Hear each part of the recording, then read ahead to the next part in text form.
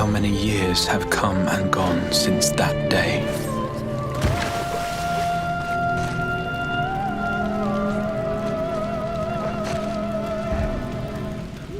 How many years have I waited for this moment?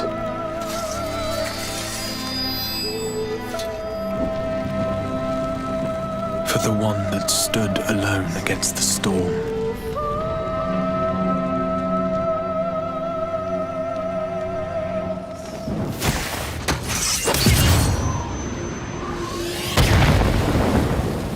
For the one they called.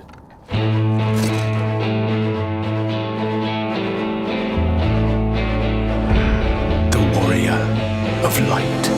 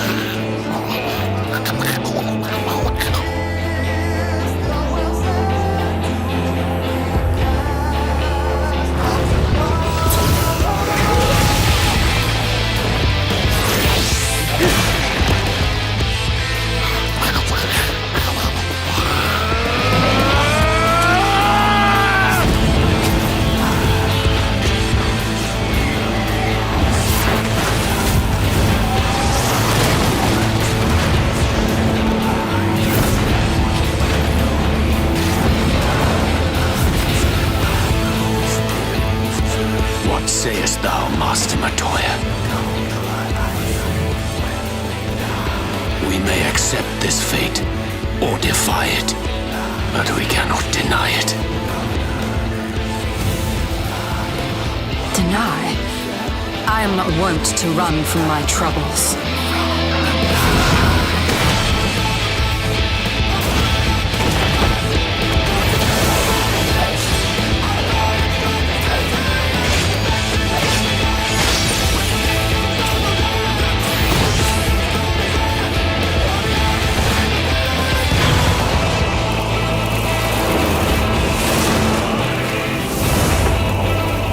Until our friend returns,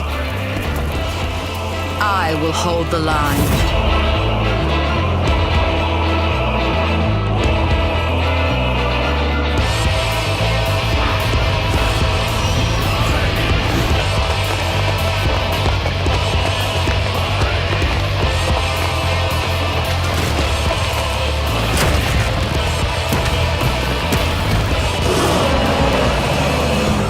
This town certainly has changed, and not at all for the better.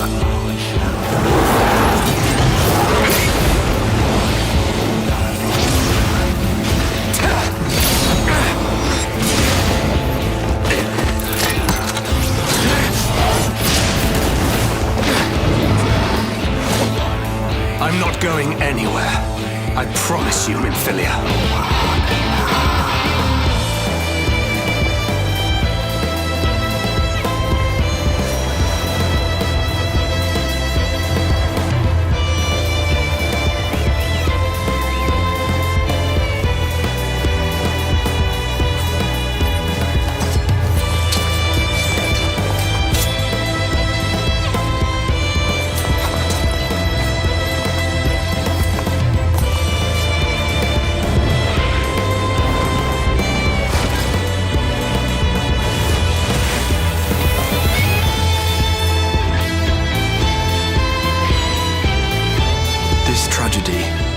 Greater even than the seventh umbral calamity, must be undone.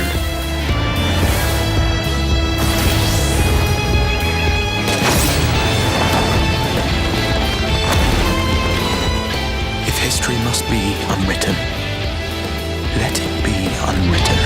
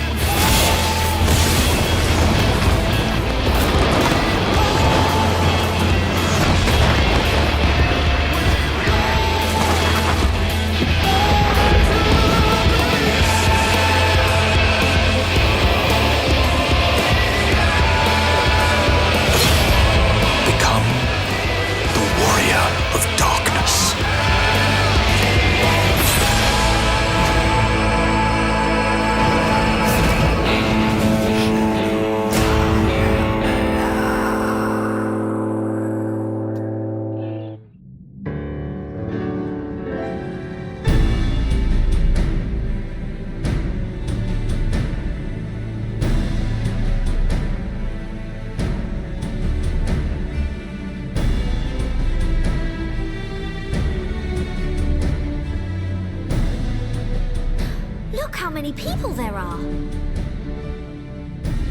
Should we get to it then? Pick up anything that seems the least bit device-like, and we'll make ourselves a pile. Well, if it isn't the hero of the hour, maybe you'll change our look. We've found bugger all without you. Biggs! Wedge!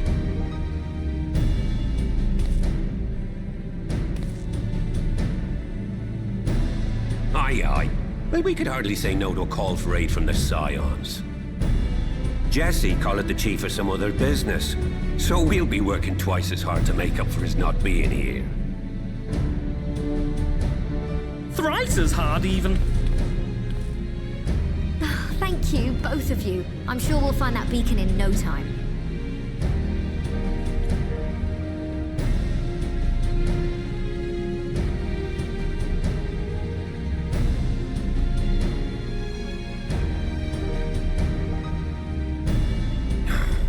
I'm not seeing anything out here. Do you reckon you could squeeze in there, Wedge? And get stuck halfway? No, thank you. I could try if you like. Tataru, no! We couldn't ask you to do that.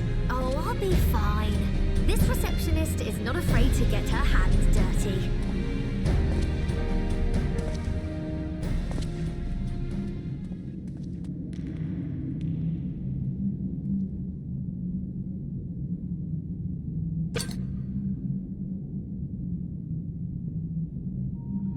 Sorry, I meant to say, the scholars haven't finished their preliminary assessment of the site yet, so we're not supposed to venture too far in. What's that you got there? Now that looks promising. Isn't that the ironworks symbol? Counterfeiters? Now I have you. You are right. What's happening?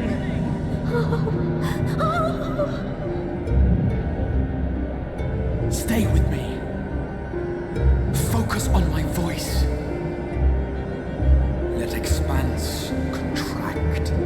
Eon become instant. Wait, this must be it. The device. Well, this is supposed to happen. Throw wide the gates that we may pass. Safe journey, warrior of light.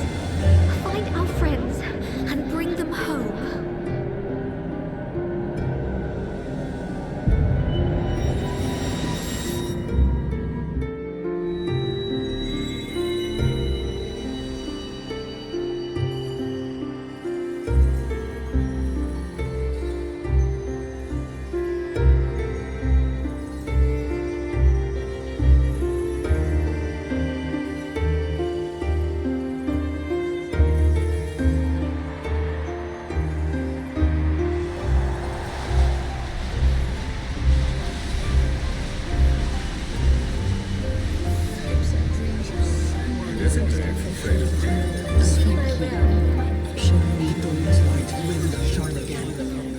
Oh, do not look at me so. You're slaves to a tyrant.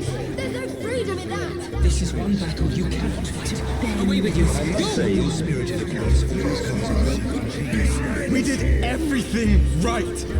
Everything that was asked of us, and still it came to this.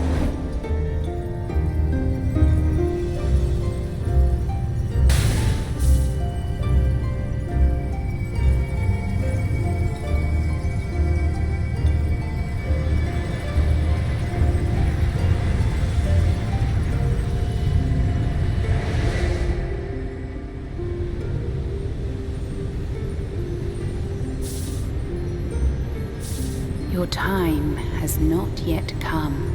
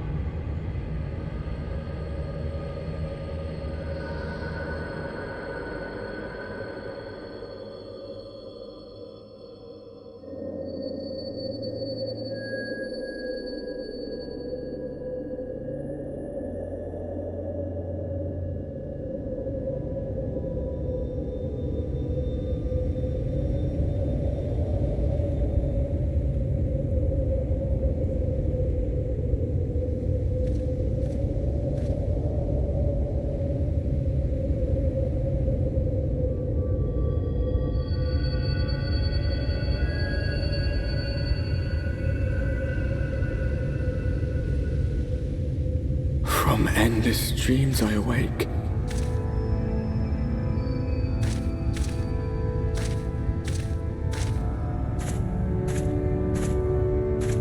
Something vague, yet urgent, calls me to action once more.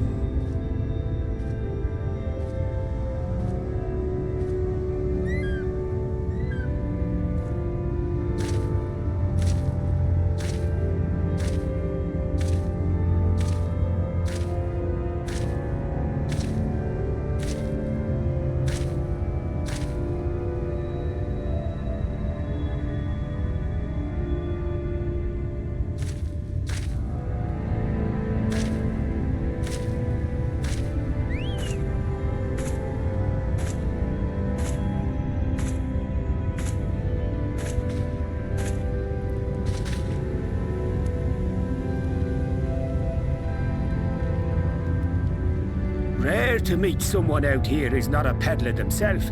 What brings you into the wilds this time of night?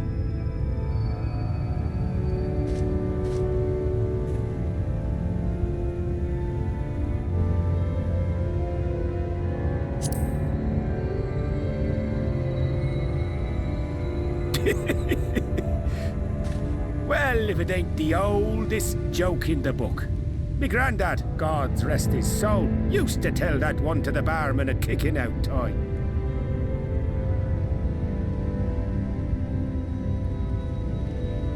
And when, pray tell, did we last have a dark night?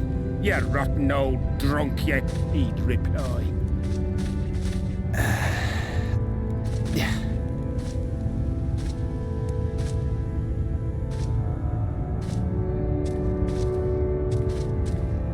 Over 100 bleeding years ago, that's when.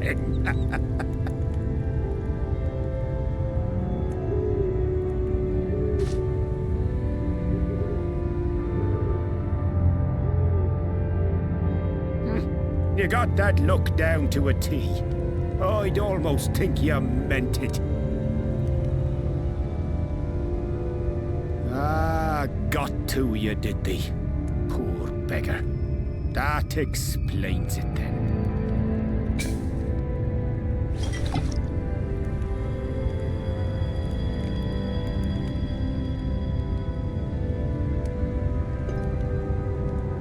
Well, I've roads to travel and wares to sell, but you'd best hurry along to the town nearby. Just head east through the trees and aim for the shining tower. You'll find the place soon enough. 'Tis the biggest settlement for malms around. Go on now, friend. They'll take good care of you in the Crystarium.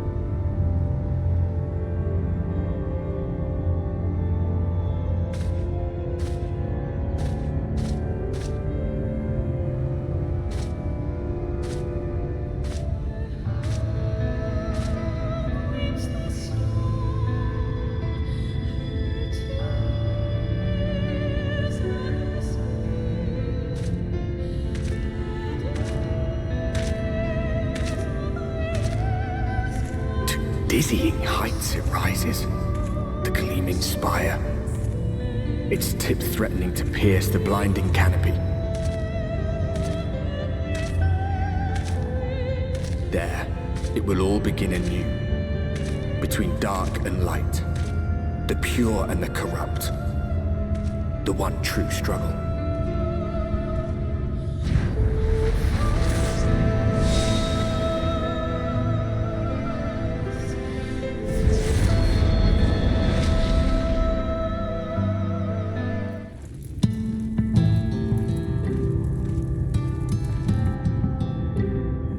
Halt!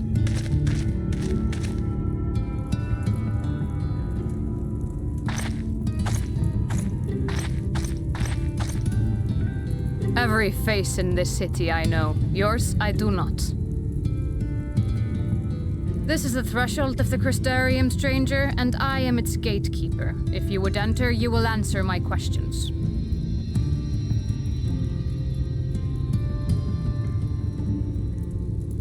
From where do you hail?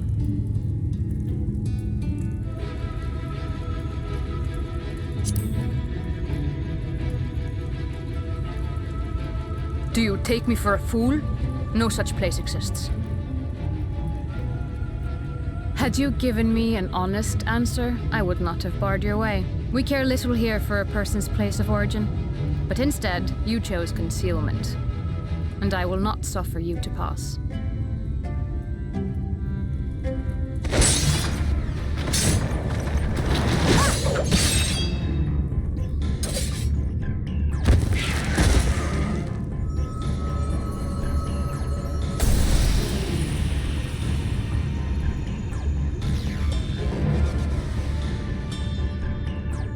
That one had eaten.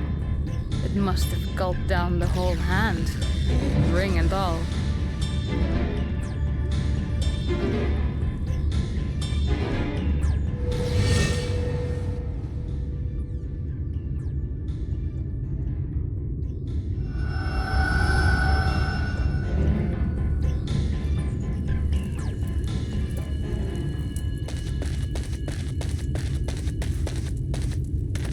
Everything all right, Captain?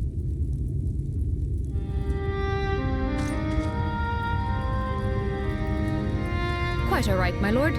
Just a stray sin-eater, and a weak one at that. I see. Weak or not, we should be on the lookout for more.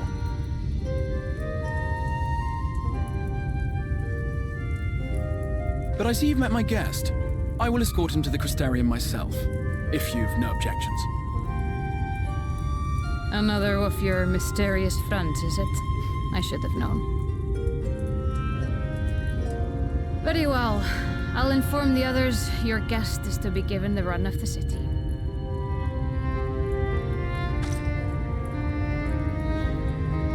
Pray forgive my less than cordial welcome. May the rest of your stay with us be a pleasant one.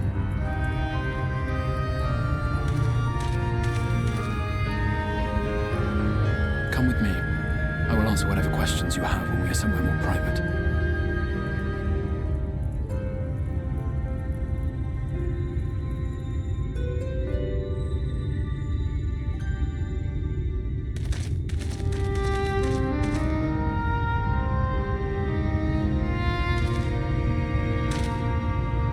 Right then, before we plunge into the wheres and wherefores, let me first thank you for answering my summons.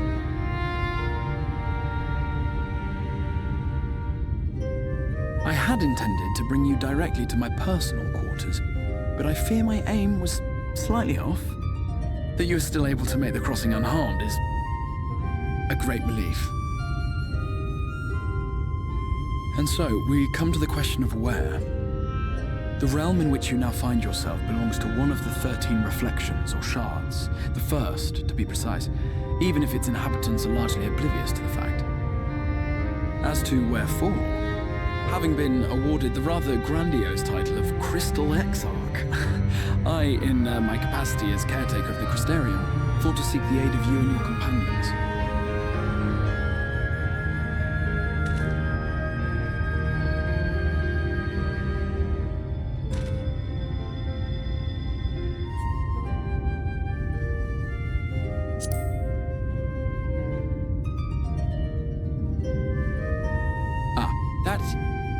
Is a question with no simple answer, but all shall be explained in due course, I promise you. Let us begin with the glaring skies up above.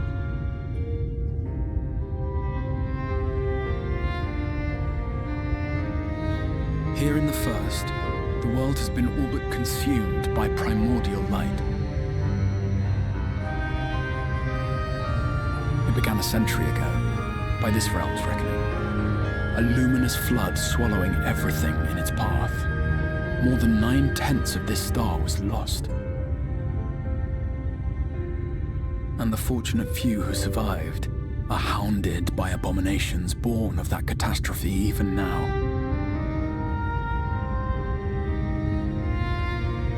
Sin Eaters, we call them. The creature you saw earlier was one such monstrosity.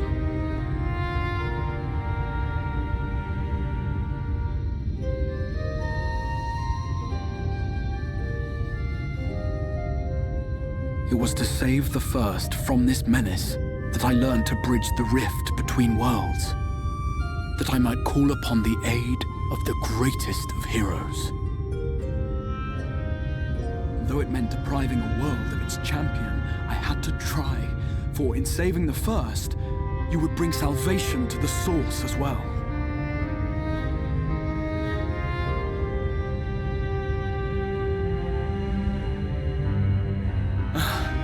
But what manner of host harangues his guests in the middle of the road? Let us continue our talk within the Crystarium.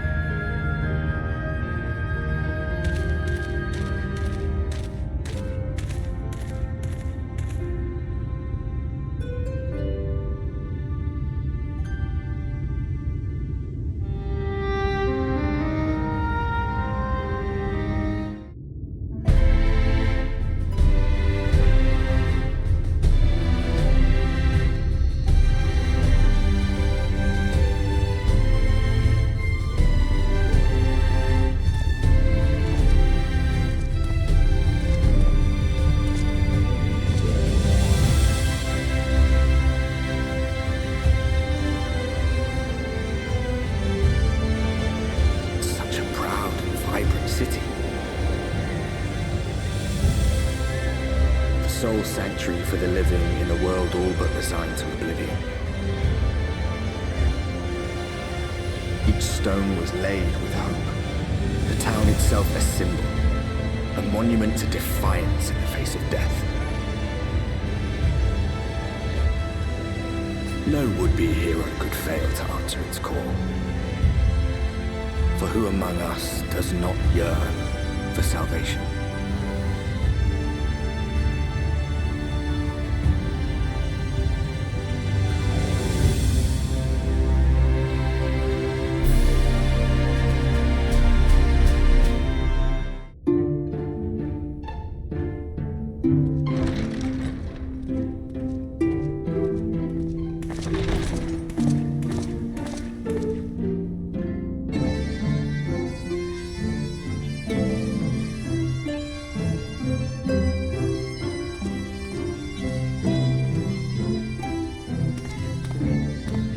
Welcome to the Ocular, my private study. We can speak here without fear of being overheard. I have much to explain, but the truths which I must touch upon in doing so would cause only distress and confusion to the people of this world. Pray keep that in mind. Now, I am sure you are desperate to know the fate of your fellow scions. To put it simply, they are here in the First. Their arrival, however, was not as recent as you may imagine. Here, time flows at a different pace from that of the source. In the space of a single hour in your home world, an entire year might pass in the First, and the reverse could also be true. The pace fluctuates without rhyme or reason, and it cannot be predicted. That said, we seem to be entering a period of near equivalence. And thus, for the moment, you need not overly concern yourself with the passage of time. As for your companions, however, Yustola and Urianger have dwelled here for 3 winters, all told, while Thancred's count stands at 5. Even our more recent arrivals, Alphino and Alize, have lived in the First for almost a year.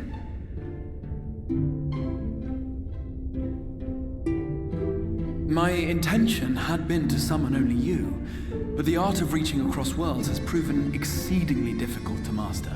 Thus it was that my fumbling hand closed upon those to whom your fate is most closely bound as well. As they were not the object of my summons, their transference was incomplete. Though they may appear to possess corporeal bodies, they are, in truth, merely spirits that one can see and touch. Consequently, while you yourself will be able to pass between worlds with relative freedom, they will not. Much as it grieves me, they are stranded here, unable to return.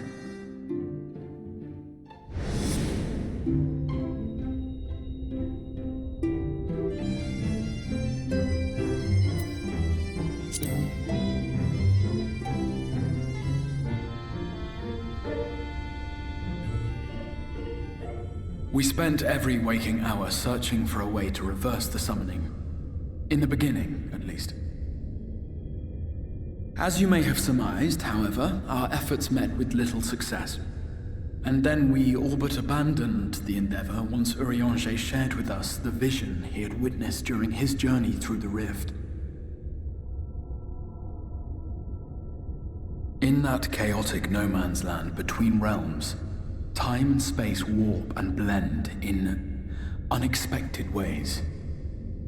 What Urianger saw was the future, that which would one day come to pass. In his vision of tomorrow, the first was rejoined with the source.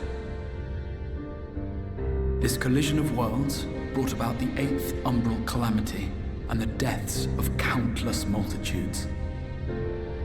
Amongst those who perished, Urianger clearly saw the fall of the Scion's mightiest champion. He watched you die.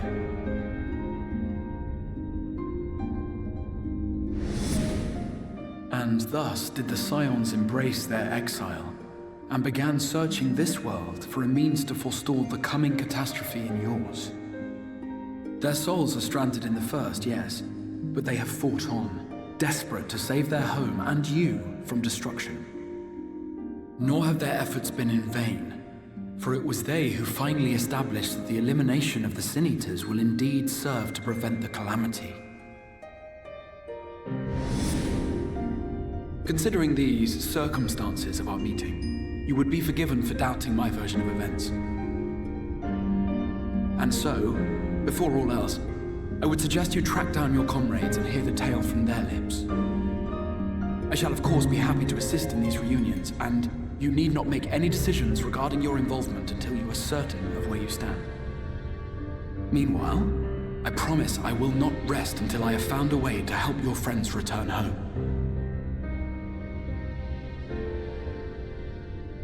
What say you? Have I earned your trust for the moment, at least?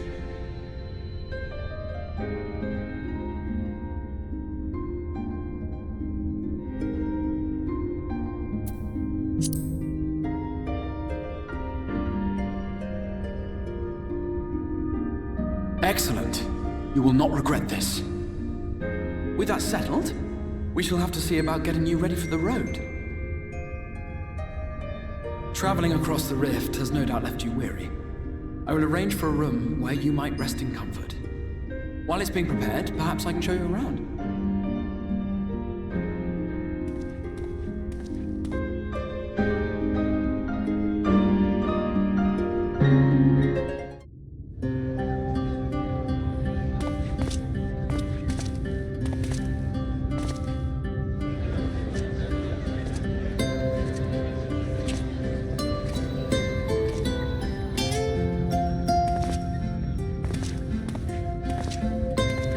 This is the Musica Universalis, the commercial heart of the Crystarium. What you might need to prepare for your journeys can be purchased here.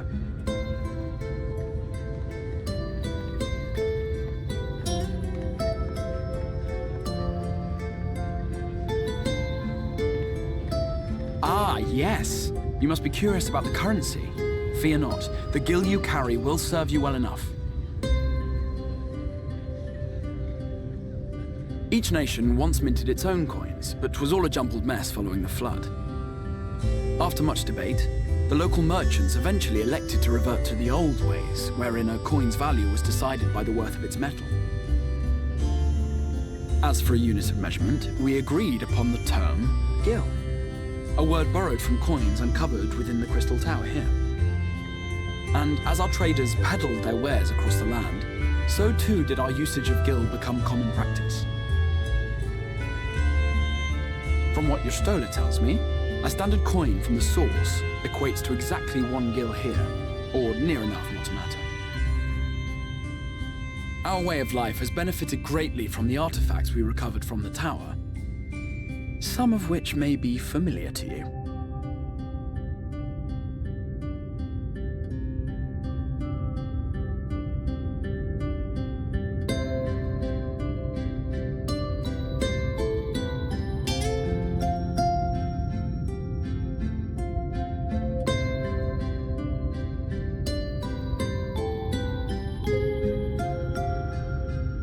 But I fear it would not be practical for us to provide everything to which you are accustomed. You shall need a means to access the commodities of your home world.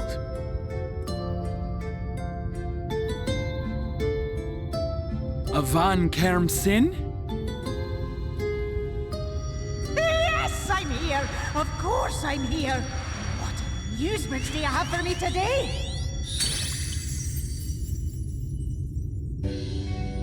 My dear Feo Ul, paragon of pixie kind. For you, I have the most vital task. This fine gentleman is a friend from a distant realm. And we have need of a means to ferry things back and forth from his home. Might you be able to assist us in this matter?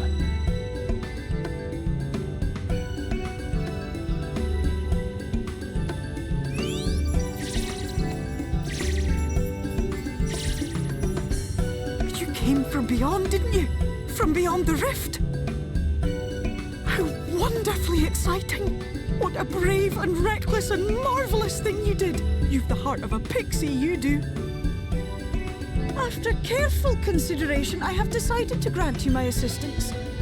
Make a pact with me and the fun can begin. But answer me this, traveller. Did your garments come with you when you crossed over? Your teeth? Your nails?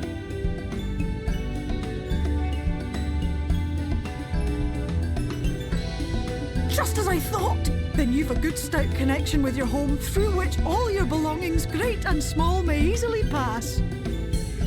From this moment forth I will be your isne fis, and you my snay yak. Like the branch which sprouts from the sapling, our bond will flow unbroken from one to the other. Raise your hand.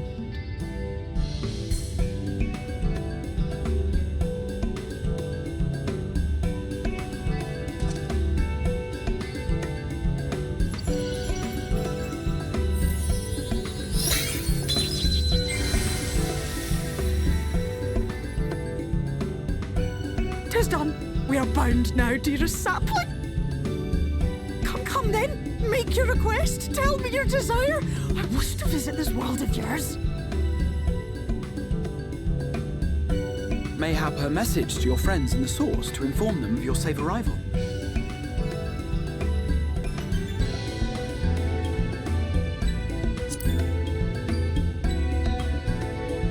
Consider it done.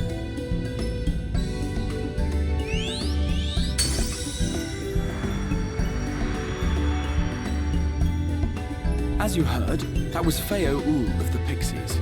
Their kind possess an affinity for magic akin to that of arcane beings. They rarely show themselves in populated areas, but Feo is insatiably curious even by Pixie standards, and seems to have taken a liking to the Crystarium. Right, we were going to organise a room for you, weren't we? Come along.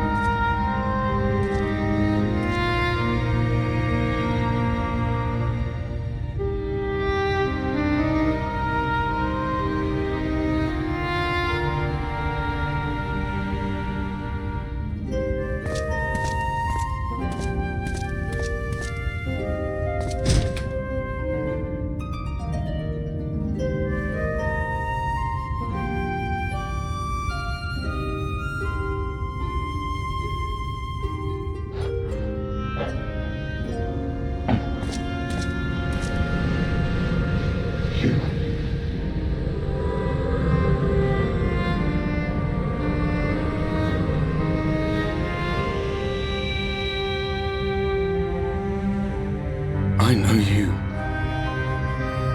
You're the warrior of light from the source.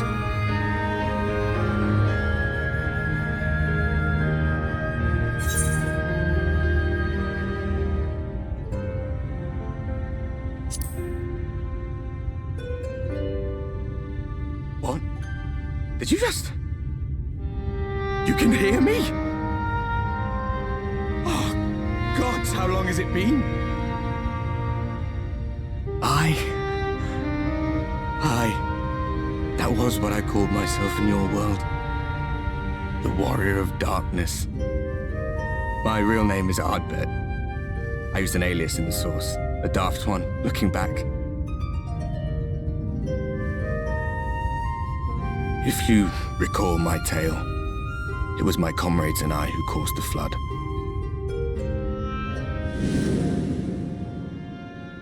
We thought our home doomed. And so we listened to the Ascians. Let them guide us to the source and try to hasten their goddamned ardor.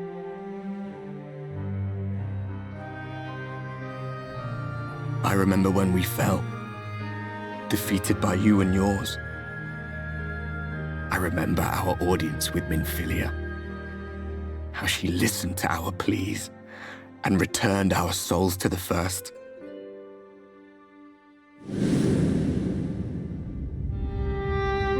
The flood was poised to swallow Norvrand. Minfilia and my friends, they surrendered what little they had left to hold it back. Just faded away, leaving me to bear witness.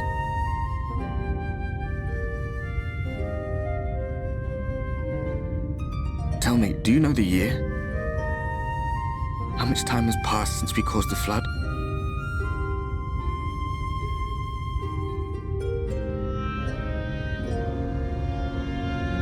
100 years. 100 long years.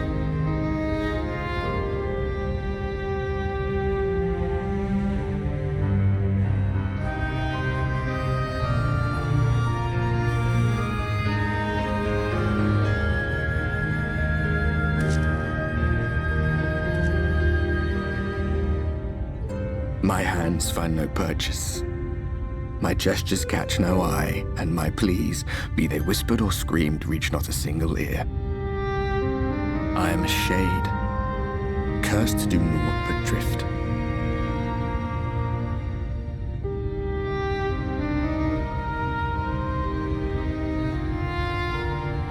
I feel as if I've been walking forever. I hardly noticed when my mind and body began to fray at the edges. Then bang! My senses were sharp again. I felt like a fish being reeled in, and before I knew it, I found myself in this room. Why is it that you can see me? What are you even doing here, come to that?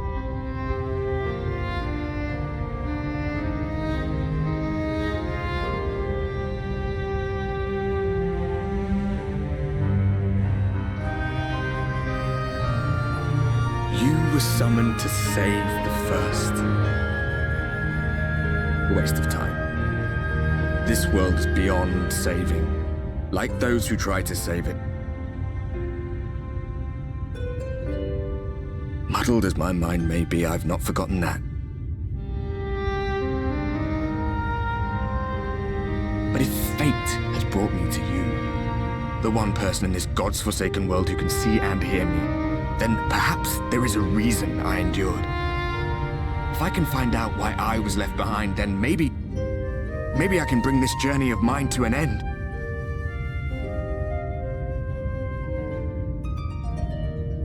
Well, I'll be watching, Warrior of Light. But do me a favor. Be careful out there. This world has had its fill of heroes.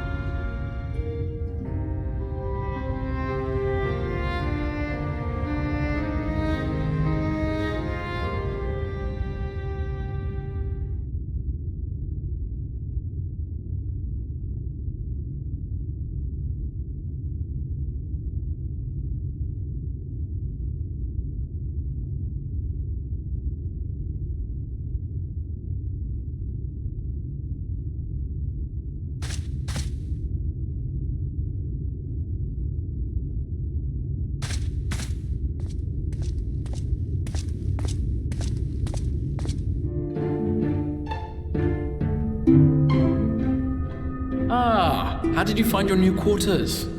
I trust you were able to rest.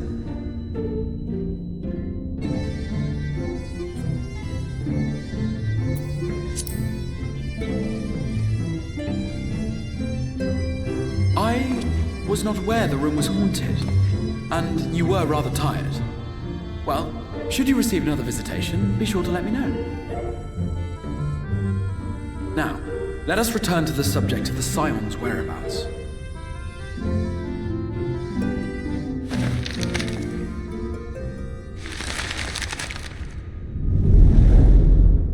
This map shows the lands of Norvrand, the only area to be spared the flood of light. The Crystarium is here, in the region known as Lakeland. To the north is the fairy kingdom of Il-Meg. That is where you'll find Urianger.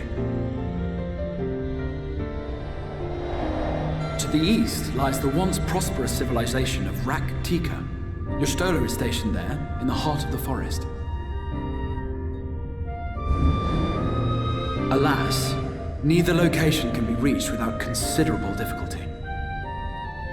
As such, I would suggest you first seek out one of the twins, each of whom is stationed but a short flight from the Crystarium.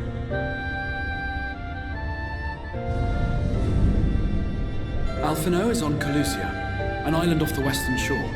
It is home to a city called Yulmore, where the rich and privileged while away their days in idleness. For his part in furthering our cause, Alphino journeyed there to meet with the citizenry and forge alliances. From what I hear, he has since kept himself busy gathering information around the main settlement. Alize, meanwhile, traveled south to the arid wastes of Armareng. They lie upon the very edge of the inhabitable world, where the flood of light was halted. Those who dwell there live in constant fear of attack by the Sin-Eaters. In contrast to her brother, Alize felt that her energies would better be spent learning about the enemy, and thus she sells her services as a guard, both to hone her skills and gather information on our foe.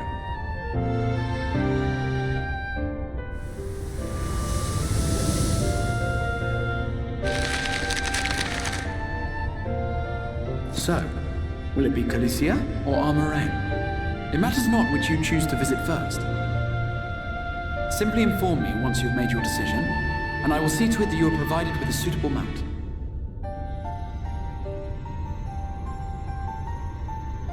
Ah, but you must be wondering about Thancred.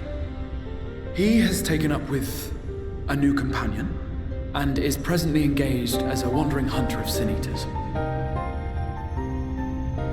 Being ever on the move, his whereabouts are often difficult to ascertain, but I am certain your paths will cross ere long.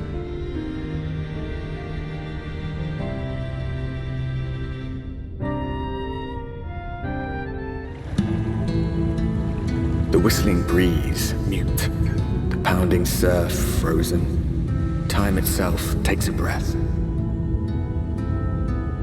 At light's edge, all is perfectly still. The world captured in a painting, locked in a moment. Music, faint and fleeting, drifts coastward on the lifeless air. And in the distance, beyond the broken earth, a city beckons.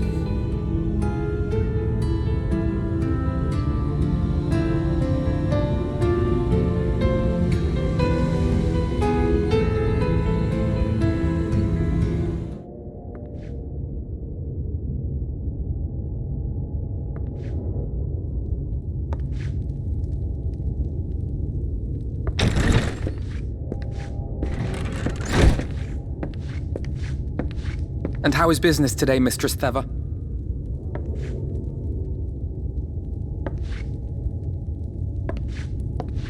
Oh, frenetic. Look, I have a new customer.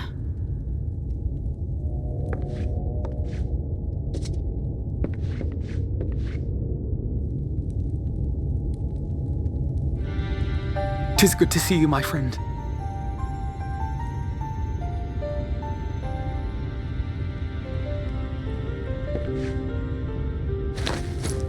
The barley seeds you wanted. They should produce a better harvest than the last. What, just like that? Oh, Alfino, you really are a dear. Well, I'd best be tidying up some of those empty shacks before the pests move in. Keep an eye on the place while I'm out, eh?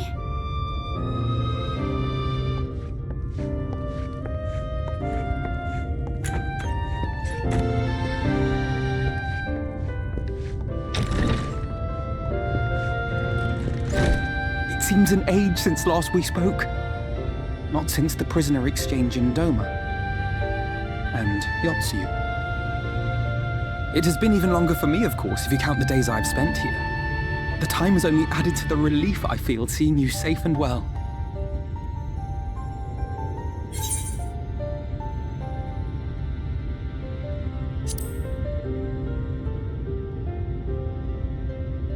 Huh.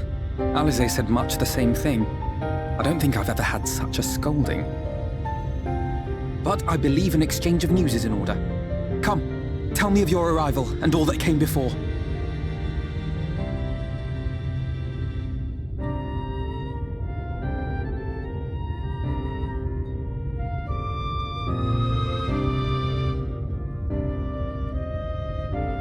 I see. Both the Exarch and Alize told me what they knew of events, but I had stubbornly clung on to the hope that all-out war might yet be avoidable. And poor Tataru. She must be sick with worry. We must endeavor to return as soon as we may. It would be nice to bring her good tidings for a change.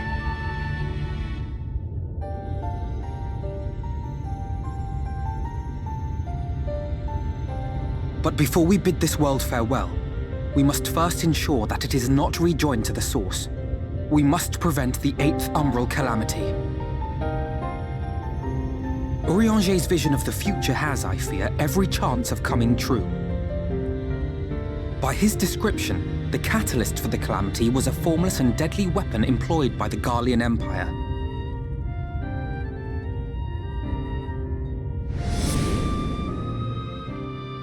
Which can only mean one thing. Black Rose. Gaius was telling you the truth. When we were on the trail of the Ascians, we saw evidence that the gas was being manufactured once more. Gaius was adamant that the project had been scrapped, but so long as there are wars to be waged, there will always be those determined to win by any means. And thus simply destroying the existing stores of Black Rose would do little to alter fate's course.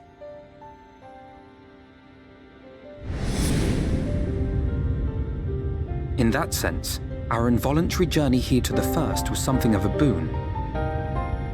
Together with the Exarch, we've developed a theory as to how we believe the rejoining will be set in motion. I'm sure Urianger himself will cover the subject in more detail. But I can tell you the process requires that both worlds, the Source and the First, be facing an existential threat. One being Sin Eaters, of course. They are a menace that I would dearly love to remove, and not just to avert a calamity. I may be a stranger to this world, but I will not stand idly by and let innocent people be slaughtered.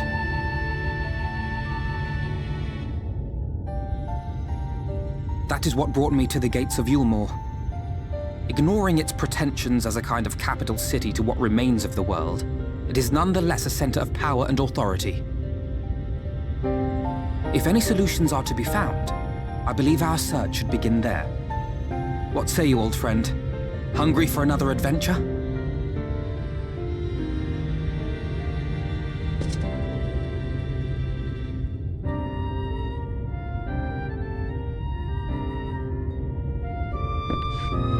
And so we take to the road once more.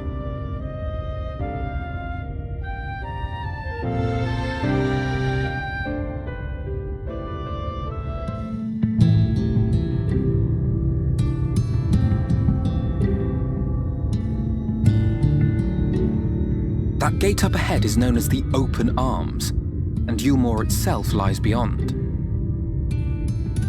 This, meanwhile, is the aptly named Gate Town, the dwelling place of the many desperate souls who hope to be chosen to live in the city proper.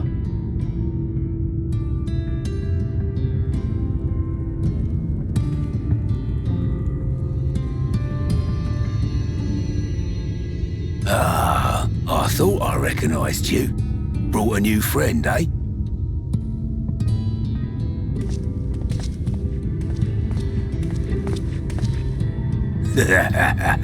I'll bet you got a trick or two up your sleeve. Maybe even 3. Care to show me?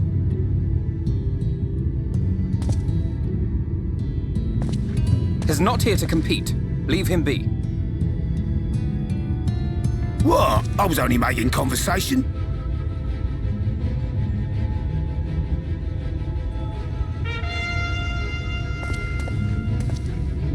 Ladies and gentlemen, your attention, please!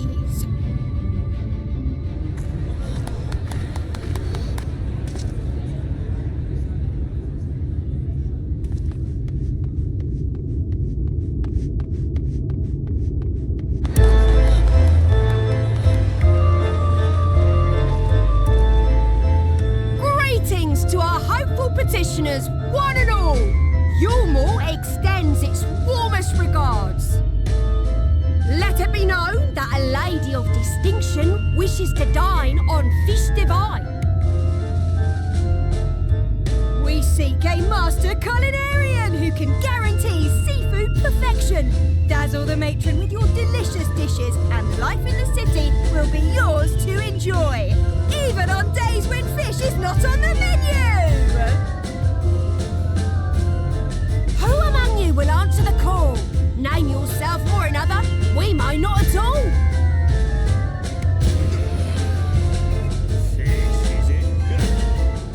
Was there anyone? What about that girl? Do you recall how I said Yulmore was a centre of power and authority?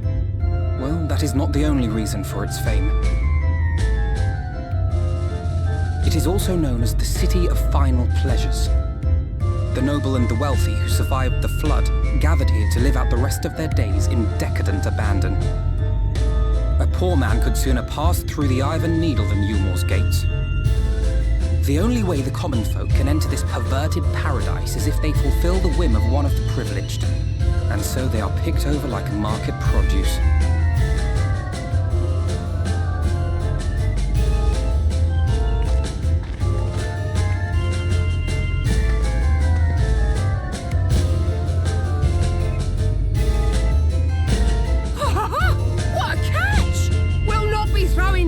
Back? Having seen your all too obvious charms, we welcome you with open arms. Come, join us in the city of splendor and live out your life in an ecstasy of endeavor.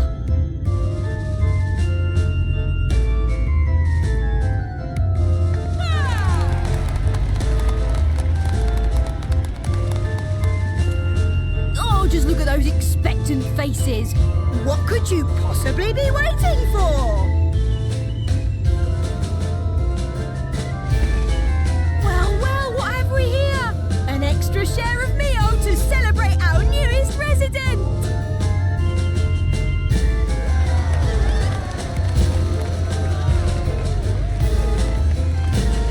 For you! Oh, enjoy! Thank goodness. Meal is a foodstuff which Yulmore routinely doles out to the people of Gate Town, and apparently a staple for its citizens as well. Many here rely on it to survive in these times of scarcity, yet the whole arrangement just seems... well, let's just say it leaves a bad taste in my mouth.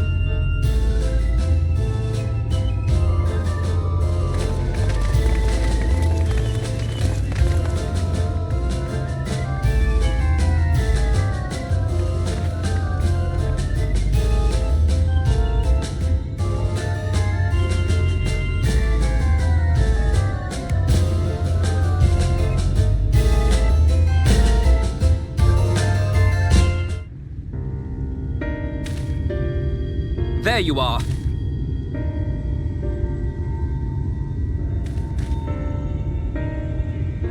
The thief who claims the harvest on my behalf. Hand it over. Well, forgive me. I have to get into the city.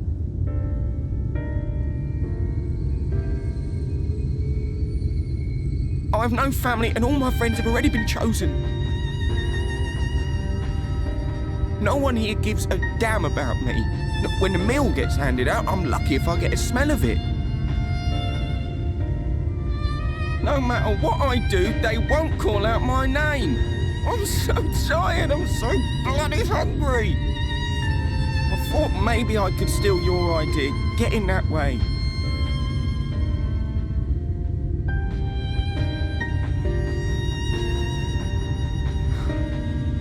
What is your name? Kai Shear. Tell me then, Kai Shear, must it be your more or nothing? What of the Christerium? They may not offer charity, but you would be fairly compensated for any work you did. No, it has to be your more. That's where all my friends are. We made a promise that we'd live together in paradise.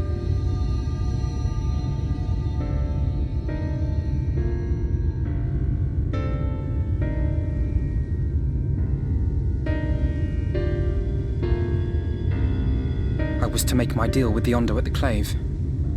Listen carefully, and I shall tell you my plans for the business, and how best to arouse the Ulmoran's interest. You'll give me your place? Just like that? I'm giving you a chance, nothing more.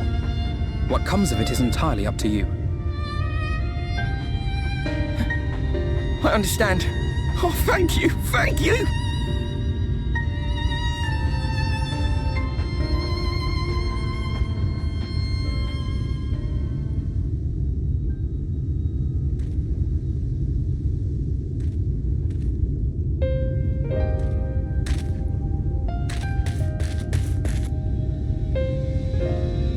This was but one path. There will be others. But for young Kai Shear, it was the difference between life and death. I do not regret my decision, yet I will admit that a part of me wonders if it was for the best.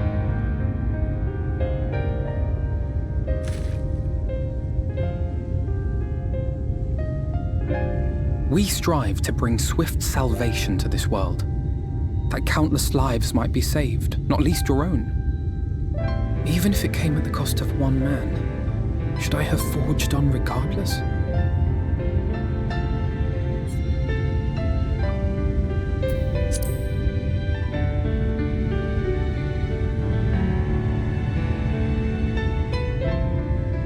Indeed, we will find another way, I promise you. Shall we return to Wright then?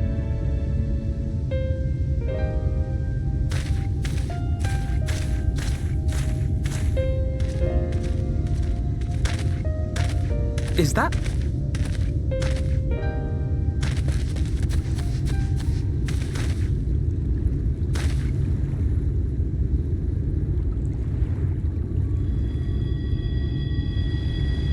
I can't be sure, but I think someone's in trouble.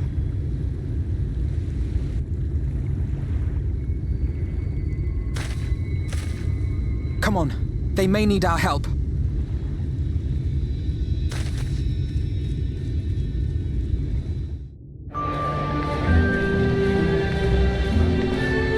Redemption is beyond us.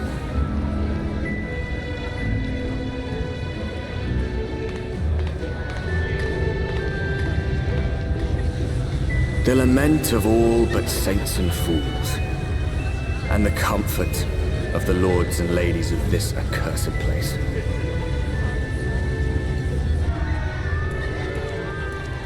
Once they held fast against the madness, only to embrace the coming cataclysm and delight in the end of days.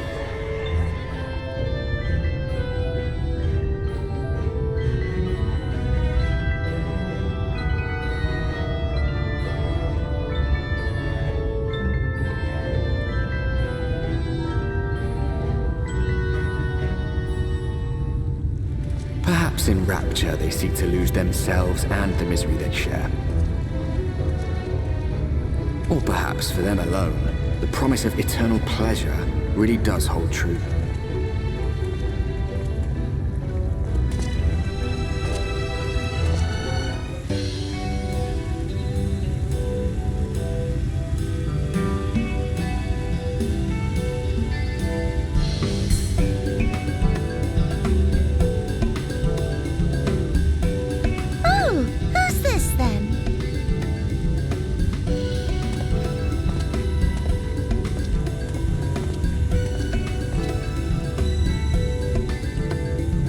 And Lady Chai, pray forgive our intrusion. I am given to understand you are in search of an artist. Ah, you must be the new, Oh, goodness me! What an adorable boy! That silken hair, those pearly cheeks, oh, and you even smell wonderful, like a bed of flowers.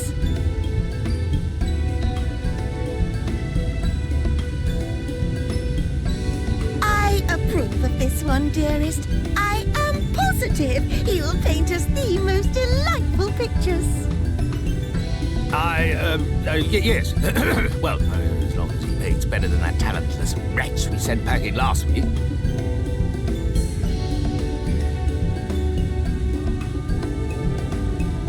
Wonderful, wonderful.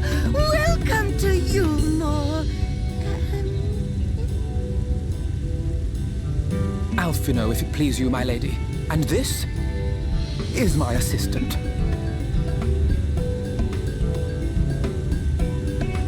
Your assistant? I've heard of folk bringing in family members, but this seems a bit irregular. Aren't you a little young to have a protege? We are family in all but name, my lord. Though we share no blood, we have stood by each other through life's many challenges, resolved to prevail together or not at all. Of all people, 'tis he who best understands my work. With his unique insight guiding my hand, the art I create is sure to satisfy your expectations. Once the picture has begun, of course, I shall have no need of constant encouragement. And so I wondered, rather than him being in your way, might it then be permissible for my assistant to explore the city he has so longed to see? Out of gratitude for his priceless contribution to my art, I thought it only fair that I make this humble request on his behalf. Oh, did you ever hear of such devotion? Of course your assistant must have his wish. He shall be free to roam to his heart's content. Isn't that right, darling?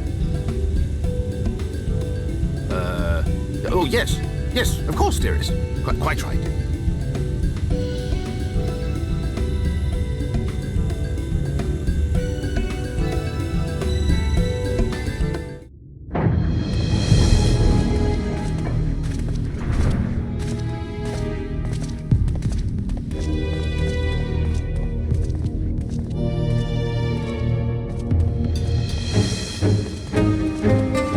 That's him. That's Vorthri.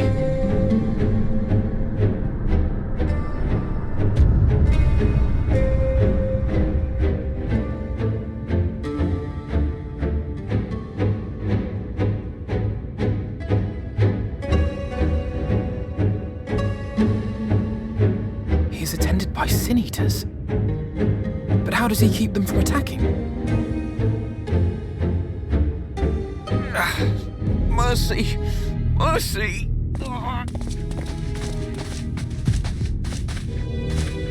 By the 12.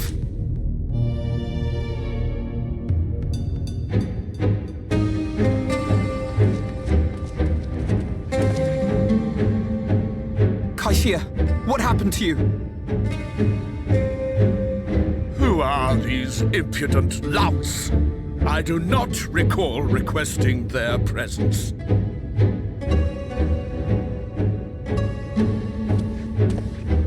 sorcery? What is the meaning of this? Why is this poor man bleeding to death on your floor?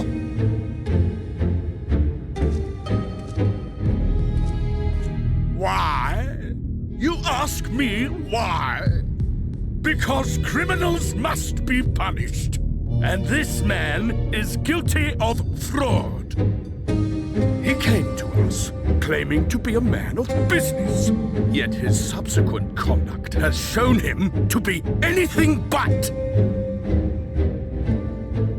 Europe is a city built on love for one's fellow man. Those who have naught to give and live only to take are a blight upon our society.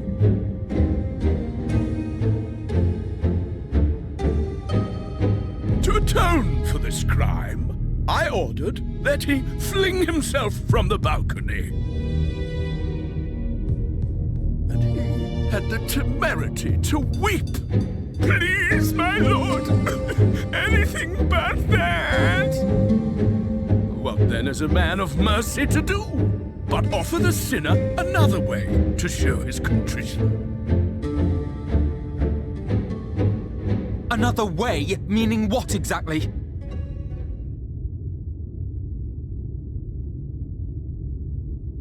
Sin-eaters are part of Yulmore society, but they must be fed with ether.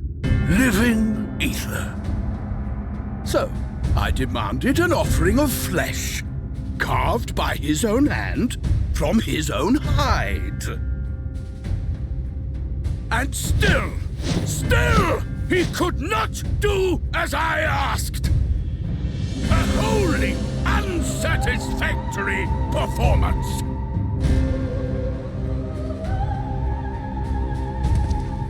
It is true that Kaishir won his place here by fraud, but his actions were driven only by a desire to share in your paradise.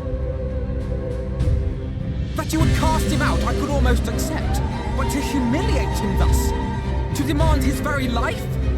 Is this truly the way of Yulmore?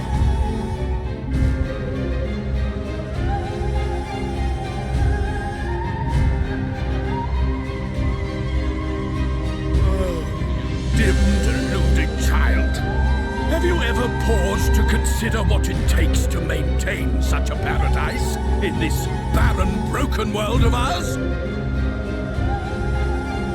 The guarantee of safety and stability.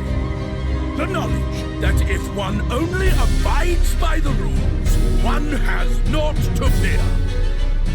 I alone can offer these things, for I alone can command the Sin-eaters. And thus am I alone the voice of justice, and any who oppose me, villains to be punished.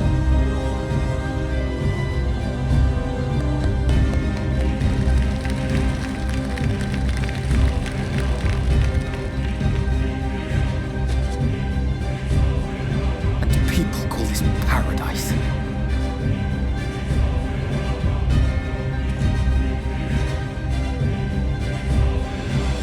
You were granted a place in my city for a particular skill. What was it? Painting. Oh, an artiste! Then you shall paint a picture for me of Yulmore. If I find your art pleasing, then I may excuse this display of insolence.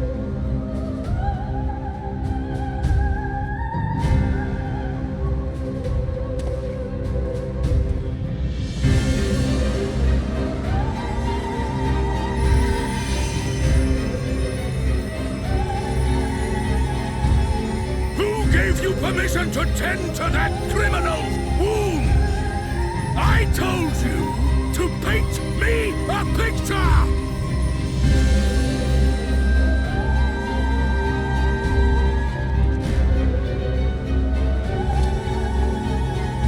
What you need is a mirror, not a painting. It will capture the horror I see before me far better than I ever could.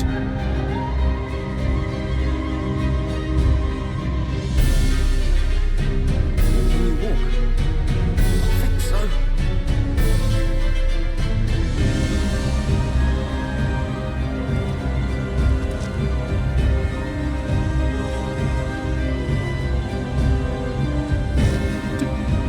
little worm just insult me?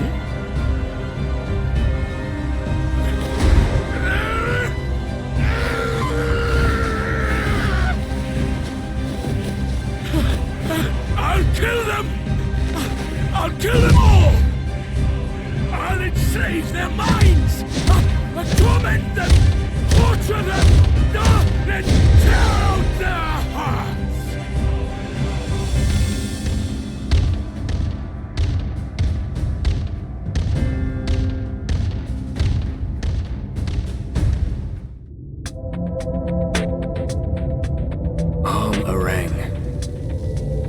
From this parched earth, the nation of Nabath, Arang, once rose.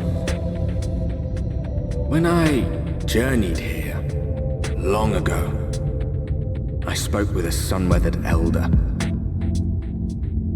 He told me Armarang meant majestic land in the language of his people.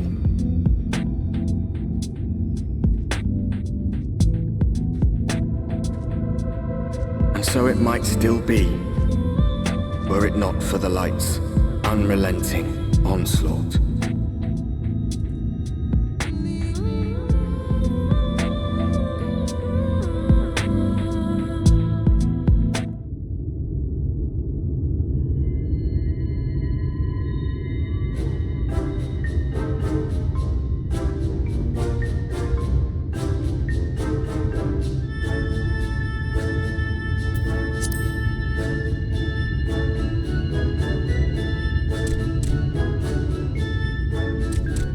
Master Gengen, this is the friend of the Exarch I was telling you about.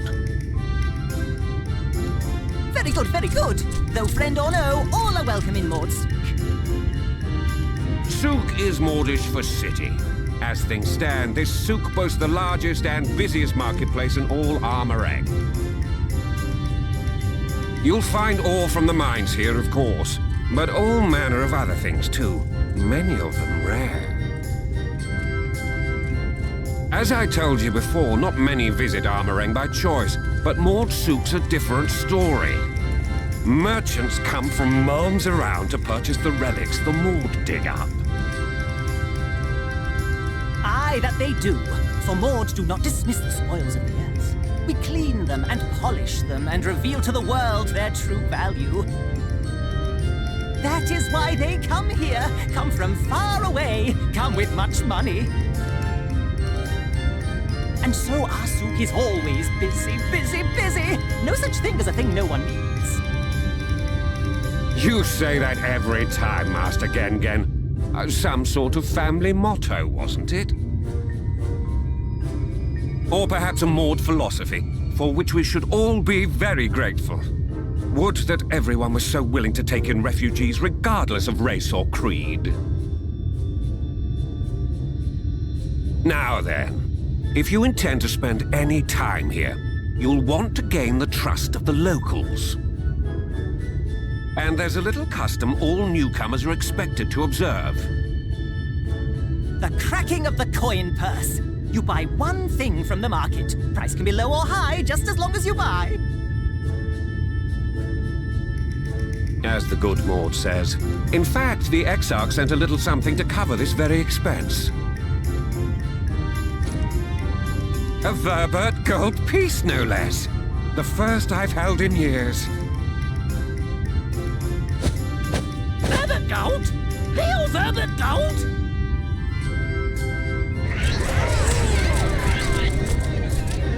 Here, newcomer, crack your coin purse with me.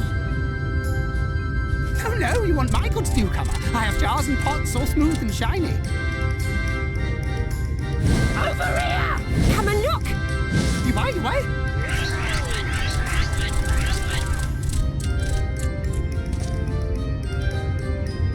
Enough of that! Calm, I say! This one must still journey through the barrens. Nothing bulky, nothing heavy, no pots. Nothing better for the road than a full belly. Spend that piece at Ronron's place, yes? Eat for 3 before you leave.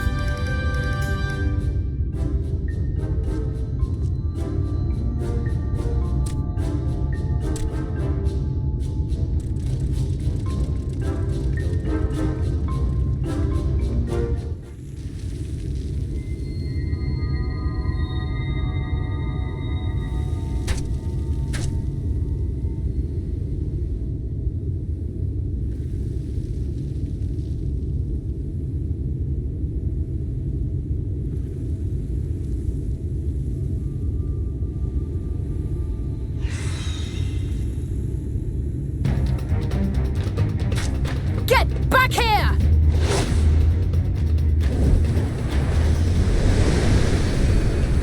Is that... It can't be.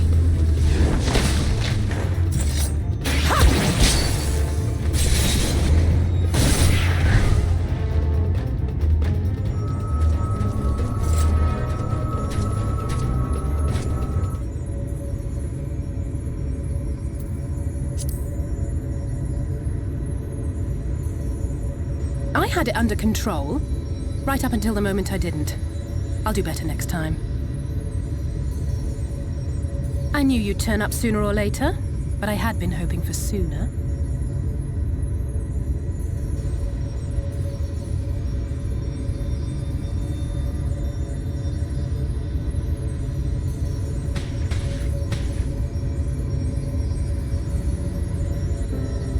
How are you?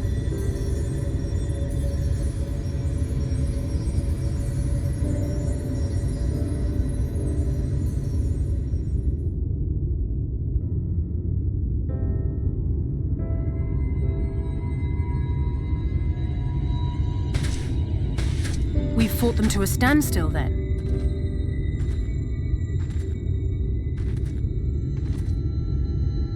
The Exarch did say that the Empire seemed to have drawn back when he last looked in on the source. But without knowing for sure how fast time was passing there, I couldn't help worrying that a lot might have happened since then. I'm heartily relieved to hear that it hasn't, just as Alphino must have been. As you can imagine, both he and Urianger were desperate to hear the news from home when I arrived. I haven't actually seen Thancred and Y'shtola yet, but they will have heard all the latest developments from the Exarch by now, or should have at least.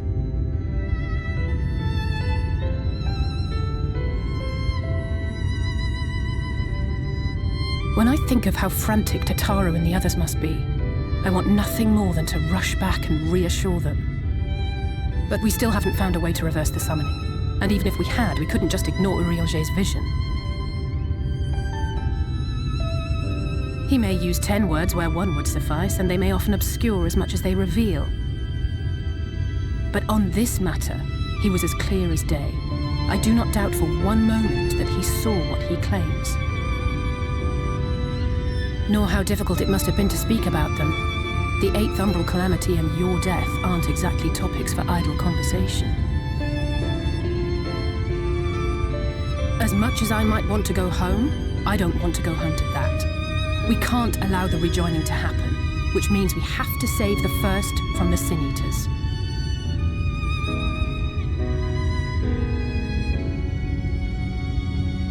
That great wall of white is a remnant of the flood. 100 years ago, the balance in the first tipped decisively in favor of light. From that moment, it rose and swelled with each passing day, and then, without warning, it burst forth like water from a broken dam. A colossal wave of pure light, drowning everything in its wake. Only Norvrant was spared. For the most part, living things are composed of ether of various different aspects. But when exposed to such a flood, their etheric harmony is shattered, and their natural form breaks down.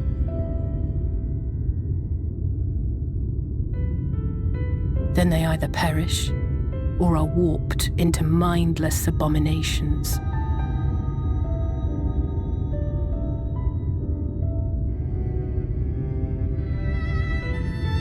Yes, that's how the Sin Eaters came to be. They were once living creatures, or people, that were caught in the path of the flood. Once the change is wrought, there is no going back. In that instant, they are gripped by an insatiable appetite for ether, and will happily gorge themselves on any living thing within reach. But even that is not the worst of it. The stronger Sin Eaters can plant light in us, like seeds in soil, corrupting our ether, and triggering the birth of new monstrosities. They are creatures of base instinct, that exist only to feed and to multiply. They feel no pity, know no remorse, and are utterly deaf to reason. Which is why they must be destroyed. Every last one of them. The infirmary is full of the Sin Eater's victims, left here to spend their final hours waiting for the change to overtake them.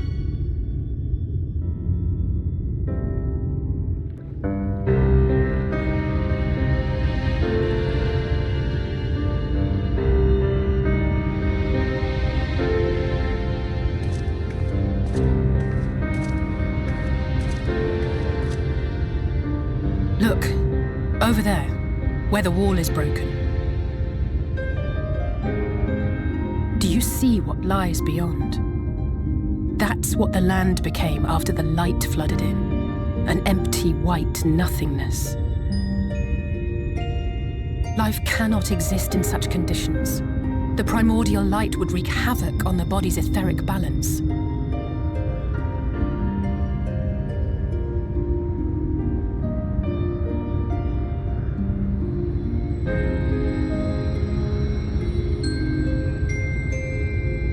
That nectarine you bought, it's Halric's favorite fruit.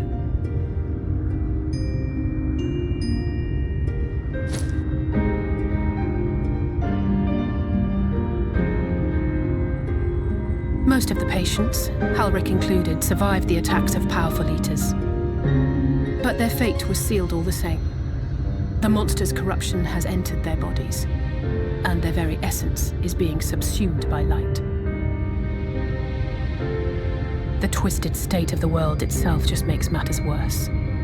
Under normal circumstances, a person's ether naturally tends to equilibrium. But for these poor souls, the opposite is true. Sooner or later, every single one of them will turn.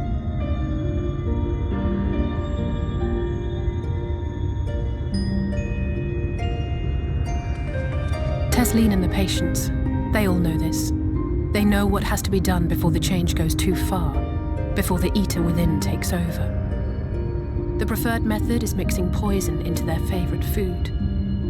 In my time here, I've borne witness to a lot of last meals.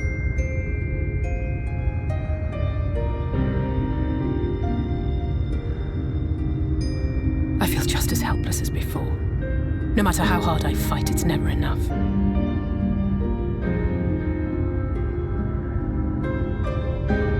But it's a war I mean to wage, nonetheless.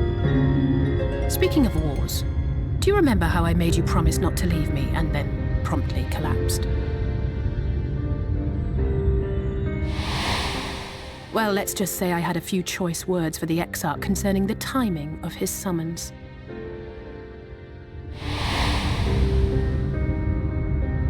But even if the fault lay with someone else, I couldn't shake the feeling that I'd abandon you on the battlefield. So I swore that I'd make up for my absence there by making a difference here. And that's what keeps me moving forward, even when things seem hopeless.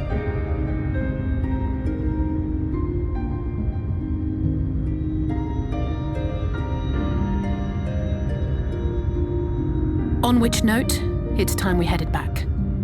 The longer we keep Tesleen waiting, the harder this will be for her.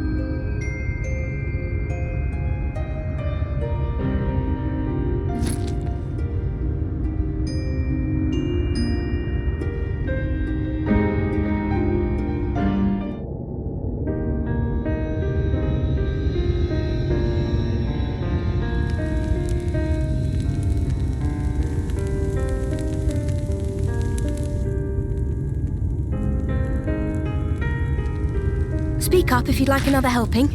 I made a little bit more than usual today. And you've added something special to the broth, if I'm not mistaken. Aye, well, it's not often we have visitors from the Crystarium, so I may have thrown in a few extra bits and bobs.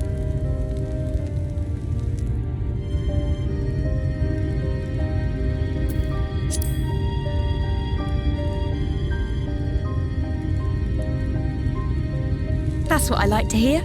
Give me a moment to warm up the pot.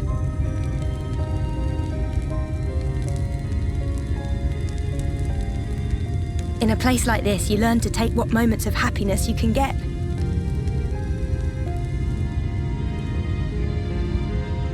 I remember when I first came here with my mother. She was showing the early signs.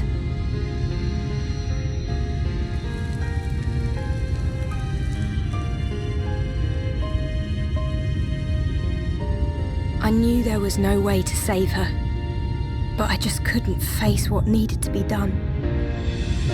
That's the way of it for most people. Why they travel from arms to stay here. Beaten, broken souls come to wait out the inevitable, to receive the mercy of a painless death.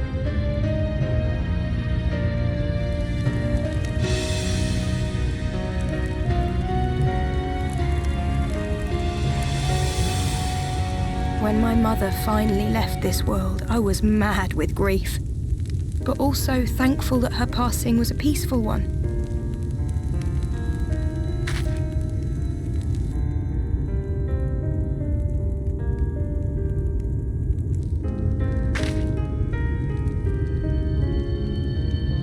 It's never easy, ending a life you've cared for, even when you believe they go on to a better place.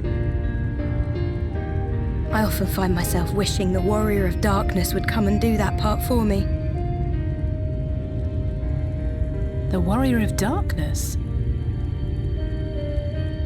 You've never heard the tale? I'm not sure where it began, but every child in Norvrent could tell you a version of it.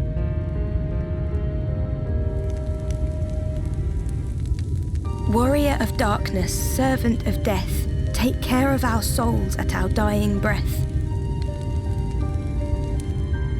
Let sinners and eaters of sin go with thee, that all may return to the sunless sea. Well, that's the version I was taught anyway. It's just an old bedtime story. He's certainly never deigned to visit us here. Which is a good thing, surely. He sounds rather ominous. Do you think so? I always liked the idea that he treated every soul the same, even the Sin Eaters.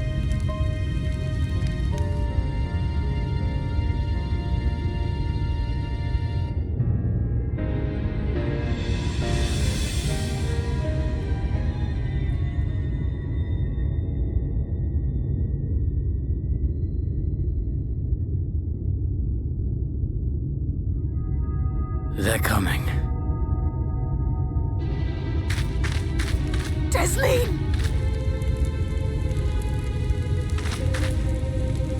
Have you seen Halric? I swear, I only took my eyes off him for a moment.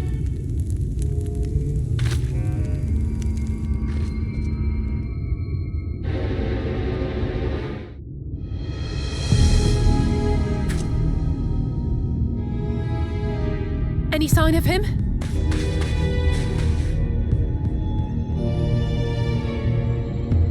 No luck then. But he surely can't have gone far. We should keep looking. The Sin Eaters are out in force, and if we don't find him soon, you can be sure they will.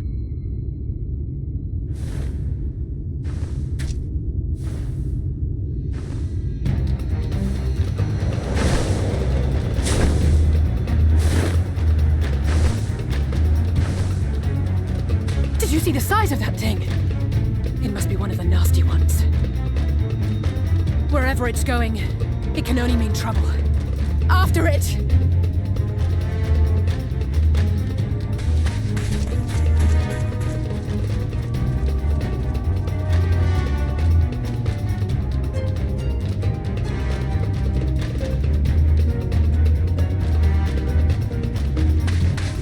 There it is! Is that... Oh no!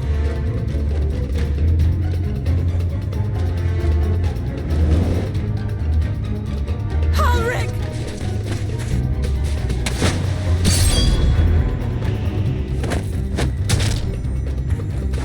We have to run!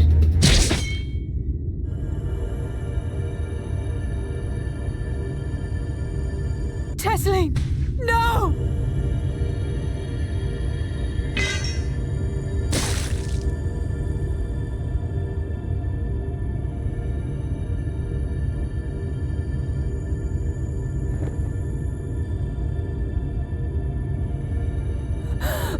We all deserve happiness, wherever we can find it.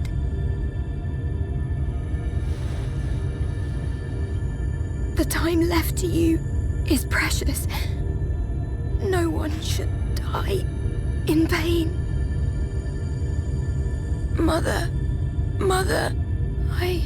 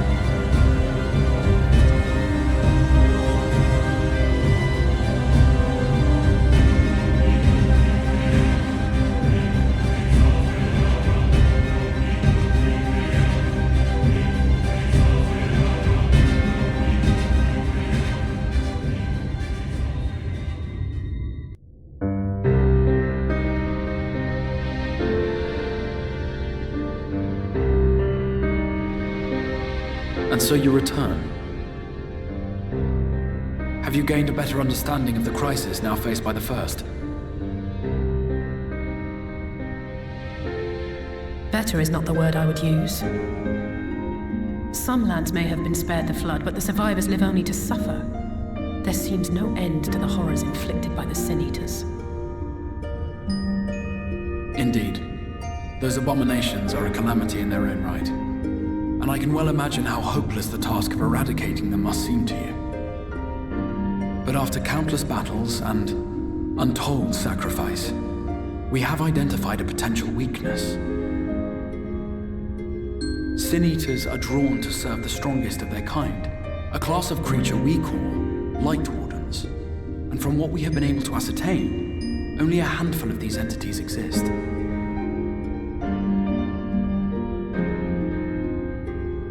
Just as an ant colony will perish in the absence of its queen, we believe that the death of a Light Warden will cause the lesser creatures within its sphere of influence to disperse. I have a feeling Yulmul might have something to say about any concerted action we take against these monsters. Vorthra's command over the Sin Eaters is integral to Yulmoran society. In seeming to guarantee his people's safety, it guarantees their obedience. He will not take kindly to us depriving him of such useful allies. Agreed. Thus we will need to occupy or otherwise divert his forces whilst we proceed with the business of eliminating the Wardens. Until we have done so, all other considerations must be set aside if we are to forestall the 8th Umbral Calamity.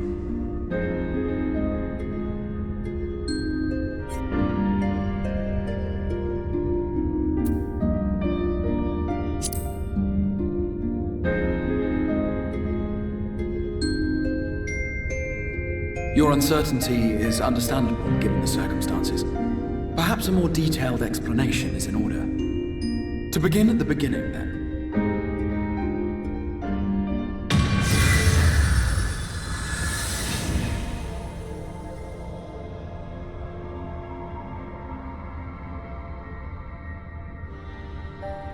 In the ancient past, a single star was divided into 14 worlds. This is the source, your home. These others are the 13 shards, in whose number we find the first. Though physically separate, they retain a connection to each other, and with the source especially. Now, let us assume that a given element in one of the shards attains abnormal ascendancy. Just as water will flow from the highest point to the lowest, the excess energy will begin trickling into the source.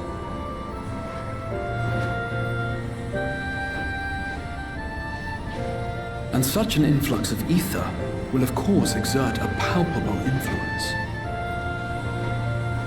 If the element in question were fire, then drought and wildfires might ensue. If it were ice, one might expect the weather to turn bitterly cold. As ether continues to pour in, such phenomena will become more and more extreme, until eventually, a single, untimely event triggers a disaster which cracks the barrier dividing the two worlds.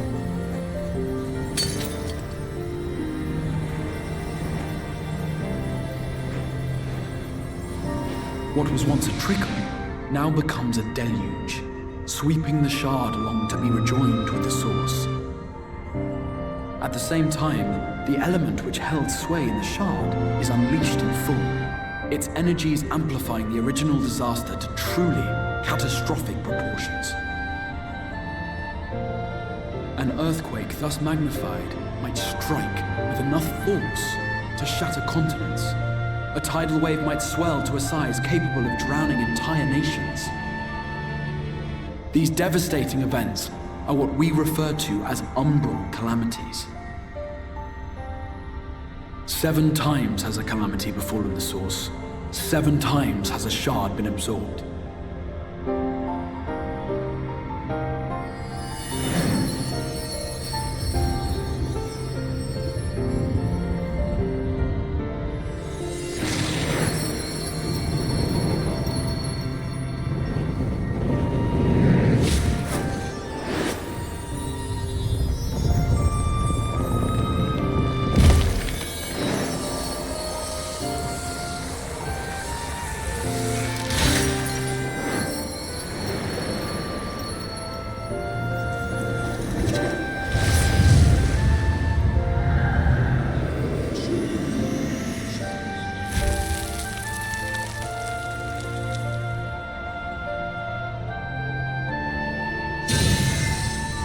At present, the light-drowned realm of the First stands perilously close to meeting the conditions for a rejoining.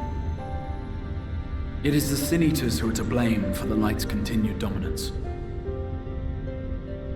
In addition to attracting their lesser kin, the Light Wardens I mentioned earlier radiate ether, saturating every corner of their territory with light.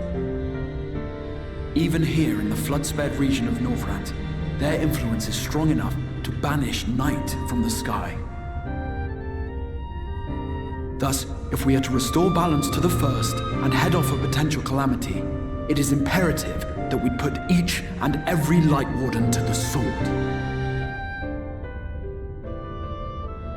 We've been doing our best to take the fight to the enemy ever since we first heard the Exarch's explanation. Though we have yet to claim any meaningful victories if truth be told. Apart from being confoundingly elusive, the Light Wardens possess a troublesome quality which compelled us to delay our plans until such time as you arrived.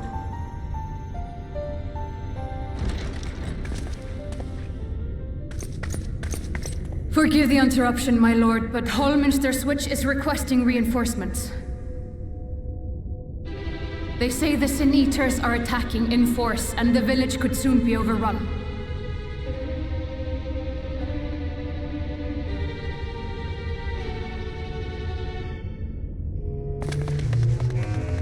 Alert the guard. We should be prepared in case the fighting reaches the Crystarium. You have command of our forces in the field, Captain, but hold off on entering the town until I arrive. That goes for Alphino and Alize as well. My lord.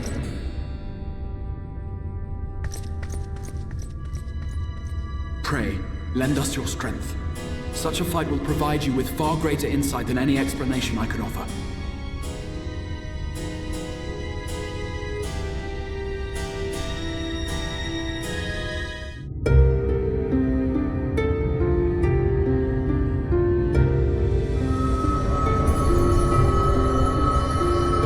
It's releasing its ether! Fall back! We cannot let it touch us! Quickly, my lord, we must withdraw! That will not be necessary, Captain.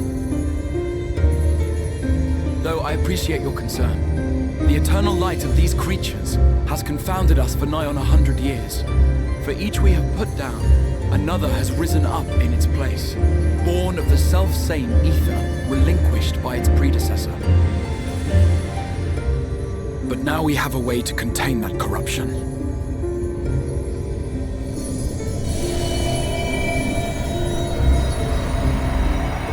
The blessing of light, and the hero who wields it now stands before you.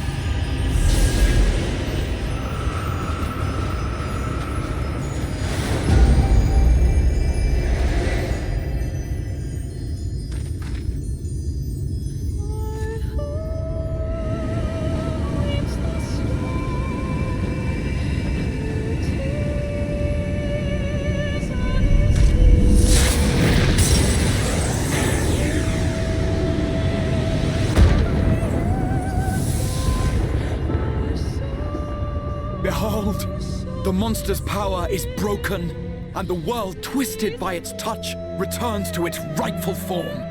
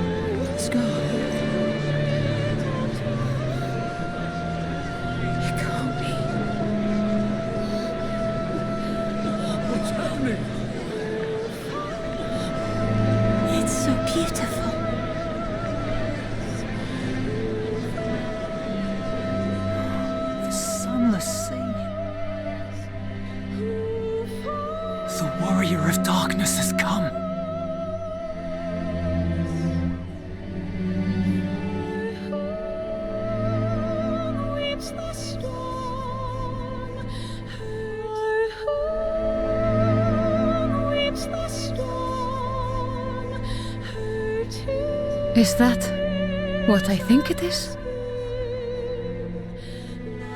The night sky, as it should be. Who are you people? You killed a warden, then bathed in its ether as if it were a spring shower, and now the sky? The legends are true.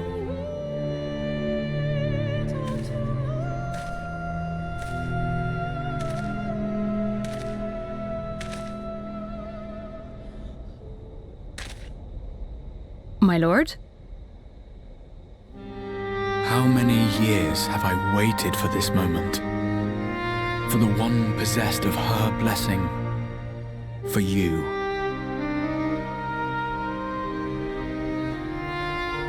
You have vanquished the Light Warden of Lakeland, and for the first time in a century, darkness has returned to the mantle of night. Without the ever-present light to sustain them, the Sin Eaters will have no choice but to retreat. Yet our victory is far from complete. Though darkness has fallen here, the other wardens yet bask beneath burning skies, feasting upon what little life remains. Even should it cost me all I have, I would see each and every one of them slain, that this world might be spared from oblivion. Not only for the first, but for the source as well. Save one, and we save the other. But, be that as it may, I concede it was wrong of me to summon you to this fight against your will. I swear, on my life, I will one day atone for that deed, but for the present, I beg you stay and see this fight to its conclusion. Cast down the wardens and restore darkness to the first.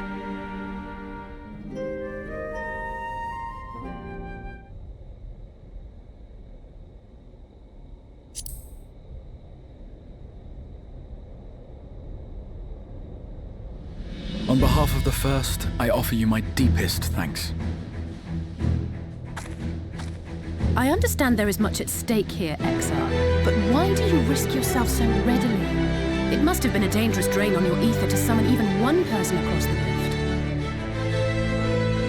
I do it for my people, of course. To give the Crystarium the tomorrow it deserves. That is true now, yes, but the city had yet to be built when you first called forth the Crystal Tower. I'm simply curious to know what prompted you to commit yourself so completely to this particular course.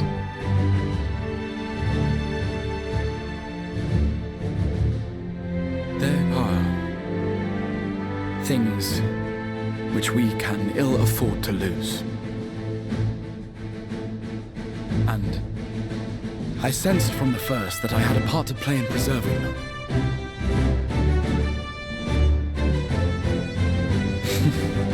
Forgive me. I fear the events of the day may have taken their toll. Despite appearances, I am an old man. One burdened with many difficult memories, some too painful to recall. Well then, I'm sorry for pressing you. It's a family failing, I'm afraid. One which has served us well more often than not. Needless to say, we will continue to fight at your side until the last Sin Eater is defeated. Come then, my warriors of darkness. Let us gather the surviving villages and make our way back to the Crystarium.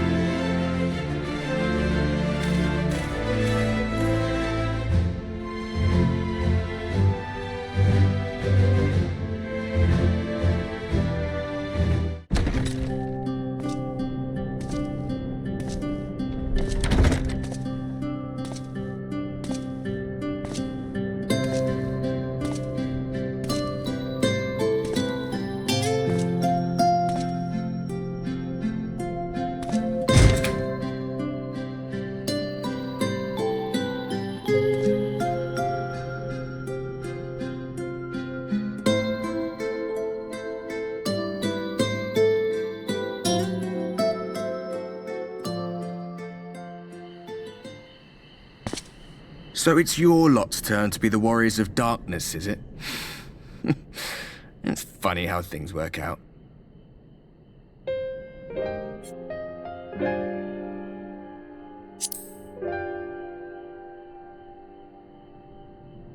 Well, I did warn you. I followed you to Yulmore and then on to Armarang, and I was there when you slew the Light Warden.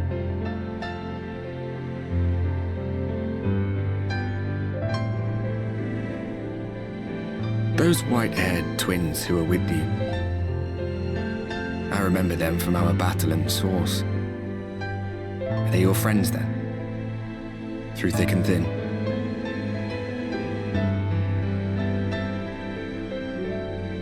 Aye. Then I suggest you keep them close. It's when you charge ahead trying to save someone else that you end up losing those you love.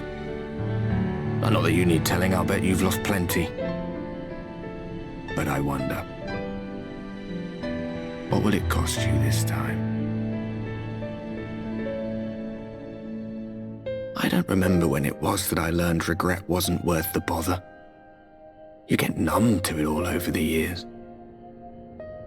The lost comrades, the broken promises, the abandoned principles. Just more nagging burdens to ignore.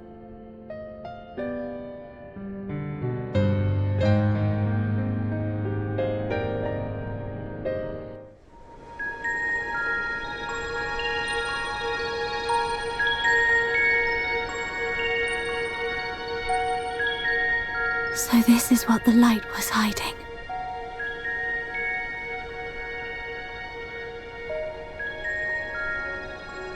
He's here. I must go to him.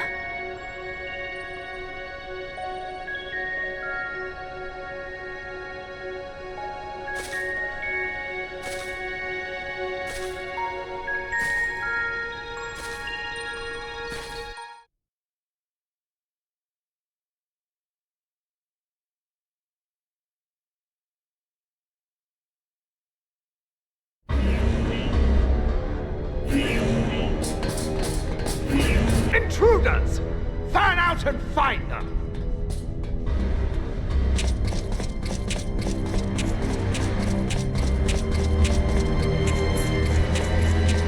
Out of my way!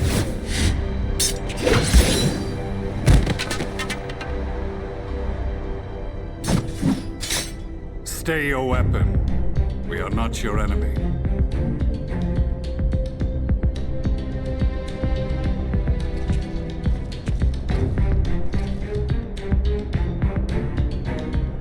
When the alarm sounded, I wondered what we had done to betray our presence. But I see now we are not the only intruders. Sir Estinian, I presume. The dragoon who plucked the warrior of light from the jaws of death. Your armor is most distinct.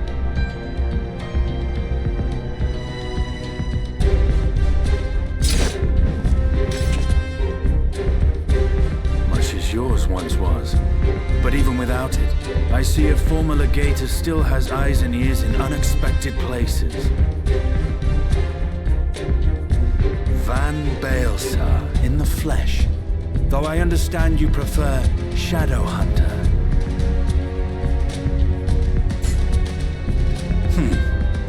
You are in contact with the Scions, I take it.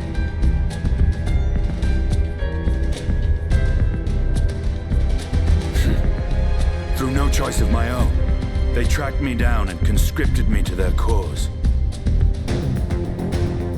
I swear the receptionist was trained as a spy. Not that anyone can escape that Baldessian woman once she has caught the scent of your ether. If they have resorted to using freelancers, I must assume their attempts to wake the afflicted have failed. And what of their champion? Away on other business. Thus, it has fallen to me to root out any trace of the Empire's new weapon.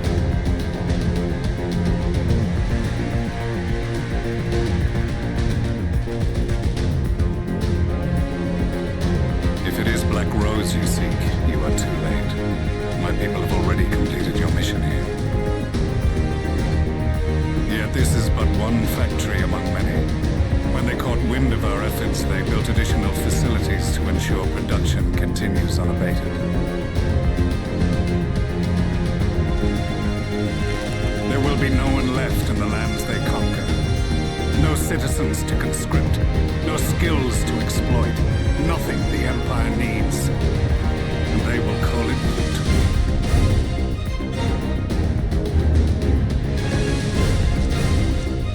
What exactly does this Black Rose do? The gas is described as a poison, but its actual effect is more arcane in nature. It was created to disrupt the ether in living beings, to bring the flow of their life energies to a standstill. Inhaling even the tiniest amount will cause all bodily functions to cease, much as a potent venom will stop a man's heart.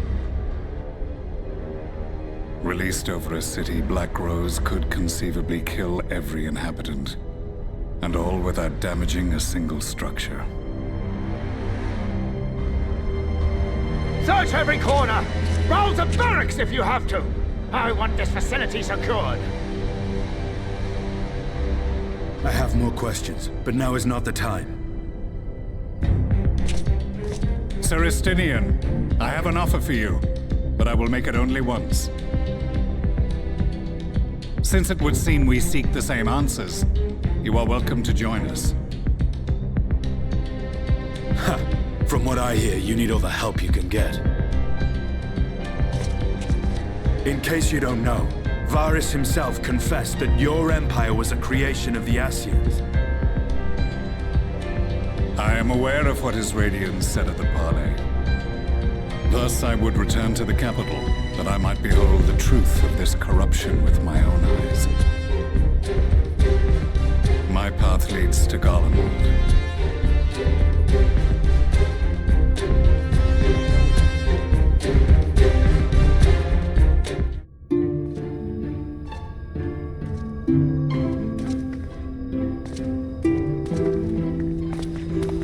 You have come at a good time. As you may have heard, we have something of a quandary on our hands.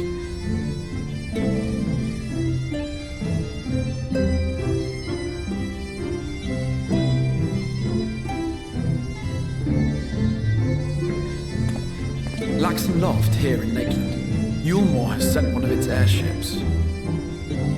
They have questions for us concerning the death of the Light Warden. Their emissary makes his way here even as we speak. I suppose the sky does rather give the game away. Indeed. 'Twas inevitable they would come knocking. The only question was how soon.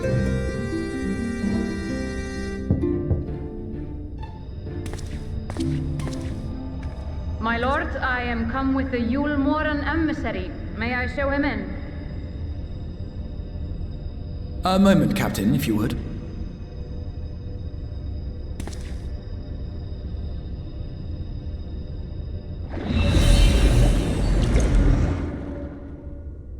Everyone, gather round.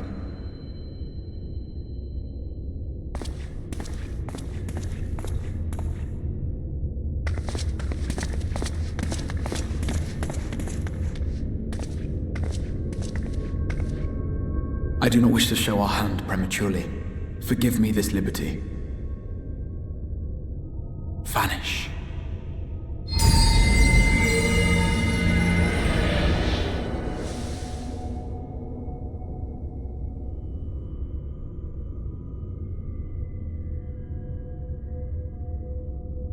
Enter.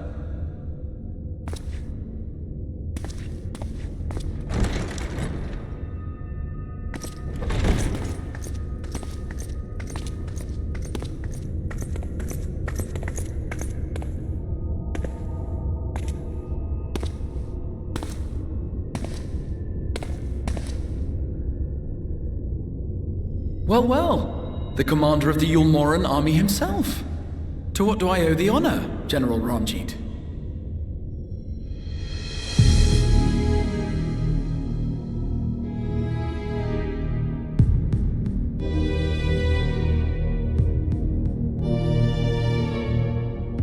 The Light Warden is dead, Exarch. Were your people responsible? You are clearly in some haste, my lord. But before I address your question, you must allow me one of my own. What is Yulmore's interest in this? His Benevolence, Lord Vorthry, is gravely concerned that the actions of an ignorant few may jeopardize relations between man and Sin Eater. Should it transpire that the Crystarium is guilty of abetting the villains responsible for this outrage, my lord has decreed that it suffer the same retribution.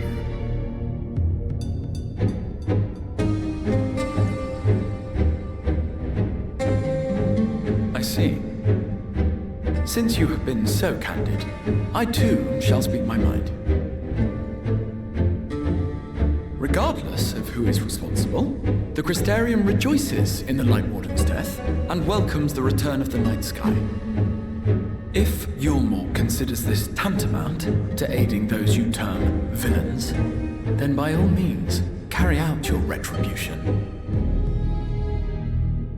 Know, however, that even should every innocent soul in the Crystarium perish, nothing can stop that which has been set in motion.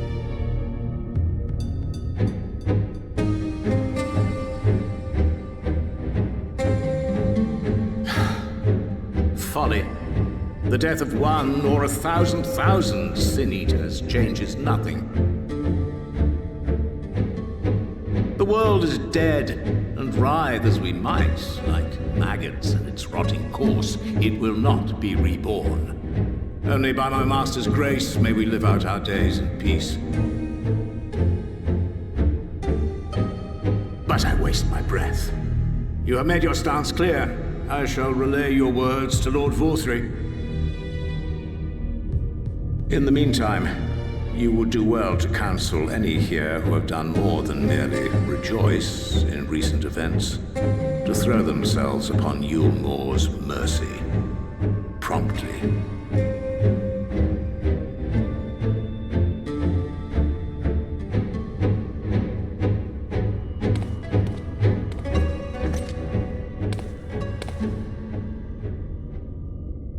One last matter. We are searching for a young artist and his assistant. Know you of whom I speak?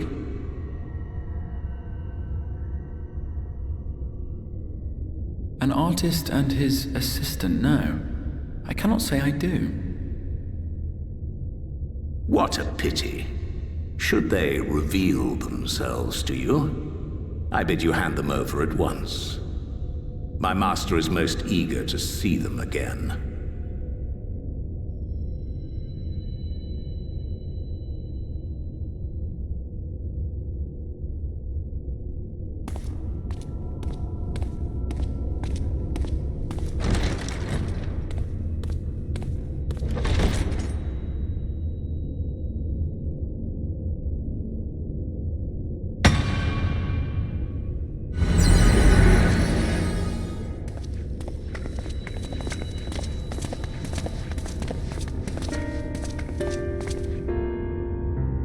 Am I imagining things, or did he just stare straight at us?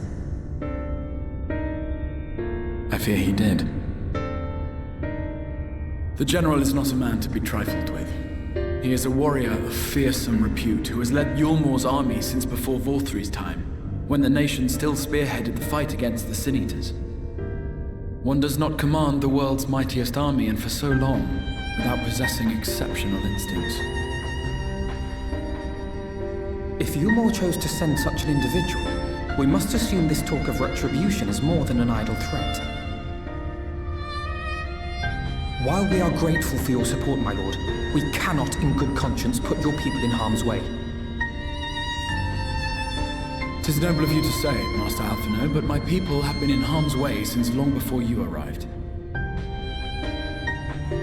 Yulmore has ever yearned to rule over what remains of the world. Even should we surrender the Warrior of Darkness to them, they would find some other pretext upon which to invade. The people of the Crystarium know this only too well, which is why, when the time comes, I am certain they will fight to the last man.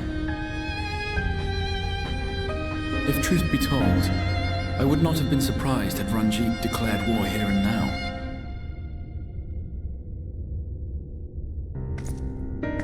He may have reason to delay. According to reports, the Yulmoran forces at Laxan Loft were observed taking a prisoner. A young woman believed to be none other than the Oracle of Light, Minfilia. It may be that General Ranjit wishes to convey her to Yulmore before commencing hostilities. Having mentored generations of Minfilias, it would not surprise me if he had made her capture his chief concern.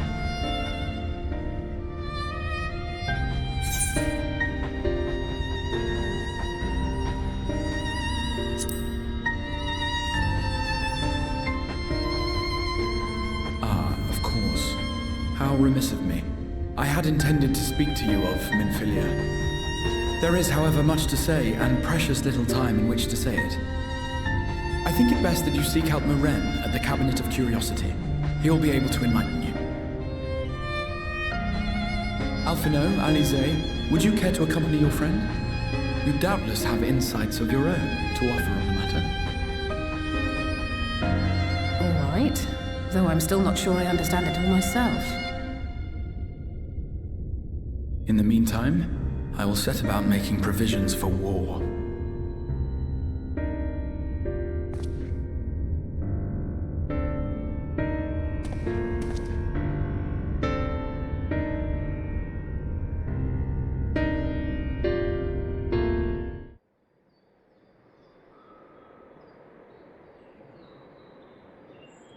You are doubtless eager to attempt Minfilia's rescue, and with your combined strength you may well succeed. But as I said earlier, I do not wish to show our hand unless absolutely necessary.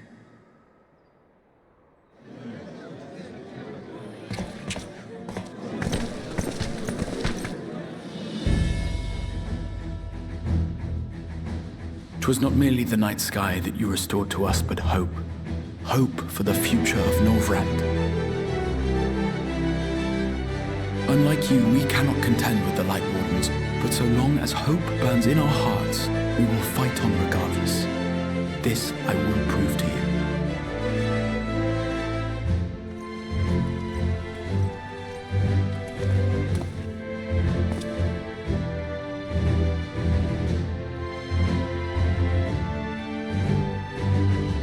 My friends, I thank you for gathering at such short notice. There is something I would ask you all.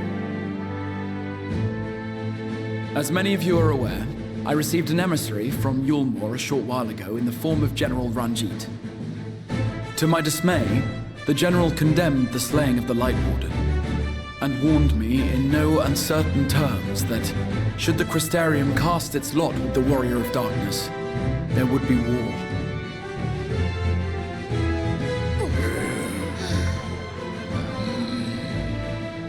Let none be mistaken. We would be hard-pressed indeed to resist the might of Yulmore. Some would even call it suicide. And yet my heart cries out to fight. Better that than relinquish the hope that swelled in my breast when I beheld the night sky for the first time in 100 years.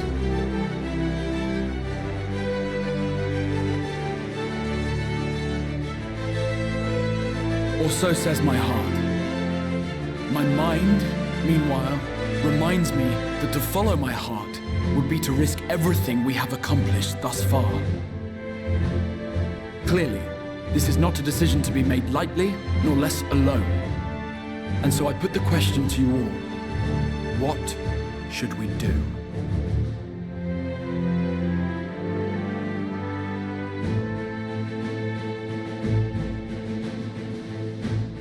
My lord, you already know our minds.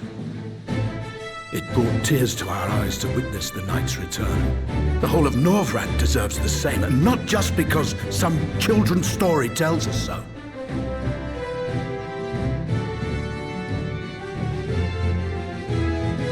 Yulmore's influence is far-reaching.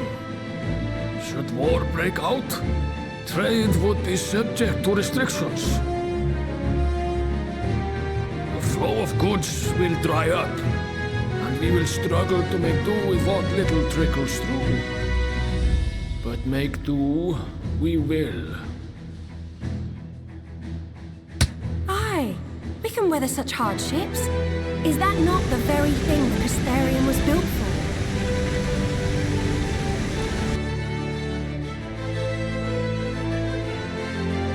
We have always taken pride in our ability to sustain ourselves. Not just to endure, but to thrive. When all falls down around you, rise up. Those were your words. There may come a day when all hope seems lost, but even should the rest of the world give in to despair, we shall not. We shall fight on, that our children and our children's children might know a better tomorrow. Rousing words apart, I never much cared for those Yulmoran bastards anyway. No better than common swindlers, most of them. Wouldn't know a fair deal if it came up and kissed them on the arse. Trust you to spoil the moment.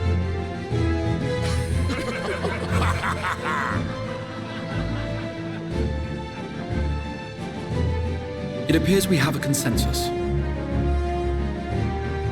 Let it be known that the Yulmoran host at Laxon Loft has taken the Oracle of Light captive.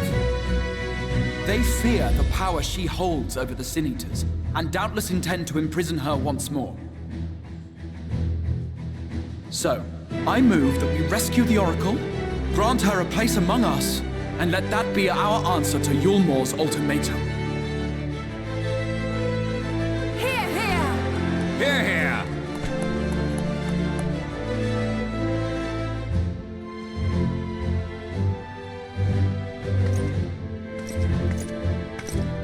In planning a strategy for the rescue, I open the floor to you all.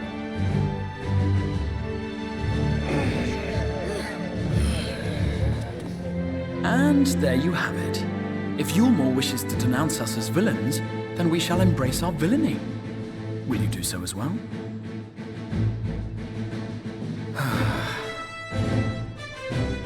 We will not be outdone. Consider us your partners in crime.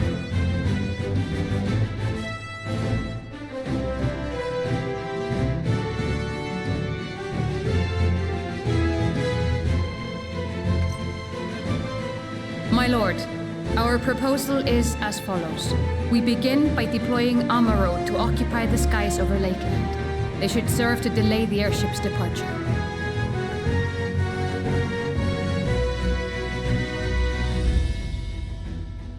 At the same time, we scatter dream powder from the air.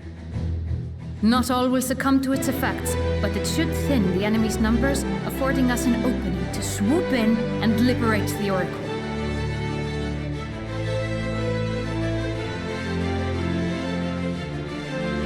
Very good. See to your preparations.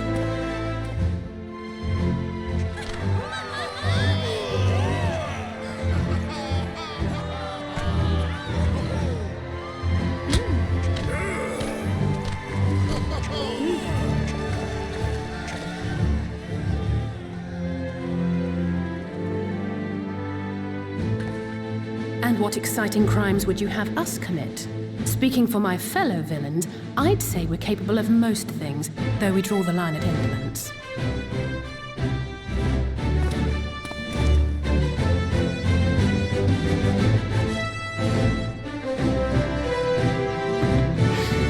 If excitement is your desire, then I bid you join the guard. Captain Lena will give you your orders.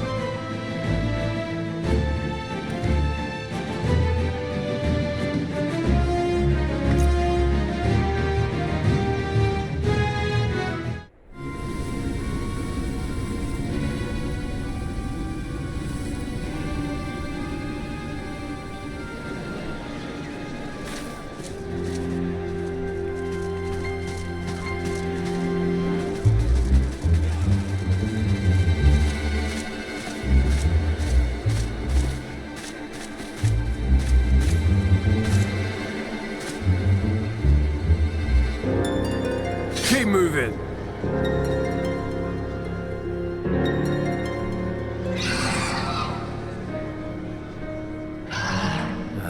What now?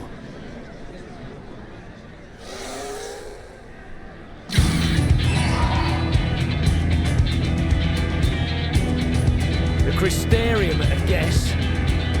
Desperate fools. It'll take more than a handful of overgrown lizards to ground us.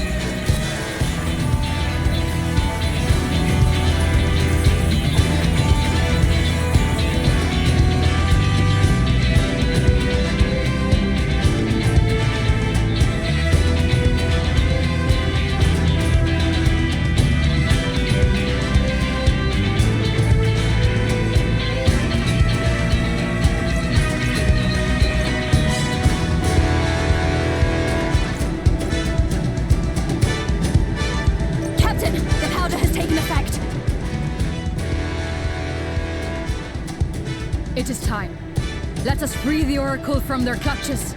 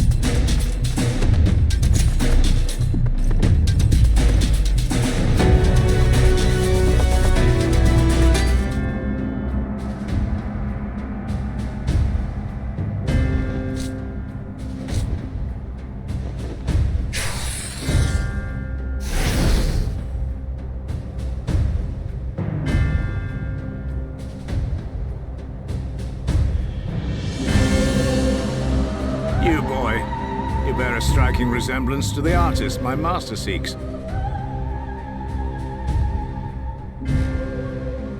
By all means, keep your counsel. You will all have ample time to confess your crimes back in Yulmore.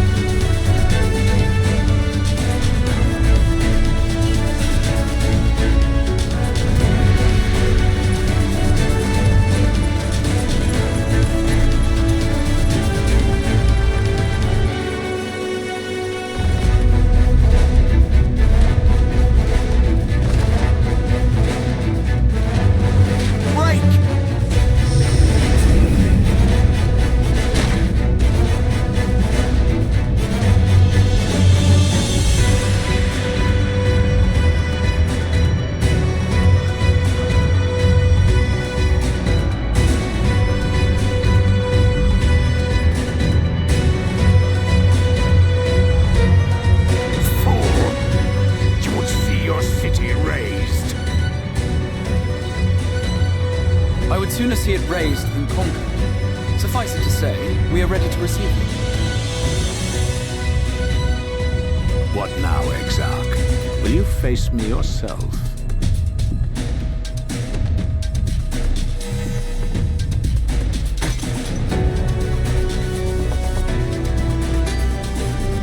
I think not, General. I've quite exhausted my tricks. If you mean to give chase, I will not stand in your way. But you would do well to tread warily, for your quarry goes to a place where even Yulmore dare not bear its steel.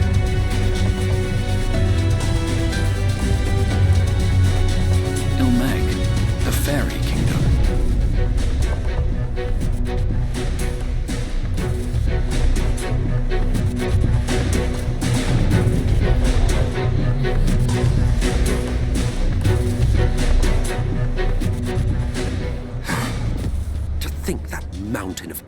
still had the energy to unleash his hounds.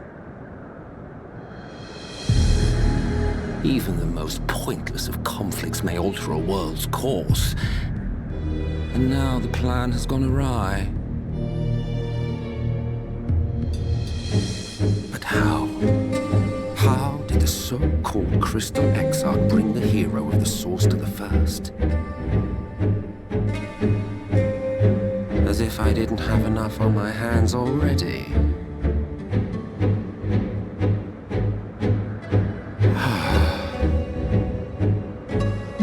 Then again, with a soul such as that,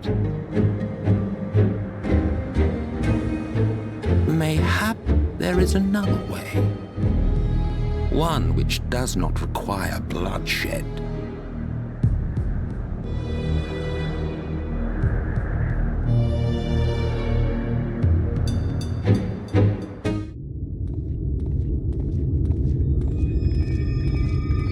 Not so long ago, here in the shadow of the northern ranges, lay the great kingdom of Verbert. A nation with a proud history that the Sin Eaters cut short, just like all the rest. Since that time, these lands have become a haven for Fey folk. Dreamers frolicking amidst the ruins of a forgotten realm.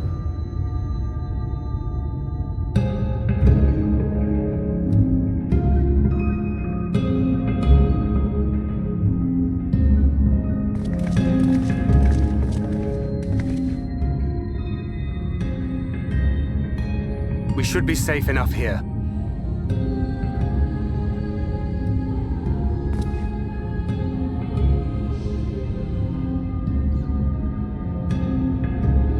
It's good to see you again, my friends.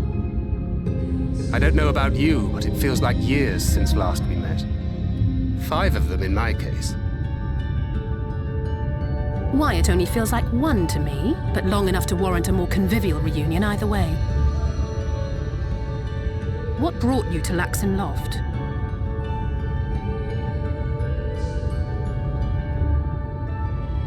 The girl, Minfilia, she and I were traveling together, hunting Sin Eaters.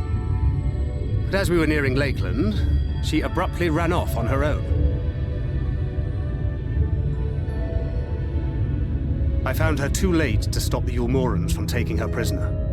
And as I was considering rescue options, I observed that the Crystarium was on the move.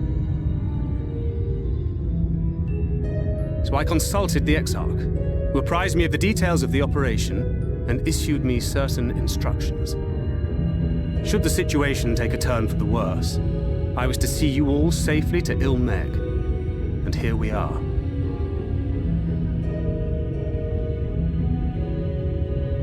Orianger has called this place home for a while now. Yet we have never called upon him, I am ashamed to say. 'Twas only at the Crystarium that we met. Hardly surprising. This is not the sort of place one visits on a whim.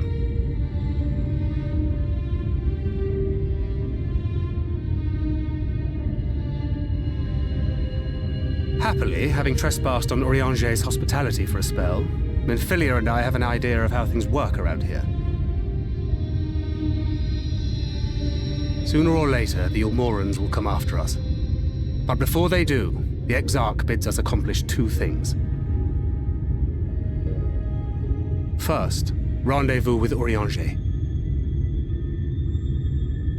And second, eliminate the Light Warden of this land.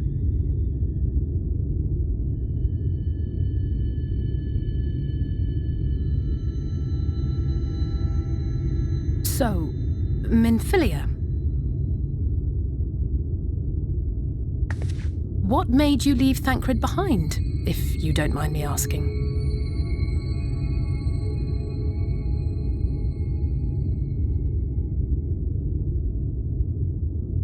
You. The hero from another world. I was asleep when I felt it. A presence. Someone I was meant to meet. They were close and I knew I had to go to them.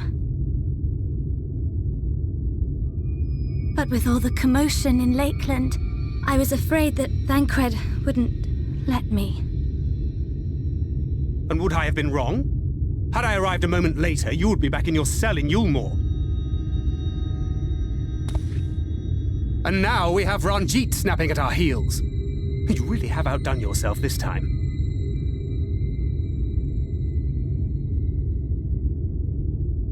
I'm sorry. Thank you for saving me.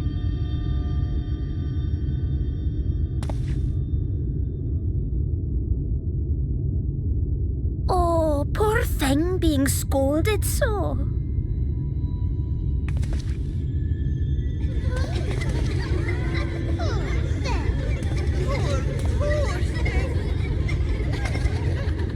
Who said that? Show yourselves. Come now, put away that frown and have some fun with us. Yes, let's have some fun. Lots and lots of fun. Which way was it to Urianger's?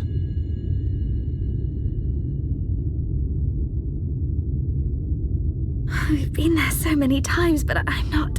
I can't. Why can't I remember?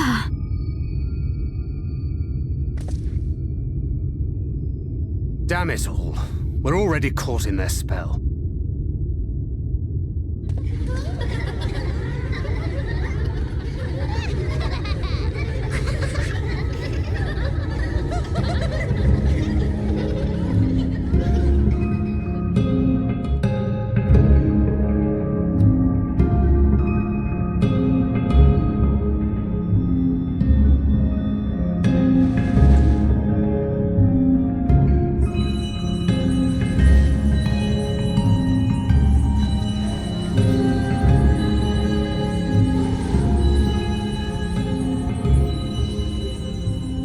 Farasitha, Krakleath.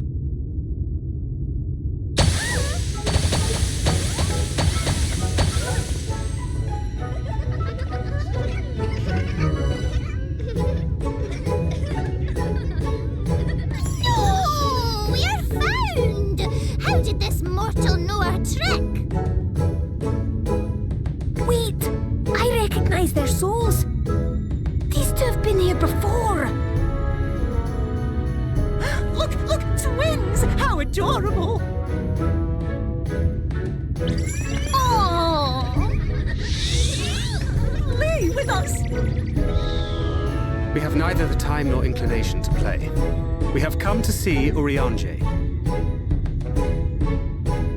Oh yes, Urianger, the peculiar one. In return for a place in Elmeg, he agreed to a riddle contest with us for 7 days and 7 nights without any sleep.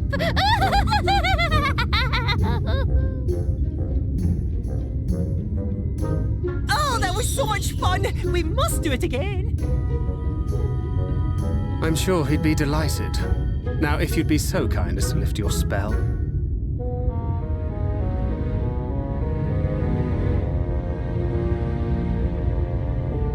Shall we? Should we? Would we? What now? I don't know, but this is their home, so we must indulge them.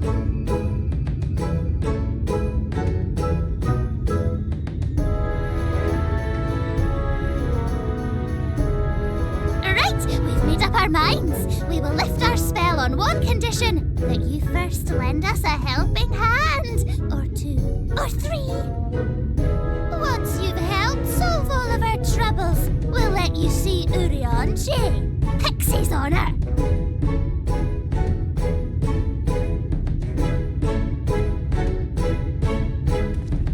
Well, there you have it. Pixie chores. I suggest we split up.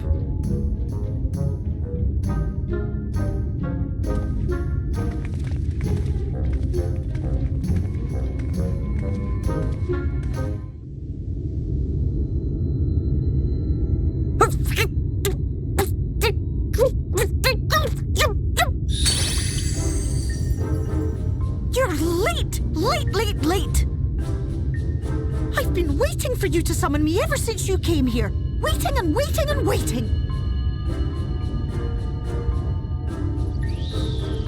But my sapling didn't so much as utter my name. Such a heartless thing he is. Cold and cruel and heartless!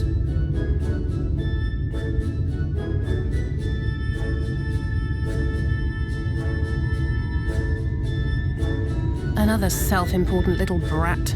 Just what we need. Reminds me of my childhood.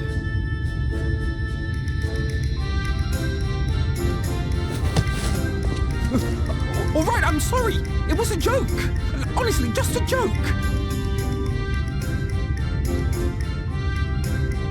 But just now you called for me so earnestly, so fervently. I couldn't possibly stay angry at you. Very well. As your lovely branch, I will lend you my strength.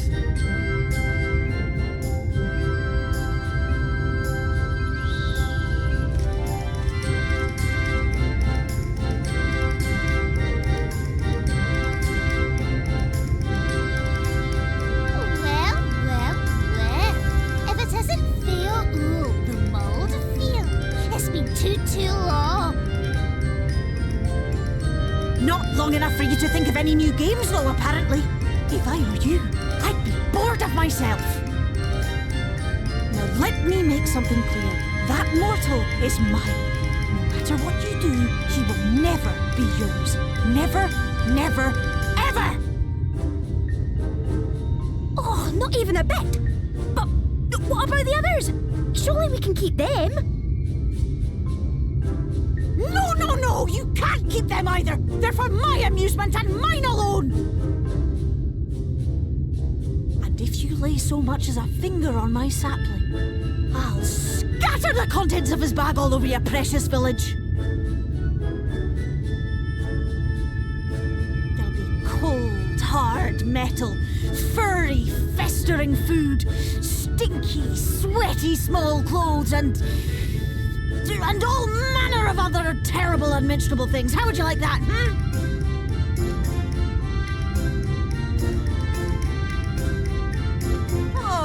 All right.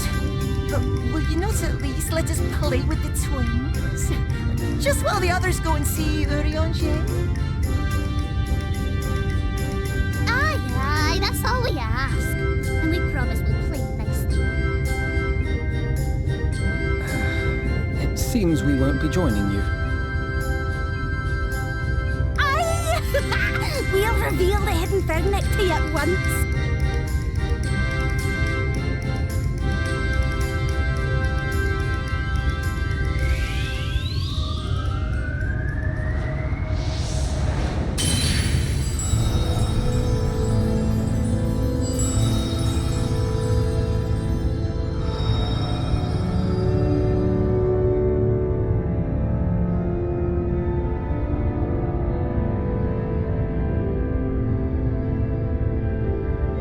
So this is the true Ilmeg.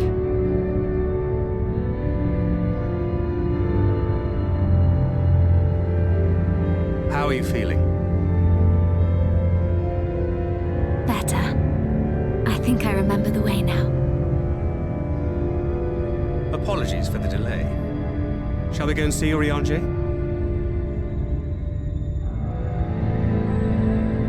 Your lovely branch is useful, yes? So whenever you're in trouble, you must remember to make use of me!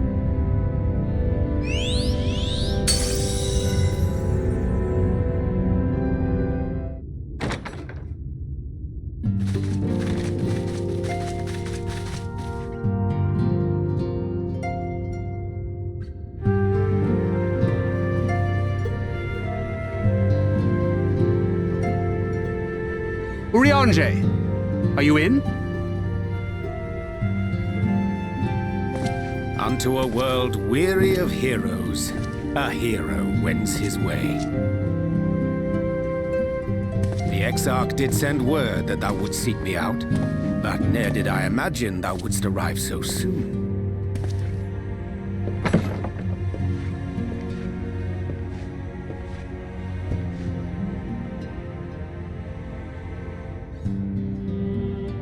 Full glad am I to see thee once more, my friend, and none the worse for thy travails.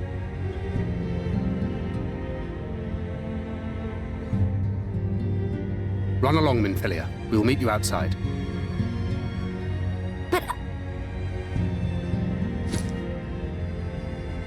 Another one for you to imbue, if you'd be so kind.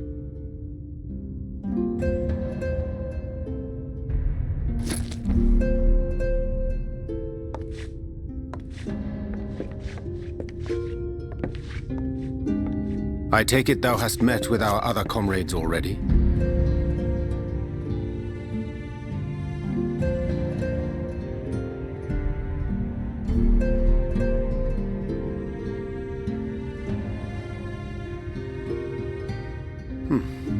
That Master Alphino and Mistress Alize now travel in thy company is of great comfort to me.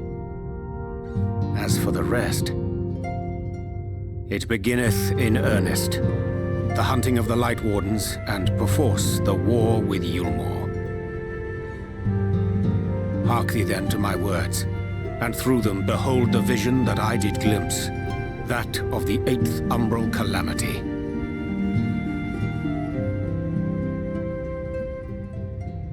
As I drifted hither to the first, traversing the boundary twixt reality and potentiality, I did bear witness to events yet to come.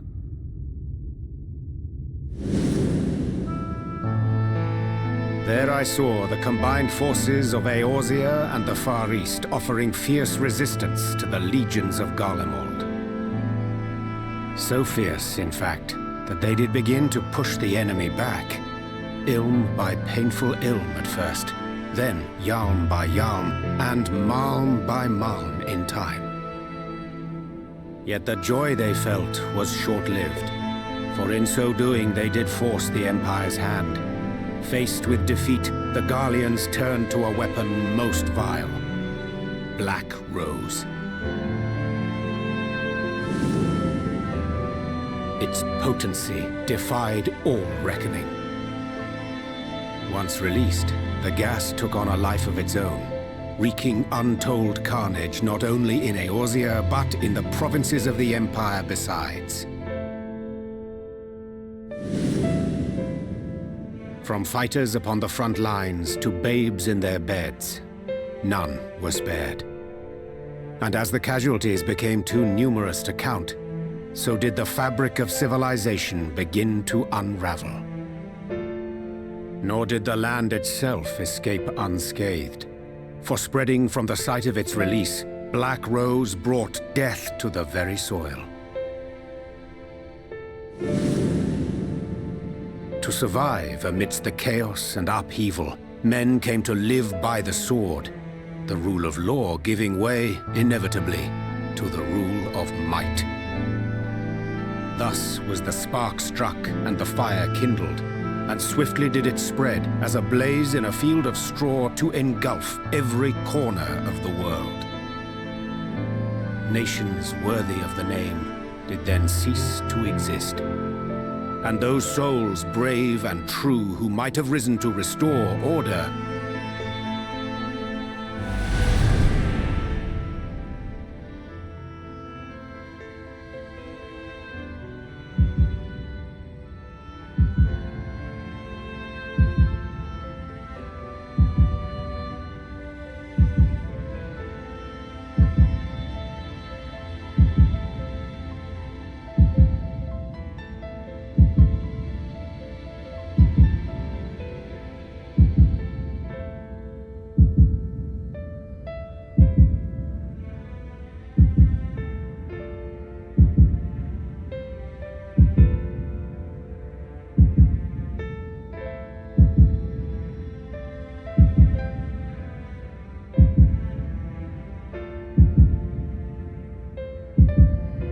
were no more, for the weapon spared not one, not even thee.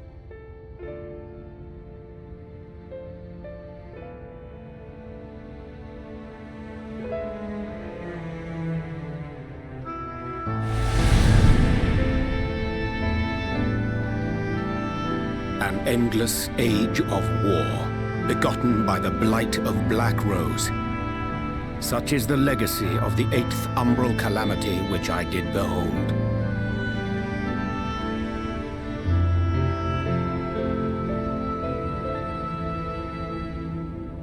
No matter the cost, we must forestall this tragedy. To that end, I have labored during my sojourn in this world, discovering in so doing the answer to a pressing mystery. That of Black Rose's inexplicable potency. Come.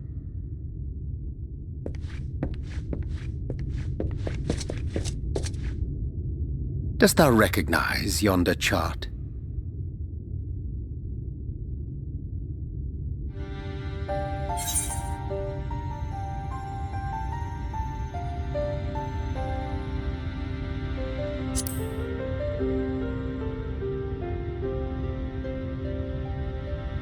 Indeed. 'Tis a rendering of the elemental wheel, such as one might find in classrooms across the source.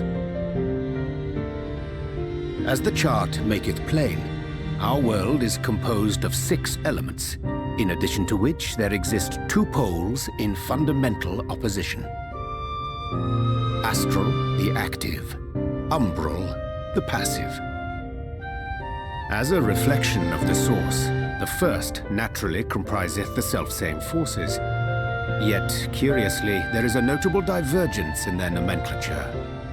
To be specific, the denizens of this world employ not the terms astral and umbral.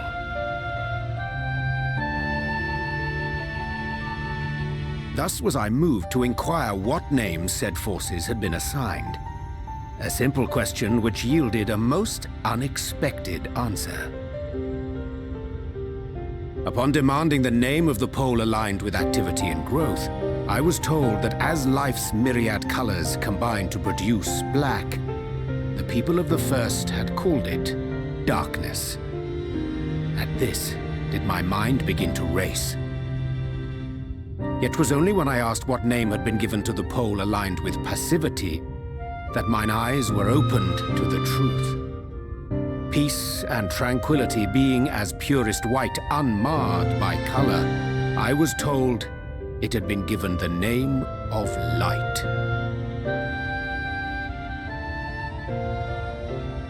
That's umbral light and astral darkness, yes? I'm no etherologist, but it strikes me that the nomenclature of the first is rooted in the generation of the 2 forces, while our own appears to focus on their effects.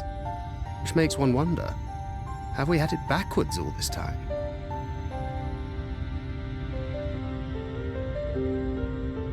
"'Tis indeed a compelling question, and one which beareth closer examination. Yet what knowledge we already possess sufficeth to explain the chain of events. The phenomenon of etheric thinning observed in the source is the consequence of light, the power of stasis, flowing in from the first to stifle the movement of ether within the land. And according to Master Alphino, Black Rose slayeth by halting the circulation of ether within living beings. Should such a weapon be unleashed even as the first were rejoined, replete as it is with light, we would have a disaster of untold proportions on our hands. A calamity. Well, at least we have a better grasp of what we're facing. Our objective, however, remains unchanged. We are to eliminate the Light Warden of Ilneg. Speaking of which, were you able to ascertain its whereabouts? Aye. 'Tis all but certainly ensconced within Leargear, the castle which standeth in the midst of the lake.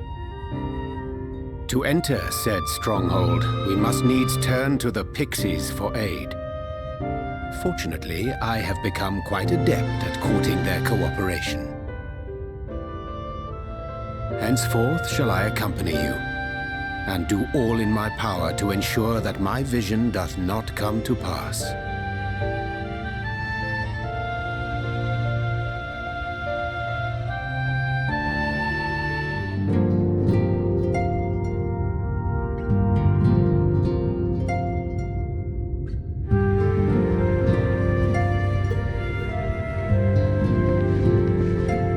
"'Tis done. The pixies shall be well pleased with these gifts. Ah, lest I forget.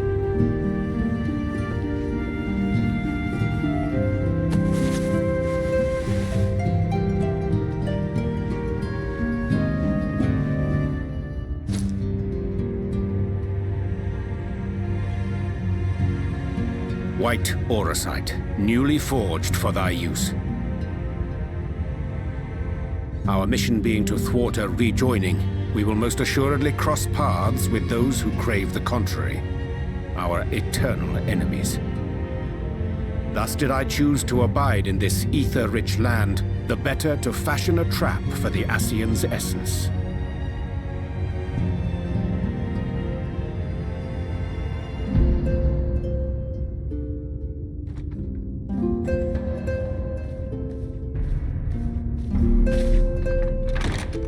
May I come in now? You may indeed, assuming you've finished.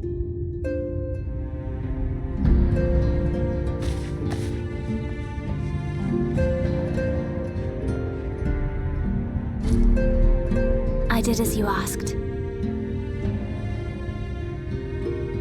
That's my girl, thank you.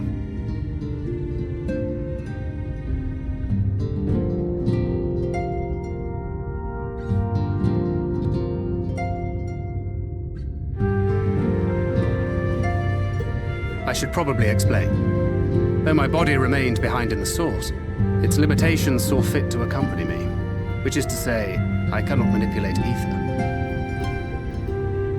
I took up the gunblade for its defensive advantages, but on account of my little impairment, I cannot imbue the ammunition myself.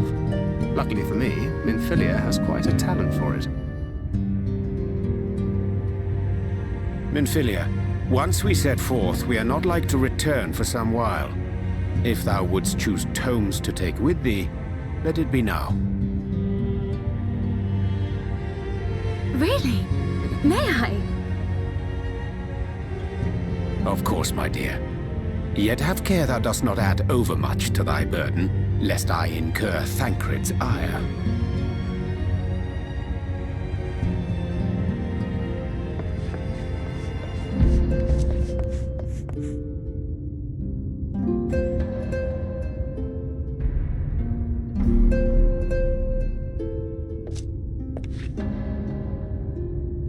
Hast thou spoken to him of thine encounter with the Minfilia of Eld?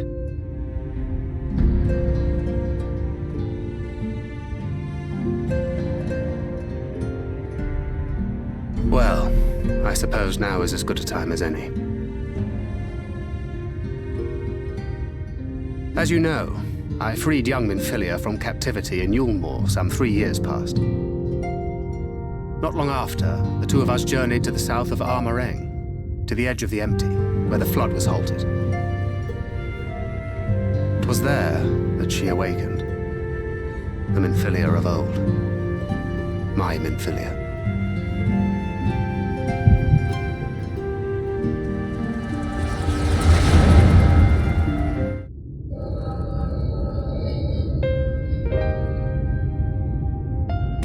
Tell me, what must I do to bring you back?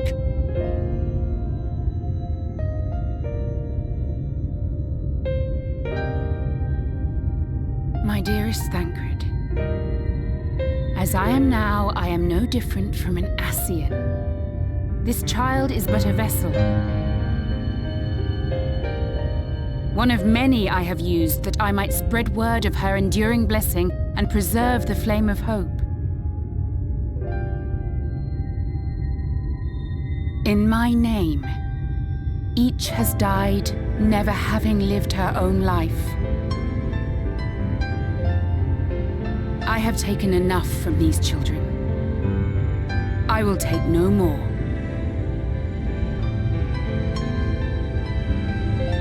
part of your suffering, your sacrifice. This isn't fair.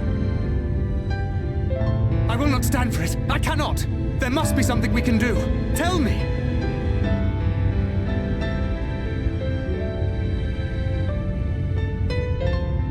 Should the day come when this child grows weary of fighting and wishes to cast it all aside, then shall I take up her burden. But should she wish instead to become the master of her own destiny, then shall I bequeath to her my all.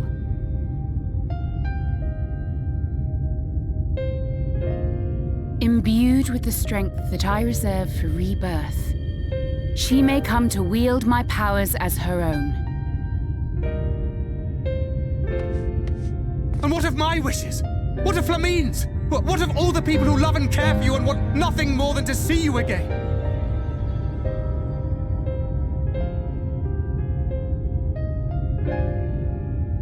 It is not their decision to make. It is hers. This child's. This Minfilia's.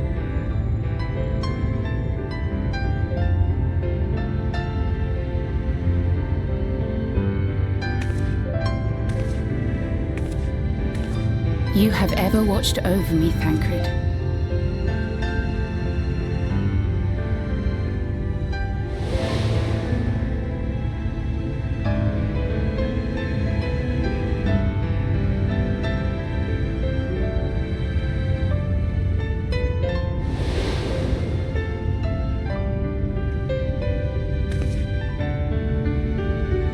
Now I ask that you do the same for her. Protect her. Teach her. Stand by her as you stood by me. There is much and more she does not know. She needs a guide to show her the ways of the world, or she will never find her own path.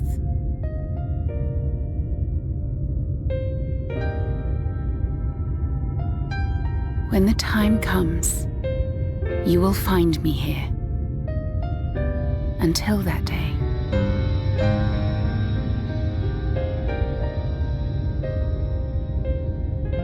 Minfilia, wait!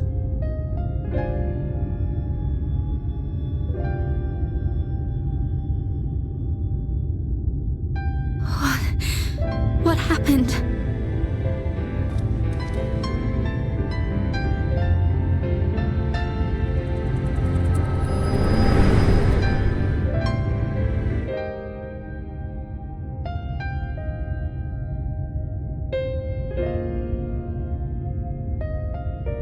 And then she was gone.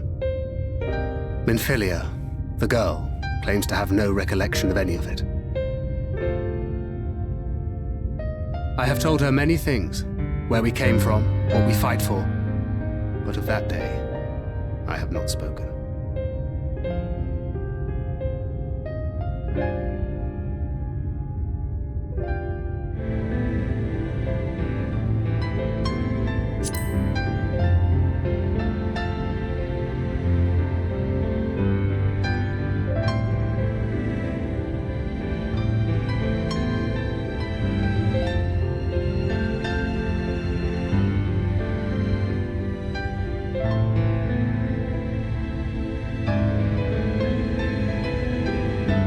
With the coming of another possessed of the blessing of light, the first hath begun to rise up in defiance of its fate. The question remaineth, however, who shall take up the flame of hope which Minfilia hath borne for so long? Whether we will it or no, the choice must soon be made.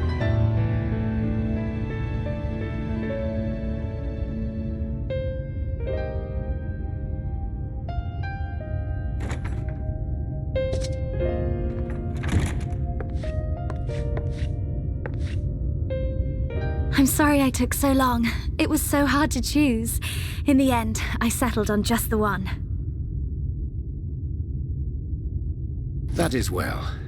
Now, if all is in order, let us set forth for Leader Loran.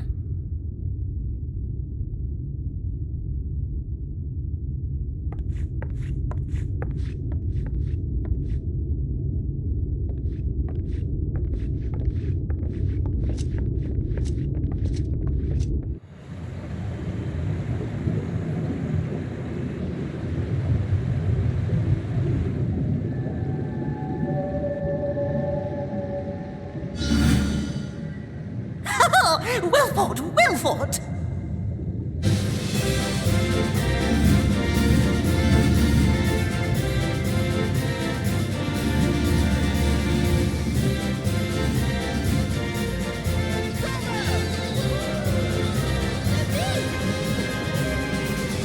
Jolly good, sir. Oh, you do not hold back.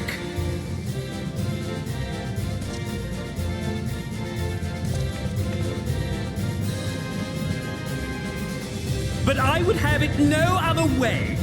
Seldom have I enjoyed such sport. We have satisfied thy demands. Wilt thou now satisfy ours? Of course! Of course! There it is, the relic you seek. Yours for the taking.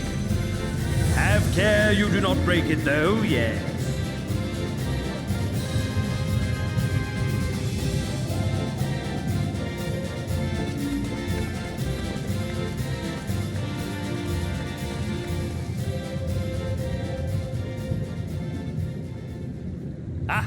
But you, my friend, you are mighty indeed, and pleasing to the eye besides.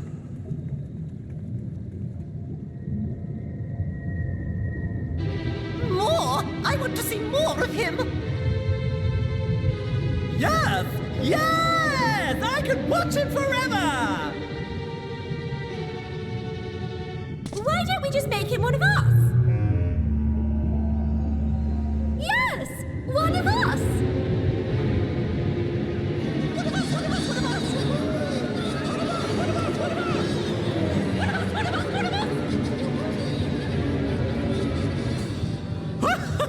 What a fine idea!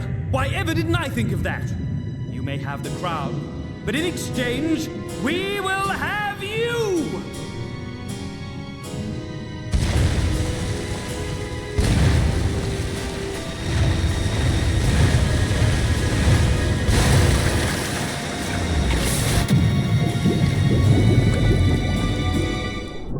Wake up! Wake up, damn you!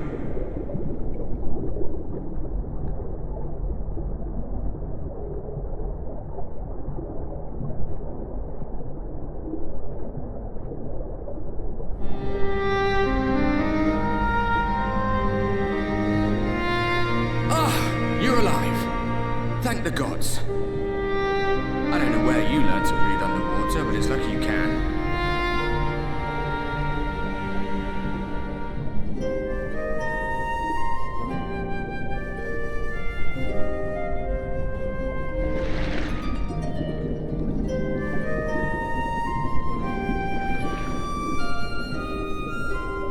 I'm sure you had your reasons.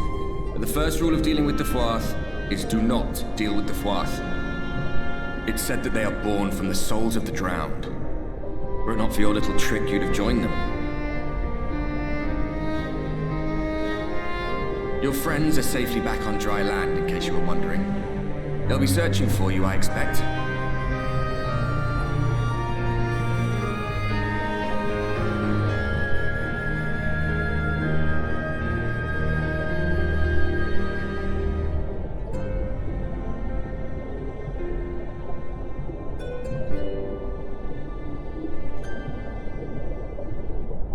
That's the royal capital of the Kingdom of Verber down there. It's seen better days.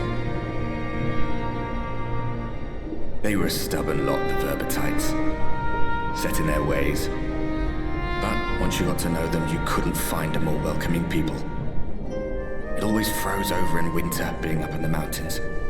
So we'd pull up our chairs round the fire and trade tales over steaming bowls of lamb stew, while the street lamps burned hot and bright outside.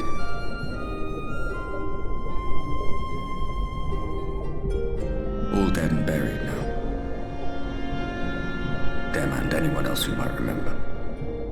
Everything we did. Everything we gave. What was it for? I wonder. I hope you'll have a better answer than this when all's said and done.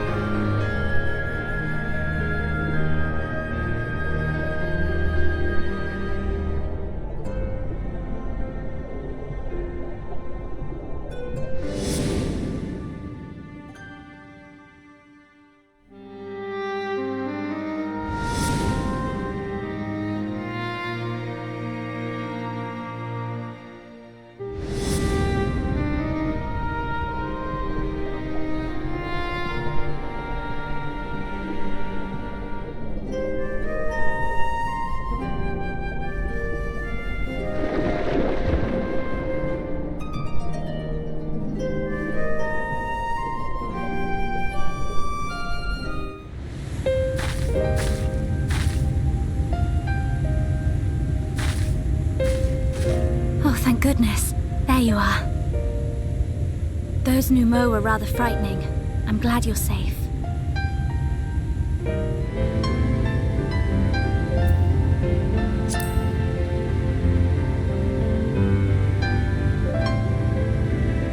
Thancred taught me, but I'm still a novice. The Minfilius before me battled Sin-Eaters as part of the Yulmoran army. But that had all changed by the time I was found. They held me captive, so that I wouldn't follow in the others' footsteps. I'd still be in my cell now had Thancred not spirited me away. When he found me, I knew nothing of the world. I didn't know how to live, let alone fight. Thancred once told me that if the efforts to summon you failed, it would fall to me to face the Light Wardens. I realized then that it was the only reason he kept me close. As a contingency. The truth is, he can't stand to be around me. Because I'm not her. I'm not his Minfilia.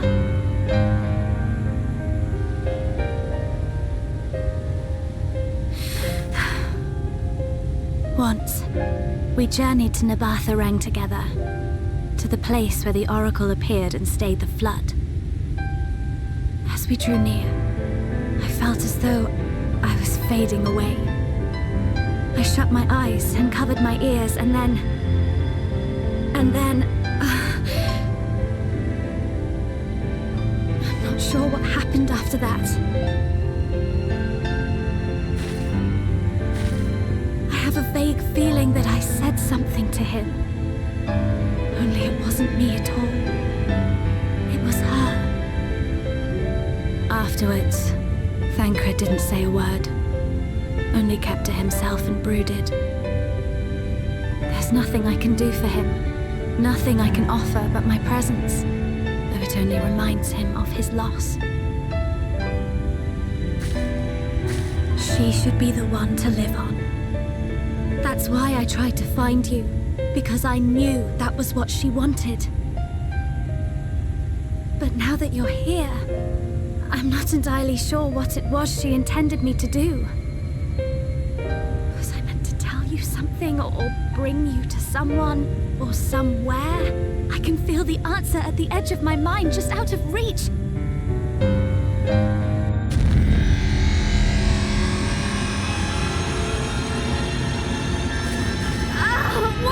What is that?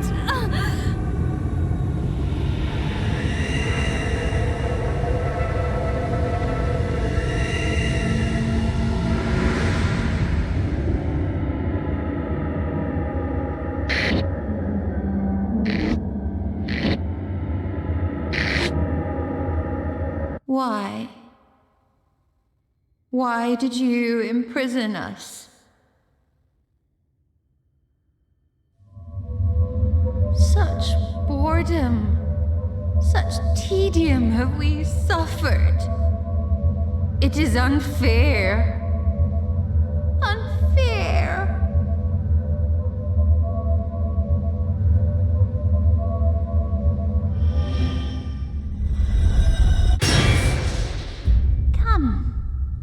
Come and play with us.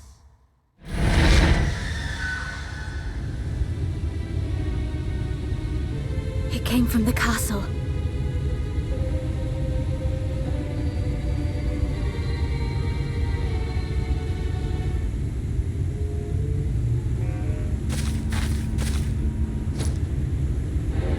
This is everything I have. Please see it delivered to the Numo. I will bear word to Thancred and the others.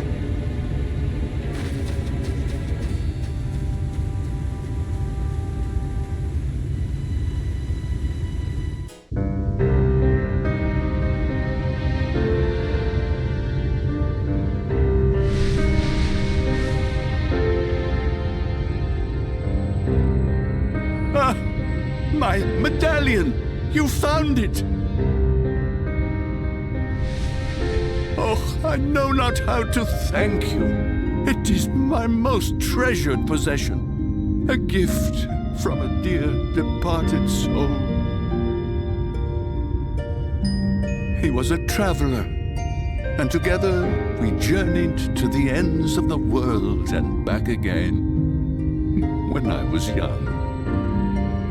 In those days, I could not speak, but we found joy in each other's company nonetheless. Oh, the memories.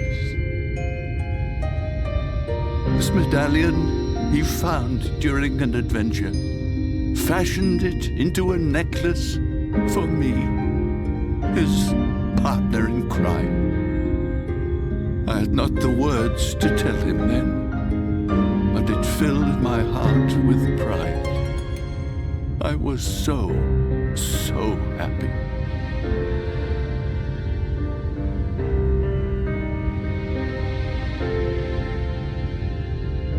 His name was Artbert, and he was my friend.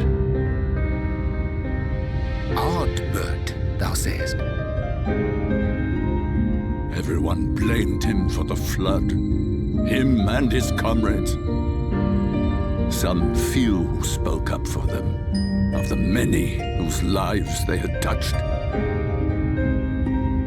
But as the years went by, their voices were drowned out by those who only uttered the adventurers' names as a curse.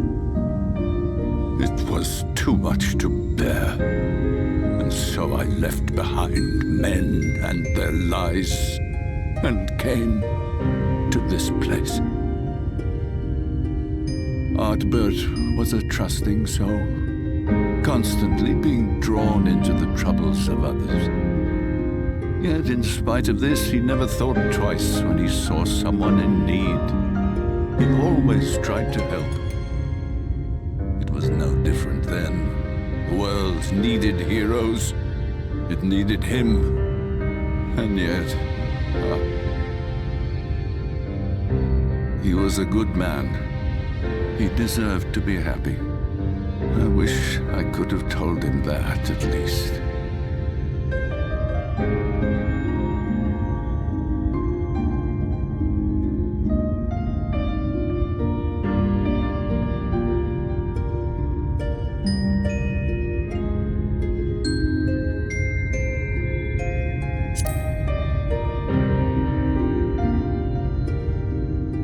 You remind me of him. Your kindness. When we Amaro were created, we were granted the ability to perceive souls. Thus did we recognize our masters. That ability has long since faded from our kind. But due perhaps to my reversion, I can see your soul. Faintly, but surely. It is reminiscent of Artbert's. Strikingly so. Of course, you are you and no one else. We are defined not by the soul we are born with, but the path we walk. Nevertheless, I cannot help but feel that this is more than mere coincidence. Which is why I will place my faith in you. The relic. It is yours.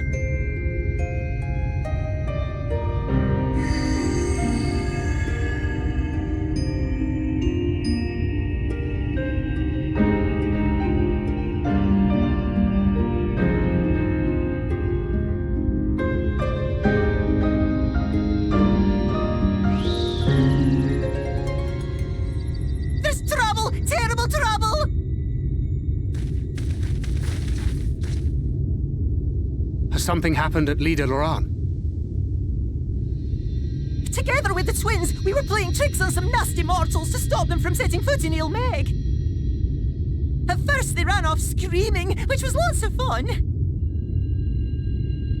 But then a scary, bony, wrinkly old mortal came along and spoiled everything. None of our tricks seemed to work on him, which is no fun at all. And now they're getting closer and closer. Ranjit. If he manages to find his way in, all our efforts will have been for naught. as thou sayest. Should we be discovered ere our mission here is complete, and the Light Warden yet liveth, our task will be rendered nigh impossible. If we are to prevail, we must needs divide our forces. Thus do I propose the following. Whilst thou salliest forth to meet with the Light Warden, we shall join in the effort to obstruct the trespassers. Should we succeed in staying their advance, all the better. Yet even should we fail, if we can but delay our enemy's arrival long enough for thee to secure victory, our plan may still be deemed a success. So the moment the lights go out, we all beat a hasty retreat, yes? Let me come with you. I have the blessing too. No, Midfelia. You'll only get underfoot. Now come.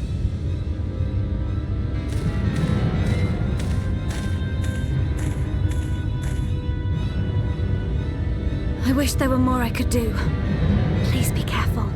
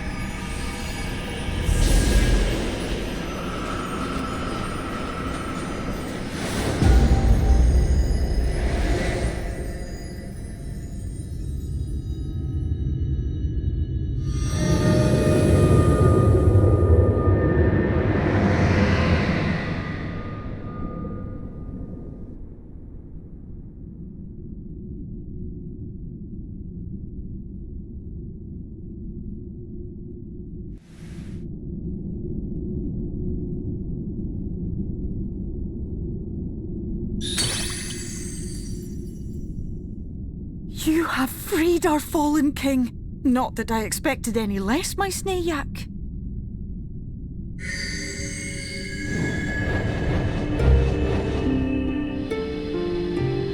The dress, the crown, the scepter, the shoes. The time has come for these relics to serve their true purpose. For they are not only keys to the castle, they are also blessings to be bestowed upon the new king. The way into the castle is opened when it is time to relieve the reigning monarch of the throne, and the brave soul who does the deed has the honor of taking their place. However, should you ascend the throne, you will become one of us, never again to live as men do.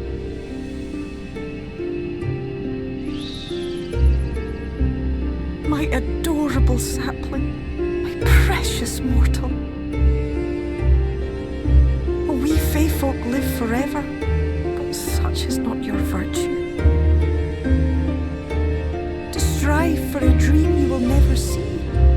to sow seeds that others might one day taste the fruits of your garden. That is the beauty of your kind. Burn bright and shine as only you can. These blessings, your lovely branch will accept in your stead.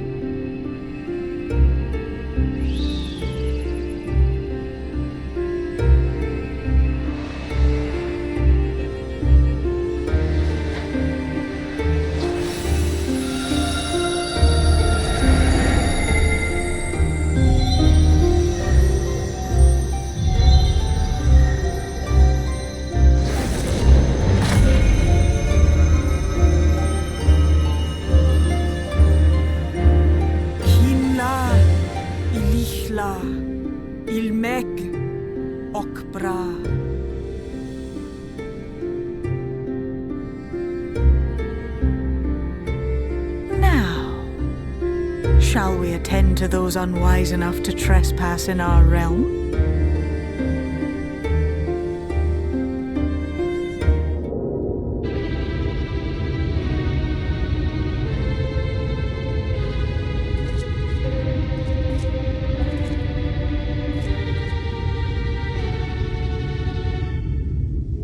Confound it! How did they get here so fast?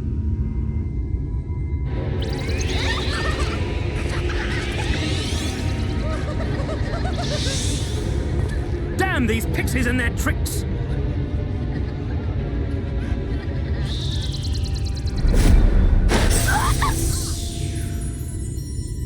How in the seven hells? Listen well. We come in pursuit of villains who have fled to this land. You know who and where they are.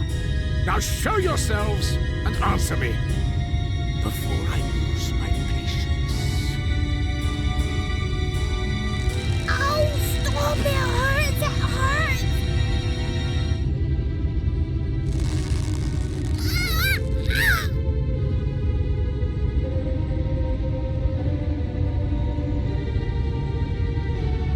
Enough! Lift the enchantment!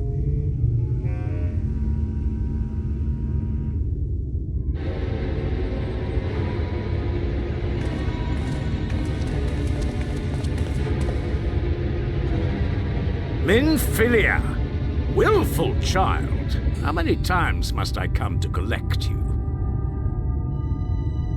I won't return to your maw. And I won't let you hurt my friends.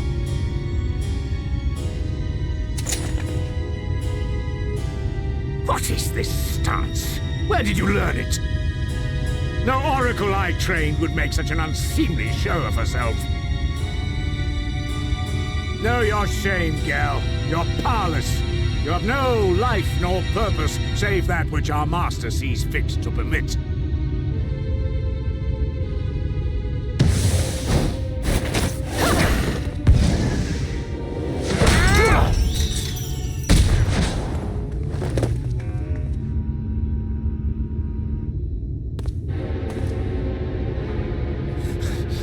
Who are you to dictate her purpose? To lock her away and deny her a life? If she was powerless, it's because of you, you sanctimonious swine. But no longer. Fool!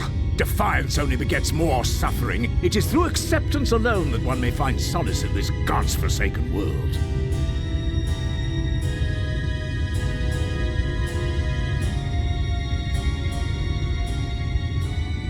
Look!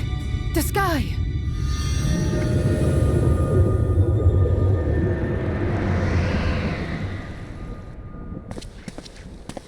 He's done it. The warrior of darkness has triumphed.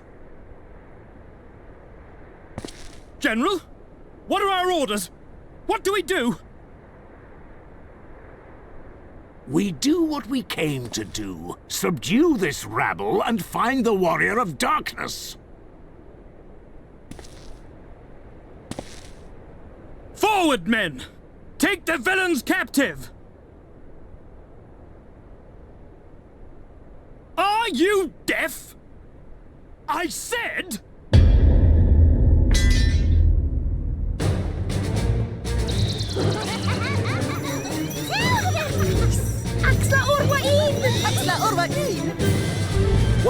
What's happening?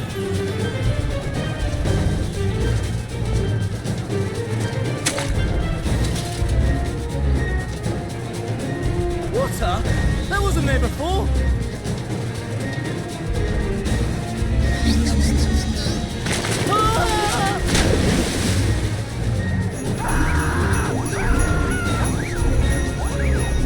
Orwai Kansasi, Orwai Kinsi.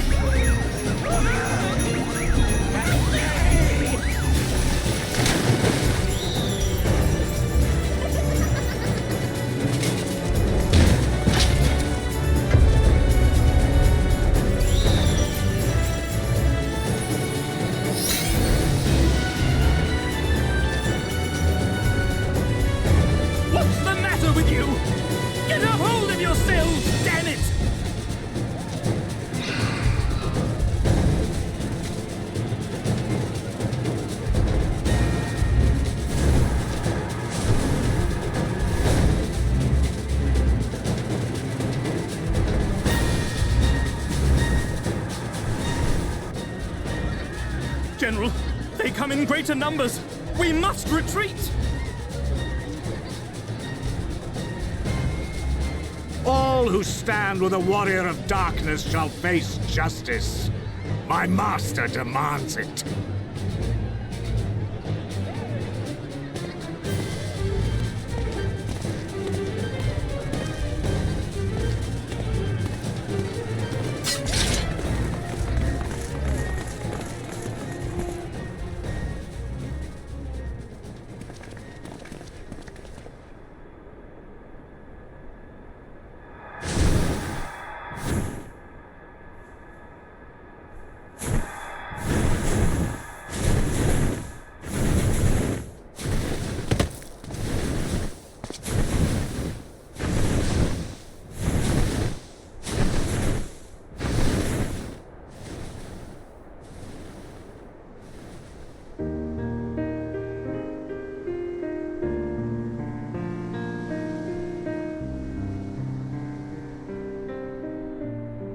I see.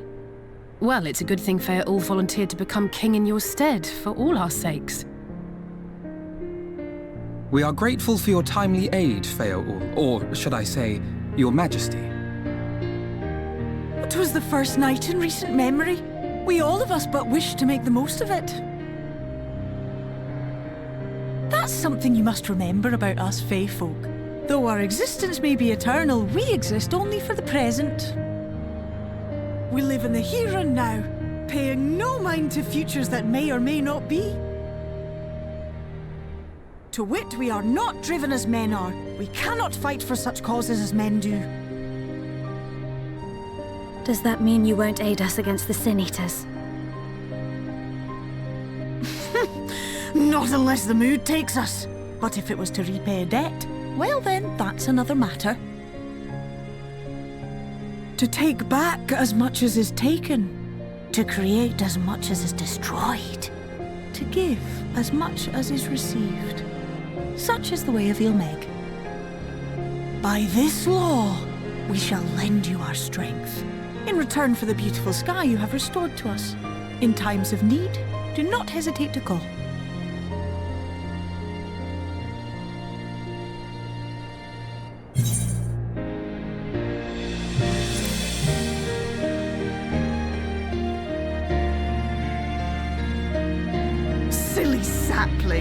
I shall remain at your side.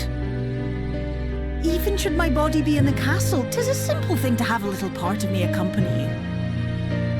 Treat them as you would the smiths.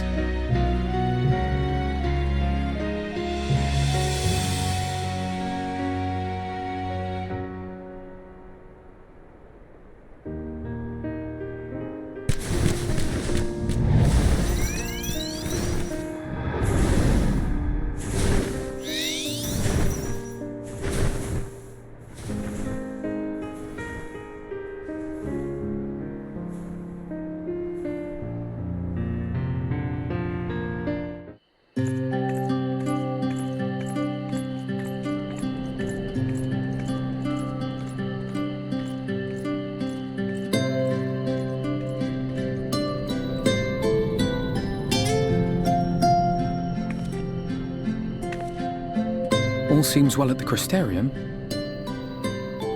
Yes. Yormul was plainly more concerned with finding us.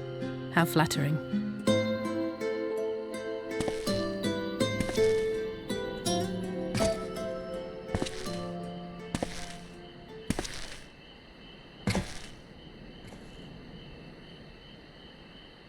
You certainly took your time. I had half resolved to complete the task myself.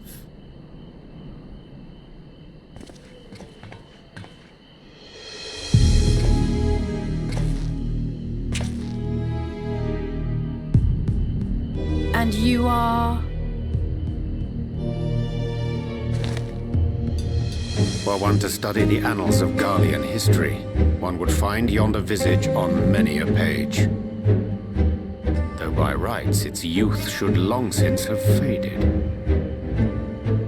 Well, well, we have a historian in our midst. That spares me a lengthy explanation. I am Solus Sos Galvus, founding father of the Garlean Empire, and under various guises, the architect of myriad other imperially inclined nations. As for my true identity,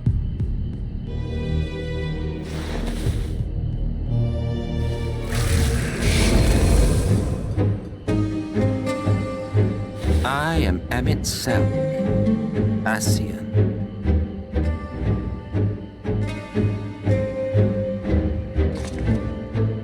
Gaius spoke of you, a native of the Source. Equal in rank to La Habrea. And you came all this way just to introduce yourself to us? Behold the sky, restored to its former glory. Have you ever seen a more affecting spectacle? Oh, it is truly, deeply infuriating. Do you have any idea how much you have delayed the rejoining?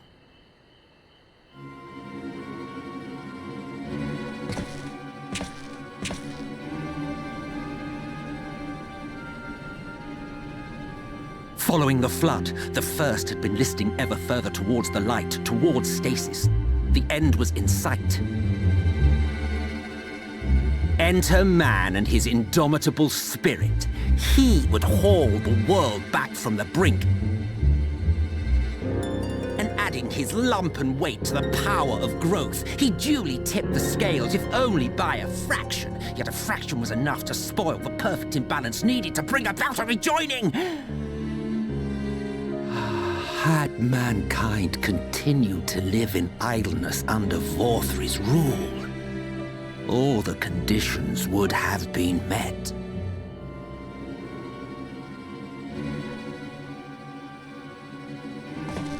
But you had to come and ruin it all. Thanks to your meddling, light supremacy is in doubt, and our painstakingly laid plans are in tatters. Well, I should begin by thanking you for confirming Urianger's theories on the inner workings of the Calamity. He will be most pleased. As for what happens next, might I suggest you admit defeat and walk away?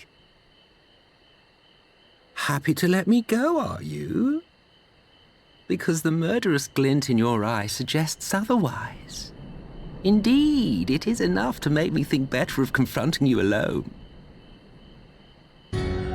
Look, it did cross my mind to simply side with Vorthri and kill you all. But that's no different from what La Habrea did. And we all know how well that ended for him. And so, while it is liable to be troublesome, I have settled upon a different approach.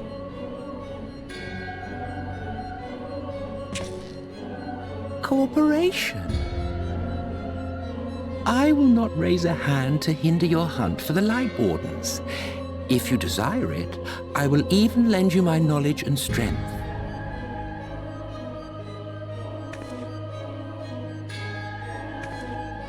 Since time immemorial, you and yours have labored to rejoin the 13 shards, at the cost of countless lives. Do you expect us to believe that your objective has suddenly changed? Nay, our objective is the same as it ever was. Though I dare say, you do not know our motive. A war waged without knowledge of the enemy is no war. It is mere bloodletting. Just once, might we not seek to find common ground?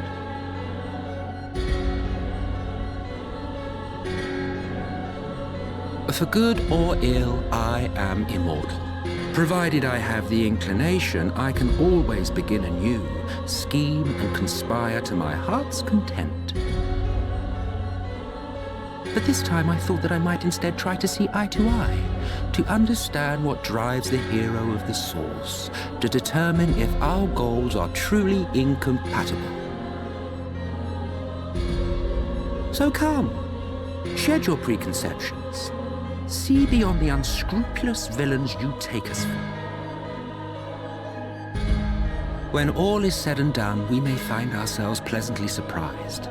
The proud discoverers of a path of cooperation rather than opposition. Think of it.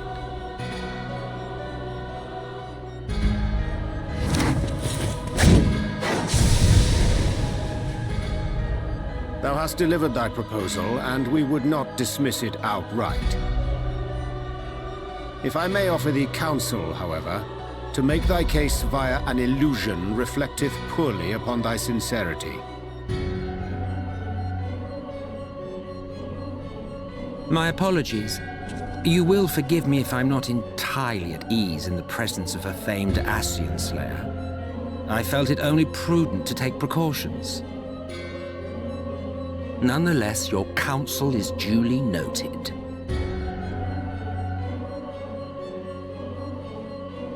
I take my leave, friends. Rest assured, we shall meet again soon.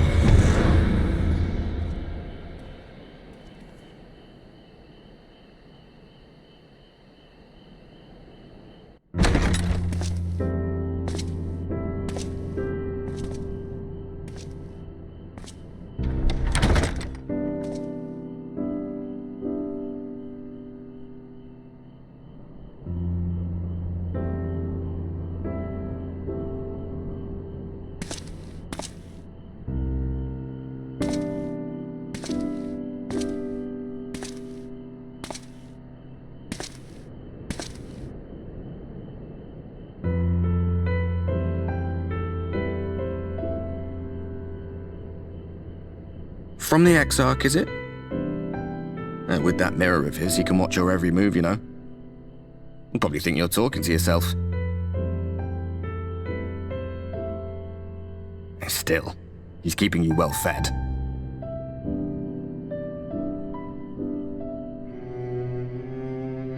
Judging by his people's faith in him, he seems to be a decent sort. But so much about him remains shrouded in mystery. Like, what was he doing back in my day? There was no such person when I was around. A lot's happened since the flood, though. Since I was set adrift. I know little more than you do of this city's history and the Exarch's past. Not that it matters. It's Emmett Selk we should be concerned about. When our world was about to be consumed by light, the Ascian in white appeared before us. He said that the only way for us to live on was to bring about the rejoining.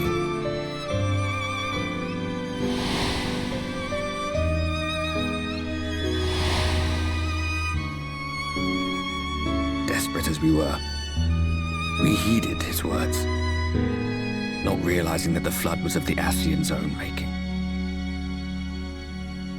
They cannot be trusted. None of them. But Emmett Selk had one thing right. One should not fight blindly. That's what we did. And it cost us everything we held dear.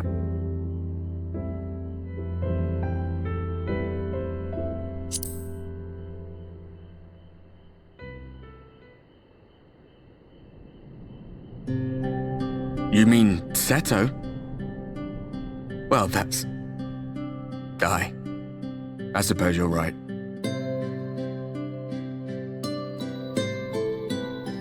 He's done some growing. When we were traveling together, he was nowhere near as big. And he obviously couldn't speak. I had no idea how much that medallion meant to him.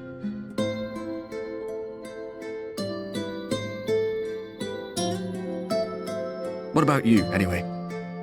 You must have a friend like Seto? Chocobo, perhaps? Come on, you tell me something for a change.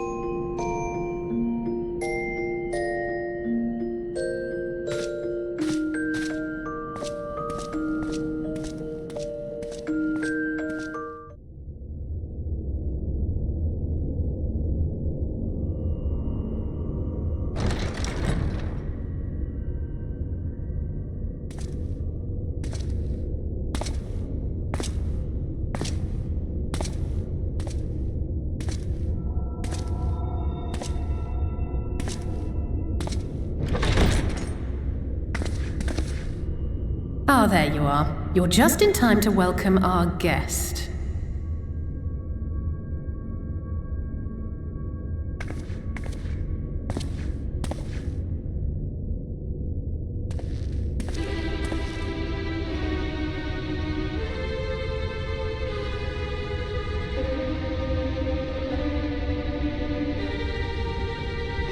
Please. Did I not explicitly tell you that we would be meeting again soon? Lest you forget, I made you a promise. I have no intention of meddling with your mission. I come only to observe.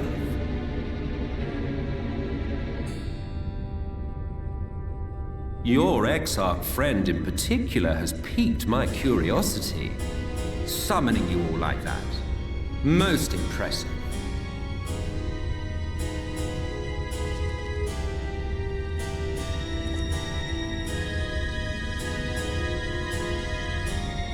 You honestly expect us to believe you've come only to observe?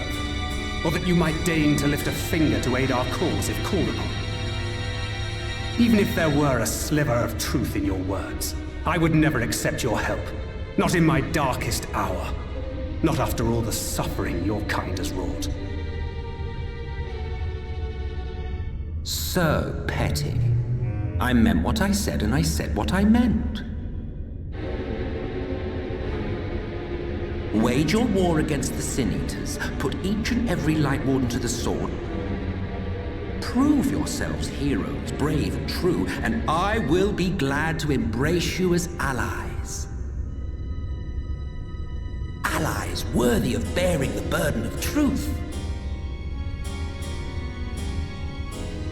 Surely such a partnership would be preferable to yet another round of fisticuffs.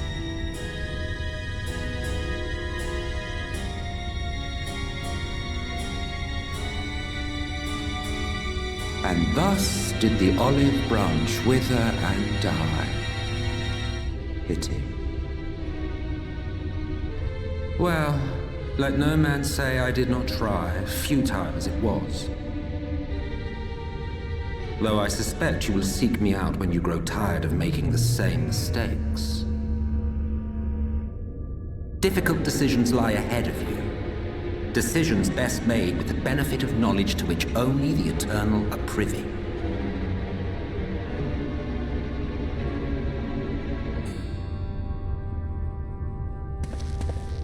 For now, I shall resume my shadowy vigil. Whatever you choose to do, make sure it's worth watching, would you?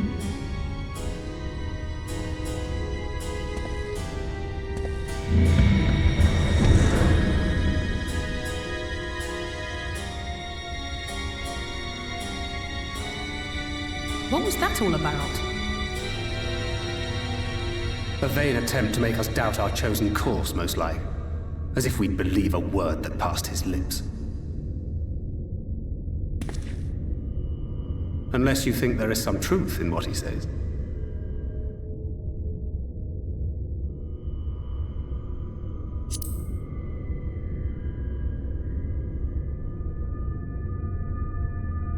If he simply meant to lead us astray, he could have done so without revealing himself. At least, not in the manner he did. It goes without saying that an alliance with the Ascians is out of the question.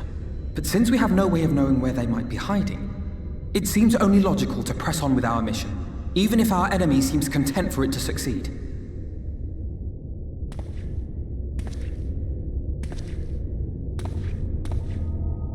Then let us discuss the Sin Eaters. I would begin by thanking you all for your efforts thus far. In striking down the Light Wardens of Lakeland and Ilmeg, you have accomplished more in your short time here than all of our forces managed in the last century. That may be, but the Wardens of Calusia, Armarang, and Rechtliche remain. Indeed, and their precise whereabouts are as yet unknown.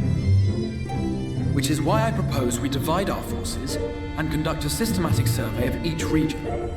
Once we have found our quarry, we may then determine how best to proceed. I'll take Armarang in that case. I know the lie of the land well enough. If there are no objections, I will make for Calusia. I have connections there both in and around Yulmore that may prove useful. Then I would ask that you journey to Rechtliche. There you will find Justola. With her assistance, I doubt the Warden will evade your grasp for long. Is Justola the conjurer you and Urianger used to talk about? That's right, though we haven't spoken much since you left for the forest. I fear I may be to blame for that. I had every intention of relaying the news of your arrival, but she is disinclined to speak with me. You have visited her, have you not? Might I trouble you too? It would be no trouble. My thanks. While you are all out in the field, I shall be here attending to business. I had somewhat fancifully contemplated joining the search myself, but other matters demand my attention.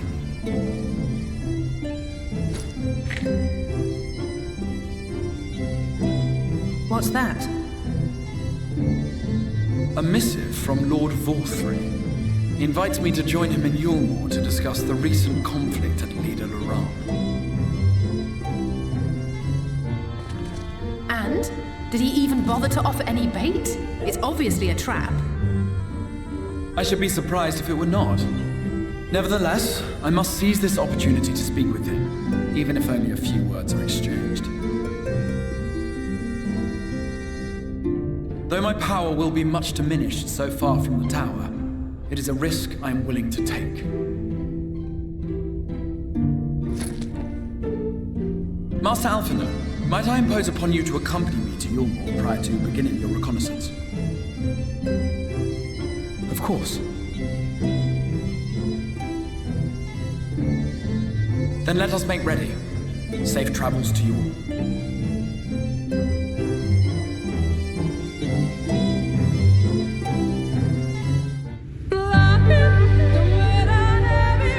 No matter how far he goes, man cannot resist looking back on the path he has walked. The untold stories and secrets of the past can be more alluring than the promise of tomorrow. And so he braves the forests of Rechtliche in search of mystery and wonder. Of Ronka, to which all seekers of hidden truths are inevitably drawn.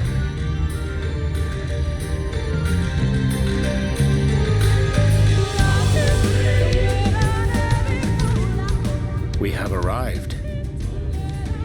Vast though these woods may be, they are, by and large, uninhabitable. Not so the swamps of Cydia, however, whose sparse foliage permitted man a foothold.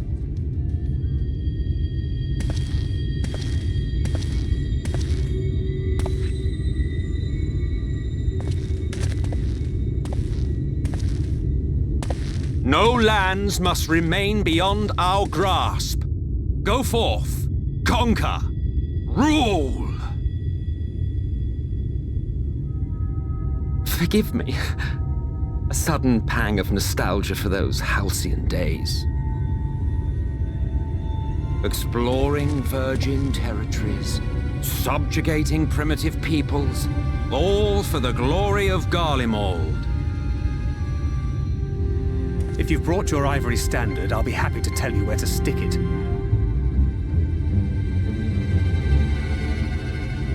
Can we not simply take a moment to enjoy the view together? Or would you rather I spied on you from the shadows? Much more of this, and I may very well begin to regret my show of good faith.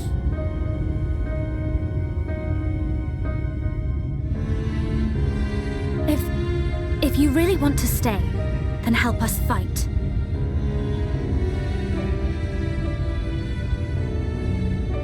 No, I think not. I am an observer, nothing more. Even shielded by the shadows of these boughs, I feel the light's presence most keenly. To accompany you is taxing enough. To fight is out of the question. I will suffer your company if I must, but not your commentary.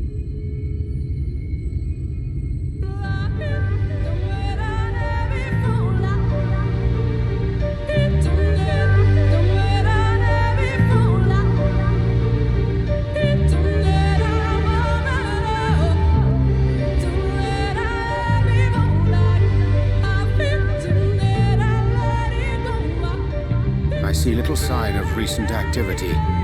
Nor hath any meaningful progress been made with the reconstruction. Mayhap Y'shtola sought shelter elsewhere. Come, let us quit this place.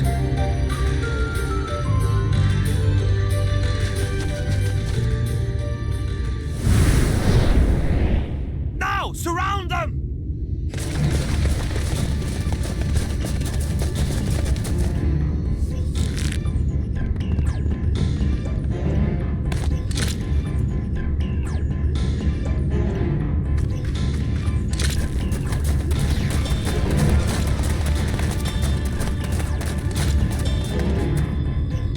Senators, they're not like the others. There's a reason for that. Lower your weapons, please. We mean you no harm. How is it they can speak? It's a Sin Eater trick. They mean to kill us all.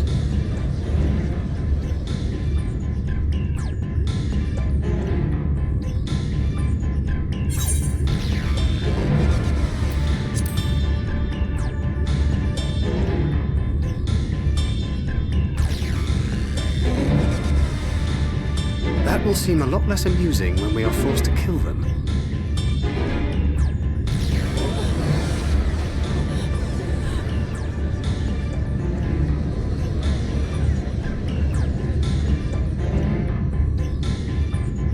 Oh, for the love of... I had hoped that by accompanying you, we might come to understand one another. But all I have come to understand is that you have a knack for inflaming the natives.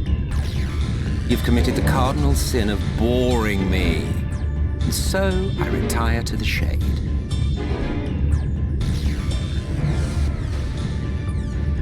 Good luck.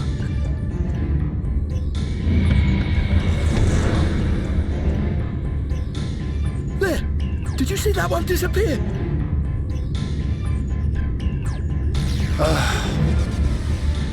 I think I preferred La Habrea.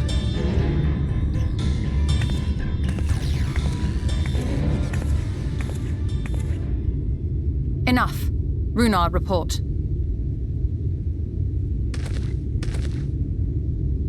Master Matoya!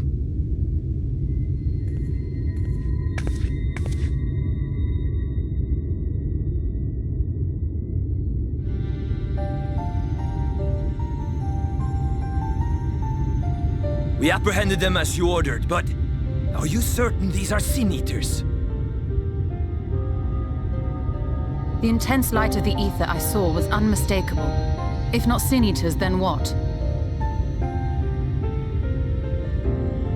Tis passing queer that Y'shtola should mistake us for the enemy, is it not? Mayhap it hath been too long since last she beheld the radiance of thine ether. Master Matoya, hath time truly made strangers of us? Nay, I recognize you, Urianger, Thancred. And this is Minfilia of the First, of whom you spoke before. Just so. And knowing as thou must that we come in peace, might I prevail upon thee to have thy comrades lower their arms? First explain this other presence in your company, the one I know not. There is but one manner of creature in this world whose ether is suffused with such an abundance of light. Mine apologies, Master Matoya, but thou art mistaken. Before thee standeth our dearest comrade, the truest hero among us. Though he is but recently arrived here in the First, not one but 2 Light Wardens have already perished by his most puissant hand.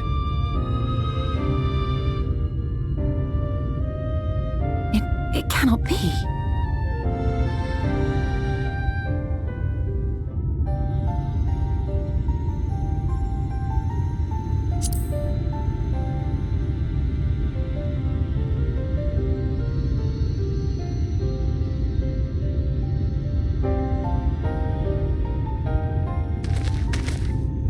Master Matoya? Lower your weapons.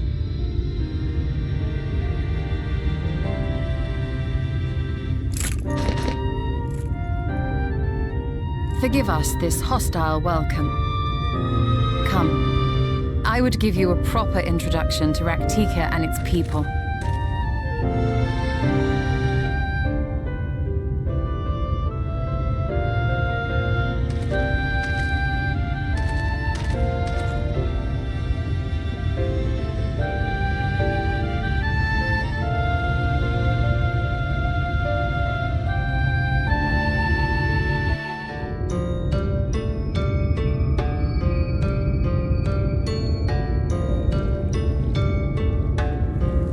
Slitherbow is the largest of the blessed settlements.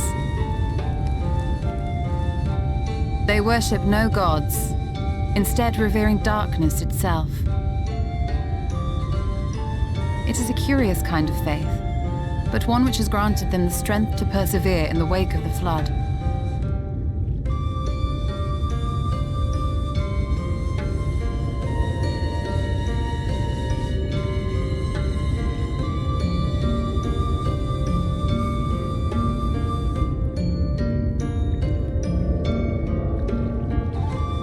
I hope you weren't expecting a grand feast by way of welcome.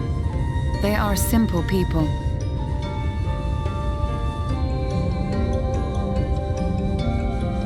Now, I would hear of your travels away from prying ears. Come.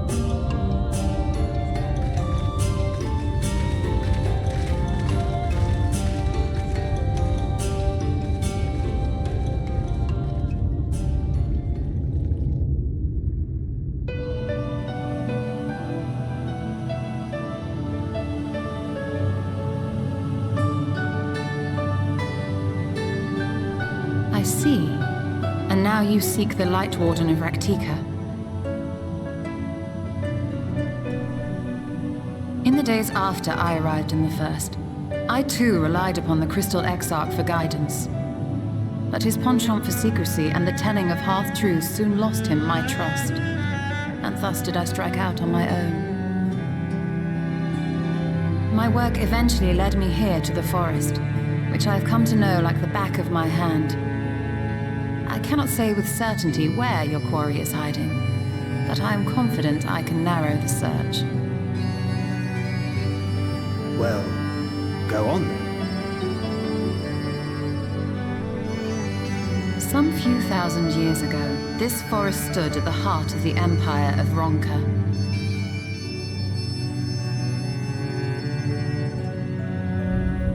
A great many relics of that civilization can still be found to the east in Ixmaya.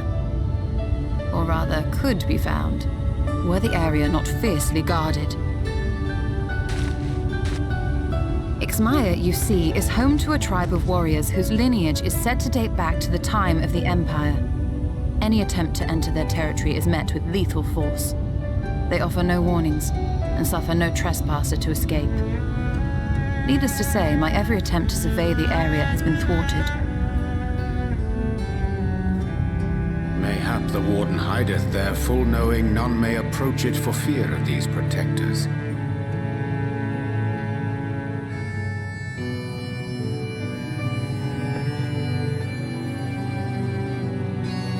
As for the tablet, I find the timing of its discovery suspiciously convenient. If I did not know better, I would think someone was trying to curry favor with me.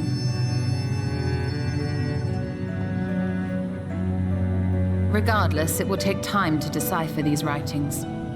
Yet I would not be at all surprised if they somehow held the key to entering Ixmaya unmolested. The Exarch has a nose for serendipity.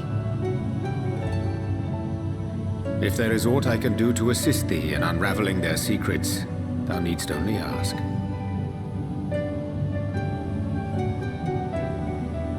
Thank you, Urianger. I may well take you up on that offer. While we set to work, might I suggest you take a tour of the city? Should you be in any doubt as to the importance of your role as the Warrior of Darkness, the people here will surely cure you of it.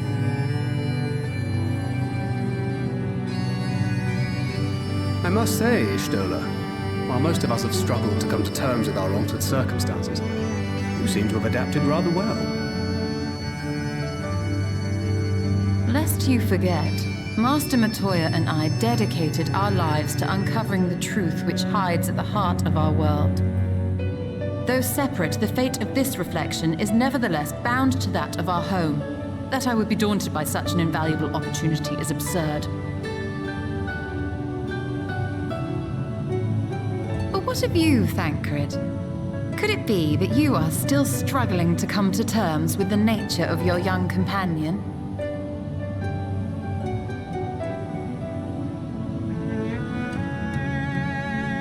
My struggles are none of your concern. Quite why you would speak thus and in this company, I do not know. Perhaps you left more of yourself back in the source than I assumed, if you'll excuse me.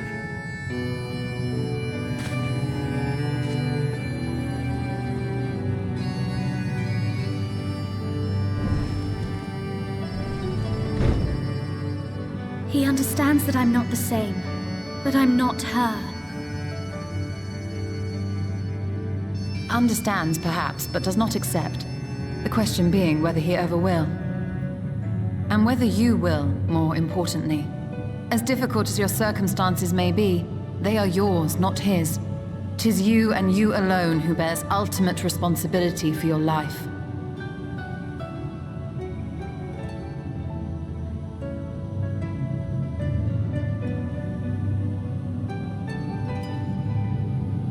But you need not make any hard choices now. Why not go and get some fresh air, clear your head?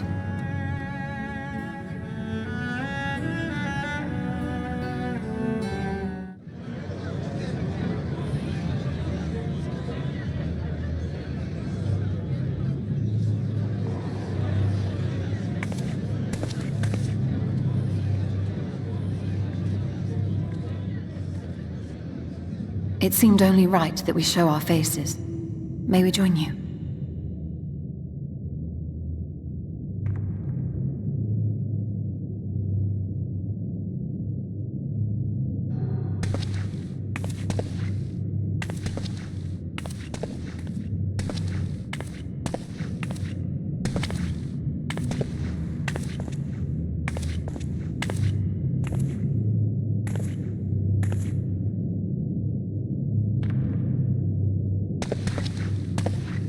Let us begin.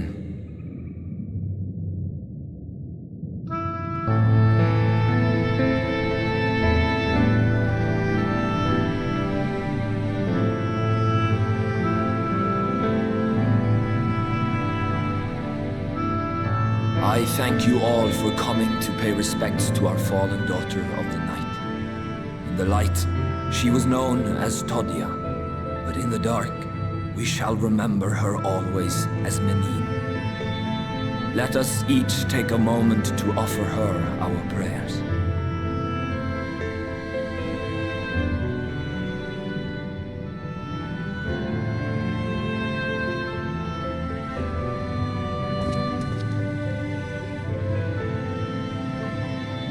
We entrust her now to the night's sweet embrace. In darkness will she be free from pain and suffering, now and forevermore. May her soul find peace in the sunless sea of heaven, and in the love we bear for her in our hearts.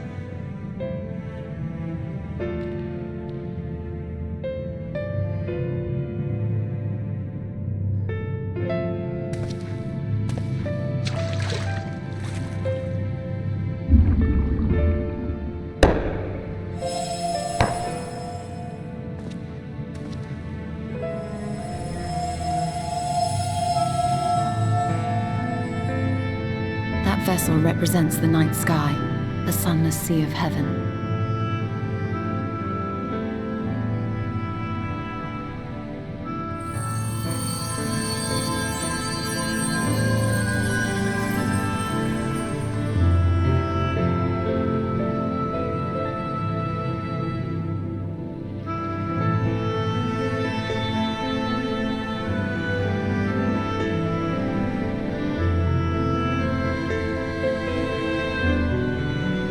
Upon you now, O bringer of shadow, to lead this gentle soul unto the sea. We call upon you, O warrior of darkness, to deliver her unto paradise everlasting.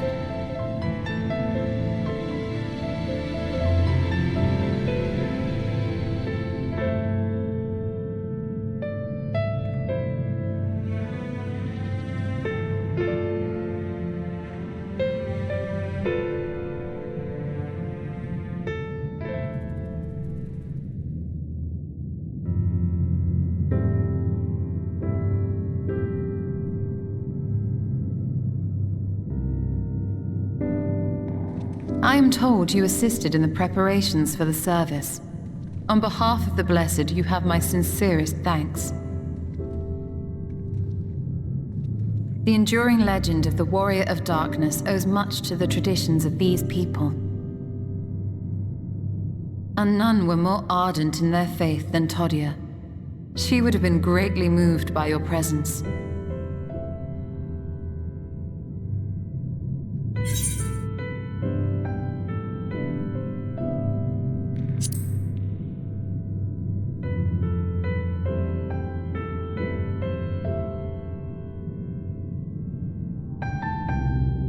You might not deliver her to the heavens, but if you could deliver the night sky to her people, the real night sky, it would be the next best thing.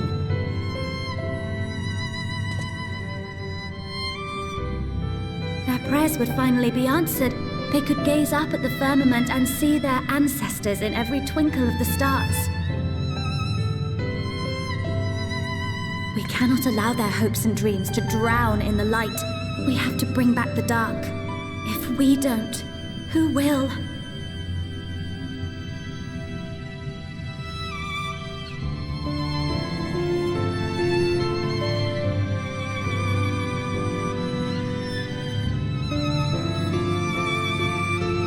Forgive me, thinking of all those we have lost.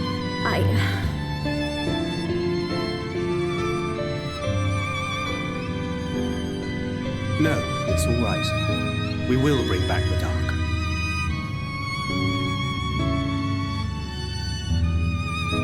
Mayhaps sooner than later, in fact.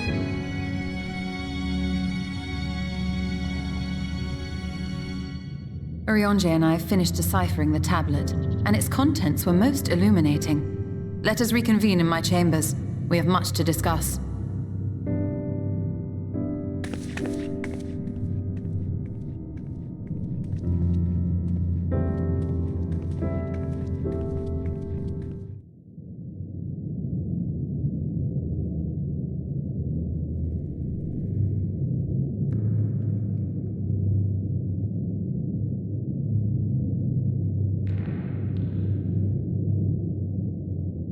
These paintings, they seem familiar. Depictions of heroes throughout history. The Age of Gods, the Empire of Ronka, and this.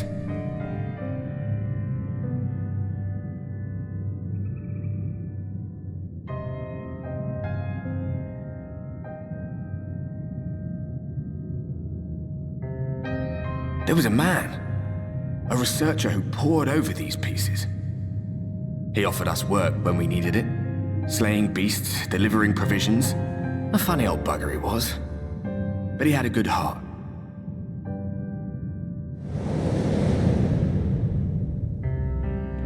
He believed this first painting dated back to a time of myth and legends, a tribute to the heroes of a long-forgotten era. The story went that it was rediscovered by an explorer from Ronka, who was so struck by its majesty that a second painting was commissioned, commemorating the heroes of their day. One day you will all be here too, he said. Heroes immortalized forever. Maybe I'll paint you myself? I had a good laugh at that. We were only trying to make our way after all. Being heroes couldn't have been further from our minds.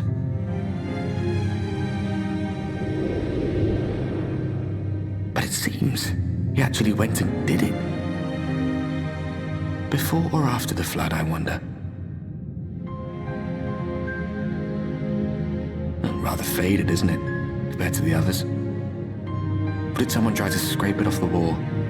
Well, maybe the man himself once he came to his senses.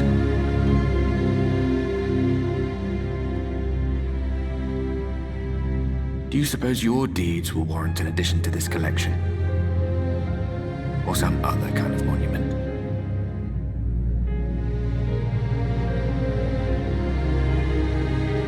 There you are. I have everything I need. Let us quit this place.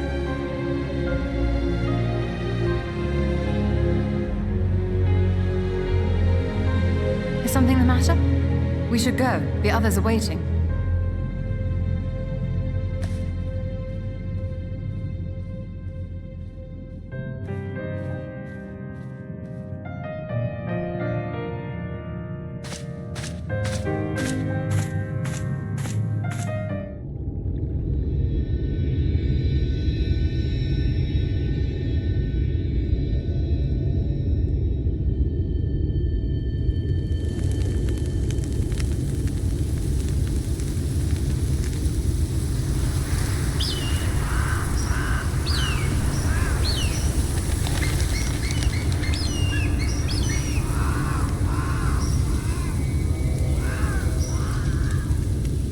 Strange.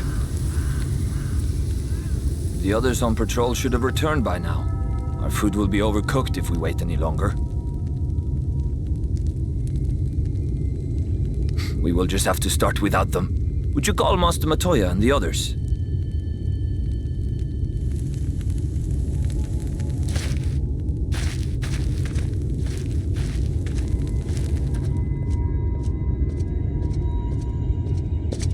I tire of these games, Urianger. Why do you pretend you cannot see it?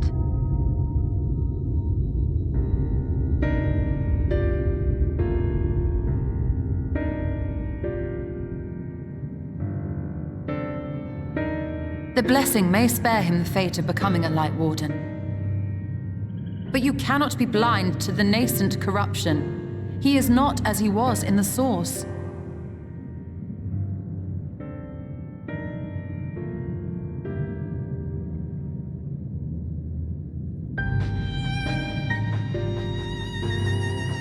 Though I have no proof, I fear that the light which poured forth from the Wardens was not negated at all.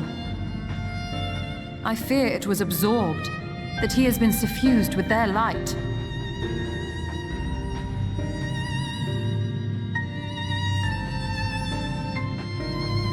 Though I have given thought to this possibility, I dare not speak until more is known.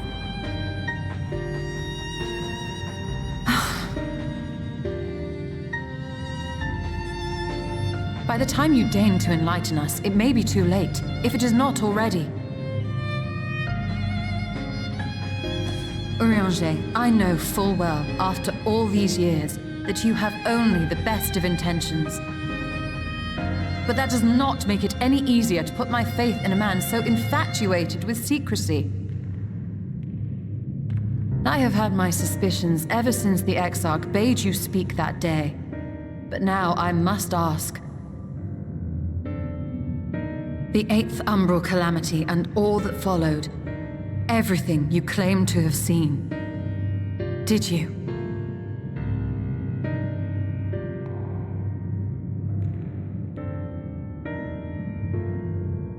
Help! Someone help! The Umorans have come for us! We're under attack!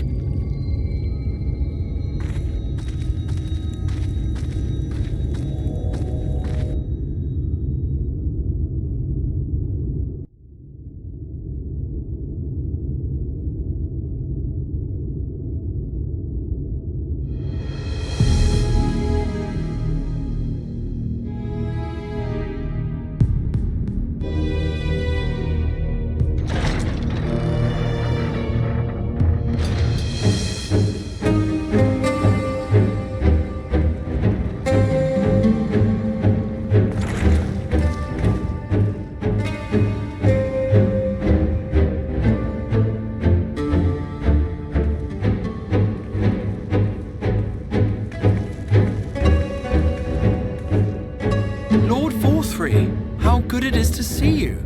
How long has it been? Not since your inauguration, unless I'm mistaken. Too long, at any rate. May I say how humbled I am to be invited not only into your city, but your home. You are as generous as ever. And you as disingenuous. Let us dispense with the pleasantries. This merry band of dissidents people are calling warriors of darkness. They have slain sin-eaters, and by all accounts the Crystarium is complicit in their villainy. And now I hear reports of your people obstructing my soldiers, so I must ask, what exactly do you think you are doing? I might ask you the same thing. It should be clear, even to you, that defeating the Light Wardens represents the world's only hope of survival. Even now, the people of Lakeland and Ilmeg rejoice in the return of night. For 100 years, they yearned for a means to fight back against the Sin-Eaters, and at last they have found one. Yet you choose to stand idly by and do nothing. Why? Why? Because this hope you cling to is nothing more than a fever dream, an exercise in futility. Even should you slay the Sin-Eaters, the world as we know it is beyond salvation. With what little land and resources remain, the people would be free only to starve. Before long, they would turn to violence, then to war, and ultimately usher themselves unto oblivion. They require a firm hand to shepherd them from the edge. The hand of a king. Nay, a god. I will see their dreams fulfilled, their wishes granted. I will give them peace, order, and they shall never want for bliss.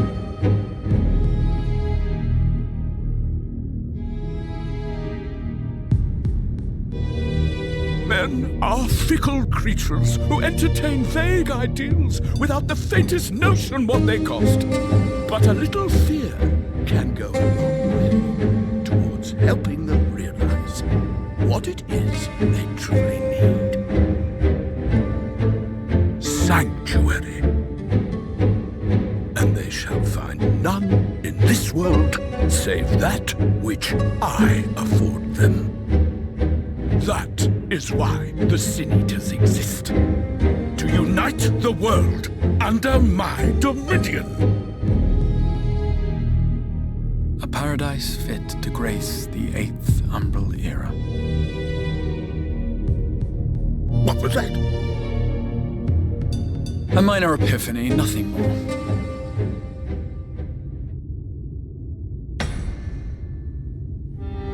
You have always held sway over those around you. Those who defy you must submit or die. What sits before me is the inevitable result of bloated privilege and unchecked power. But man is more resilient than you think. His achievements are not the product of violence and bloodshed, but compassion and understanding. This calamity is but another crisis to be overcome, and we will, once we eliminate the Sin-Eaters. You poor deluded fool. These people care not for the morrow. They care only for the now, and the contentment they lack. What good is a paradise to them if it is 1,000 years in the making, or even 100?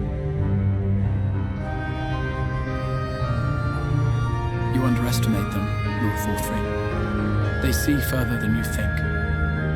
I have beheld it in the blood and sweat and tears of those who would sacrifice everything for a future they may never know, that their children may never know. I have beheld it in the hopes and dreams of those who came before, which we bequeath to those who come after, that they might in turn build upon the foundations laid by our forebears. These are the bonds which hold man and his world together, not your gilded chains, and I will resist your every effort to shackle him.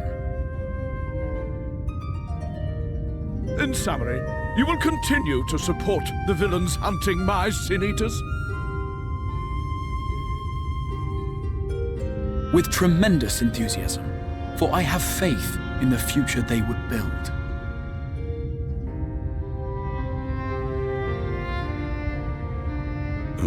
Why do I even bother? Fools, the lot of you! So naive! So painfully predictable! Did you imagine I did not know your mind? That I would wait until after this meeting to dispatch my forces? Even as we speak, they march to the Sin-Eaters' defense. Insurrection will not be tolerated! The people of this world are mine to rule, mine to command. And you are no exception!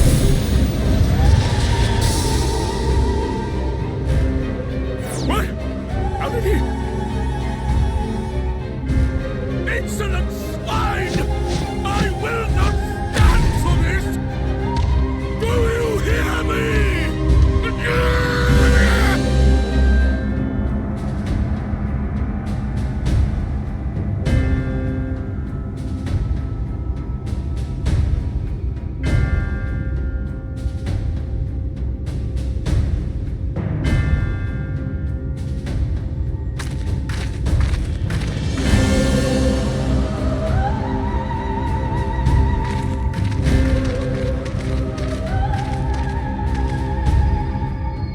Speak for the Knights Blessed? I do. I presume that is your doing. If you have come to parley, I must insist that you first return him to us. You're in no position to make demands.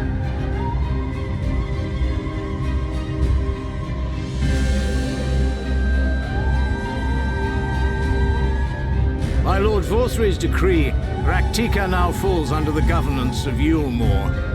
You will henceforth answer to us.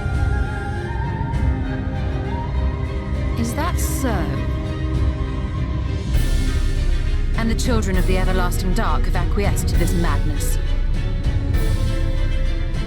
We have reached an accord, yes. Too many times have the Knights Blessed shunned Yulmor's overtures of friendship. The risk that you harbor hostile intentions has grown too great to ignore. Therefore, his lordship has claimed dominion over this forest and bestowed executive authority upon the children of the everlasting dark. In his wisdom, Lord Vorthree has agreed to recognize ours as the only permissible expression of dark worship. It's one true faith. You and your false creed are a blight on these woods. A foul, unholy corruption that must be cleansed. Little wonder the Warrior of Darkness visits both Lakeland and Ilmeg, yet shuns Raktika. Your perverted teachings hold blessed Shadow at bay.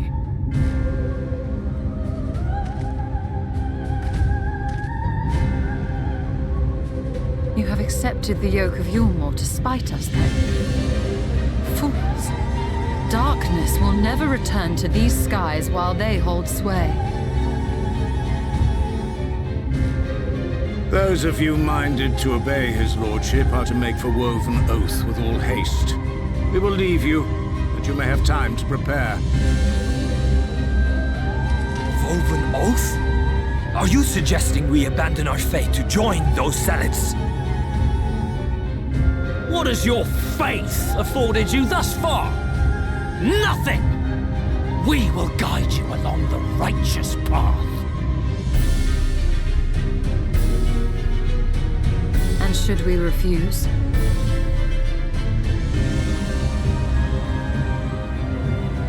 Anyone found here upon our return will be considered a traitor to Yulmor and dealt with as such.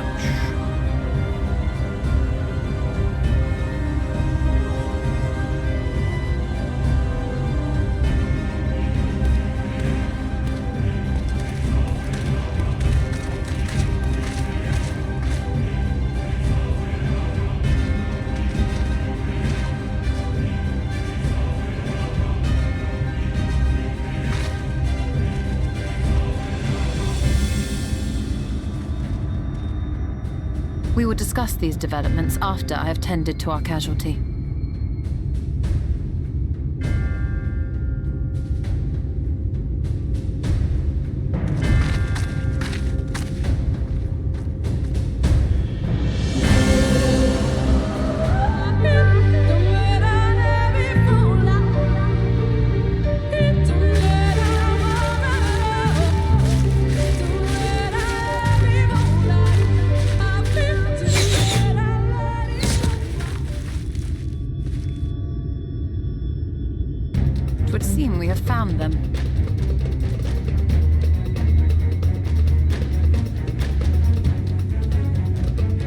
You trespass upon sacred ground! Begone!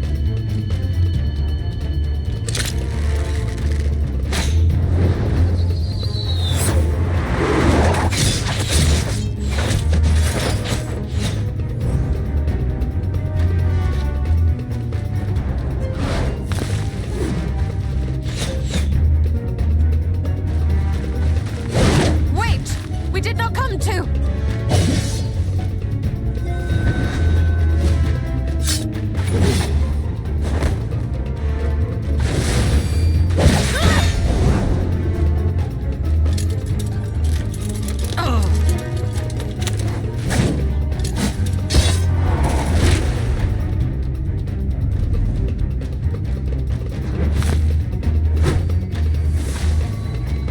We mean you no harm.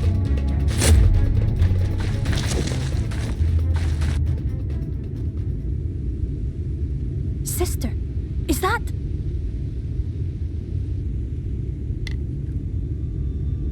We are allies of the Empire of Ronka. As is customary, we come bearing the seal of the Emperor.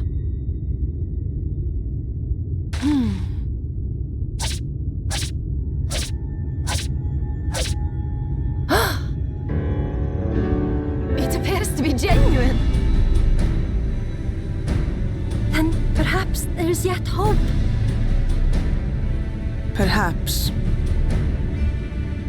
We acknowledge your seal, but we must be certain of its authenticity. Follow the azure flowers to our village. There we will judge if you are friend or foe. Try not to stray from the path. All right?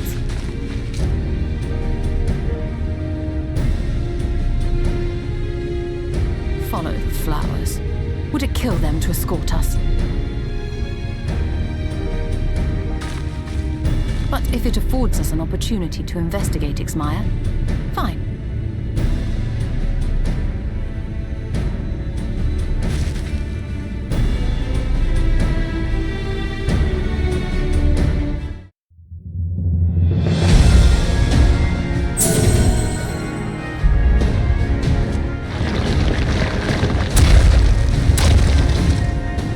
It seems to be working.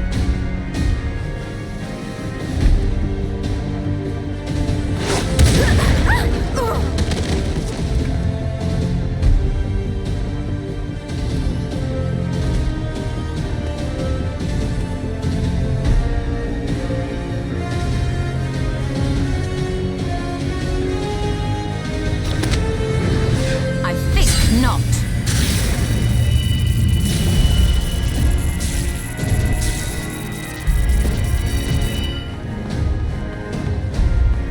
General, hold on!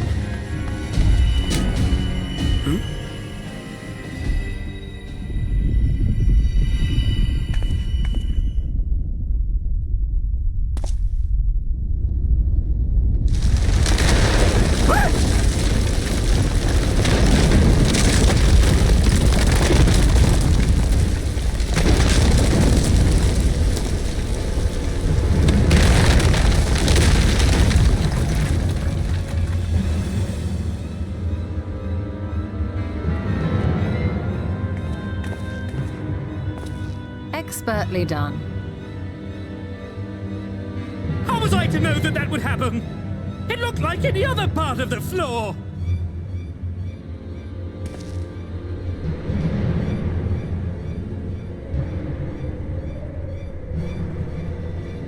Might now be an opportune time to strike a bargain? We poisoned a number of villagers in Slitherbough with a toxin brewed for us by the children.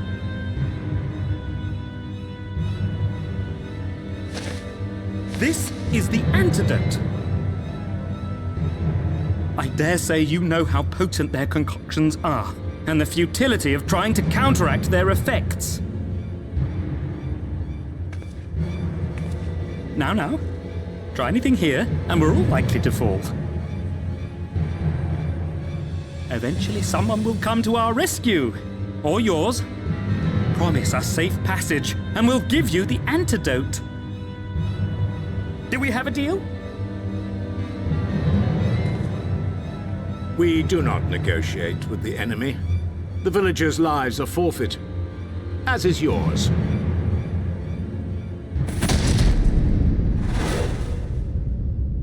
General?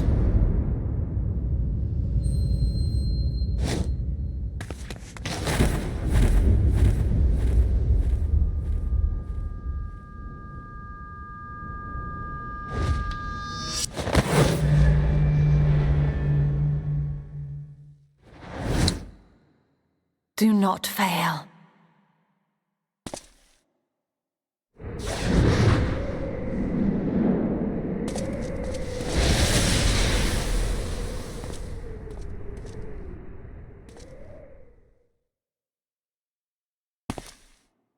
How noble and pointless.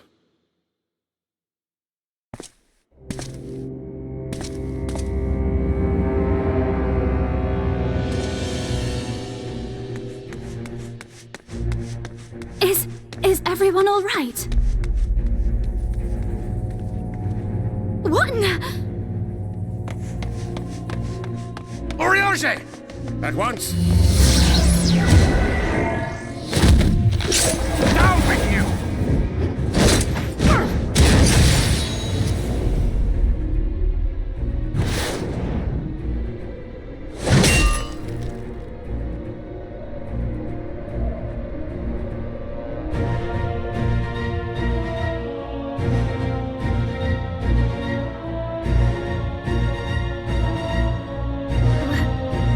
Where is Y'shtola?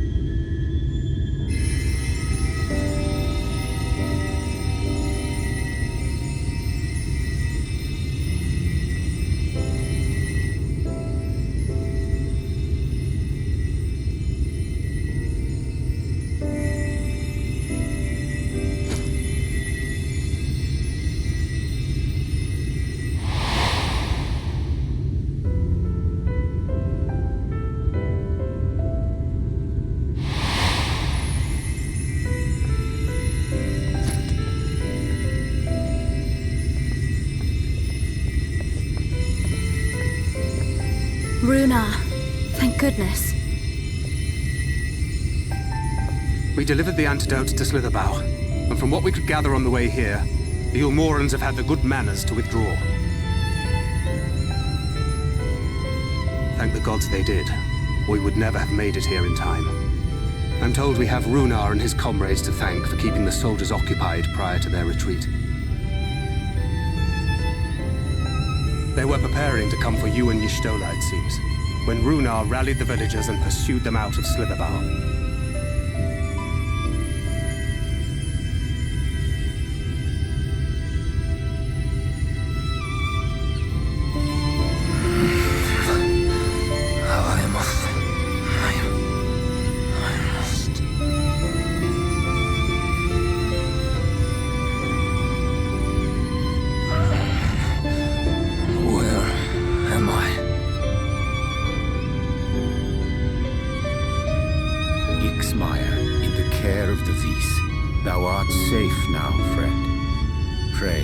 Thee a while longer.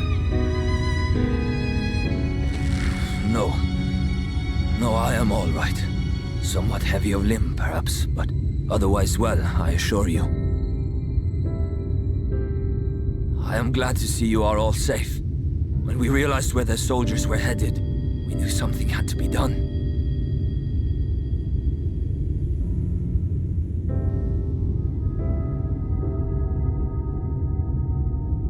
I do not see Master Matoya. She was with you, yes? What happened to her?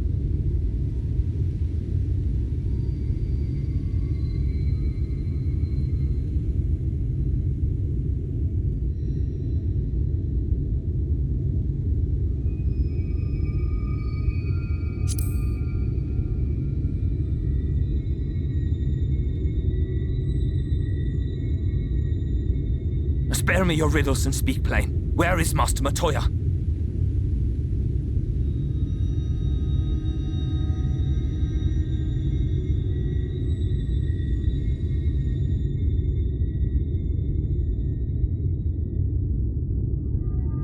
No, that cannot be. Why would she do such a thing?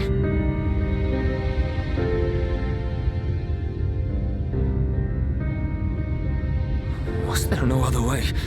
I cannot believe that she... We must begin the search immediately. I will come with you.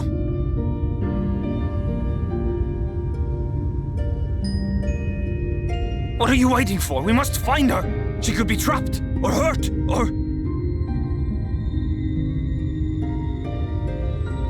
She is alive. She is alive, damn you!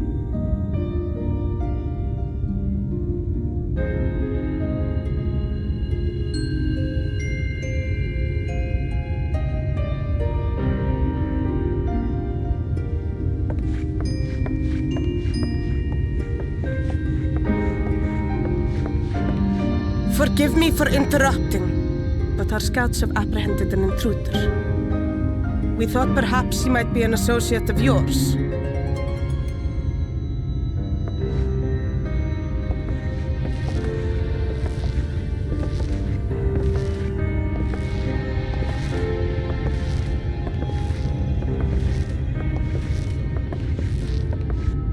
So, look who it is. Well, this is embarrassing. In my defense, they are surprisingly tenacious.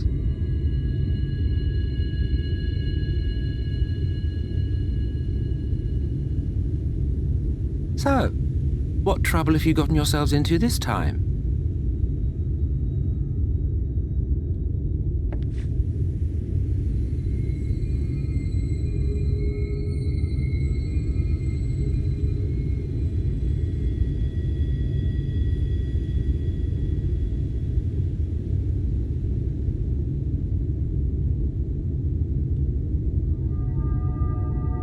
Well, well.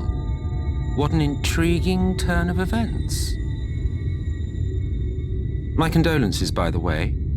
'Tis never easy to lose the ones we love.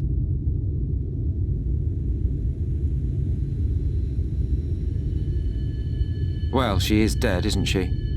Wishing it were otherwise will not make it so. That you should be indifferent to her loss is no surprise. But to us, she was a friend. The best of friends.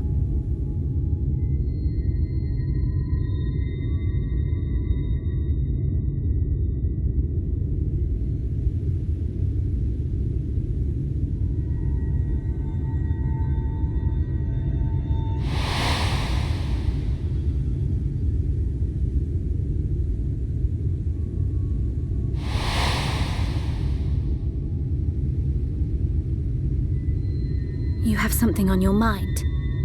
What is it?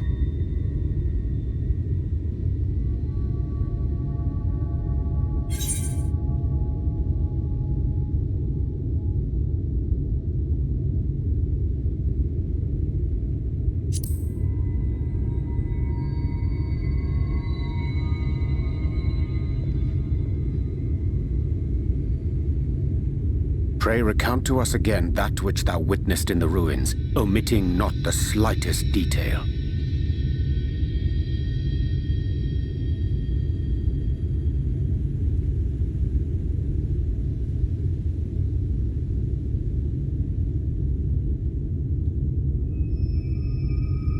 Flow. The teleportation magic she used to spirit us away from Uldar after the bloody banquet. I recall a similar gale in the tunnel before it took effect. Interesting. I thought I sensed a brief disturbance in the live stream. How reassuring to know it was not my imagination.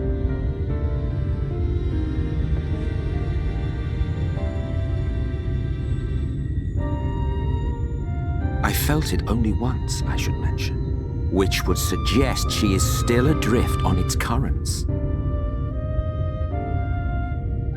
Then I fear she may yet be lost to us. For it was only by the grace of the elementals that she was plucked from that great ethereal river.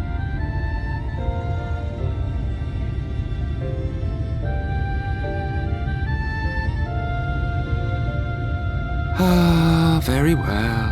I'll go and fetch her.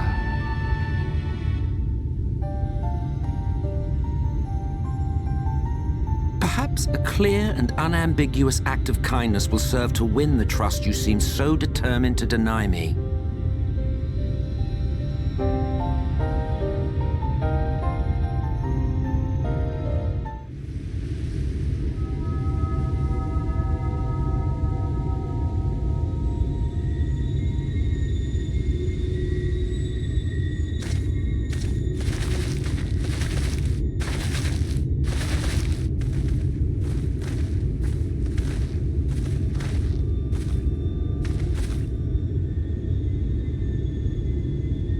Yes, this place should serve well enough. Might I have a little space? I need to concentrate.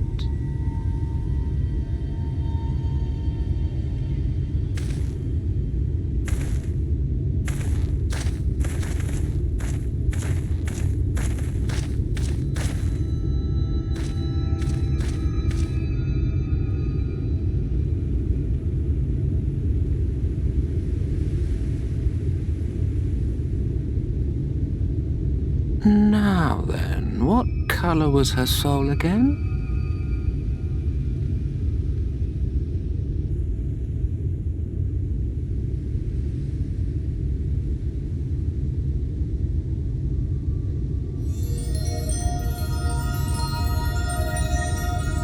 Ah, there you are.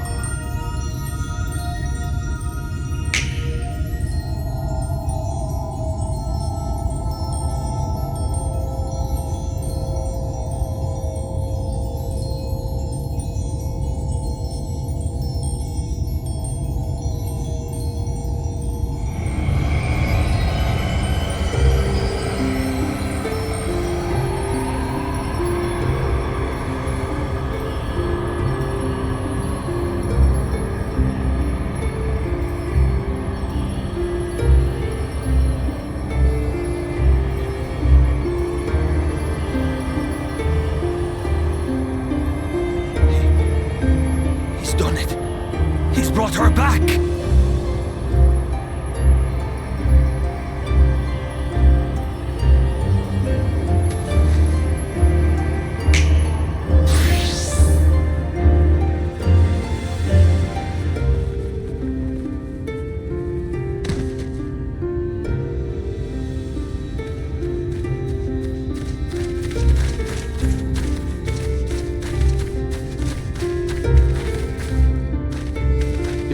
Are you all right?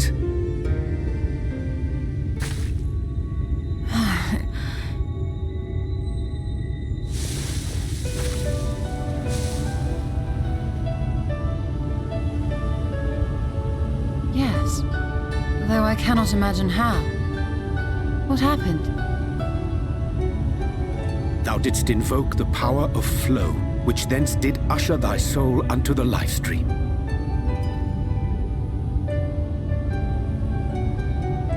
I wanted to save the antidote, and after that...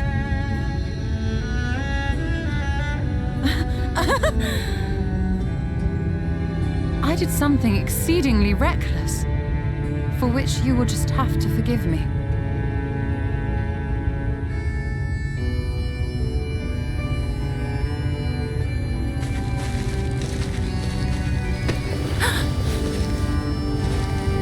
Master Matoya!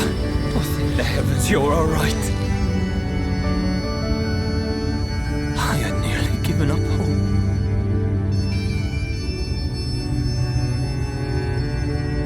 Please, Renard, dry your tears. What would the others think if they saw you like this?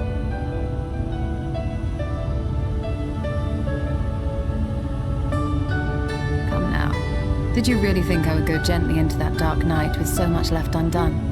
So many mysteries left unsolved?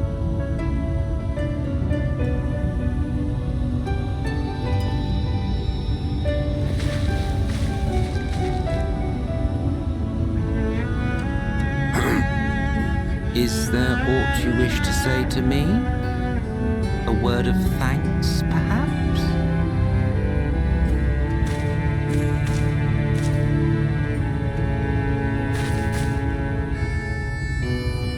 Selk, the Ascian of whom I spoke. 'Twas he who plucked thee from the life stream.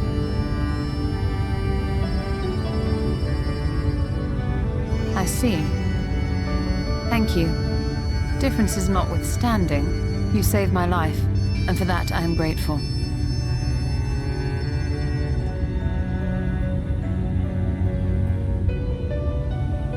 But let us turn our attention to more important matters, such as the katana ravel. You had better not have explored its depths without me.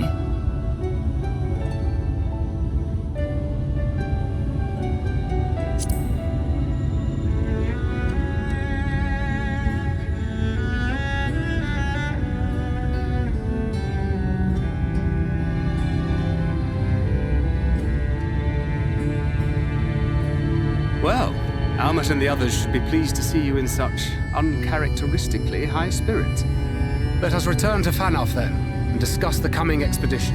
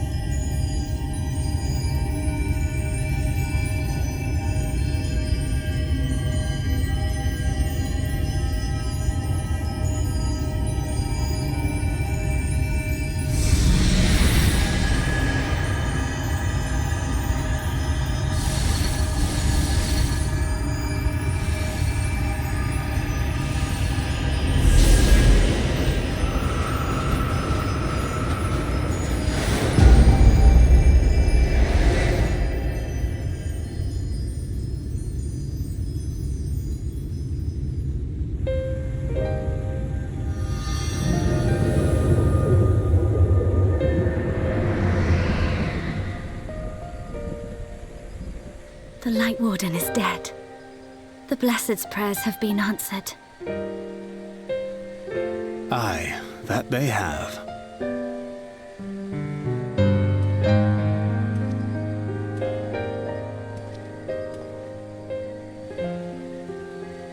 His condition yet troubleth thee? It does. Though he shows no immediate signs of corruption, the danger remains. He must be told.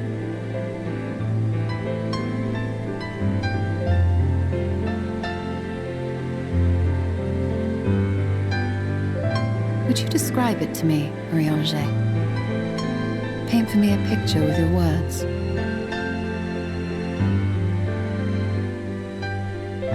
A sea of shimmering stars.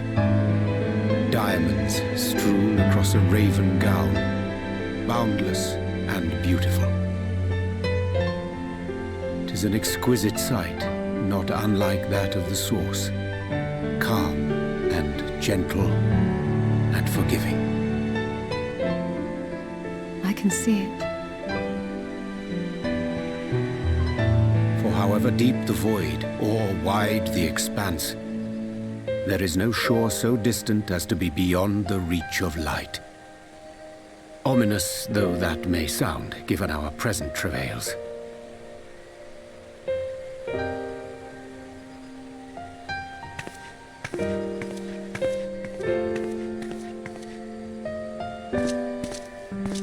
Well fought. Let us return home.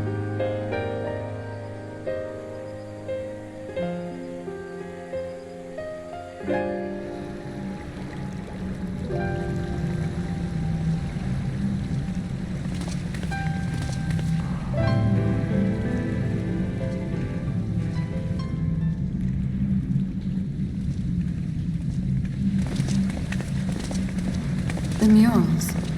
If I am not mistaken, they predate the Empire. How can you tell? A peculiarity of the paint. Most are made from mineral-based pigments, but whatever was used here is older than anything I have ever seen. According to Almet, this sanctuary was built to preserve the wisdom of the ancients. What events do these murals commemorate, I wonder?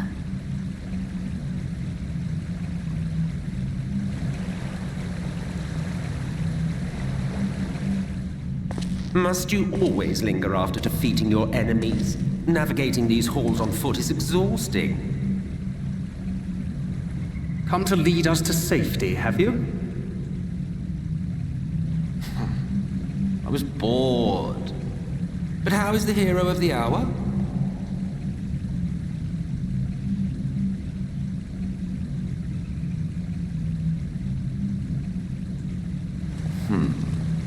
Fighting fit, I see. Keep up the good work. You're plotting something. Every hour of every day.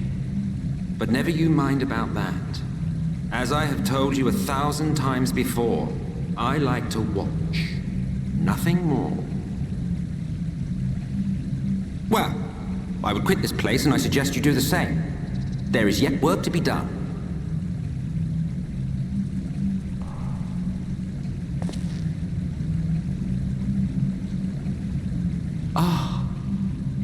There is a sight to bring a tear to the eye. You recognize these scenes?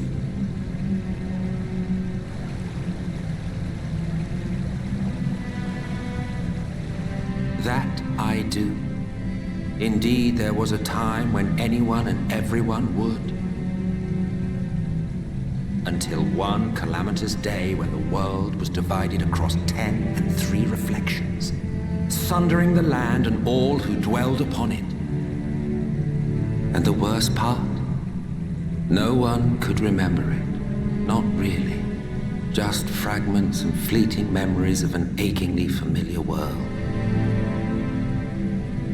A vision shared of a paradise lost, preserved only in song and scripture and paint. Once upon a time. Yet here we find ourselves again, to look learn, and remember. Then share with us the stories you know so well.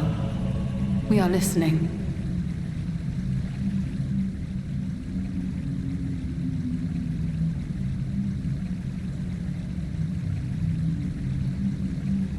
Before the Great Sundering, there was one world.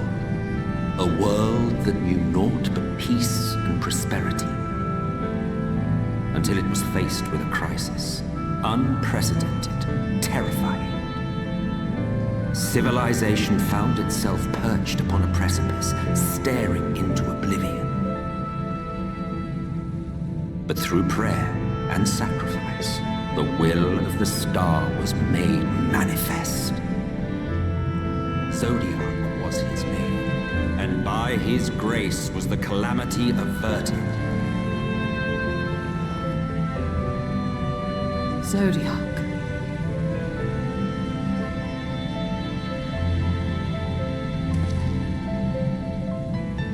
A savior mighty and magnificent, deserving of reverence and gratitude. One would have thought, yet some thought otherwise. From the fears of these naysayers would rise Heidelin, she who was to serve as his shackles, to bind him and hold him in check. And so they fought, and they fought, and they fought, and in the end, Heidelin was victorious. With all her strength, she smote him, dealing a blow so devastating that it split the very fabric of reality. And thus was Zodiac banished and his being divided. That concludes today's lesson on long-forgotten history. Though I imagine your mother would offer a rather contradictory account, as is her wont.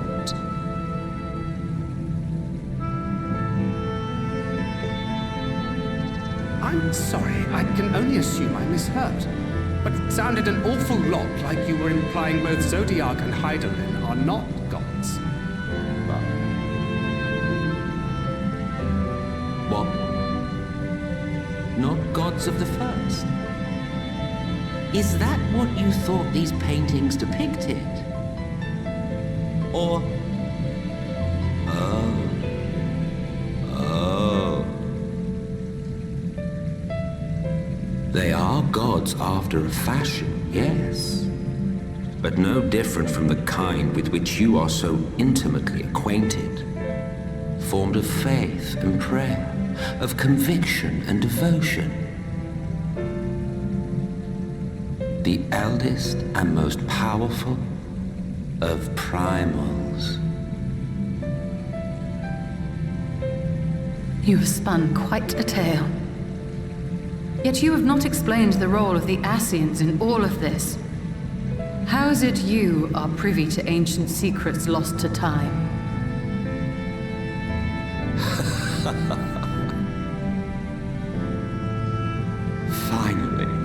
Finally you ask the right question. And shrewd questions warrant honest answers.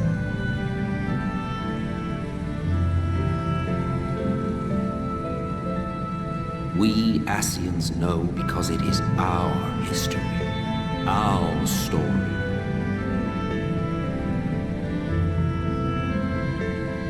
It was we who summoned Zodiac, we natives of that sundered paradise.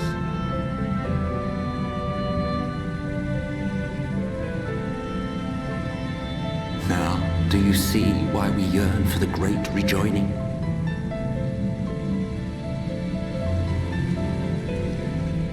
For our world, for our people, for all creation to be made whole again. Wouldn't you wish for the same?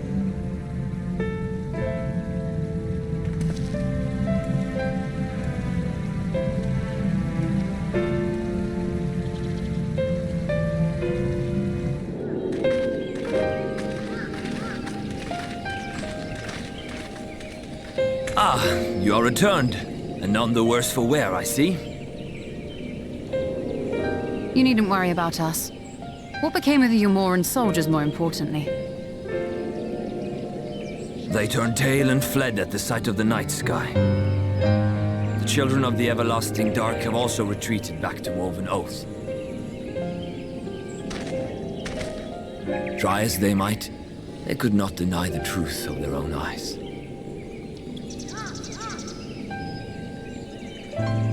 The sunless sea of heaven, full of love and grace, where none need know pain or suffering.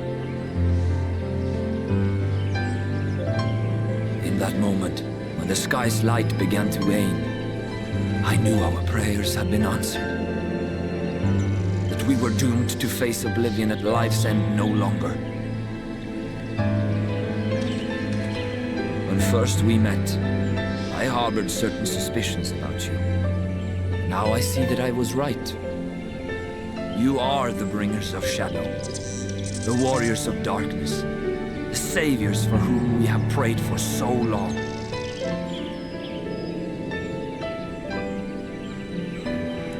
I suppose you're not entirely wrong. But we are not worthy of your reverence, nor have we any desire to be worshipped. If you would pray, pray for your children, that they may one day know a better world. I will do as you say, but please, let us at least hold a feast to celebrate your victory. You deserve that much. I'm sorry, Runar, but there is still much to be done and scant time in which to do it. We must go. All of us. For we share the same path and the same fate.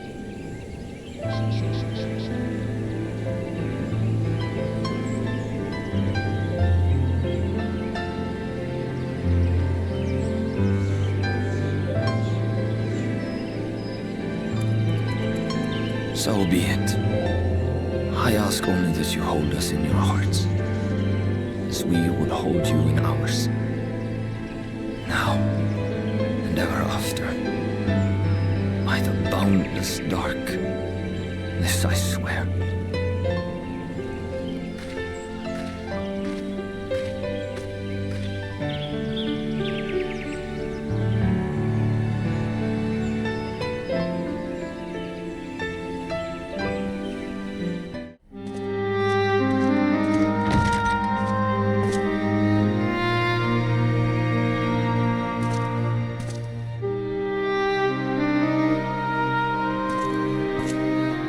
So there's a light sealed inside you, is there?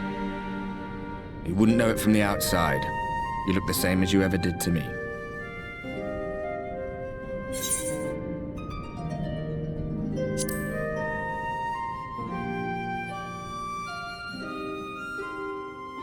True enough. Packing up and going home isn't really an option, is it? If you don't face the music here, it'll only come and find you there.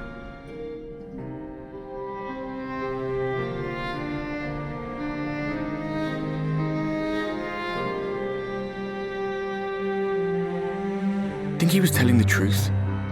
Emmett, I mean. All that rot about Heidelin being no different from any other primal. If so, what would that make her blessing? Are we just slaves to her will?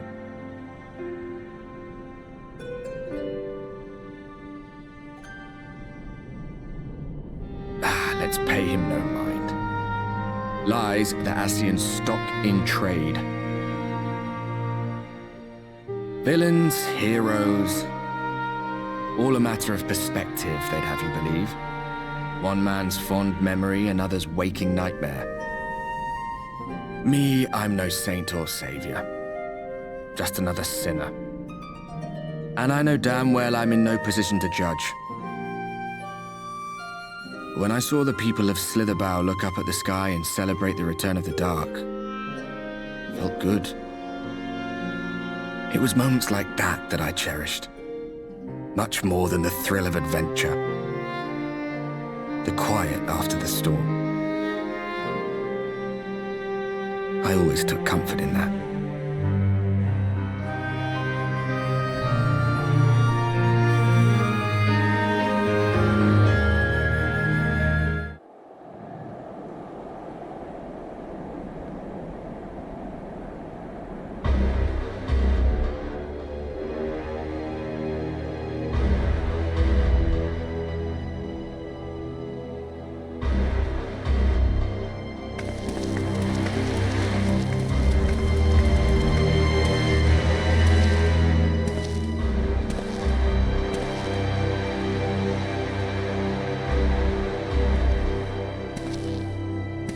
What did the scouts have to report? Several skirmishes, but nothing of consequence. The fighting seems to have taken its toll on both sides. A stalemate, then. The Alliance has done well to hold the line for so long.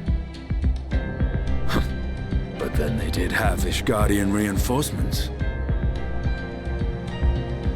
Nevertheless, neither side has any appetite for a prolonged engagement. 'Tis but the calm before the storm. And should the Empire choose to bring their full might to bear... To say nothing of Black Rose. All the more reason to hasten our search. How close are your people to identifying our next target? Close enough, though I have received some troubling intelligence. One of our generals posted to the Alamegan front recently disappeared without trace from the battlefield at Gimlet Dark. Odd. Dead seems unlikely. Fled less so. I wonder where he'll turn up. Were I a betting man, I would say here, in the capital. Not that any deserter who valued his life would contemplate returning, but a corpse might, given the right encouragement. In the manner of his royal remains, you mean? Elidibus plainly has no need of a new host, so the question becomes who? It may be that another player has joined the game.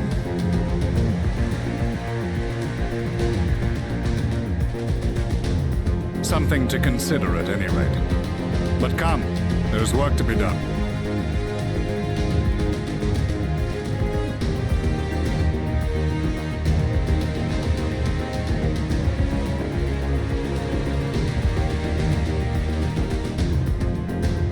These bloodless games make for poor sport. Mayhappy father... Nay, I am a stranger to him in this body. Besides, there is but one hand that can make me whole again. My enemy. My friend. I know not what entertainment occupies you, but if you will not clear the way for me, then I shall seize the reins of fate once more.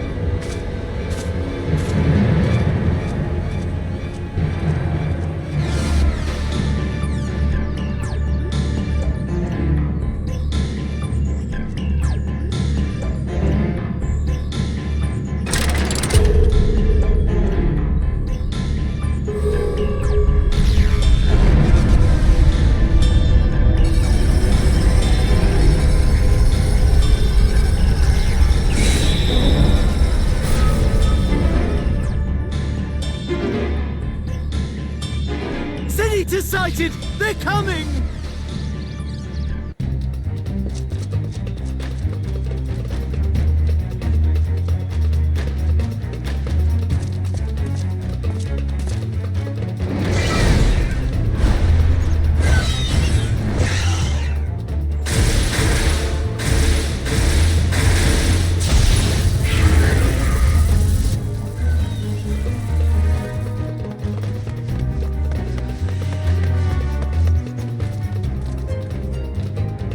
Excellent.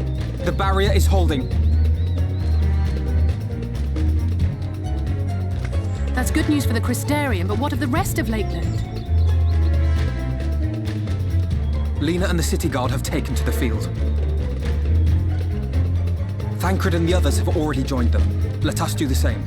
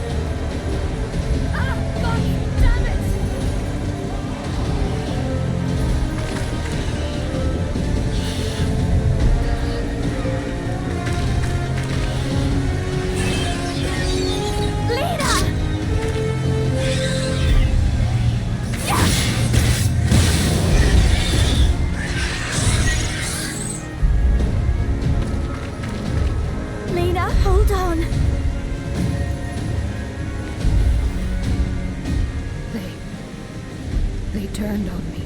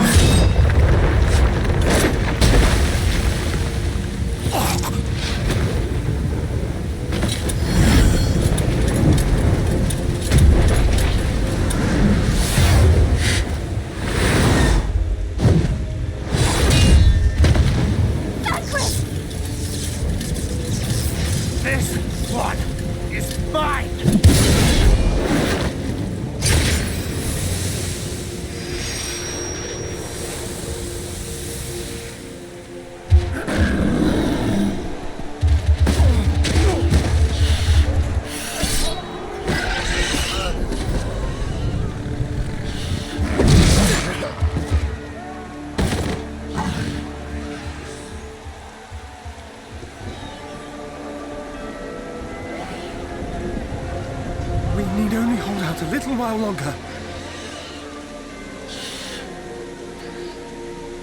Reinforcements are coming, remember?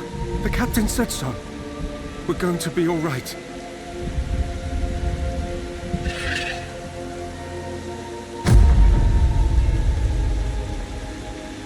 Run! Run, damn you! The Warrior of Darkness has returned. The Bloody Knight has returned. So stay with me, eh? You can't go dying now. God damn it! Please let this work. Please let this work.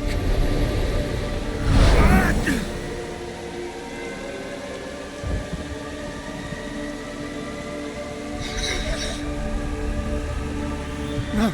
No, no. Stay back. Stay back.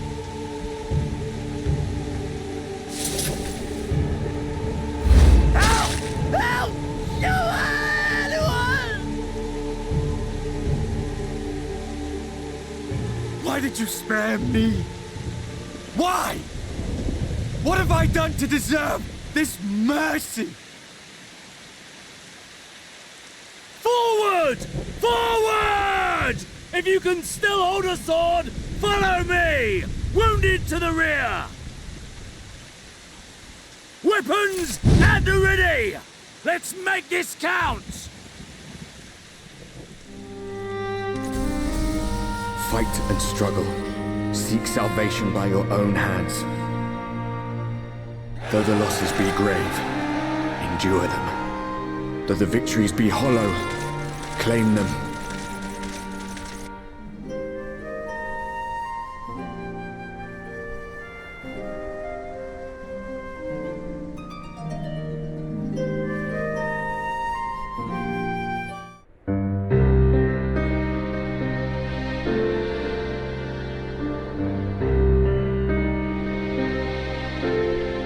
Oh, I did not see you there.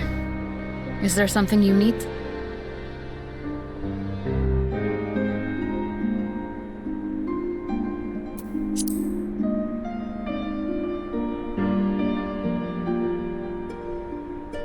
Appoint another.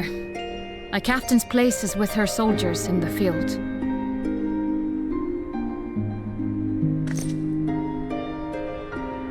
Don't pretend you are not of the same mind. You fought well today. Saved a great many lives. Thank you. Unfortunately, this war is far from over. We must replenish our ranks and shore up our defenses before they attack again. Now, if you will excuse me.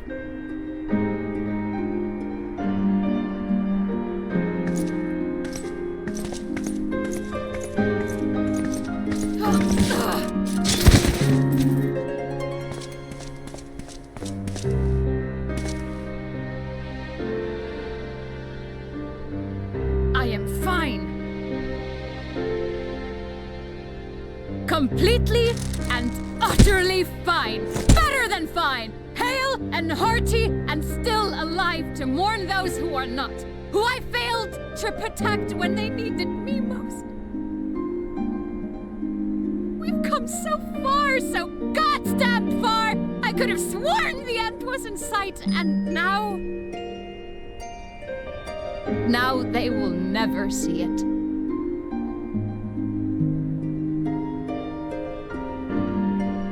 Impudent worms of the Crystarium!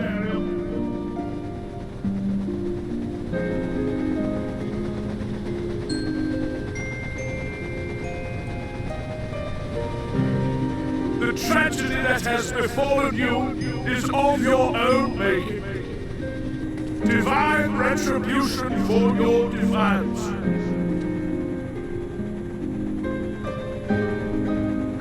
The heavens have bequeathed to you a benevolent savior, me.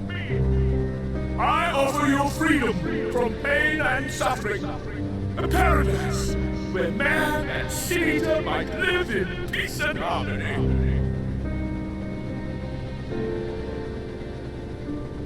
Why, already, our winged brothers and sisters regard me and mine as kin, alike to them in beauty and purity.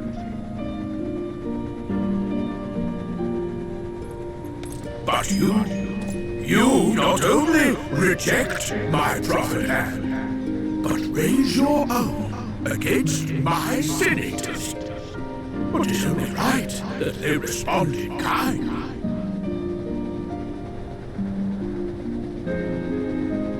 Let this be a lesson to all those who would walk the path of sin. The wicked shall not inherit this world!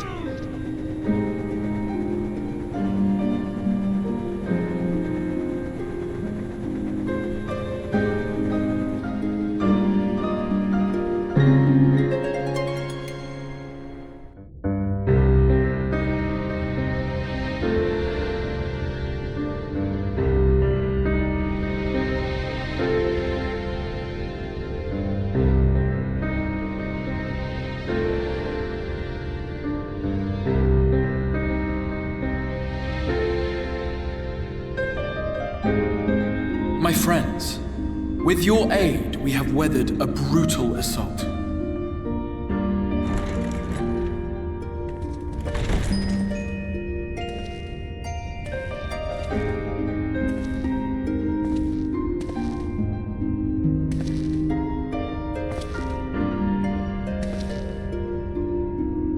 Sorry I'm late, though I would not have been had anyone thought to notify me in advance. as I was saying, it was only with your aid that we weathered this assault. Without it, the Crystarium and all who dwell here would now be gone. For each we saved, another perished. If there is anything else we can do to help, anything at all, you need only ask. This is our home too, and we want nothing more than to keep it safe. Thank you. We are blessed to have you with us. As for the attack itself, Vorthri may call it divine retribution, but Sin Eaters are creatures of instinct. A coordinated assault is unprecedented. Moreover, in the absence of a Light Warden, there should have been no compulsion for lesser Sin Eaters to congregate here en masse. All of which points to a single, unavoidable conclusion. That these minions of light answer to a higher power. He who did claim kinship with them, who did boast of control, not in idleness, 'twould seem, but in earnest. Lord Vorthri. Indeed. What I mistook for bluster was in fact the truth. The Sin Eaters are his to command. But if he imagines this show of force will convince us to bend the knee, he is sorely mistaken. I take it your meeting in Yulmore did not end well. You could say that, yes. But I am wiser for the experience nevertheless. It appears he has mastered a technique which allows him to enslave the minds of others. A fact I discovered when he attempted to use it on me. That would go some way towards explaining the peculiar reverence afforded him by his subjects. There may feasibly be a handful of true believers among them, I suppose, but it would not surprise me if the vast majority were in his thrall. Had I not anticipated his treachery, I might well have joined them. But seeing his invitation for what it was, I sent a glamour in my stead. I rather doubt such tricks will avail me a second time, however. Did you have any luck tracking down the Light Warden in Calusia? Sadly, I have nothing to report on that front. What of Armorang? After a fruitless few days scouring ruins, I resorted to asking the locals. While no one I spoke to had seen any sign of the Warden, I did uncover a possible lead. An abandoned mine in western Armorang. From what the Maud told me, it would be a perfect place to stay out of sight. Of course, I could never hope to explore such a labyrinth quickly or safely on my own, so I returned here.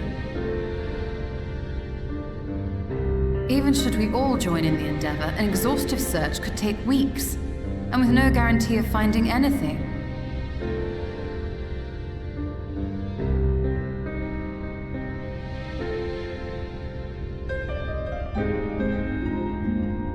The Wardens harbor vast reservoirs of primordial light, do they not?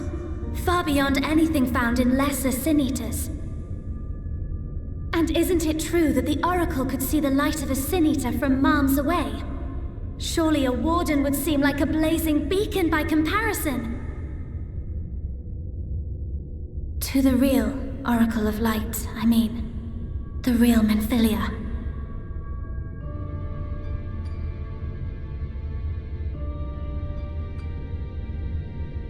If we travel to Armorang, to the south where she halted the flood, I could summon her back.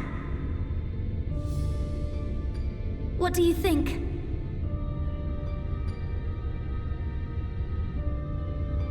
Don't. Don't what? Do what I can. What we both know is right. Do not presume to know my mind. You have no idea what you're proposing. But I do! I know why you never said anything. Because you thought you could keep me safe by keeping me in the dark. And maybe I thought so too. But I knew, Thancred. I always knew.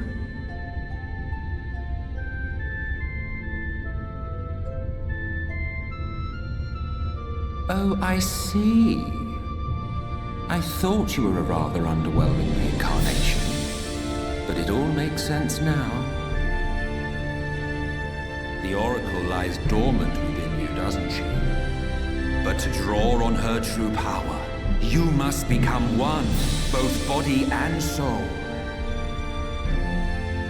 To wit, one being must consume the other. Who shall be the lucky winner? This doesn't concern you, Ascian. But it plainly concerns you, which is why your heart is ready to burst out of your chest. Despite the raging tempest in your bosom, however, you have never once opened up to your young charge. Now, why would that be?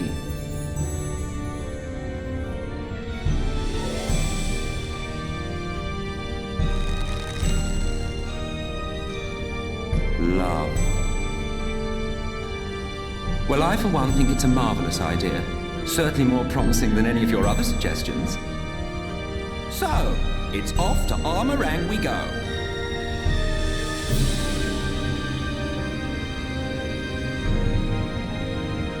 I'll meet you at the gates.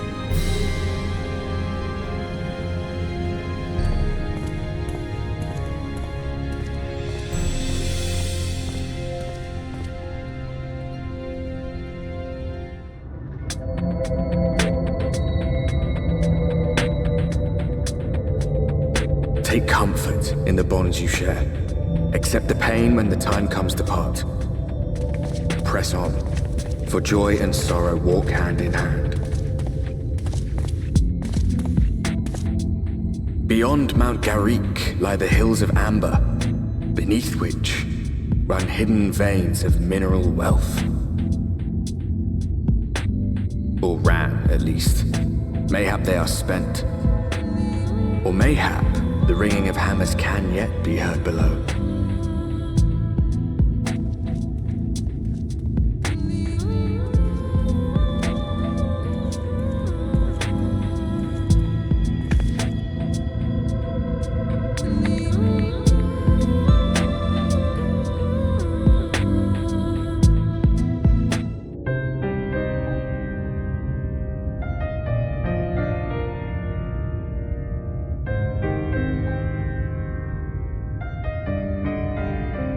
Magnus's wife was a miner, you know.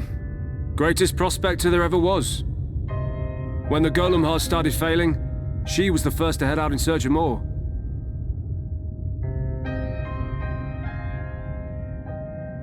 Problem was, most of the veins ran dry ages ago, and finding fresh ones to tap's only gotten harder. But she wasn't one to be deterred. She just kept digging deeper and deeper. And then the mine collapsed.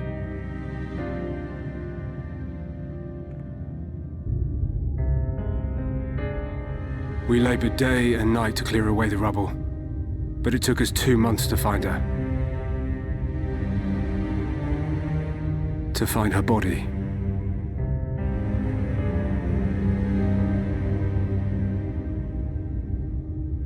Magnus has never been the same since.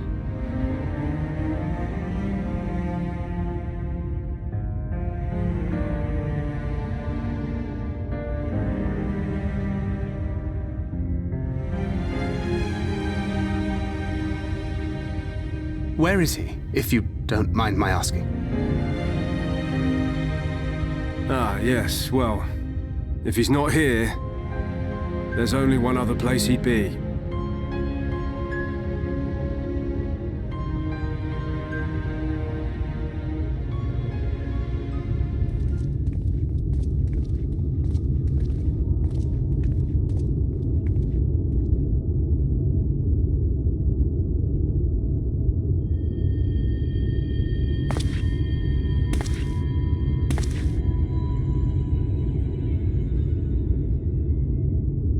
What? Oh, you again. How many times must I tell you? The trolley won't run! We'd be better off dismantling the damn thing and selling the parts for scrap. Now piss off back to wherever you came from. And don't let me catch you around here again.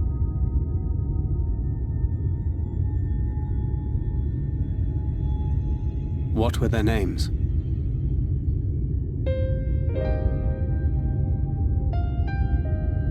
My son was named Skuli. My wife, Agna.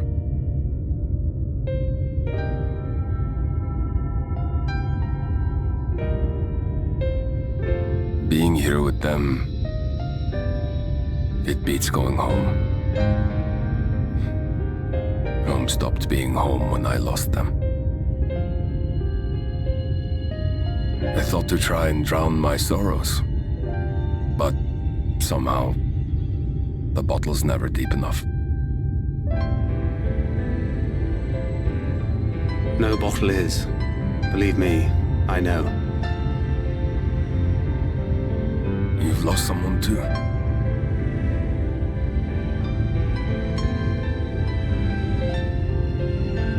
Not like you. Not my own flesh and blood. I grew up an orphan, so I never really knew what family meant.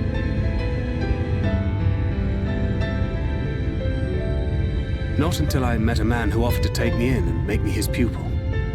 He was a kindly soul, always looking out for me, like a father. Not that I appreciated that at the time, or anything else for that matter.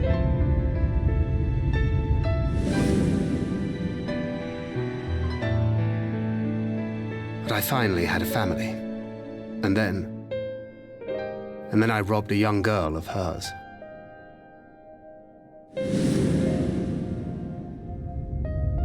I did my best to make amends, to offer her comfort. But the more I look back on it, the more I realize just how inadequate my efforts were. I let her down. That is why I refuse to let her legacy die.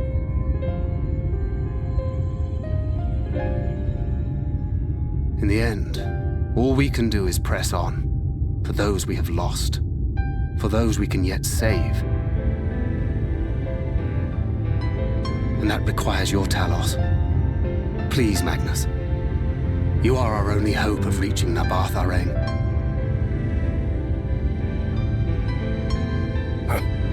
What rubbish.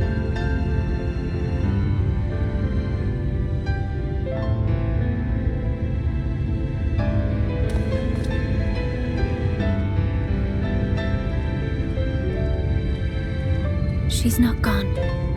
No matter what you say or believe, she's not.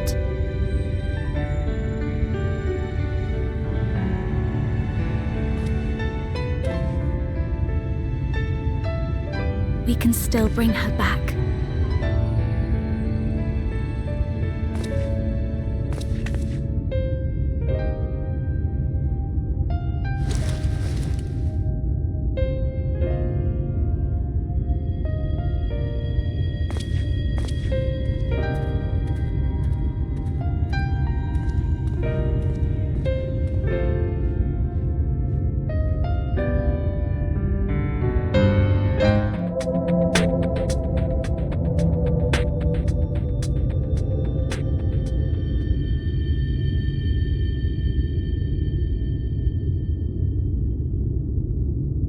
You may not remember this about Arminfilia, but prior to founding the Path of the 12, long before the Scions, she was something of a miner. After her father died, Flamine took her in and taught her the trade. I think they were both seeking to fill the void left by a loved one. Maybe that's why she took to it so readily.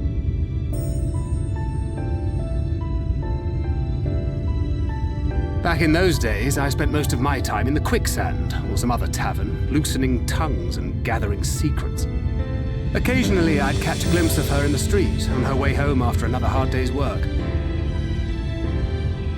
I always felt a wave of relief when I saw she'd come back safe, along with a pang of guilt at the fact I wasn't there to support her as I should have been. Simply speaking with her more than once in a blue moon would have been a good start.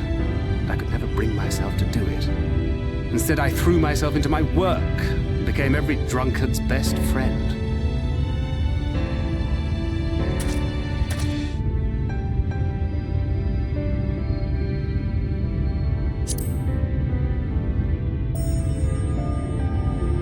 Not too highly, no. She once called me a wine-sodden wharf rat, which wouldn't have been half as galling had it not been so accurate. But that was a lifetime ago.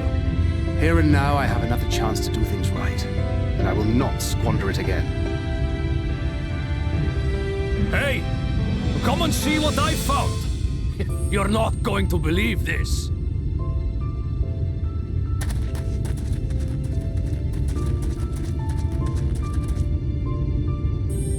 Tell me it's Leonine. It is at that. You lot were born lucky. It's mostly broken pieces. But look at this.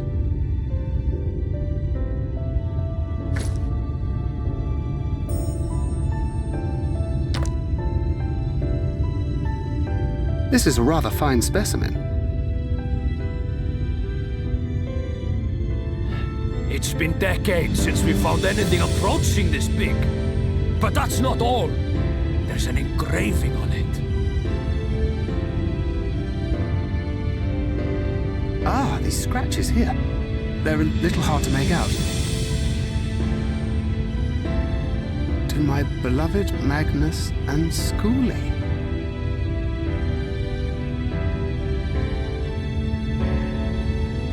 Yes!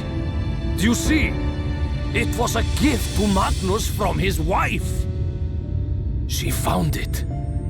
She really found it. She must have spent her final hours carving this message into the stone, in the hope that he might see it one day. Those rock-backed bastards must have made off with it before we could clear a path to her.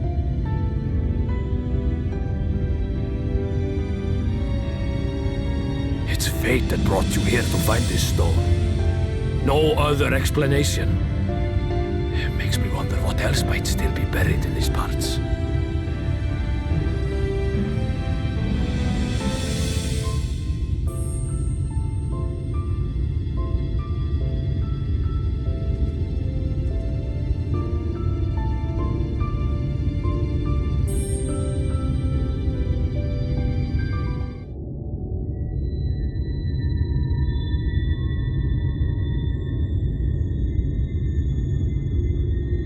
Preparations for the enchantment are complete.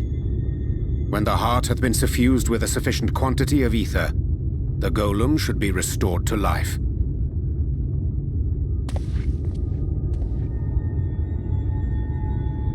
All right then. Whenever you're ready.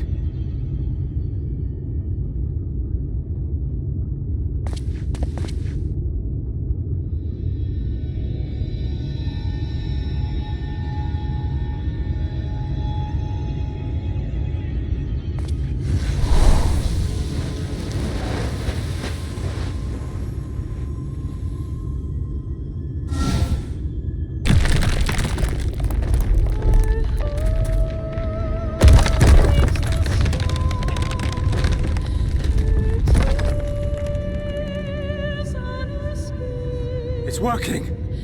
It's working!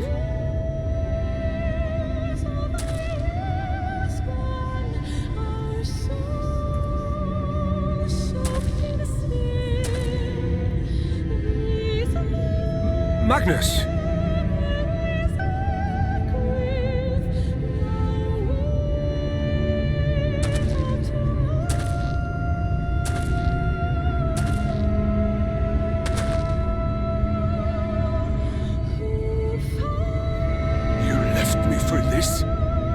This wretched heap of stone and rubble?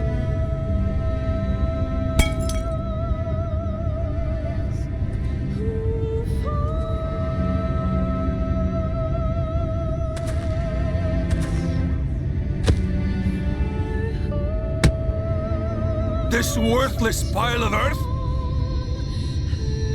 And yet, I can't.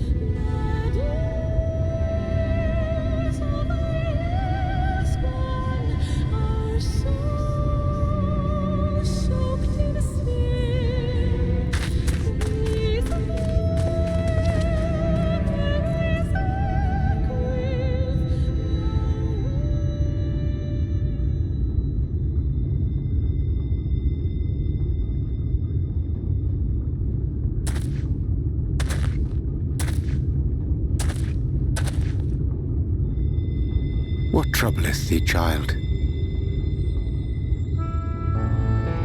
I shouldn't be here. I don't deserve to be. I don't deserve any of the things you've done for me. I'm just a burden, helpless and hopeless. If tomorrow came and I was gone, it would be better for everyone. Thancred most of all. He'll never admit it, but I can see it in his eyes.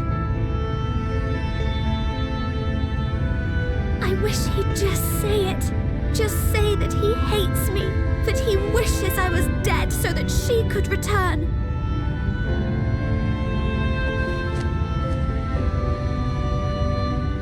None of this is thy doing, child. 'Twas I who set the oracle on her path unto the first.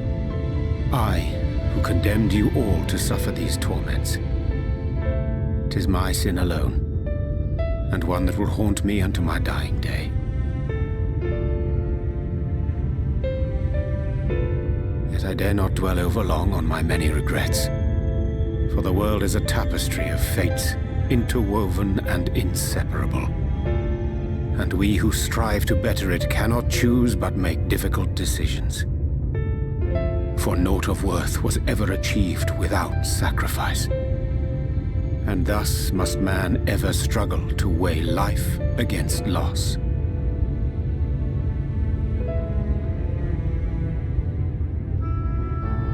The one for whom thou mournest beareth no grudge. Were she here, she would not suffer thee to languish in sorrow. She would tell thee to seek thine own path, thine own purpose. It is a truth which I myself was slow to learn. Yet a truth it remaineth.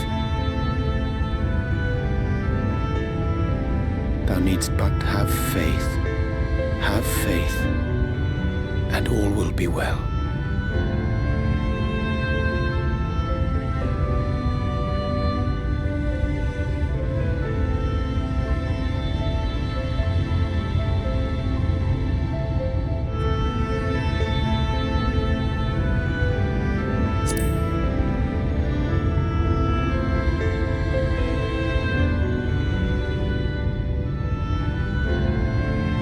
Not today.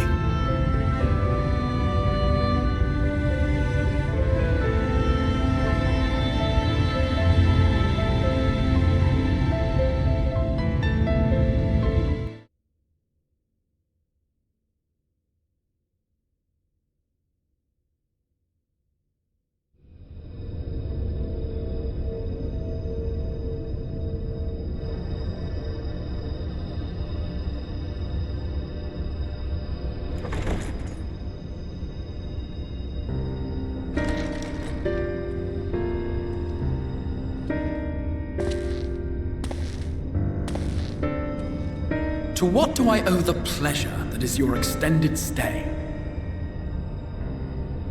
Oh, to the tediousness of our hero's present endeavors. That and the insufferable abundance of light in Armorang. I should be glad to keep my distance. Oh, I'm rather fond of sleep, you know. It's a wonderful way to pass the time.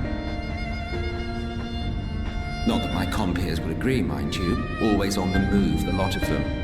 Like La Hebrea, constantly jumping from vessel to vessel. Such fire, such determination. So much passion, fleeting and forgotten.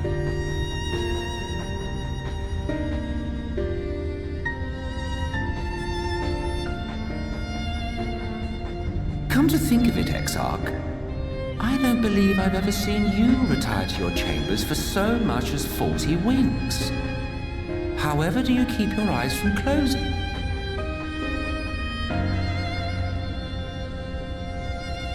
The cold shoulder. You wound me, sir. Always so guarded in our every interaction. Interactions you curiously refrain from sharing with the Scions and their champion.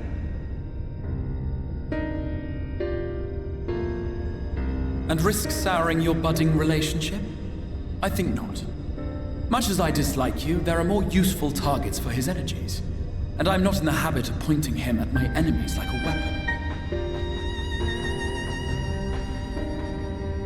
Is that right?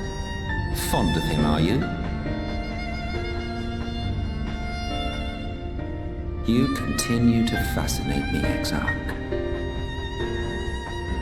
But tell me, who are you?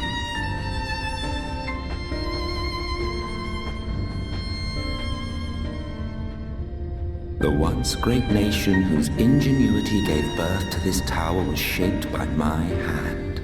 As such, I know full well the wonders it can facilitate and those it cannot.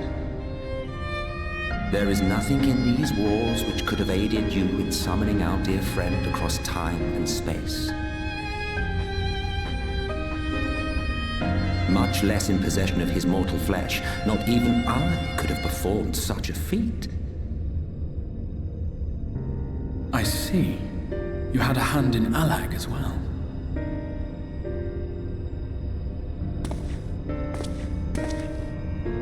You would know what I am? I am the adjudicator of the sacred history with which you dared trifle. I am keeper of this tower's boundless wisdom, the wisdom of ages without age, of everywhere and nowhere, the great work of those who tamed the wings of time and grasped the nature of the rift. 'Tis a boon born of sacrifices yet unmade.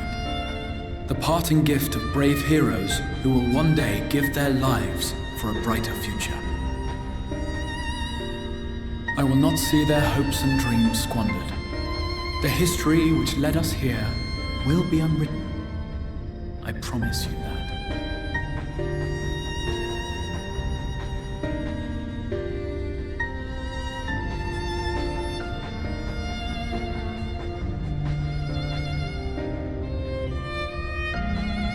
Well, it seems we're both eager to fulfill our duties then.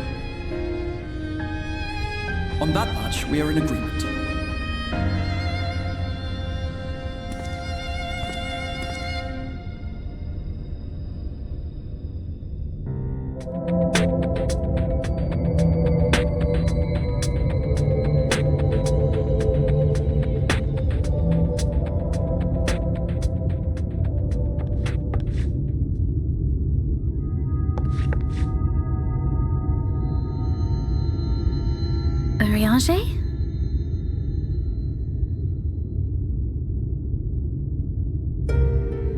Thou must needs carry on without me.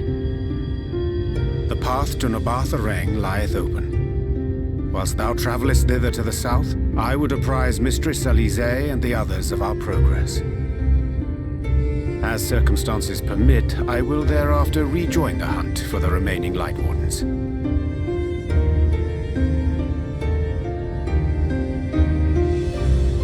Magnus, will the gate close immediately after the trolley passes through? No, it will stay open until someone closes it manually. Built that way to prevent any untimely accidents. Then you and the others can meet us in Nabarth Areng, after giving the Ilmorans the slip.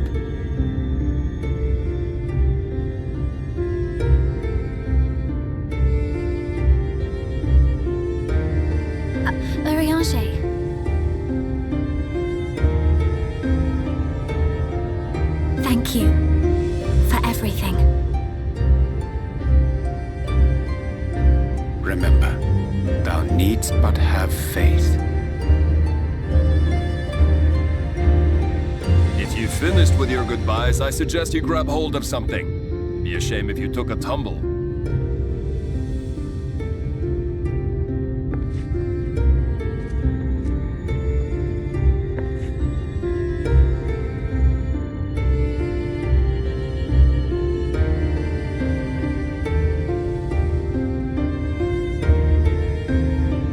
The tracks beyond the gate aren't in the best of shape, so the trolley can only go as far as Malik. Godspeed!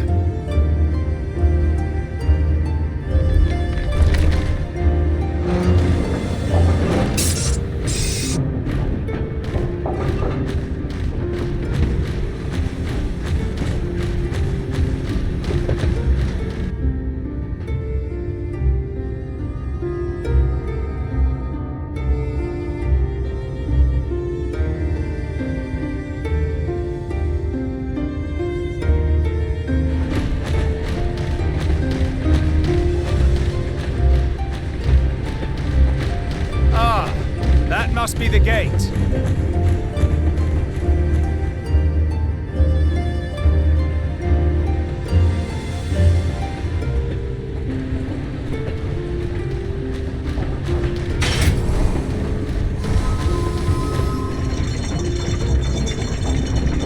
Well, so far so good.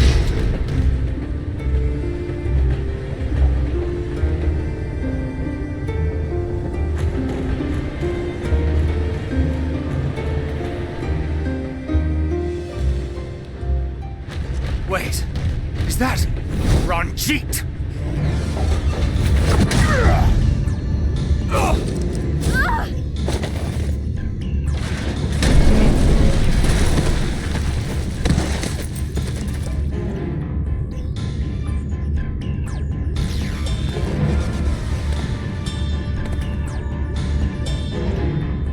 You're a stubborn old swine, aren't you? One who has mastered Gukumots fears not the blackest pit or the fieriest hell. Your deeds in the East did not go unnoticed. Long have I lain in wait, and sure enough, you did not disappoint.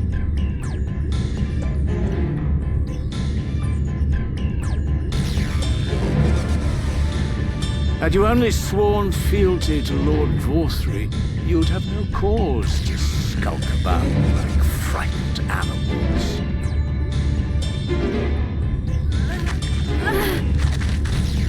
You will remain as you are, while I dispatch these villains. No, I won't. I won't let you. You forget to whom you speak. Who armed you, trained you, fought and killed 1,000 sin-eaters with you. But when you were inevitably cut down and lay lifeless in my arms, who sought out your successor to carry on the futile struggle again and again? We seek to bring peace to what is left of this shattered land, while these mad fools would only bring further chaos down upon us. Do not be deceived, child. Only by Lord Vorthry's hand will this dying world know a sliver of salvation.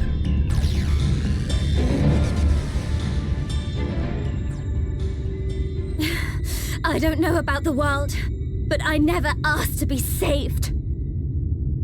However much it hurts, and however hard it gets, it's my life, and I want to live it on my own terms.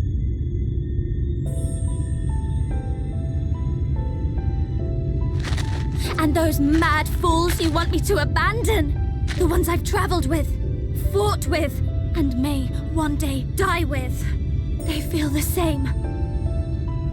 So no, I will not be deceived, no matter what you say. I refuse to believe it's all for nothing. They're everything to me. All I have, and all I need. And I would gladly do anything for them. Let us pass, or kill me. I'm not leaving here without them. How dare you! Very well. If you would cast your lot with villains, then you shall share their fate.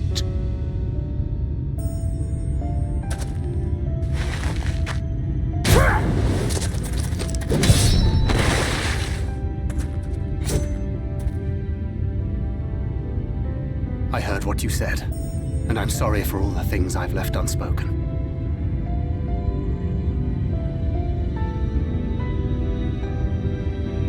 You have to go, now! Tancred, no! Go! Do what you came here to do. I'll not have you waste that newfound resolve on me.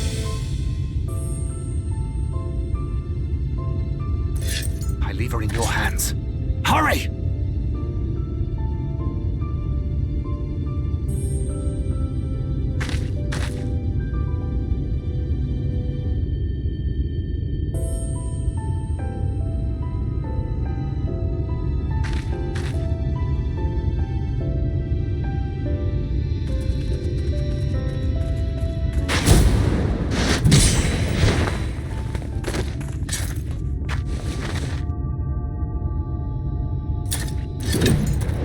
Not another step.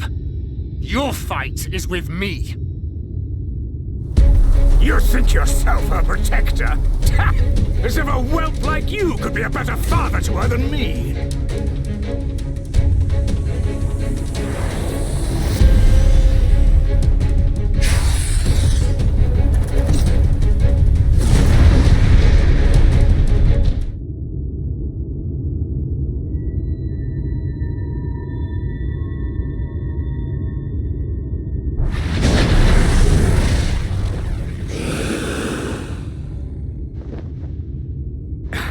You would have her suffer and die. I would spare her that fate. That is not for you or anyone else to decide, ever again.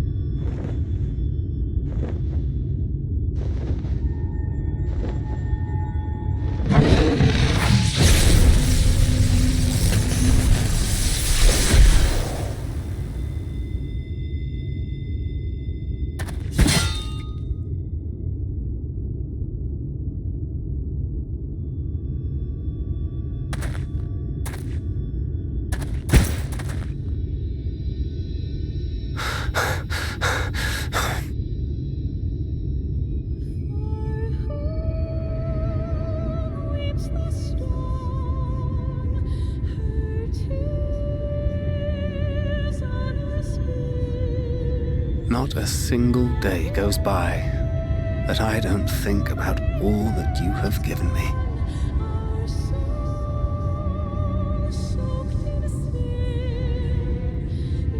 Countless memories and moments I took for granted.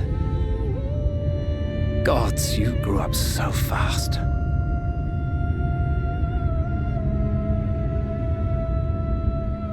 But you had to, didn't you? For those you had lost. For those you could yet save. A world teetering on the very brink of oblivion, for which you gave your everything, without hesitation. Your kindness, your compassion, your love. Then and now.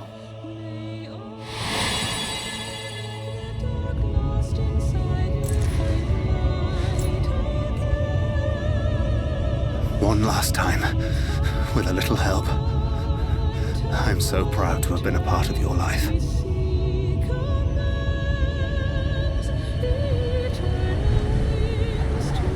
Oh, Minfilia.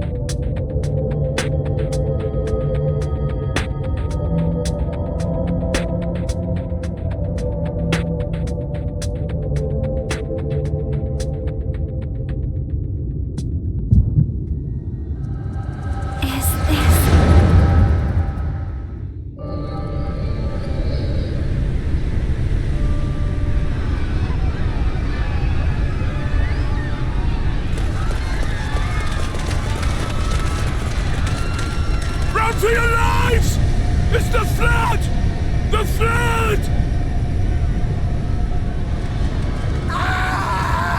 The end is nigh! Look! There's somebody up there! On top of the palace!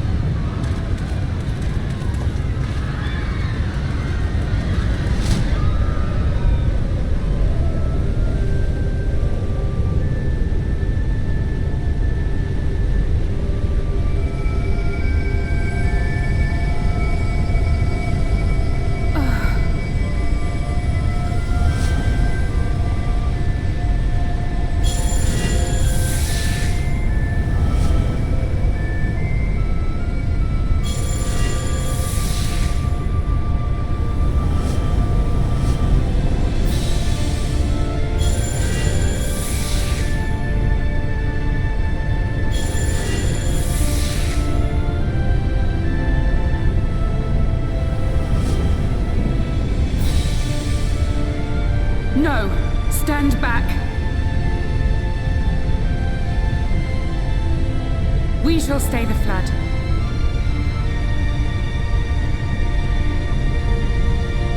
But this is what I want! It's my sacrifice to make!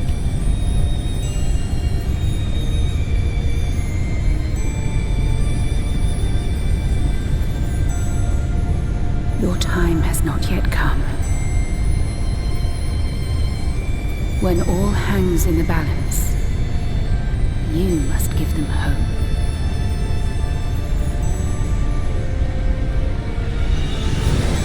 Minfilia!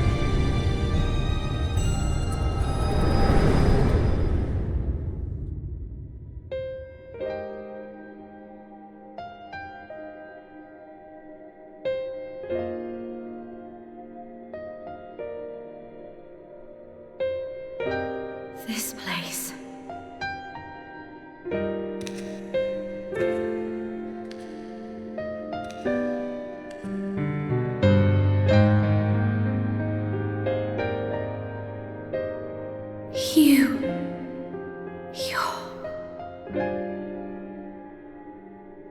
Ours is a meeting long overdue. Full glad am I that we may finally speak.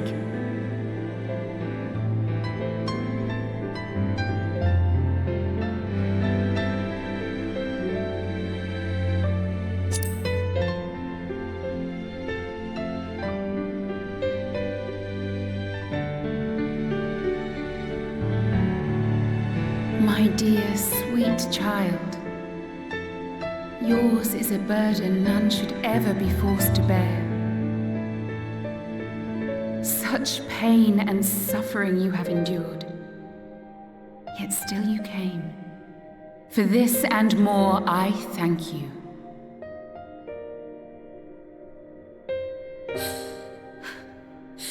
I've lost count of the times I've almost given up. If people hadn't helped me every step of the way, I never would have made it. Yet here you stand, resolved. Now, tell me your heart's desire.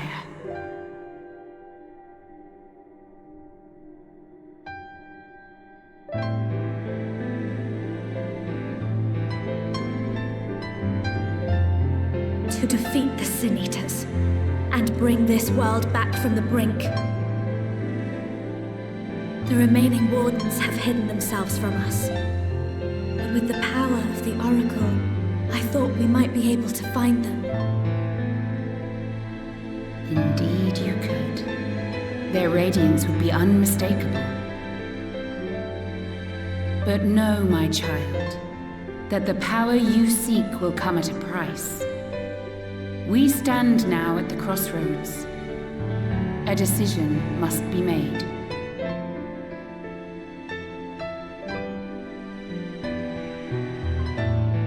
'Tis only natural to be afraid, to hesitate. But for your many trials, you have grown stronger and wiser. And with the love and support of those you hold dear, you have grown to love yourself.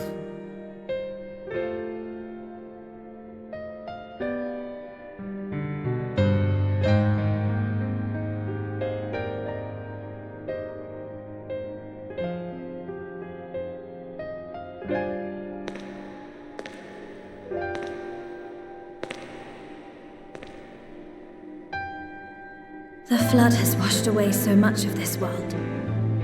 So many people and places and possibilities, and all the heroes who fought to protect them.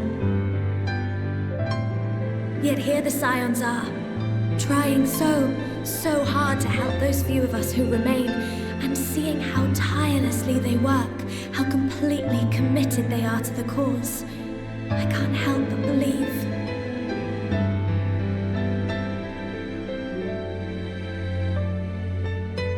I want to do more than just watch and cheer.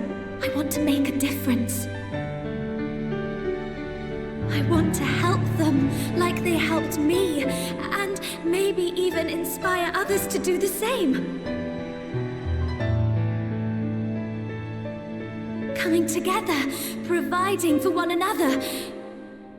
That's the only way forward I can see. Since all of our heroes are gone, we'll just have to make heroes of ourselves.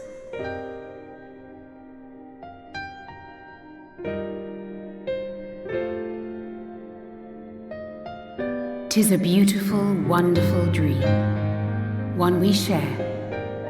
Though my power was all but spent in staying the flood, I prayed this final act would give hope to those who survived. That self-same hope lives on in you. It gives me comfort to know that the future is in capable hands.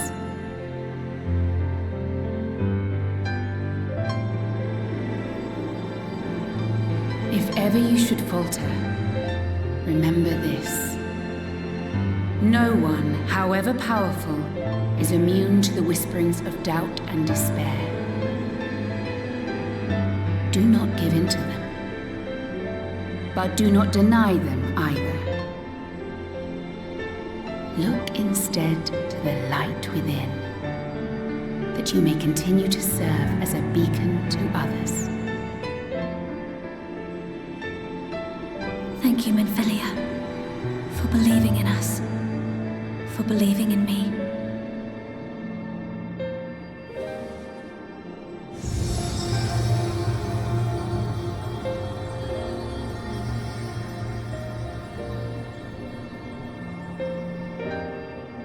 Dearest friend, no words can express my gratitude to you for keeping her safe in these tumultuous times. You are a hero to us both. But not even the most valiant heroes can stand alone. Only together may you change the fate of two worlds.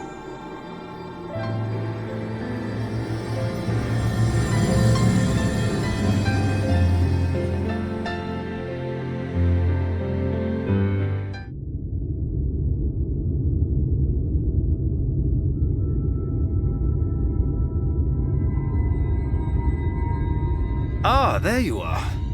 We were worried. Really? He wasn't the one that nearly got himself killed. It's a good thing Urianger called on us when he did. You were at death's door when we found you.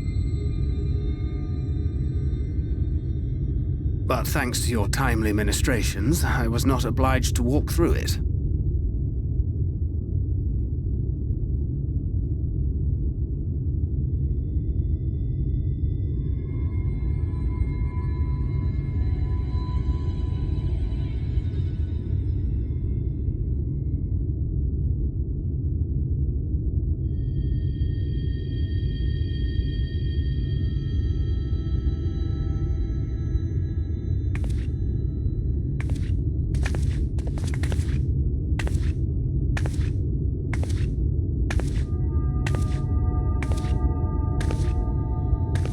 Minfilia?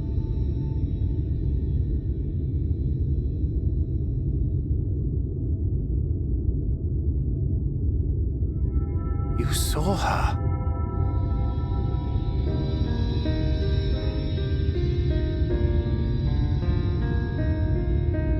I know I haven't exactly been pulling my weight up till now, but that's all going to change, starting today.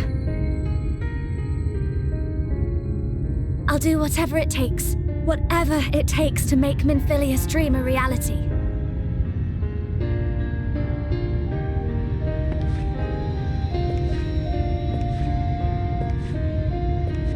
I can track the Light Wardens now, maybe even help you fight them.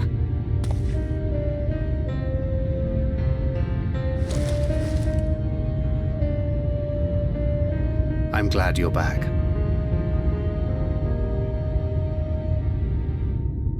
You don't have to say that, you know.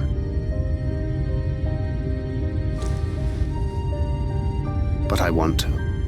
Your family. How else would I feel?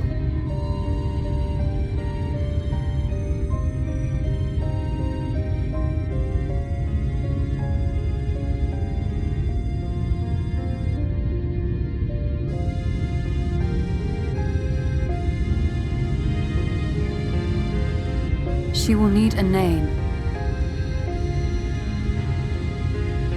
A name? A name of her own. I would not have her walk in the shadow of another any longer. And I think it a fitting tribute to our departed friend, too. At the mention of Minfilia, I would remember the woman who preserved our fellowship when all seemed lost.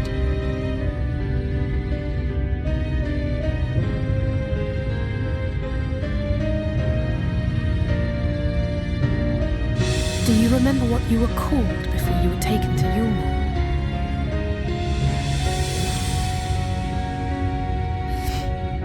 I'm sorry, I don't. I couldn't have been very old when it happened. Then we must think of a new name. Suggestions?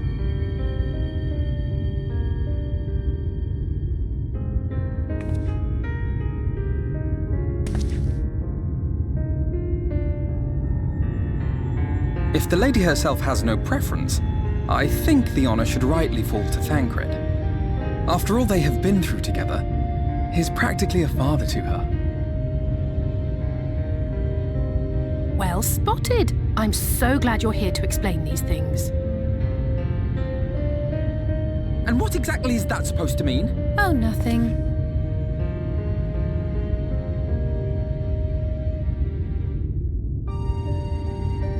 What about Ream?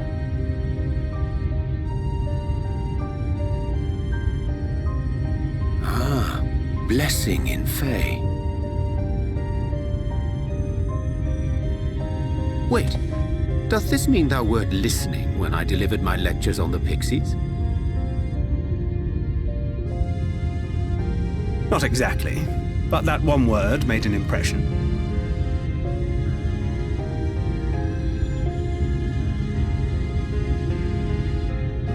Of course, if it's not to your liking, I can think of something else.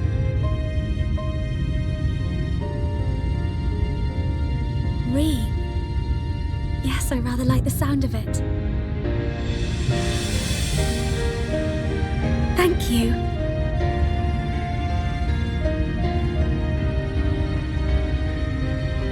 That settles it then. Welcome aboard, Ream.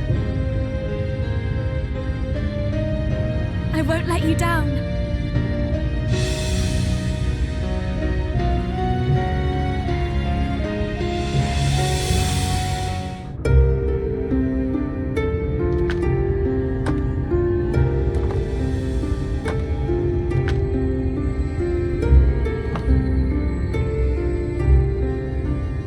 Don't get me wrong, I'm glad those travelers made it all the way to Nabatha Reng.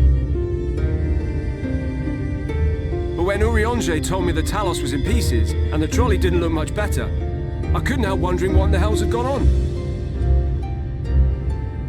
What indeed? At least the heart is in one piece. The rest is replaceable. Looking at this mess, though, it's a miracle they survived. You can say that again. What the? Are you seeing this?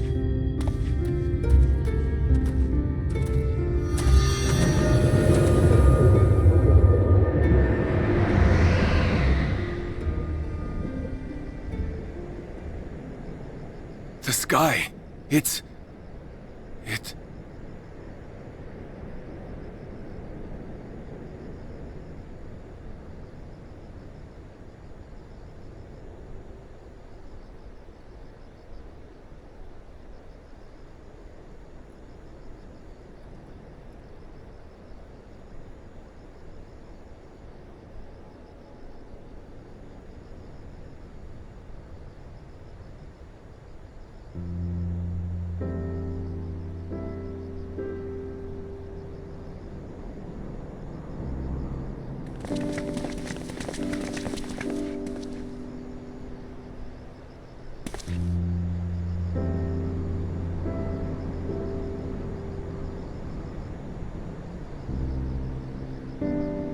At last, night has returned to Amareng.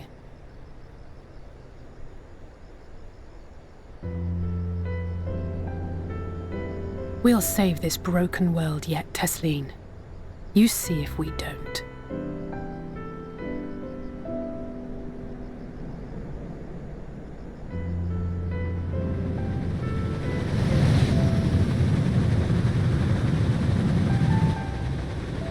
No doubt retreating in the wake of the Warden's demise.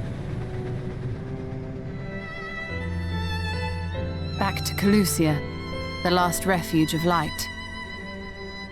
Home to our dear Lord Vorthry, who will no doubt do everything in his power to thwart us. As well he should, for defeat there would spell the end for both him and his heavenly host.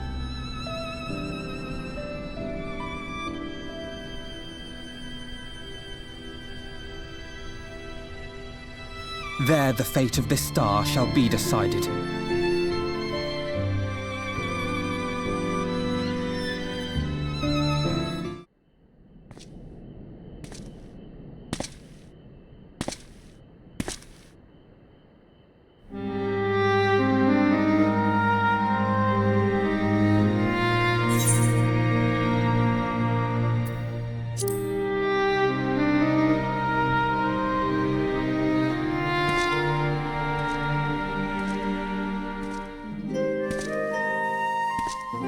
Sometimes the dead would rather not be disturbed.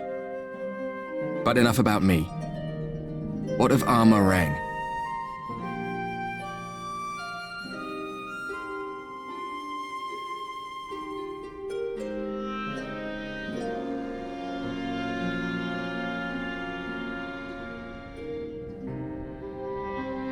I see.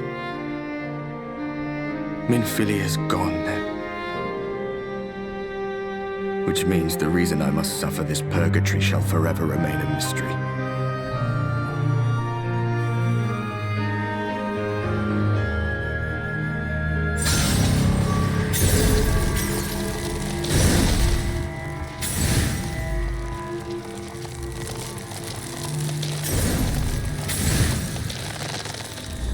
What's the matter? Are you all right?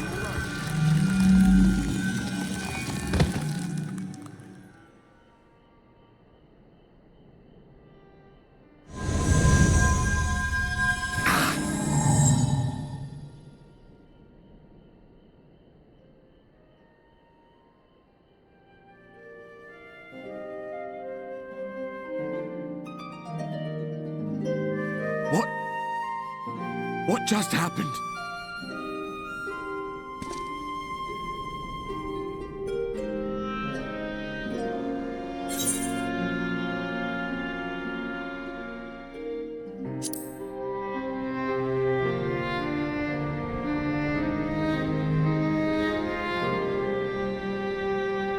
Minfilia said my time had not yet come. That I still had a role to play. Not even the most valiant heroes can stand alone. No, it couldn't be. There's only one hero in this room, and it is not me. I'm just a shadow, cursed to wander.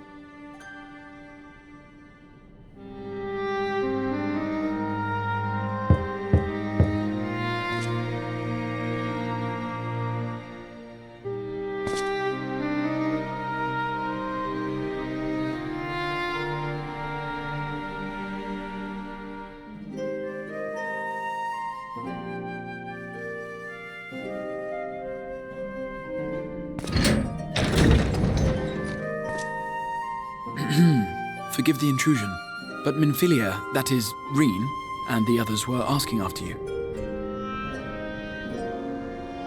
Is everything all right?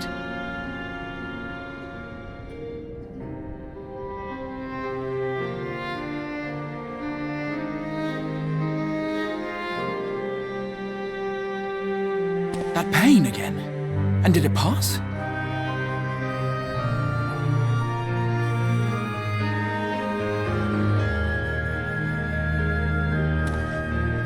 Thank goodness for that.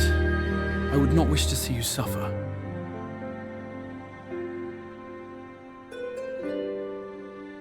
Though I know only too well how much you have suffered on our behalf in recent days. Indeed, I have no right to impose upon you further. Nevertheless, I must ask one thing of you. That you survive this, no matter what. When the dust settles, you must return to your world, for the battles to come and the wars yet unwon. The final Light Warden is all that stands between us and victory. There is still much we must do to prepare, but for now, I will see if there is aught that may remedy the strange affliction which plagues you.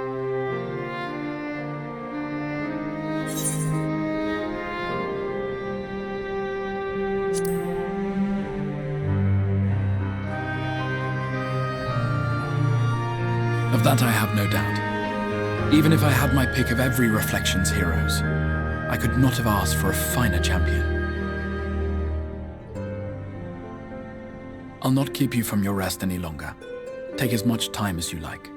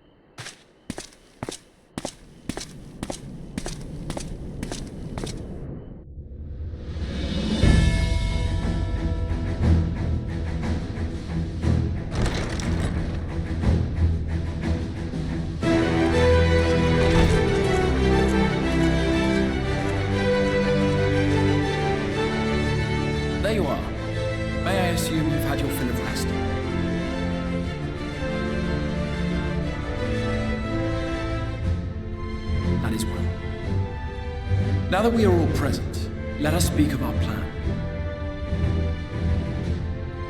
Thus far, we have vanquished 4 Light Wardens, restoring night to much of Northrend. Only one remains, that of Colusia, and with Reen to guide us, I am certain we will find it.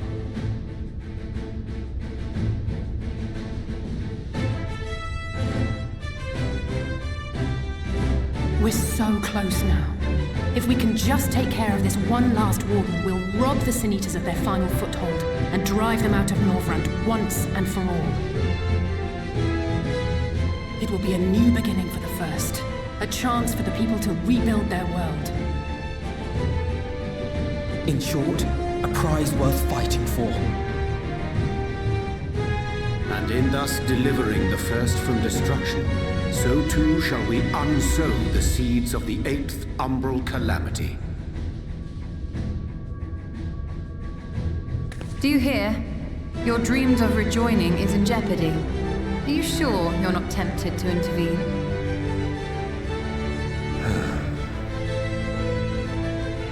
You labor under the misapprehension that vanquishing the Sin Eaters is tantamount to saving the world. It is not. In truth, you only delay the inevitable, lengthening your fleeting lives by the smallest of margins.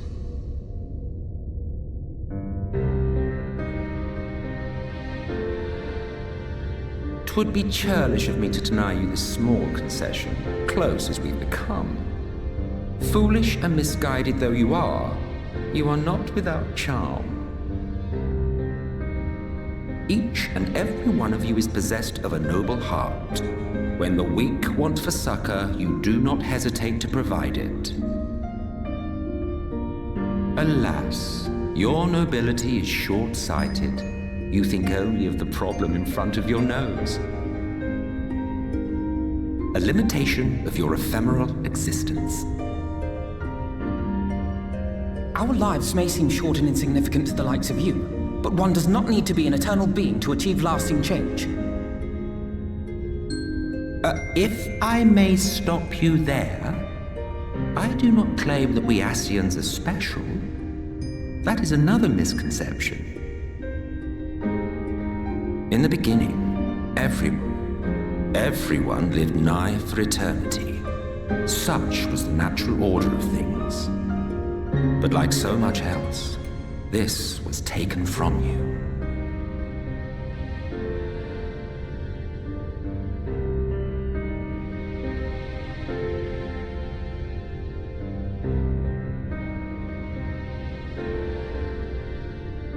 You won't object if I borrow your plaything?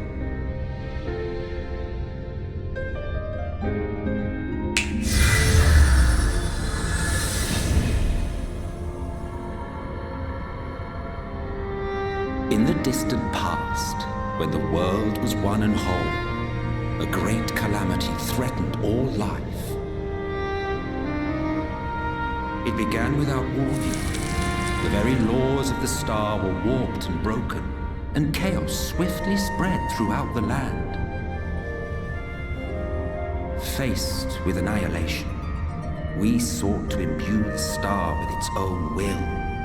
Thus was Zodiac born, and by his power was order restored.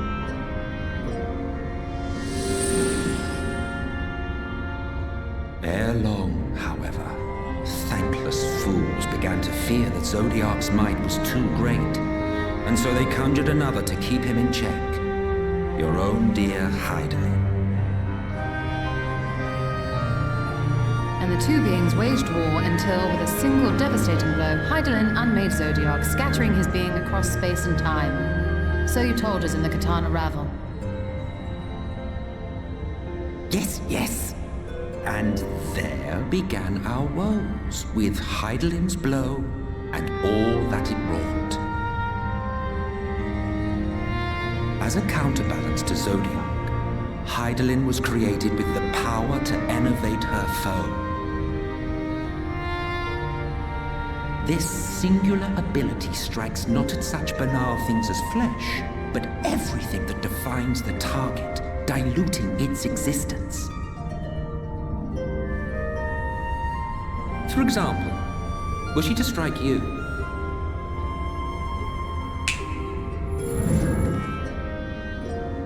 Two individuals, identical in appearance yet reduced in all respects. Strength, intelligence, the soul itself, all is halved.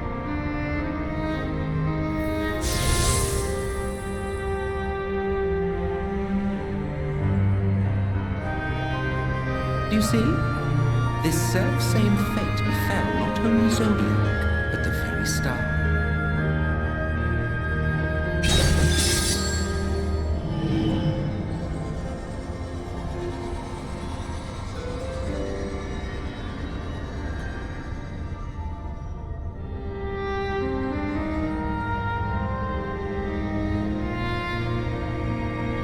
Only 3 were fortunate enough to escape the Sundering.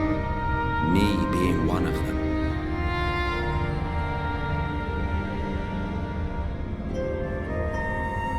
When I beheld the shattered remnants of our home, I knew deepest despair. The inhabitants of these 14 fragments were feeble, frail and foolish, oblivious to their imperfection, ignorant of their past. Malformed creatures thrashing blindly about. Pitiful, disturbing, depressing. So, we took it upon ourselves to rejoin the worlds. But in our eagerness and, I confess, our ignorance, we erred and made a useless void of the 13th.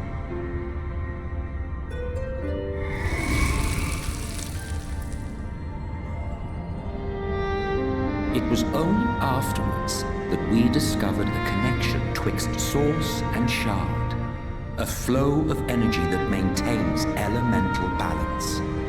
And thus did we arrive at our time-honored modus operandi.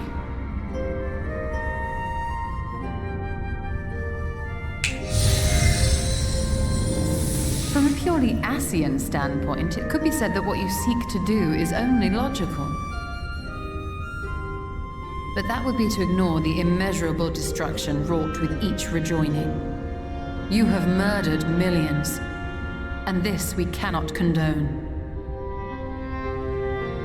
By your fragmented existence, you continue to give rise to tragedies far crueler than any calamity. But yes, moral relativism and all that. Case in point, I do not consider you to be truly alive, ergo, I will not be guilty of murder if I kill you.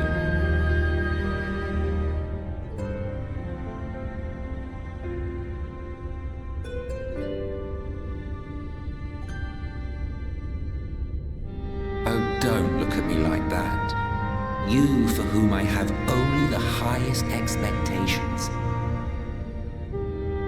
A vaunted hero of the Source, 7 times rejoined.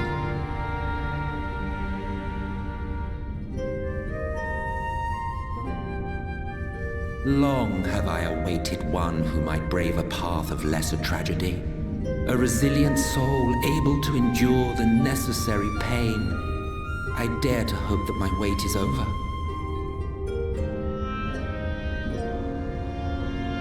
So, finish your task and slay the Light Warden. Make proof of your usefulness, and then we may speak again.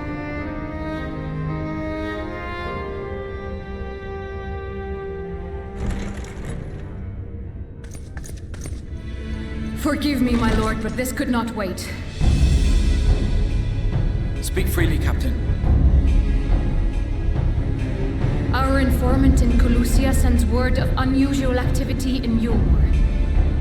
It appears their forces are entrenching themselves at key points throughout the city, making ready for an attack by all indications. An intriguing use of resources. I rather doubt Lord Volthree is concerned for the safety of his citizens. You think he's harboring the Light Warden inside the city walls? Even if he does have some means of controlling the Senators, wouldn't that be a little risky? Risky or not, if there's even a chance the Warden is hiding there, we will need to act fast. The longer we wait, the better prepared the Yule Warrant will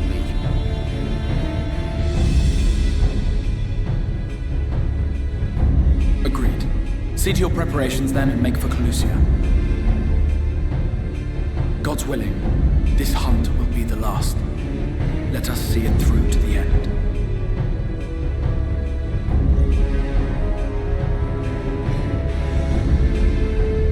We should begin by assembling in right.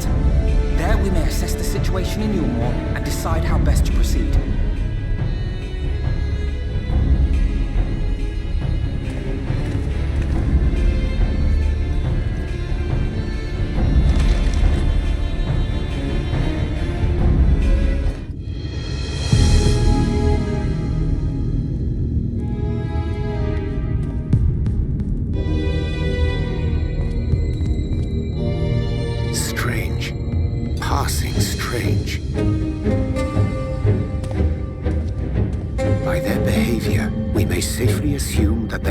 Vorthry's mind control. Yet the extent of the effect seemeth to vary dramatically between subjects. It is far too pronounced to be attributed simply to the vagaries of innate magical resistance.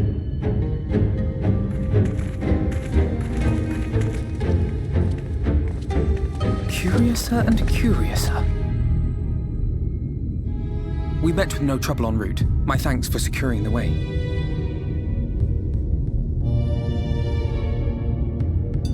But given the state of the townsfolk, I see we were never in any danger of being recognized.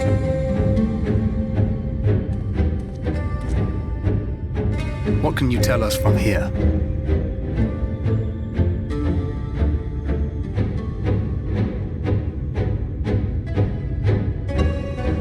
I sense a powerful eater in the uppermost reaches of the city. But there's something different about it. Its light is impure. We need to get closer. Oh, so that one's Alfino. Well, unless you're triplets.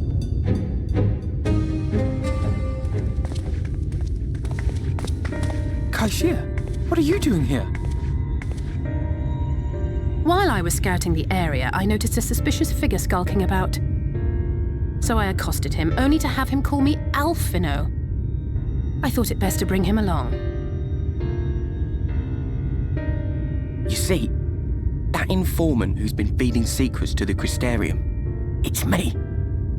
See, after you saved my life in Yulmore, I thought about going somewhere far away, but I couldn't just leave, not without paying you back. So I decided to stay here, keep an eye on things, and whenever I spotted something strange, I shared it with your friends. That took no small amount of courage. Well done. I assume you saw what happened here. Right, so an airship flew in a bit ago, and not long after, Vorfree starts ranting and raving. You could hear him from all the way out here.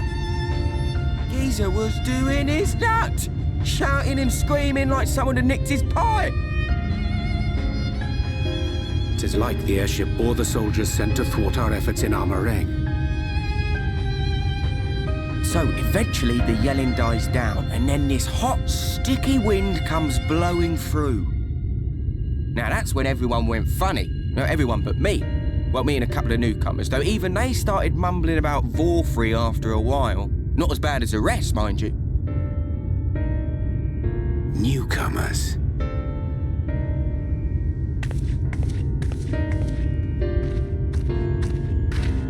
There's something I need Reen to see.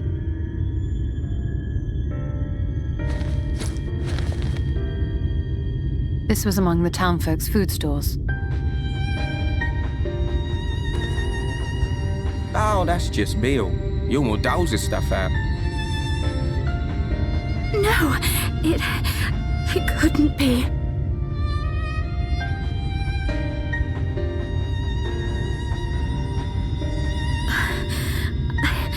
I know what it is. It's Sin Eater. Meal is made out of Sin Eater.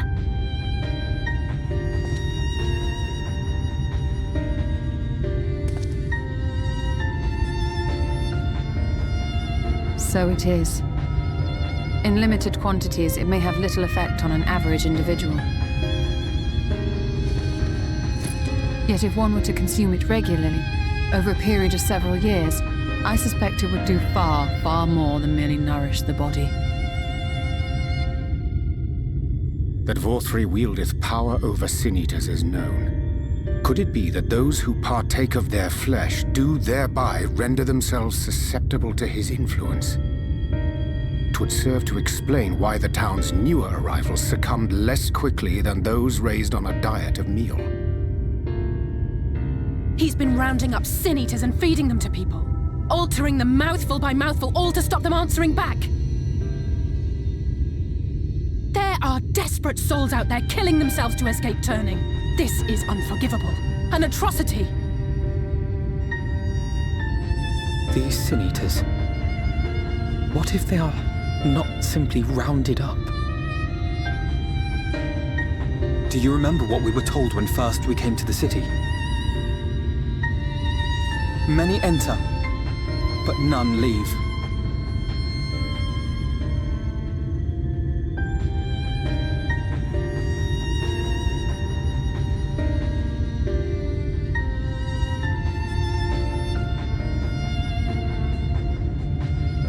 Let us put an end to it. To this paradise built upon the bones of the poor. Vorthri's deeds are beyond justification, beyond forgiveness. Evil. It's highly probable that the Light Warden is waiting for us somewhere in there, and I'm all for going after it. But our enemies know our faces. They know that we are coming, and they will not let us through without a fight. Like it or not, the time for stealth is past. Now, my friend, if you would be so good as to lead the charge.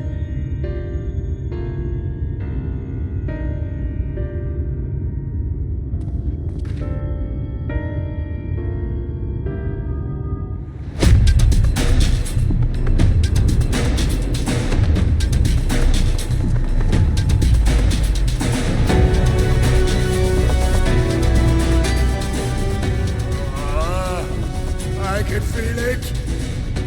A dark presence in my domain. Ah! It's them! The villains who would sow chaos in my perfect paradise! Keep them away from me! I command you! Keep them away!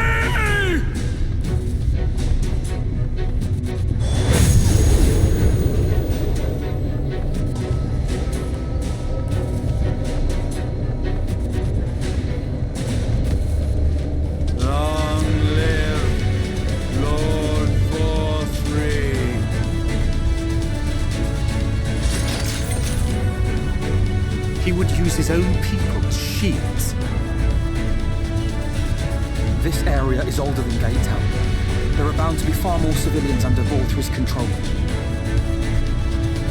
But they do not act of their own free will, and we must not harm them. As if we ever would. Press on with Alphino. We'll hold off the civilians and join you as soon as we can.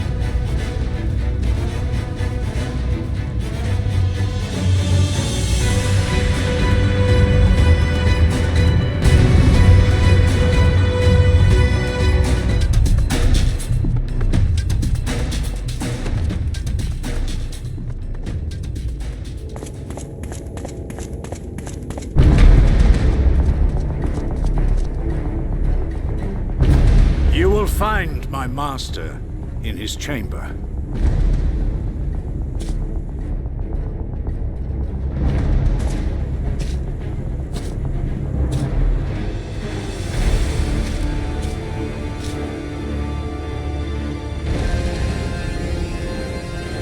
But only should you kill me this day, and you will not.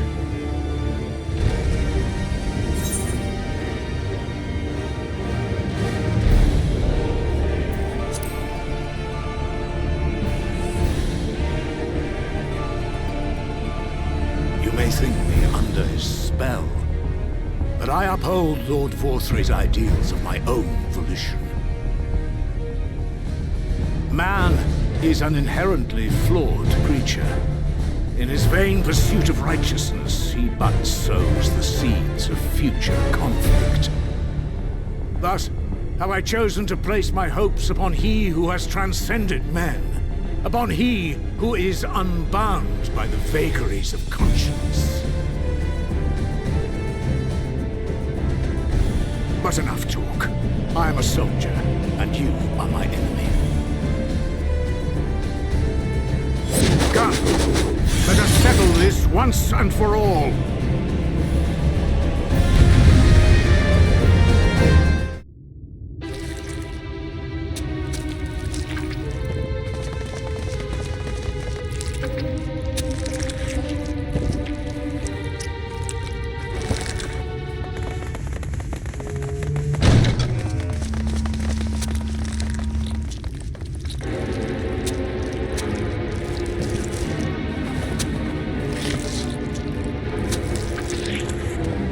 Lord Vorthry!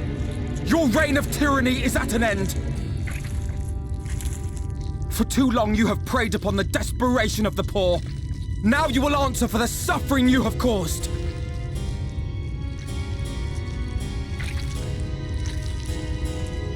And if you harbor even a shred of remorse, I beseech you to use your powers to redress the balance for the future of all in Norvrant.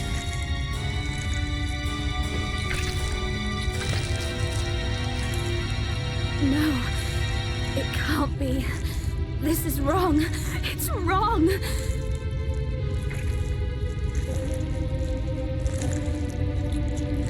The Warden, it's not just a Sin Eater. It's a man.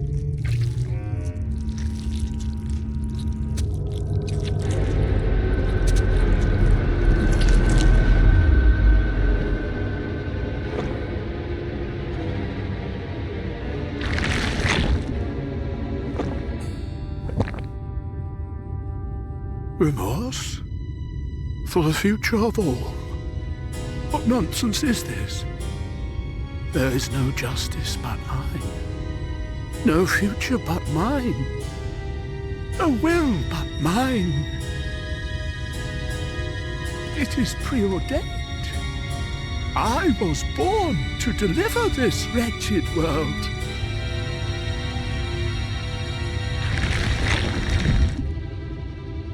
Me? Unseated? No.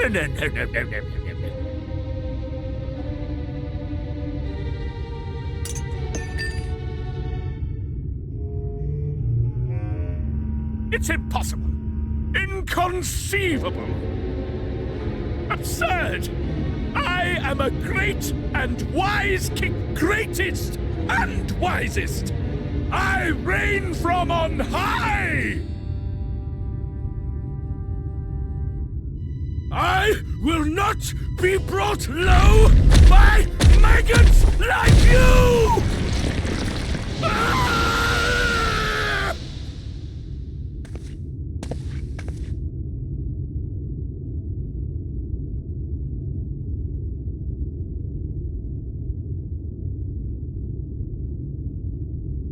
Oh, yes.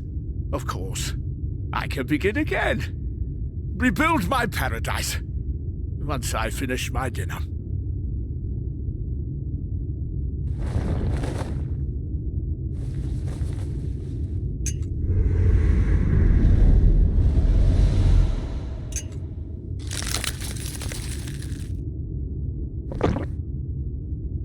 Oh God, no.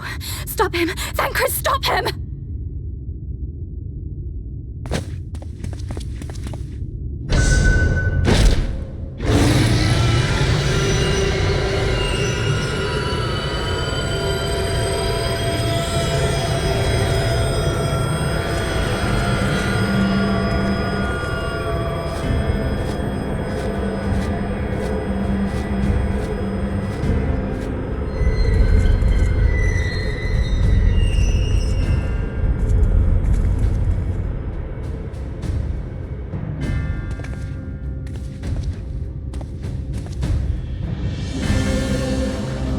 go!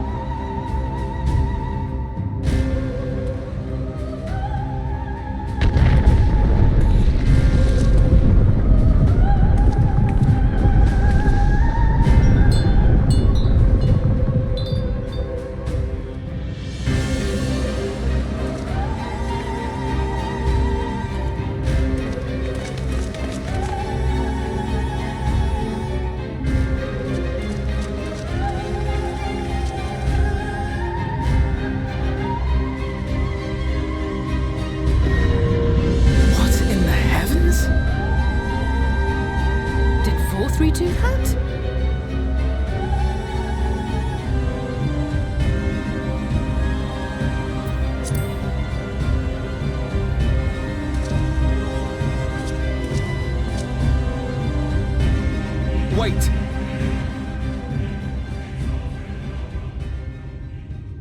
That is Mount Gulg, the highest peak in Colusia. It lies on the other side of a sheer cliff, and much as I wish it were otherwise, it is beyond our reach for now. But even if it weren't, there are people here who need our help. Oh, Alphino.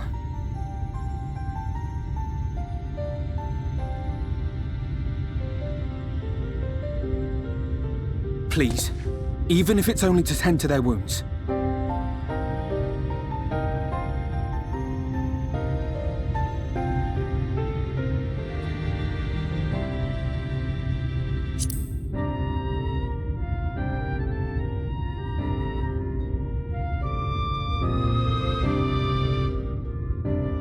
Thank you.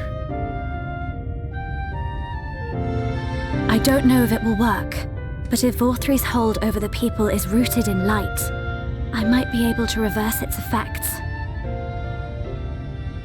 Will you let me try?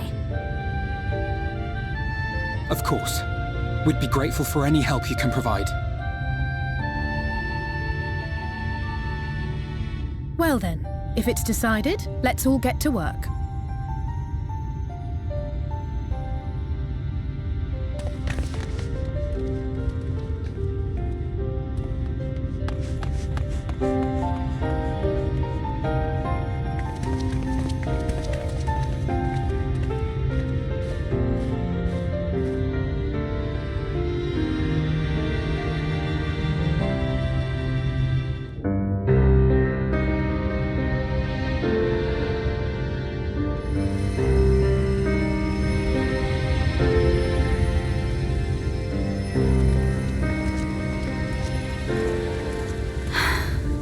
You're going to be all right.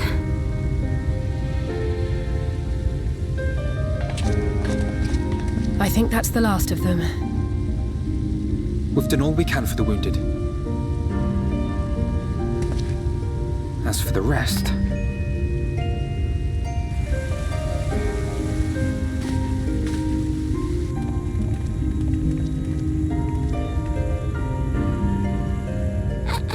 Aren't you Alphino? The painter boy? What in the world is going on? Did something happen to us?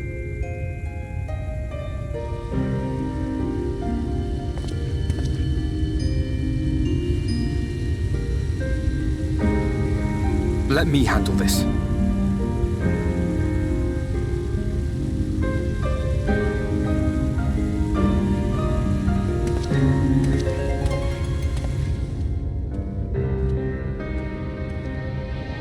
Citizens of Yulmore, what I'm about to tell you will come as a shock.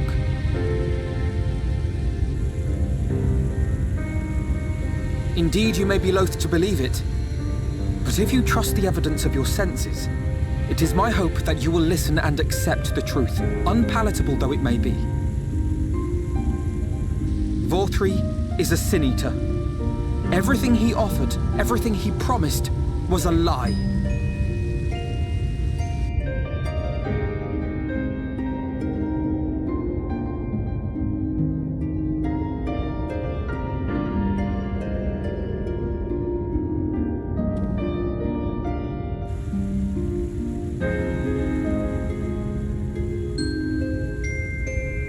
They're not taking it well, and who could blame them? Are you saying we were forced Volthry's puppets all this time? When you attacked us, you were not yourselves. That much is true. But your conduct prior to that moment was your own. Volthry's unnatural charisma does not absolve you of all responsibility. Of your own free will, you came to this city and gave yourselves over to its pleasures. And in the course of this, if you mistreated those less fortunate than you, then that too was of your own free will. It is not for me to judge you, but for your victims, for history, for your conscience.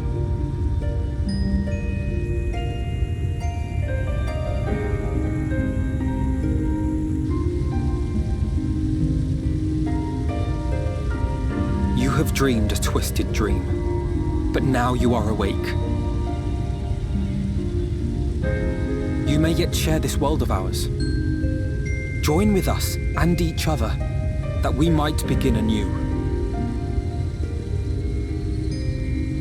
We've lost so many already. We dare not lose any more.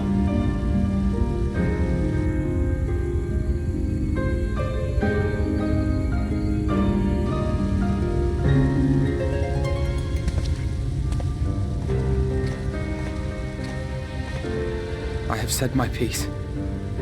My thanks for giving me the chance.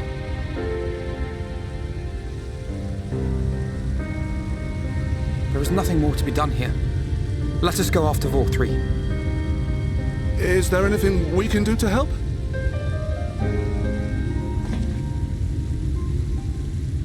You risked your lives to bring us to our senses, and I, for one, hope to repay that debt. Begin anew, as you said.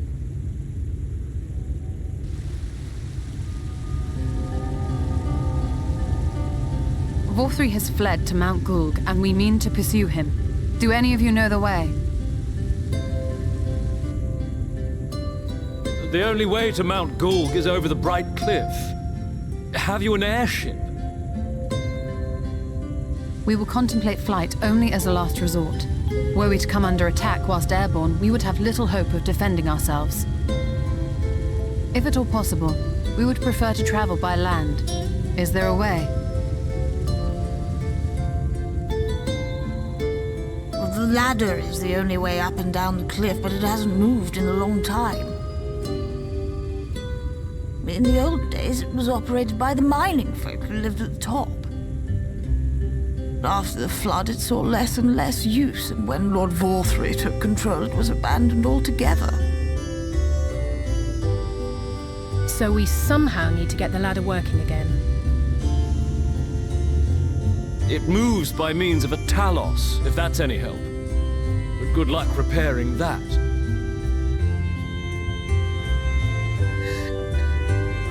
Talos? Did someone say Talos? You know all about them, don't you, dearest? If anyone can get this lift moving, it's you. Well, perhaps. But see here. Oh, yes. If you want the golem restored, you may leave it to my husband.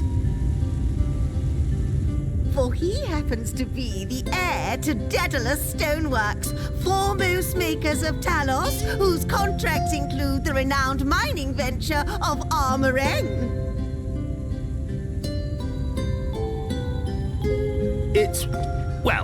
It's been years and years since I had anything to do with it. I can't just pick up a hammer and set to work. You can't? No, that's not what I... It's just...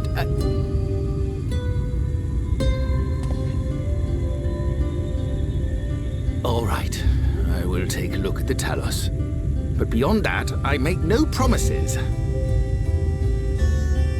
Those with strong backs, come with me. I'll need help dragging the damn thing out of the storehouse.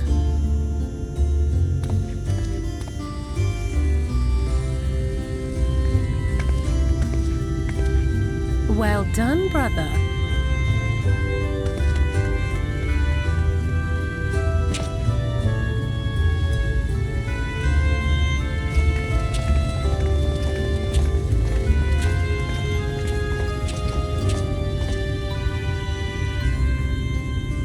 Come, my friend. We have work to do.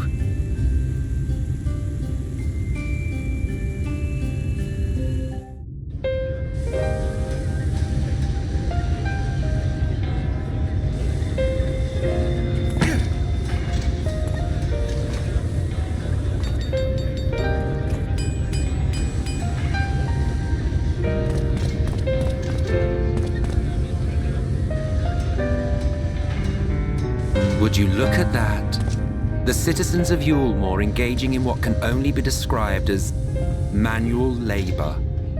Who would have thought it possible?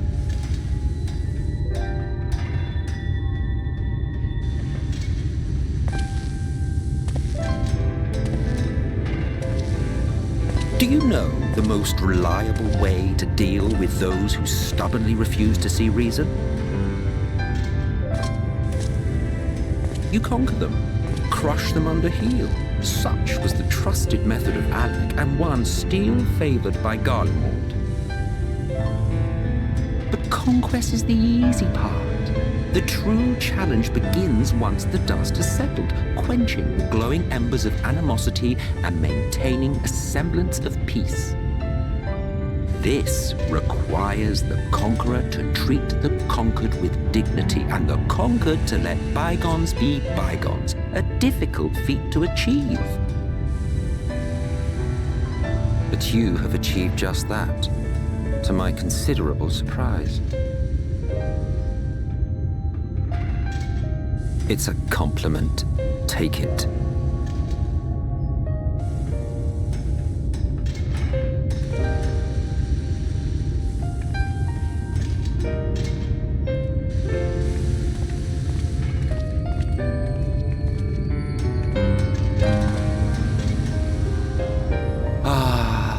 The vibrant energy that fills the air when like-minded souls gather. To think back on that time before time, fair brings a tear to the eye.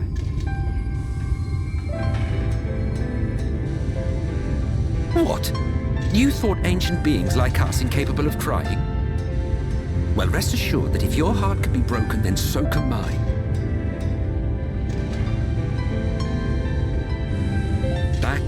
When the world was whole, we had family, friends, loves.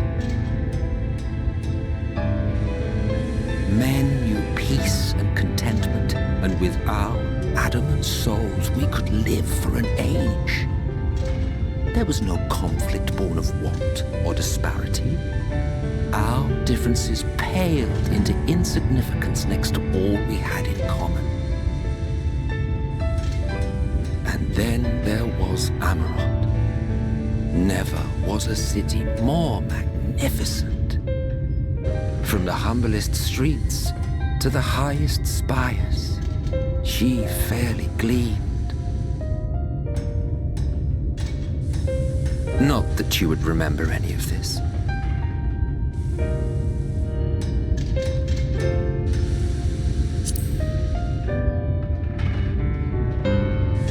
Never mind. The point is, the world of old was a far better place than what we have now. I believe you would like it, having witnessed the things you have.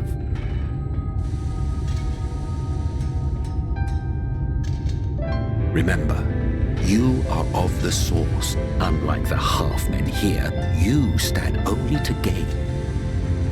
Should you survive the remaining calamities, you will become our equal.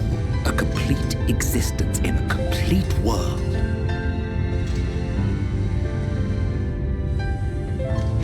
But such talk is a pleasure for later. Back to work, hero.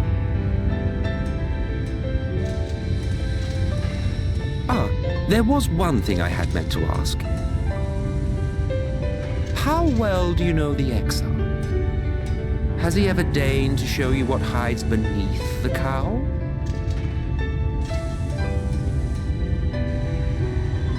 What? Never? Even to you? How very interesting. I shall enjoy working out what it means. Until next time.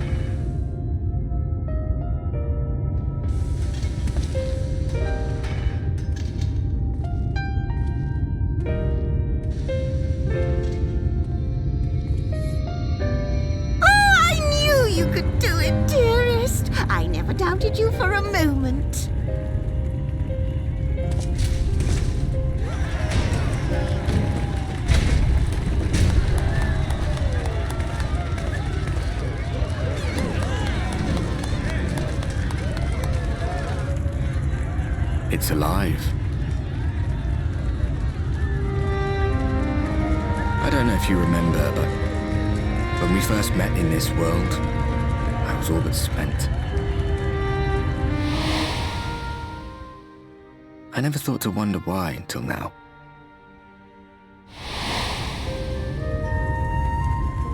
I think it all just got to be too much.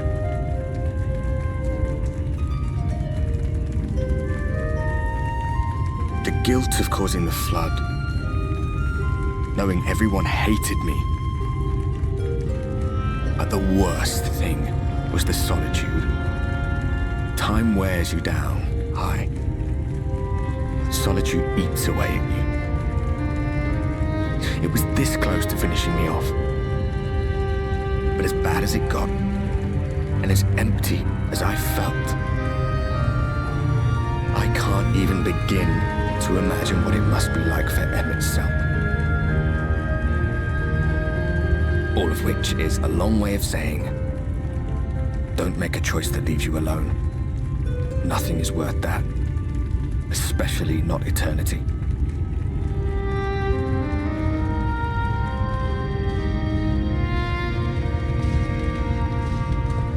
Glad tidings, my friend. The ladder lives again. The three of us have been invited to do the honors. Are you up for it? Of course, if you're worried that the whole thing might come crashing down, we can always find someone else.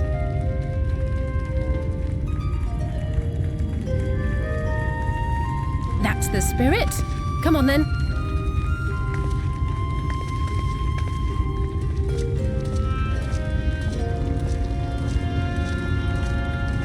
We rode the ladder too, my comrades and I.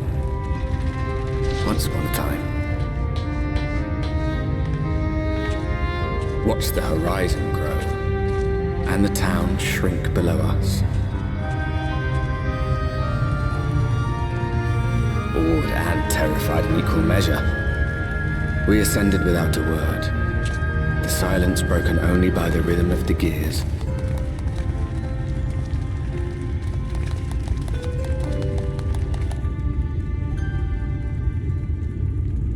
No one but me remembers that day.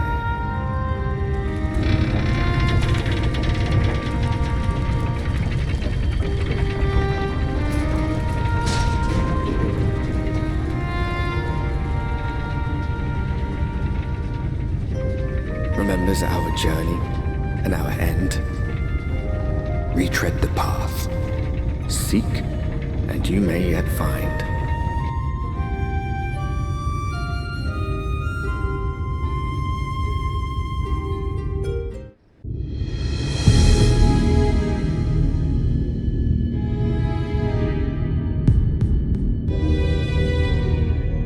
You're a sight for sore eyes. I don't know about you, but I bumped into quite a few sin eaters out there.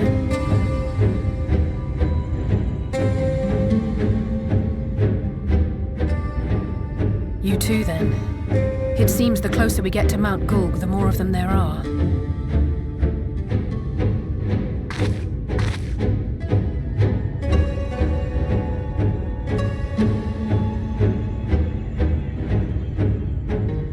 Looks a lot bigger from here, doesn't it? If I were Vorthri, the first thing I'd do is surround myself with as many sin eaters as I could lay my hands on. And judging by the number we've already faced, his lordship is of the same mind. This is going to be a tough climb. But first things first. We need to determine if climbing is even an option. The more I look, the less likely it seems. Y'shtola is right to be worried.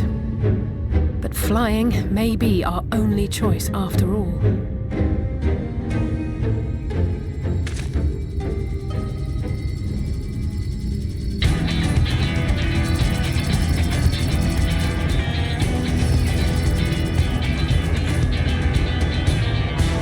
There you are. Master Alphino was afeard you had met with some misfortune.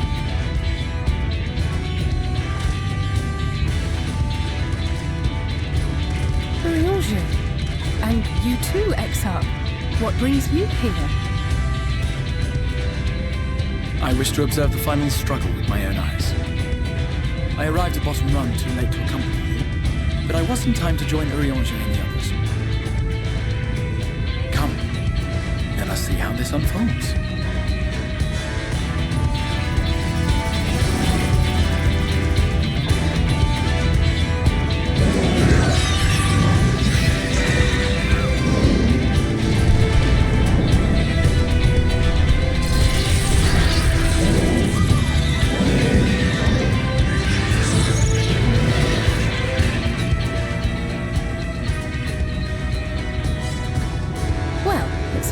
Is off the table. If we have learned that much, then the Machina have served their purpose. Ah, so that's what they were for. Wasteful, but effective. It would seem our foe will not be reached by land or air. We must needs withdraw to consider another course. Master Alphino waiteth for us atop Run. Thither should we make our way.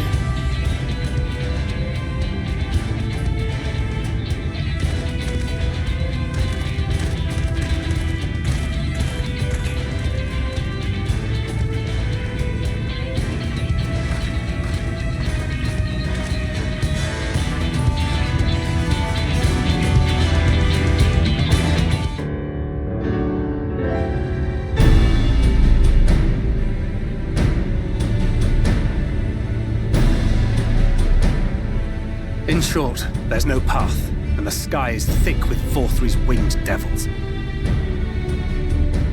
We might consider Amaro, but without extensive training, we cannot hope to contend with the Eaters. Yulmor's airship fleet, meanwhile, consists solely of transport vessels ill-suited for battle. And without the expertise of one such as Sid, we are in no position to attempt a refit.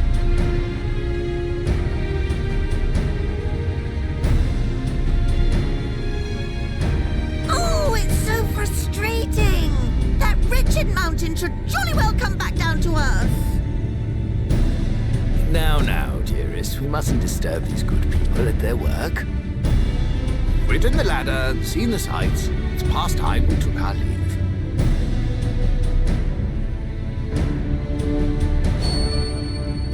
The lady may well have the right of it.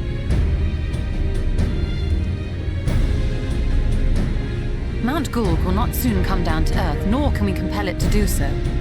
But if the mountain will not come to the land, mayhap the land may be made to come to the mountain. In the form of a Talos. A Talos large enough to reach out and take the volcano in its grasp. To build such a golem would be an onerous undertaking indeed. Yet the principle seemeth sound in itself. Boulder Dash! No one has ever made one even half that size. Leaving aside the small matter of logistics, which, by the way, would be no small matter, the design would be unimaginably complex. Though, I suppose, if its only function is to cling to the ruddy mountain, perhaps it needn't be. Solid base, firmly rooted to the ground, sacrifice mobility to simplify the construction, reducing materials required.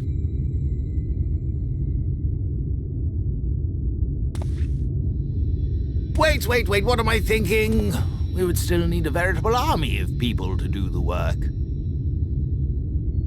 Left to the crew that helped down below, it would take decades, if not a nice round century. So we need more hands. And what sort of things would these hands be required to do? Well, let's see. First, we need people to procure the stone for the chassis. The rock found in the mountain will suit our purposes well enough. It would be a simple task for quarrying staff, but given the stupendous quantity required, we need all the help we can get.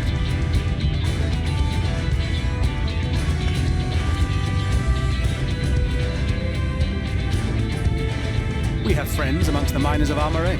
I will go and petition their aid. While you do that, I'll make for Mordsuk. I'm sure I'll be able to drum up some support. Then I shall return to Calusia. From fishers to carpenters, Yulmore is home to all manner of talented folk. I dare say their skills will avail us. Is there anything else you need?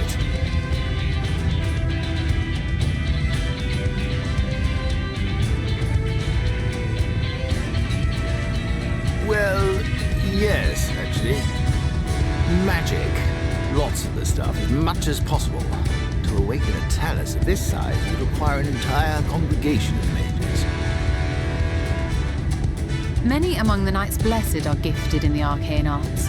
I will recruit them to our cause. The Fey folk, too, possess surpassing aptitude in magics. Yet they are not wont to cooperate in the endeavors of men. Leastwise, not without making all manner of mischief.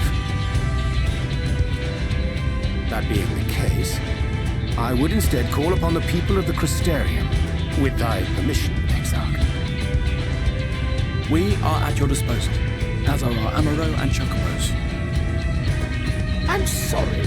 You mean to tell me you can call on not only the people of Yulmore and the Crystarium, but the Knights Blessed and the Maul, and even those miners? But that's just about everyone in Ballynorvrand. Who are you people? And how did you come to have so many friends?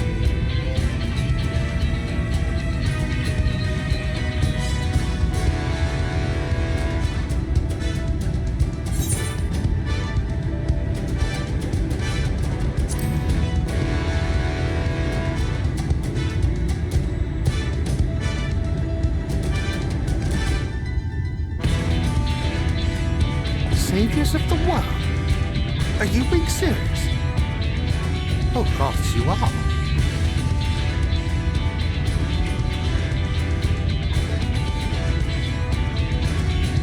So, as you can see, you will not want for bodies. I trust you will have your design ready in good time for their arrival. Norvrant is counting on you, heir to Daedalus Stoneworks.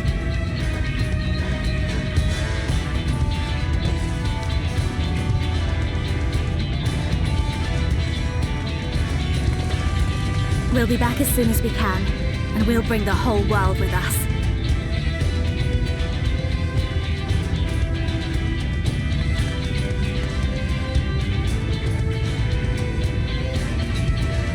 I take it we will be assisting Master Chime, though I am quite sure he has everything under control.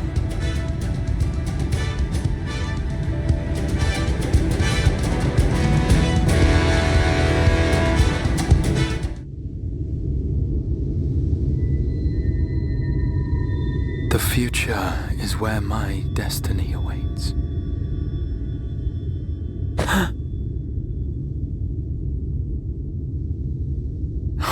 Forgive me, I was lost in a dream. I needed some fresh air and thought to rest for a moment. It would seem I am more fatigued than I realized. Too much time away from the tower, I fear. It drains me, leaves my body frail and weak. Though, in truth, it is debatable whether I can still call this my body.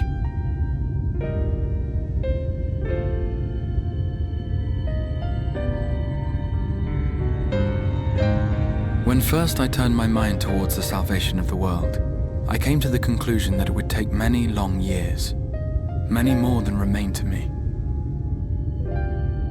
And so I made myself one with the Crystal Tower, that I might live indefinitely. I am but an extension of it now, hence my weakness the farther I travel, and the longer I am away.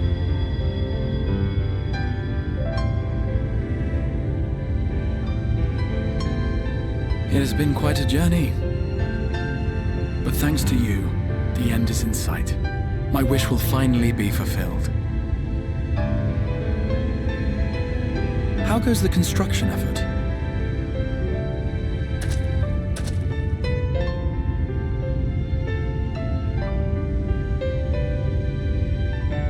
Then this may be the last moment we have to ourselves for a while.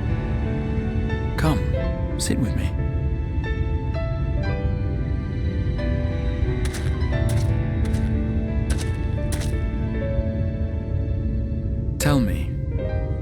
of this is over, what will you do?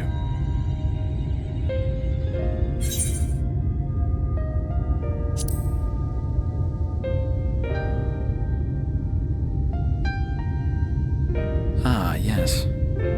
Even should we succeed in forestalling the 8th umbral calamity, the spectre of war will remain. But to declare your intent with such easy resolve, you truly are a hero's hero, my friend.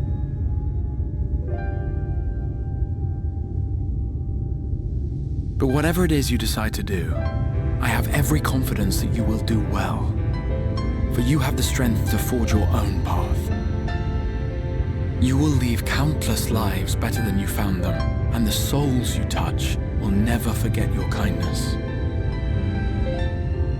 Then, in trying times, when you question your worth and your choices, they will raise their voices to remind you of the difference you have made. And thus will your deeds come to affirm your path. Remember this.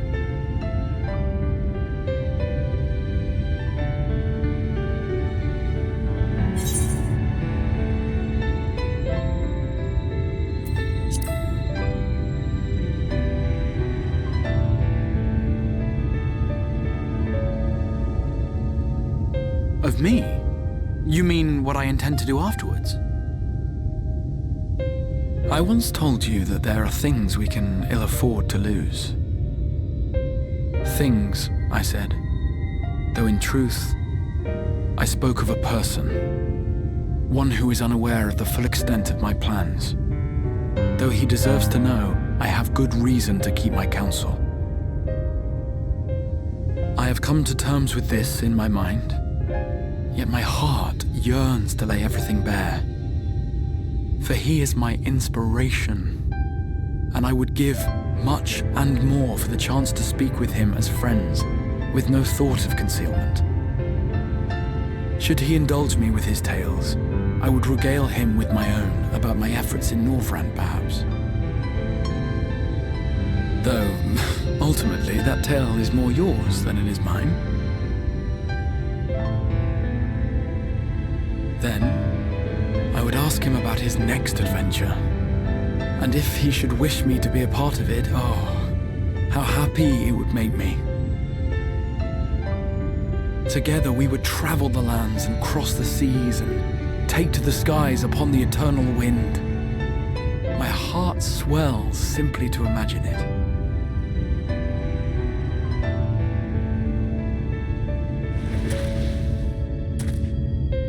But all of this is contingent upon our victory in the coming battle.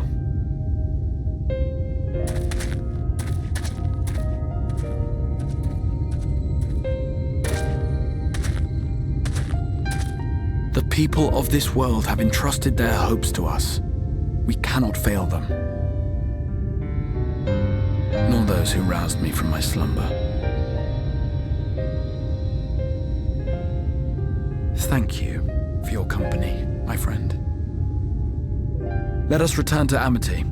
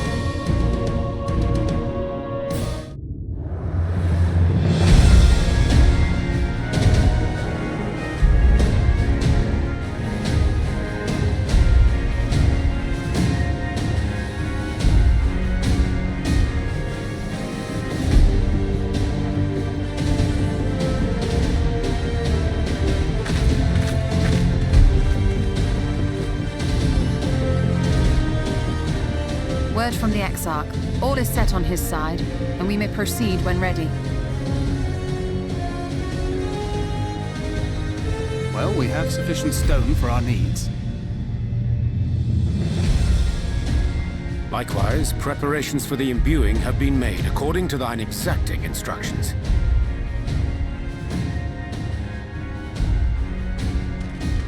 Then you need only say the word. Let us begin. See that everyone is in position. We shall catch Vorthri, mountain and all.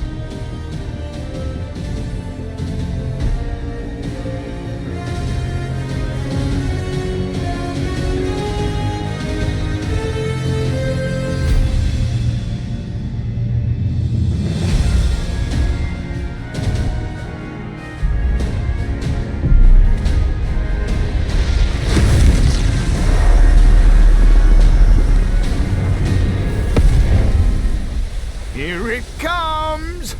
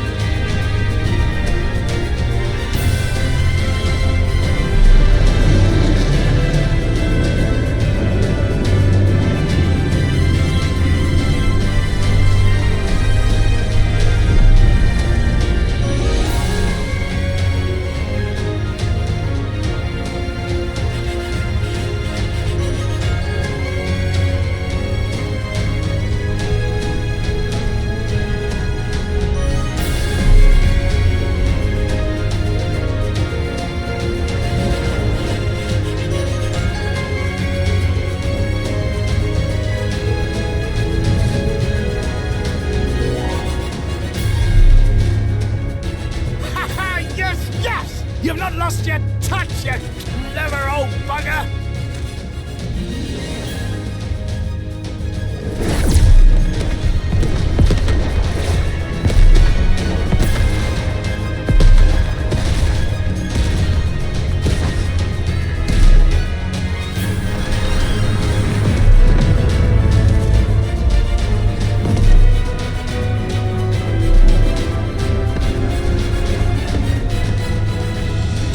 Doing?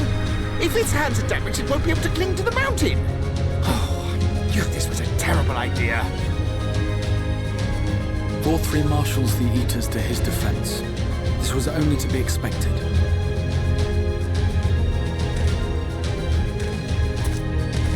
We must try and draw as many of them down to the ground as possible. It may not be enough, but we have no other choice.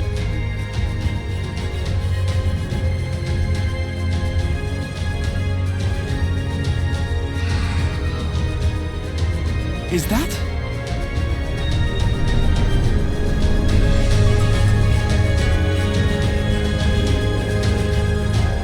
Such heartless thing our sapling is, cold and cruel and heartless!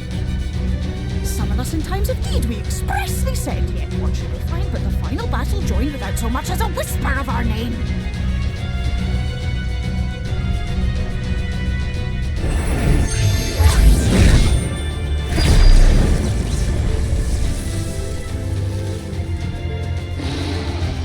Yes, we may also have said that we Fae folk have no interest in the struggles of men.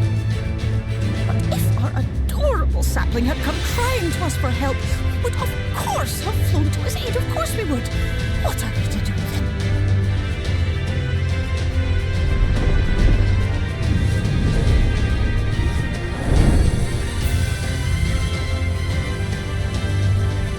We are so very, very sad.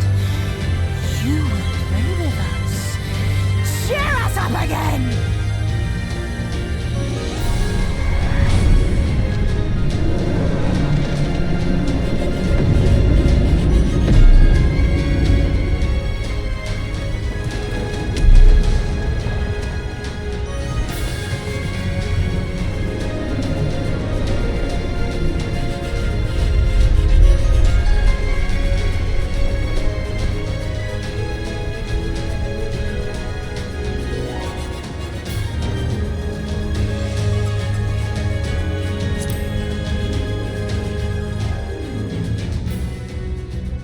This I did not expect, but I will gladly accept their help.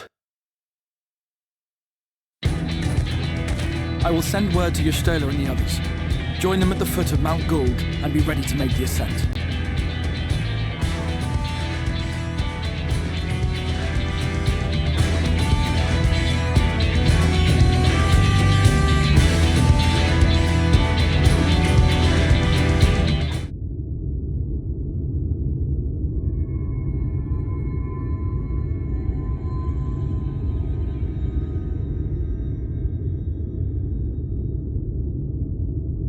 The end is near, my friends. We have found Vauthry's hiding place. Unrepentant villains! Will you not be satisfied until you have brought disaster down on your own heads? By your wickedness, you stand to gain naught but ceaseless conflict.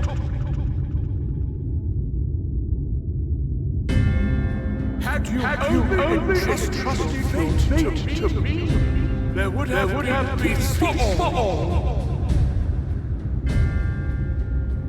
You could have lived bliss in my eternal paradise, free from the burdens of conscience and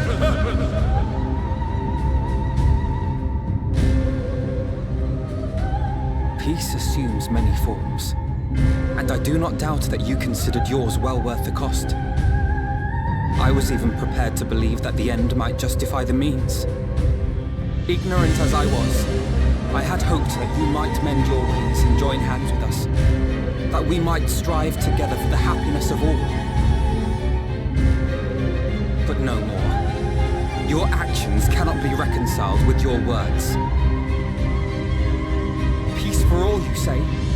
Yet when you were threatened, your first act was to sacrifice your own people in order to save yourself. If your paradise can be rebuilt so long as you alone survive, it exists not for the people. It exists solely for your twisted pleasure. Hear me, Vauthry.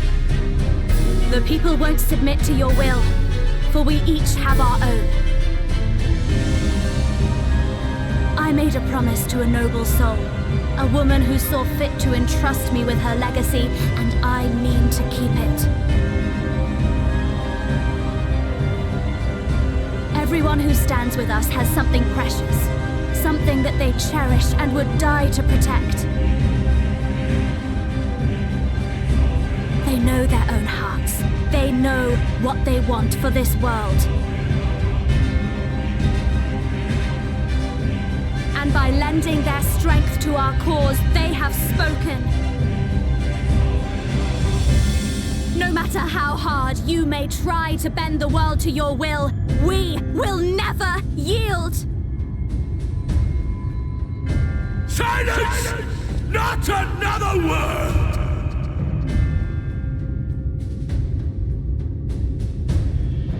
You presume to lecture me. Insolent worms. You will learn your place. With my true powers awakened, I will expunge you like the filth you are. Your demise will serve as a reminder to all that I am the zenith of mankind and Sinita both, chosen to rule over creation by right of transcendence. My very existence is virtuous. I am perfect, immaculate. He seems disinclined to grant us an audience. Find Vauthry. We will hold the Eaters here. Come! Let's finish this!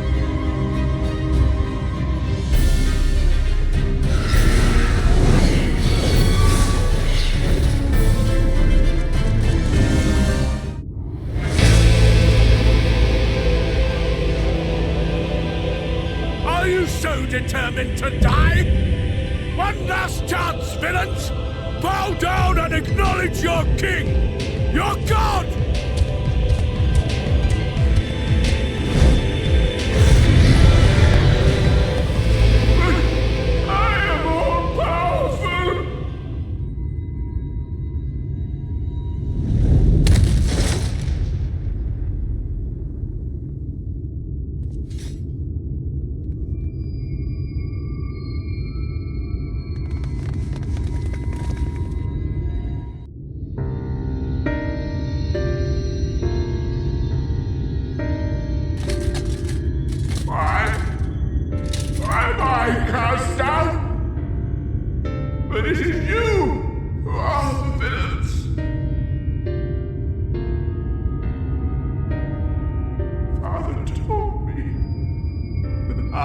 hope. I am righteousness. And I am a god. That is why I was born, as man and sin eater both. I kept the people safe. They respected me, worshipped me. How can this be? I should be the one looking down at you.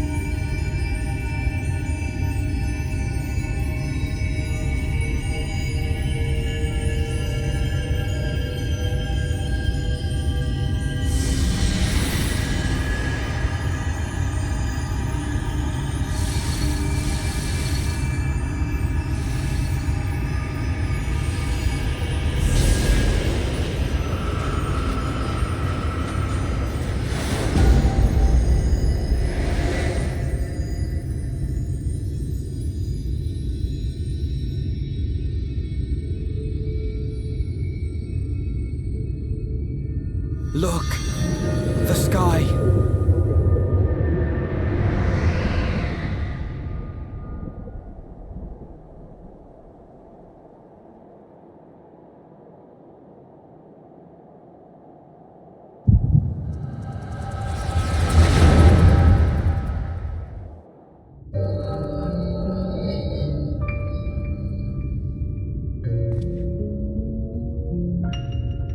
Fools! Were it not for my decisive action, the whole city would have been overrun, razed to the ground. Yet they dare to complain about casualties? Spare me. I'll wager they were put up to it by those wretches who seek to usurp me. They're stirring up the citizenry. But if they think I will yield to the likes of them, they are gravely mistaken. To be subjected to such deplorable treatment, such ingratitude. You have my sympathy, sir. You do so much good for this city, and you could do so much more were you not surrounded by fools.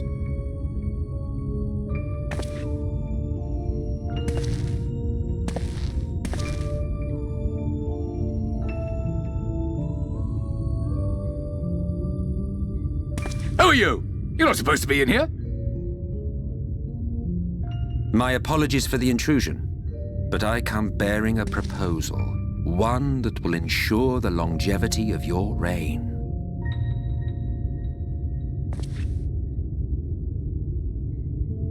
But give me the word, sir, and I will bring hither a light warden. By giving its power to the babe within your lady wife's womb, we shall create a transcendent being, a king to rule over all. And as sire to the king, your authority will never again be in question.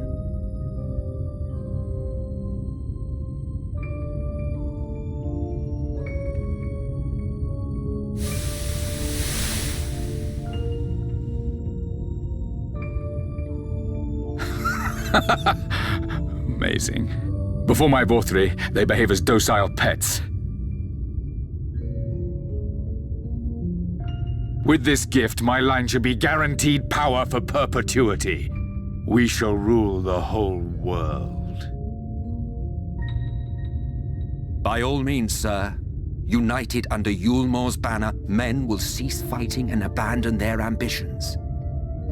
Thus, they will grow fat and complacent, and in their sloth seal your supremacy.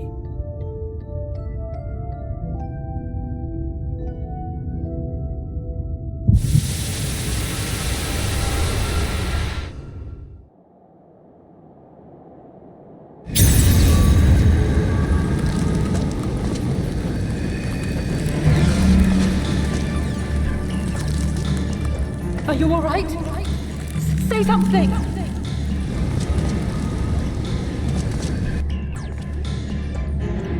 "12 forfend. He cannot contain the light. He's beginning to turn. Urianger, if you've aught up your sleeve, now is the time."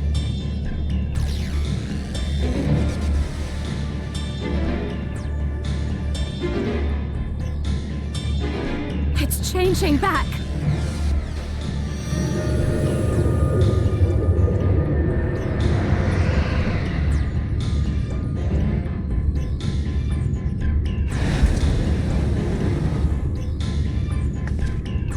The combined power of every Light Warden is too terrible a burden for any one soul to bear.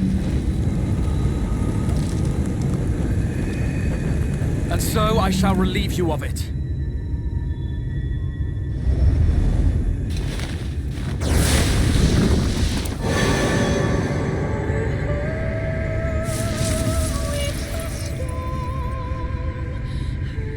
Exarch! What are you doing?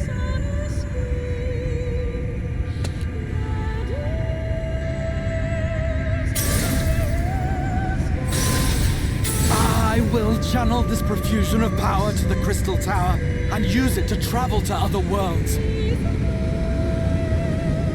As I have dreamed of doing ever since I first learned of their existence. Who would choose to remain here in this dying realm when they might go elsewhere and begin anew? Not I. And thus did I use you. No, I don't believe you. It doesn't make sense. Damn you! We won't let you do with him as you please.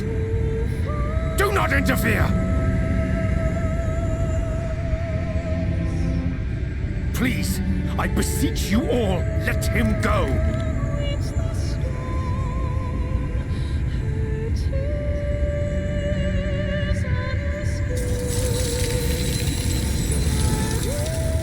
You knew of this, Urianger.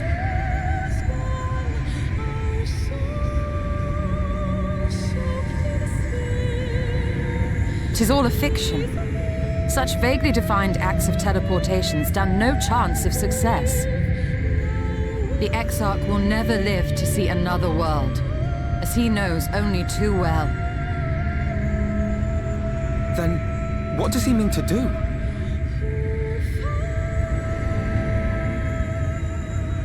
He means to take the light with him into the rift, where he will die. From the beginning, he intended to sacrifice himself to save our friend and Norvrand.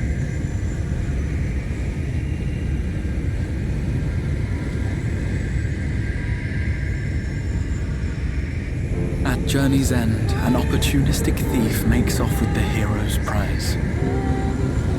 A paltry way to end a chapter, I concede. Yet your tale will continue, and my role in it will scarcely be remembered.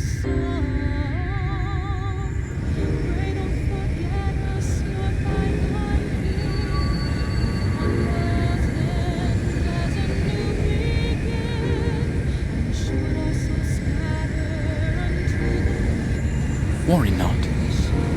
Whatever should become of me, I will be happy and free, safe in the knowledge that I have played my part.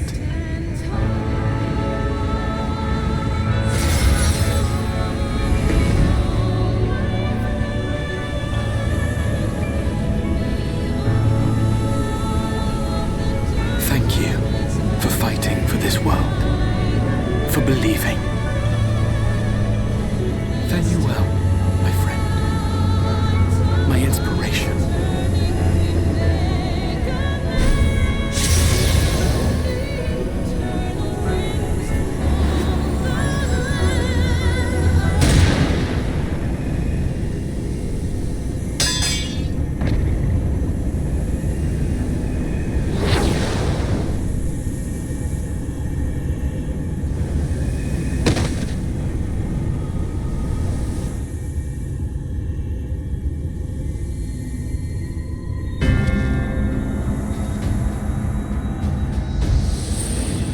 Only those who possess the royal eye of the Alle imperial line are capable of controlling the Crystal Tower. Such individuals do not exist in the First.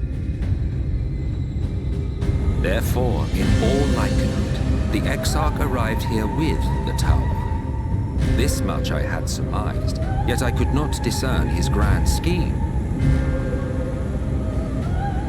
To think that he went through all this trouble for the sake of a single hero. It's almost admirable in its absurdity. Alas, it is not your grand scheme that will succeed, but ours. You bastard! Stay put. Your friend is still alive, but whether he remains so depends on you.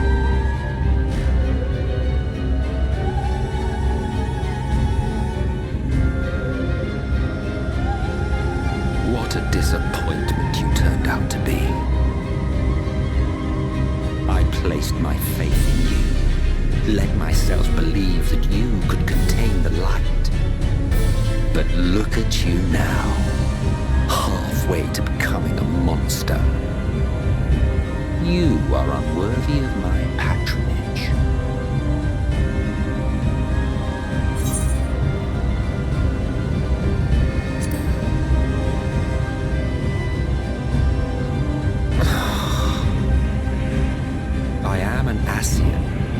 My heart's sole desire is to usher in the great rejoining.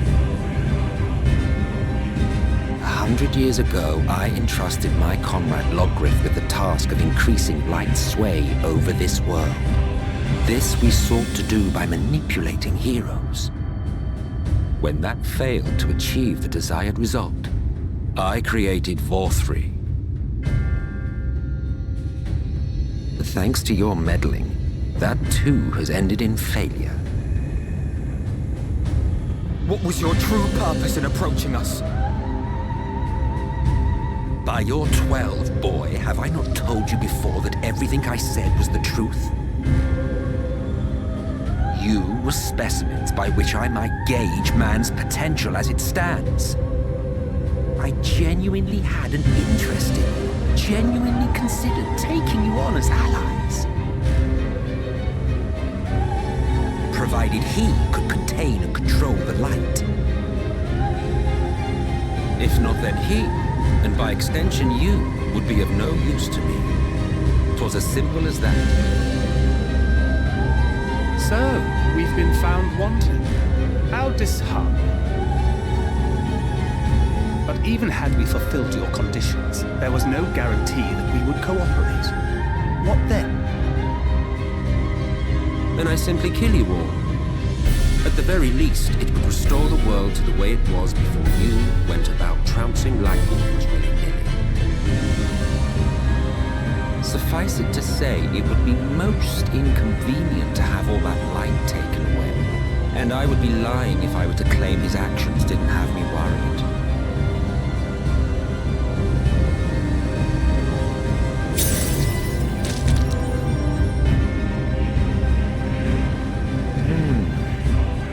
Still retain your form and your senses, but you have all but become a scimitar. Whether you will it or no, your mere existence will serve to engulf the world in light. Those in your company will likewise turn into sin-eaters, and in time you will succumb to your base instincts and hunt innocents to feast on their sweet ether. Those few with the will left to fight may rise up against you, but before your absolute might, they will quickly know despair. There is no hope. We are finished. Mankind is finished. Ah, the irony. What fourth we achieved through bliss, you achieved through despair.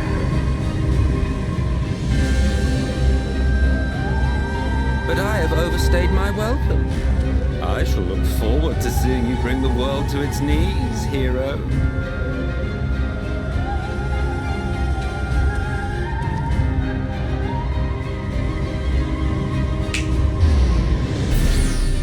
Exarch! I have naught to show for all the time and effort I invested in you. He is a small token for my troubles. I did not expect that I could learn aught from man, but I may yet learn something from all the knowledge he had hoarded for his precious hero.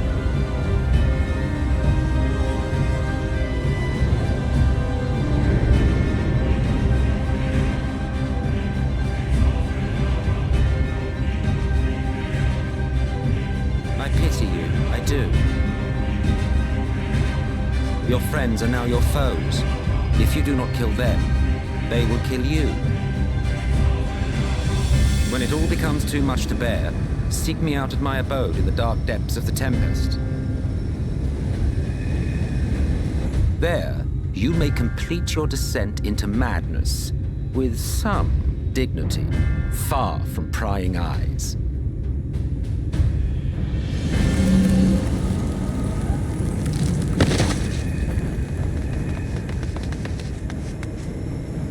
Till then, I bid you farewell, Eater.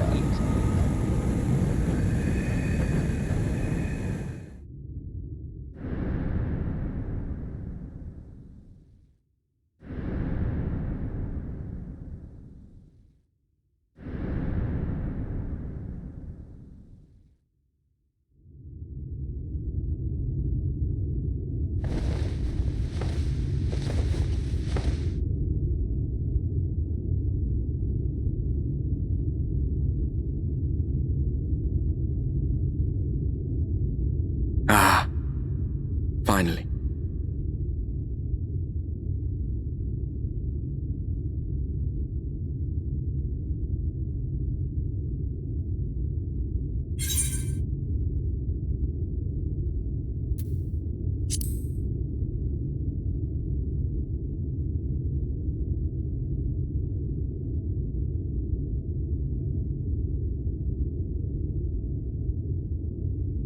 After you collapsed, Emmet's self vanished.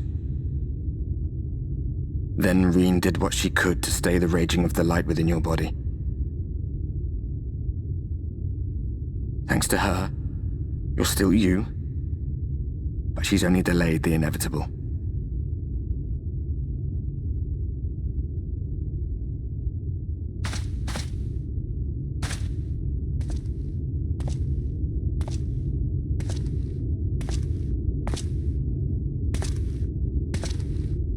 You're not going to like what you see, but you still need to see it.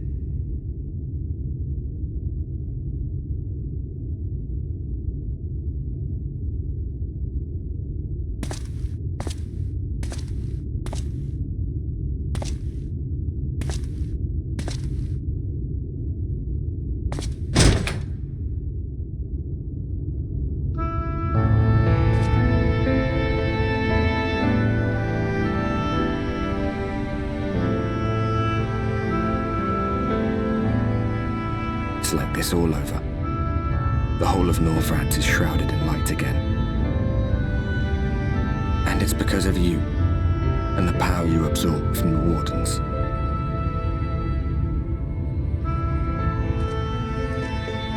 No one knows but your friends.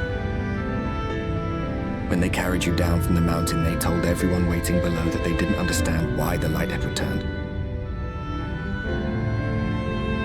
Now they're out there trying to allay the people's fears. while searching for a way to save you.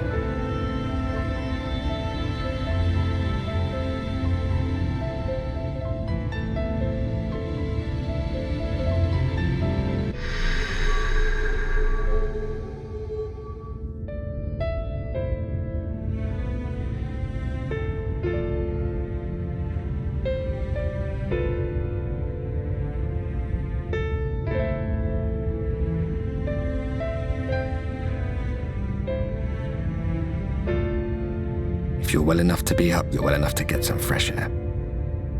Better that than stewing in here. Go on. Go.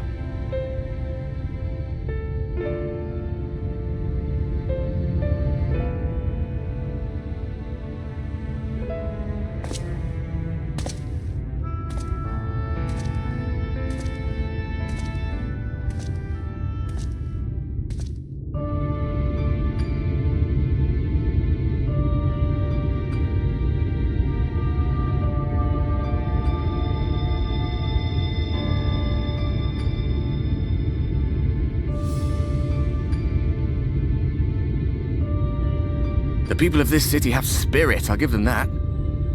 They've not lost the will to fight.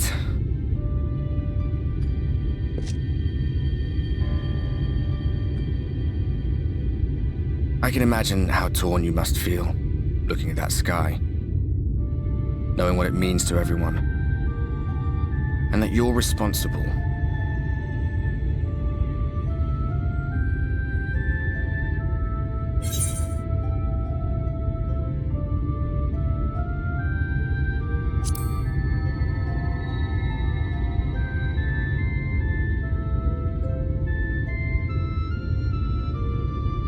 If you're thinking of coming clean, don't. It might make you feel better, but it would make things 100 times worse for them. They're better off not knowing.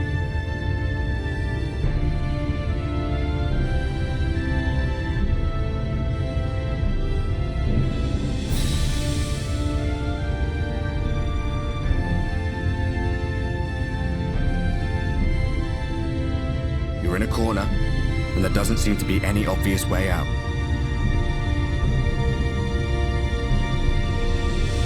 That doesn't mean it's over. However hopeless it seems, you haven't lost yet.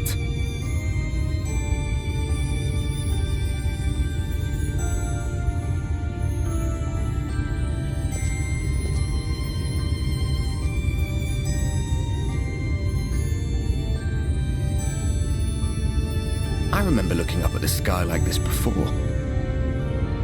Being caught up in a strange kind of calm. It was after we realized we were responsible for the flood, when we resolved to journey to the source by taking our own lives.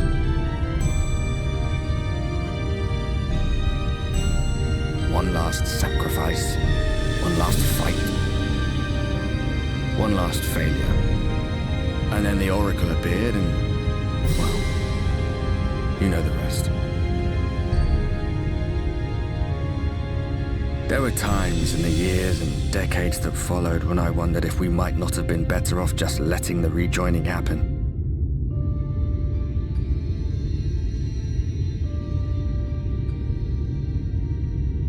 That we'd made one last mistake. But seeing that giant Talos stir to life cured me of any doubts I still had. Always we took the burden of fighting upon ourselves. That's what heroes do, isn't it? So we never had the chance to see anything like that. Our people coming together as one.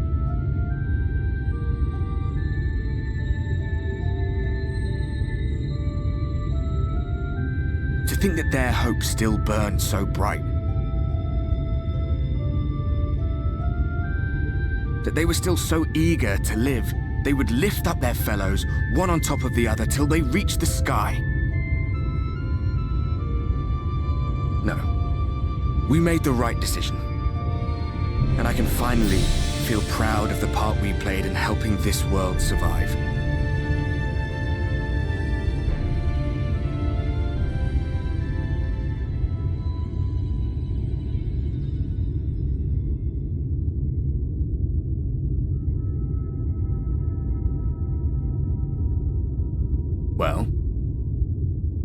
on then.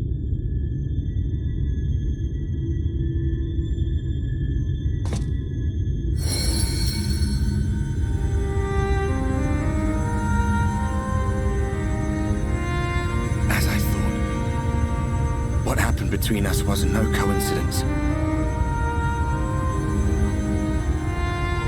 My story may be finished, but the fates have gifted me a minor role in yours.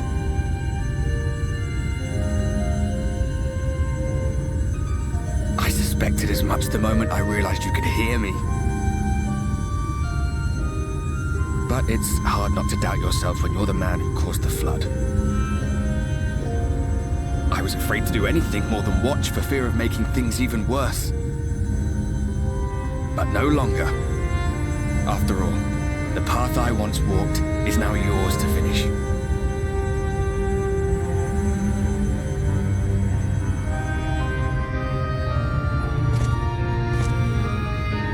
For what it's worth, I cast my lot with yours. If you need a push, I'll be right there behind you. If you lose control, I'll do my best to stop you.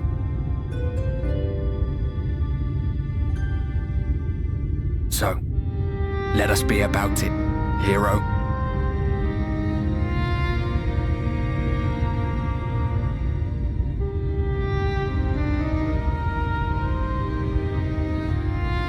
Oh, I was worried you were up here all alone, brooding and fretting and wallowing in your woes.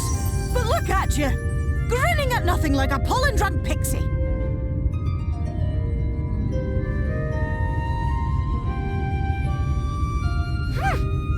Look at what you've done to your ether. It's a mess. And you have cracks running all through that pretty soul of yours.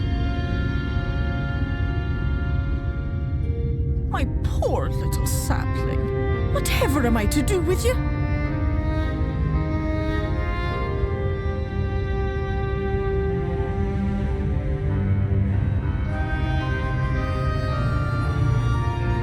Shall I yield up my throne?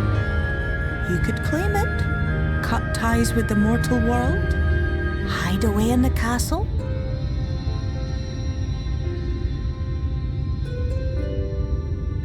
It won't fix the problem, but would it really matter? If any pesky heroes come calling with steel and magic, all of Eel Meg will rise up in your defense. My crown and scepter are yours. If you want them.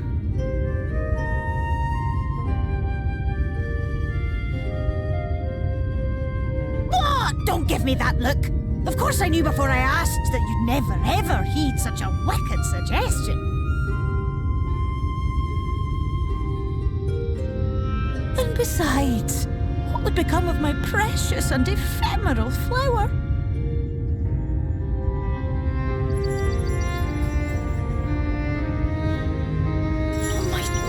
Beloved sapling, you are lost, confused, and have precious little time to gather your wits. Your kind is always so preoccupied with what lies ahead, and so we muddle your vision with fog and glamour. But such trickery is easy to see through. Stand very, very still.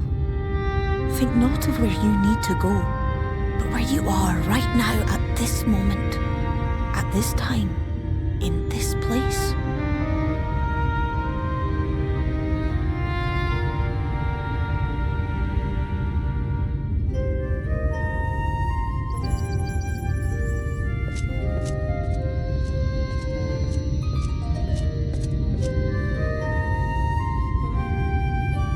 Our cairn of crystal. From shadowed hood he watched you go, his ruby eyes with warmth aglow. See yourself as he saw you, and that shall be the clearest clue.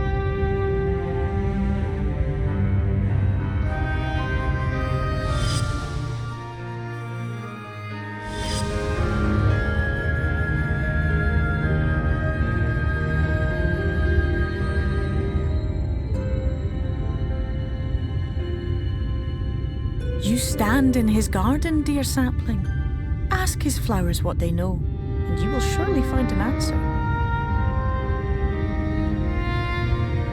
But what will you do with it, I wonder? Well, I'll be watching and waiting.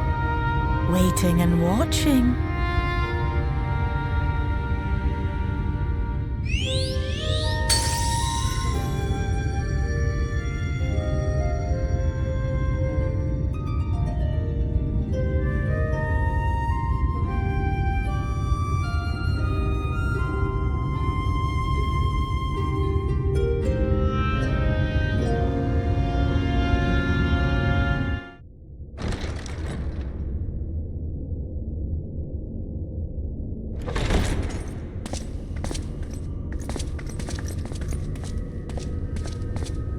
I have unlocked the door to the umbilicus. You are free to enter.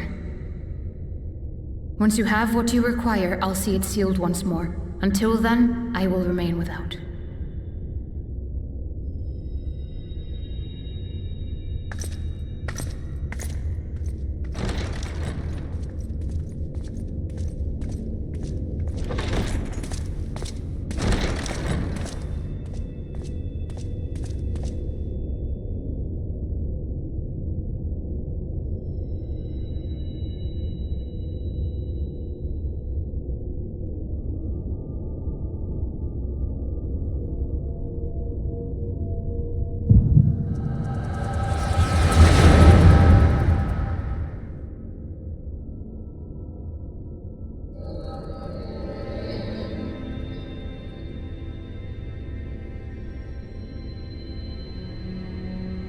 A moment to collect my thoughts, I prithee. Thy true name is Grahatia, then. By thy claims, thou too art a native of the Source, though from an age beyond our own, when the 8th umbral calamity hath visited devastation upon our star. Thou hast, by subtle means, reached across the boundaries of time and space to unsow the seeds of catastrophe, ere its creeping vines drag our champion unto an early grave. In essence, yes. A difficult story to swallow, I am sure.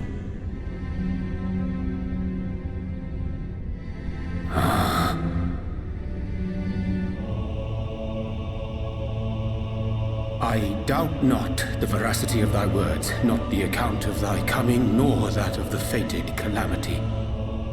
Yet my mind straineth still to apprehend the enormity of this tale. Wouldst thou favor me with a gradual unfolding of its chapters? Certainly. But where to begin? I should start with those great minds who survived the calamity. Sid Garland being perhaps the greatest. In hopes of staying the unending tides of war, he and his fellows pursued all manner of possible solutions. One of these was rooted in a theory which unified several fundamental principles discovered over the course of the Warrior of Light's adventures. It proposed a method by which one could enter the river of time, traverse the rift, and leap between worlds. Perfecting that idea, however, was a work which consumed their lifetimes, and thus was it left to future generations to decide whether theory would be put into practice.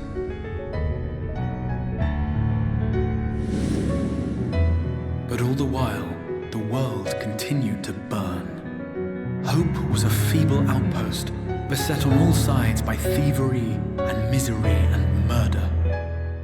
People cried out in despair, "There is no hope, we are finished. Mankind is finished."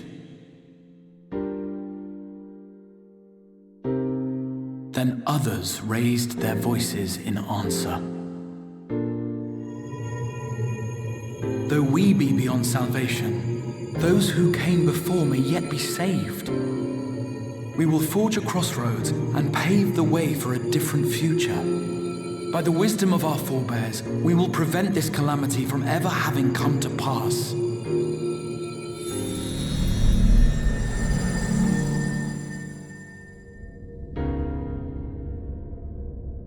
The fighting went on unabated, but some few took up Cid's research and labored to realize those impossible ideas. After 2 centuries of labor, their descendants finally succeeded in awakening the Crystal Tower, an integral part of the process, and, in doing so, roused its caretaker, me.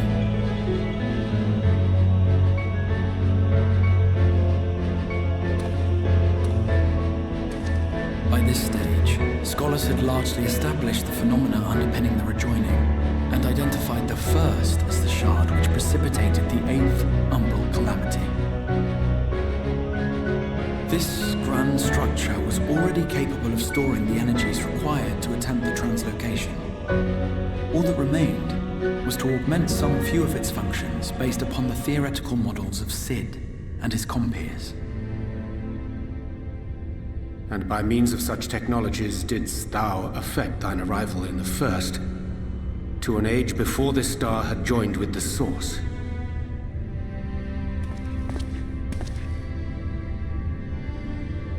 Some while before, as it turned out. 'Tis all but impossible to predict how time will flow between one world and the next, and we missed our mark by almost an entire century. But this only worked in our favor. The Sin Eaters could not be defeated without the blessing of light, and summoning the only man who might stand a chance against them would require decades of preparation.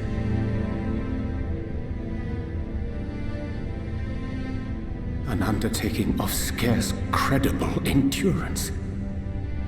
That thou hast kept thy plan from falling into disarray these many years bordereth on the miraculous.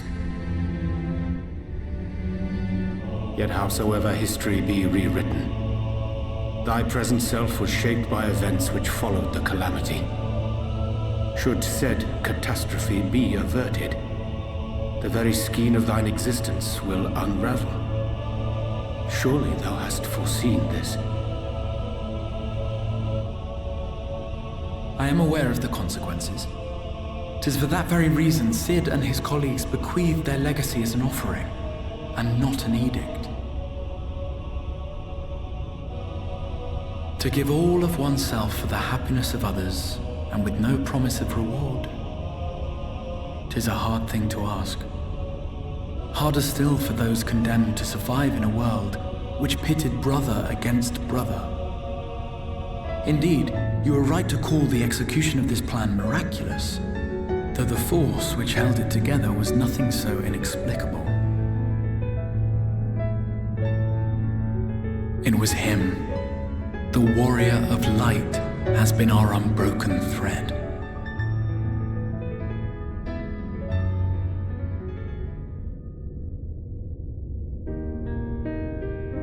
Where others would stumble and fall, he would rise above. Where others would break and run, he would carry on. The warrior of light's tale is one of unyielding bravery. To tell it was to feel courage.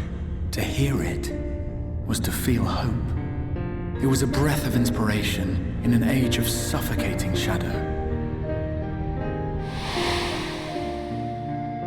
In the histories of a fallen nation was our hero hailed as its greatest ally.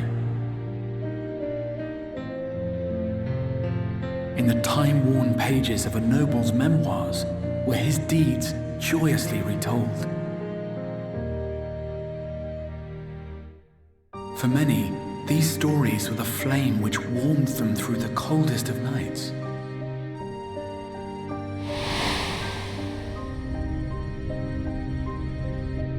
And so it should come as little surprise that the plan found no shortage of volunteers, concerning as it did the warrior of light himself.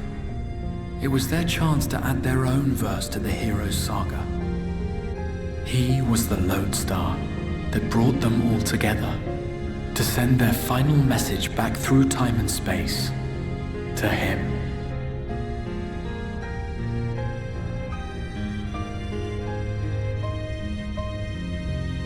The light of your legacy was our torch in the darkness. Burn bright again and live.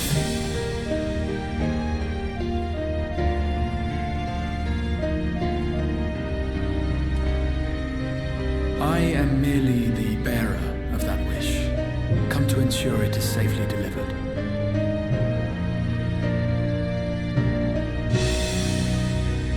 Wherefore sharest thou this burden with me and no other? What wouldst thou have me say? That you will be my accomplice? 'Twas you yourself who convinced me of your suitability when you spoke of how you learned of the Flood, and of your part in arranging Minfilia's journey to the First. Your actions showed uncommon resolve. 'Twas clear you were committed to the cause of saving this world. I knew I could trust you to choose the right path forward, even if that choice came with a heavy price.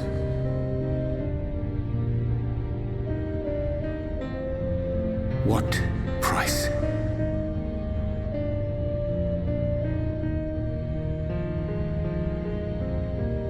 When all is said and done, and the last of the Light Wardens lies slain, I will absorb their corrupted ether, and then I will die.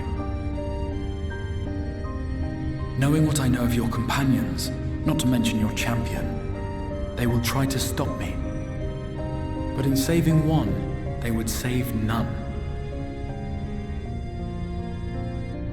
Therefore, I implore you to aid me in concealing my identity and ensuring this tale ends as it must. To this end, I would have you take what I have told you of the calamity and make of it a portent, a prophetic vision you beheld in the swirling chaos of the rift.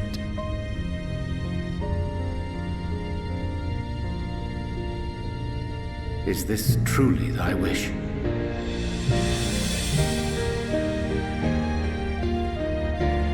At this point in time, the Warrior of Light and I have yet to meet in Eorzea, and I would not wish that meeting soured by events which happen here.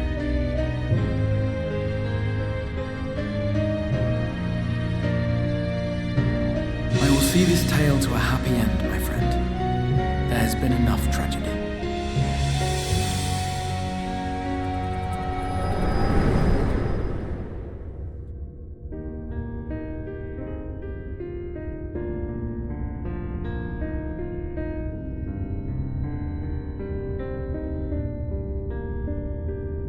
Careful now. If you lose control again, the light could claim you for good. Although it's probably only a matter of time before you succumb to the change in any case.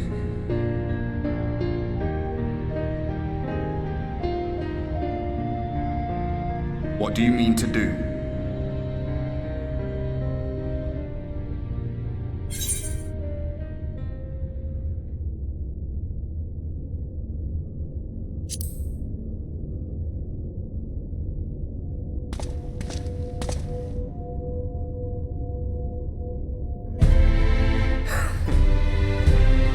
Be on our way.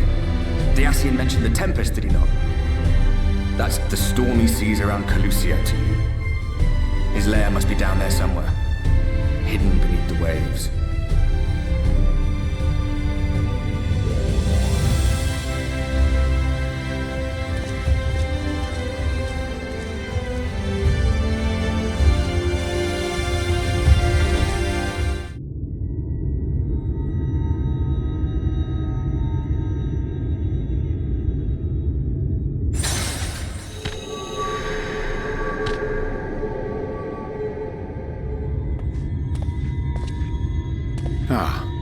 We have found thee.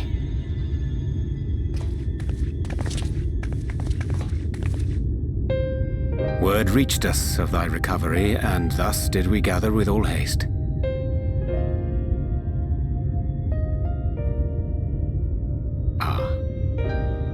By thy looks I gather thou hast gleaned that which I came to tell thee.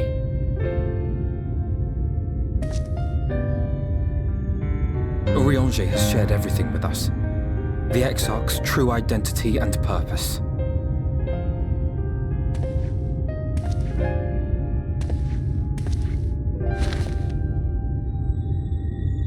I offer no excuses.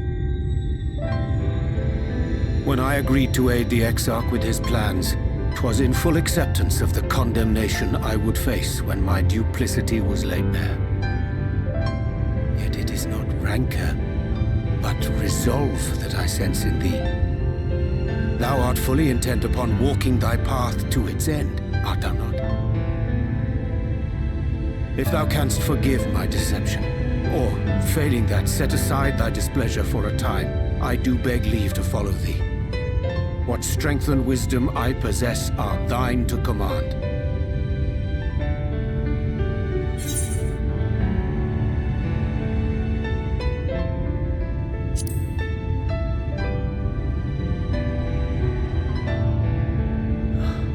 I thank thee.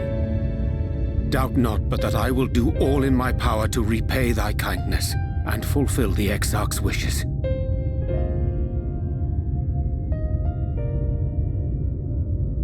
I'm sorry, but I don't think this is a good idea.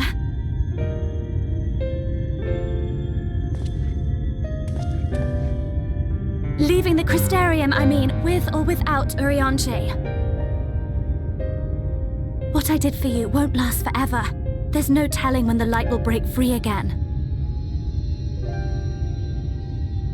Please, you must stay here, at least for a little while longer. We will find a way to cure this, I promise you. How can you make promises? We don't even know where to start. Alice, please. You know Reen was only trying to help.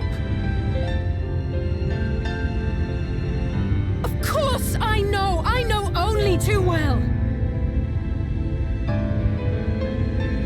But making promises you have no way of keeping is not a kindness. It's a lie. Plain and simple. We've all searched high and low for an answer, and every one of us came back empty-handed. I am not about to stand in his way now. Not after failing him in his hour of need. No! The least we can do is...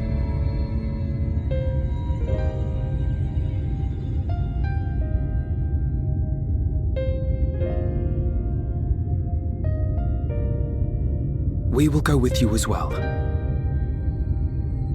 There is naught to be gained by standing still. Indeed, we have exhausted every other avenue.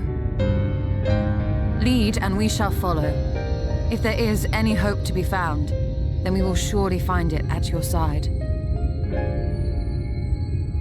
Are we all in agreement then?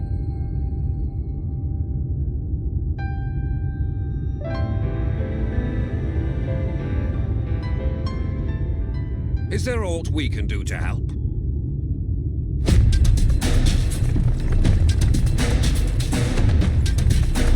Though we may not know the whole story, we do know you're in for a fight. And while the Exarch's away, it falls to the rest of us to see the Warrior of Darkness is given a proper send-off. You told them! No. Well, not in so many words. Aye, we didn't need it spelled out for us. When the night sky appeared over whichever place you went to, it was harder not to put two and two together. From the moment I heard that you and the Exarch shared the homeland, I had my suspicions. Long had he been waiting for a certain someone to arrive, and I knew at once that it must be you. Exactly. When he went up to meet you, it was clear it was no ordinary visitor. That spring in his step spoke volumes. I could feel his excitement.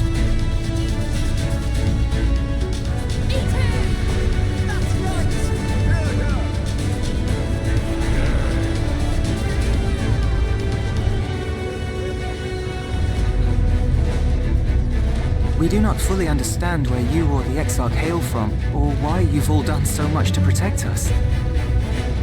But we are deeply grateful nonetheless. So, if there is anything at all we might do to aid your journey, you need only name it. What would you have of us?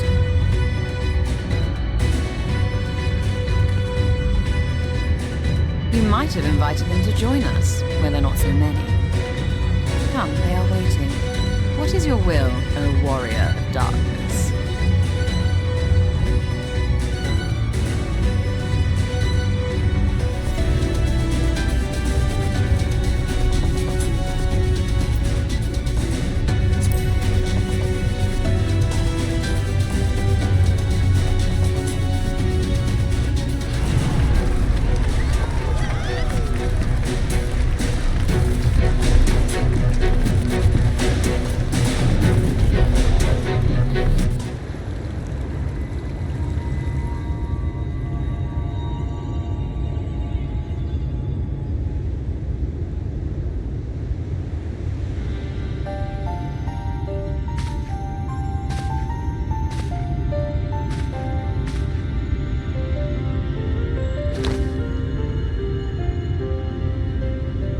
Wir Sach, Bilan Bismail.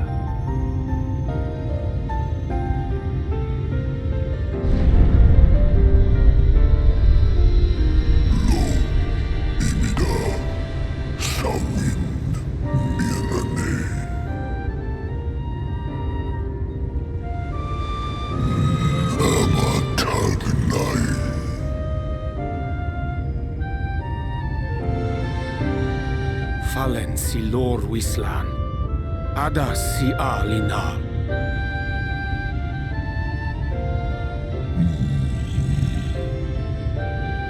Van urs atslir, olfod thim, iri guad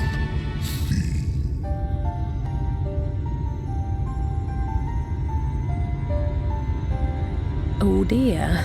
I don't need to speak Fey to know that didn't go well.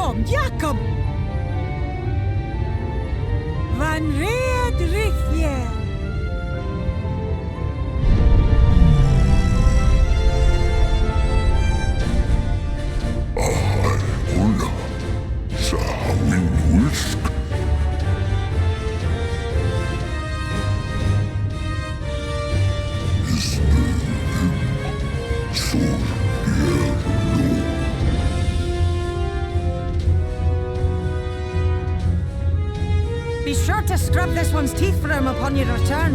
It's only good manners. It will be done, Your Majesty. Our deepest thanks for your timely intervention. An agreement is reached and your departure is at hand. You wingless ones best hold on tight. May the blessings of the Fae keep you safe, Inba.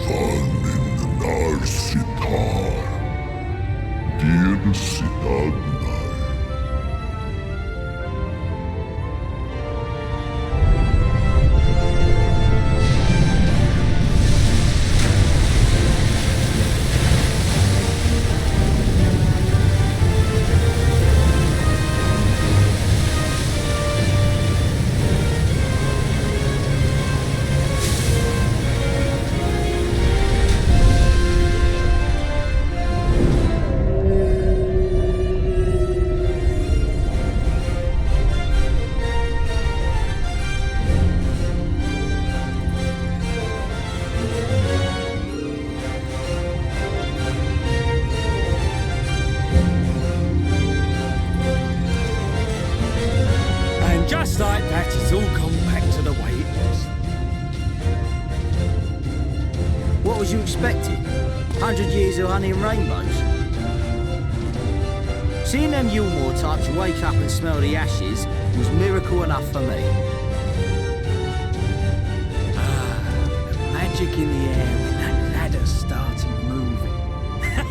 And when that great hulking Talos rose up. Gods. I could live 1,000 years and never behold anything so amazing.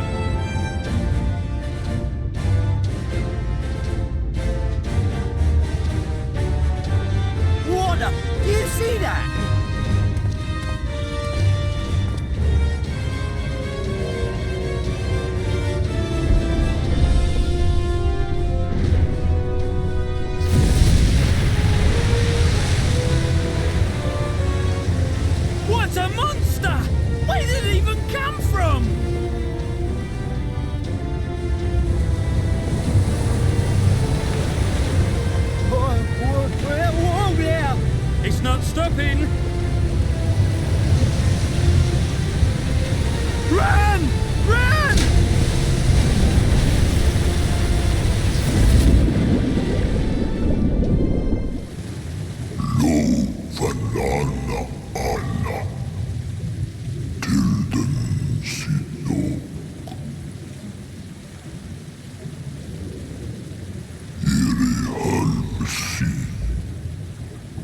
funne. Aktva von jasny. Kagnai.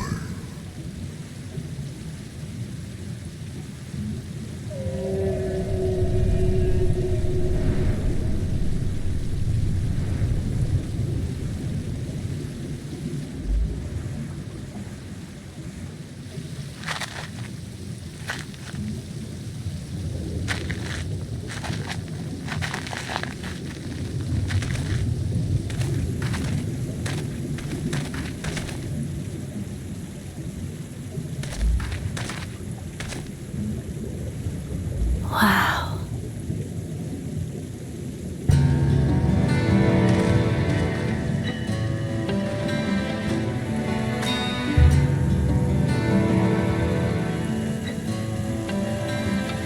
The breath of Bismarck. See how it swells to form a dome beneath the waves? The waters recede. The tempest's floor is laid bare. In defiance of the blinding sky, this place holds fast to its gloom. The last refuge of he who denies the light with every fiber of his being.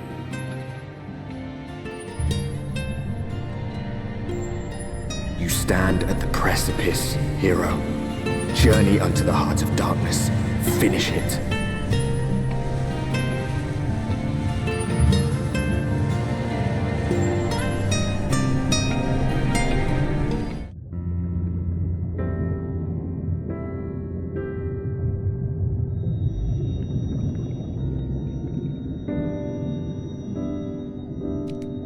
O stewards of the Ondo, we offer up our light in answer.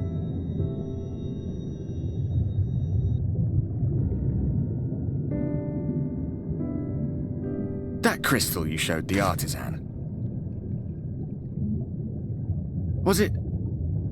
Did it belong to one of my friends?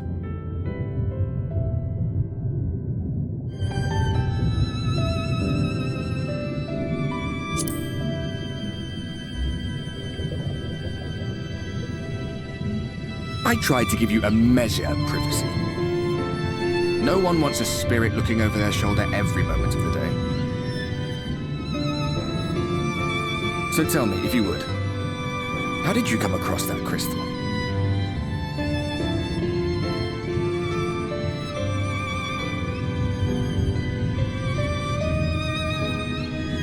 I was right then.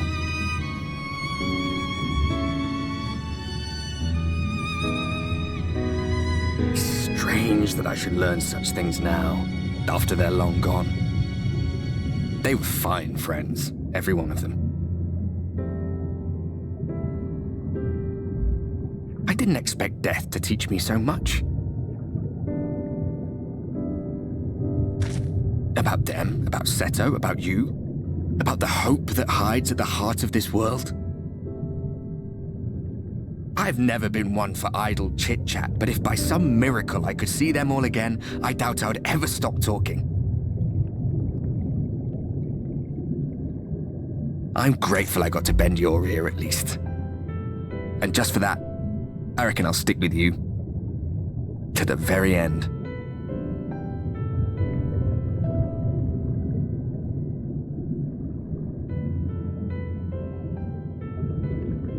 Apologies, we were a little late to the gathering.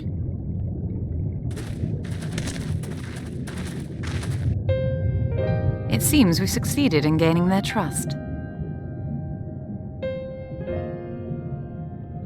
The delay wasn't exactly welcome, but at least our many hands made light work. And they seemed especially impressed with your contribution. Our hero indeed.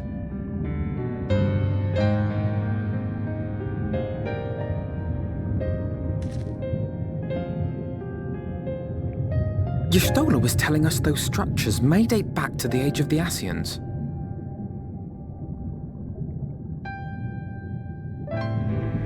An Ascian homeland. Despite his many protestations, I never quite believed Emmett Selk was telling the truth.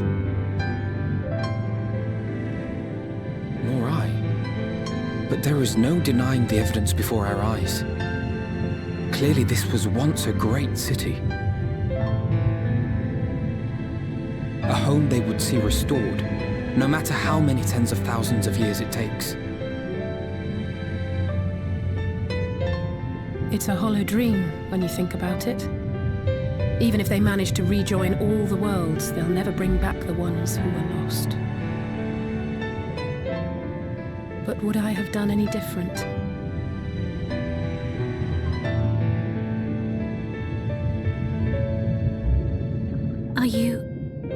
How are you feeling?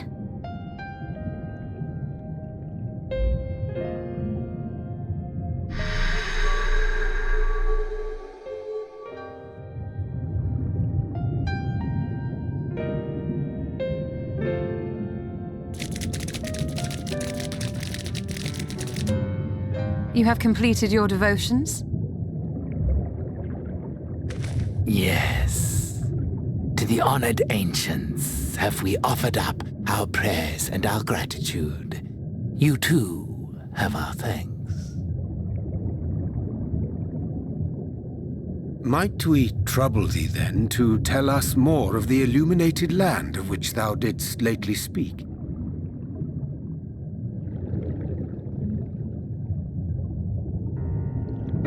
To the west of here lies a great trench.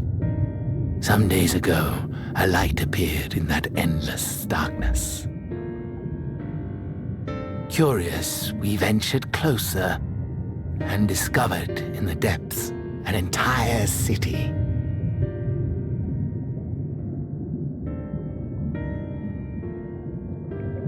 The buildings we spied were akin to our own everlasting abodes, impossibly so. We understood at once the ancients had risen. There could be no doubt.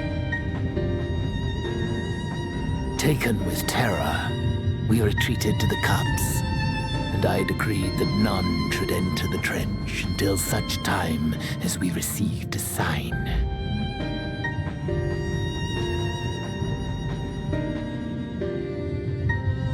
Might it still be possible to reach this city of the ancients? With no water to drown you, a finless one could now travel there. Yes. I am convinced you are the sign for which we have been waiting. My people will show you the way.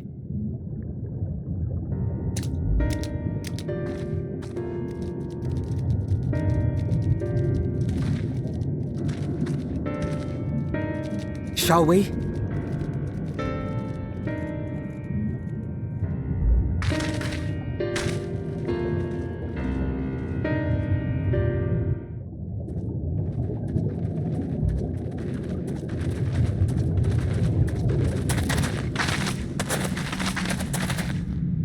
By the gods!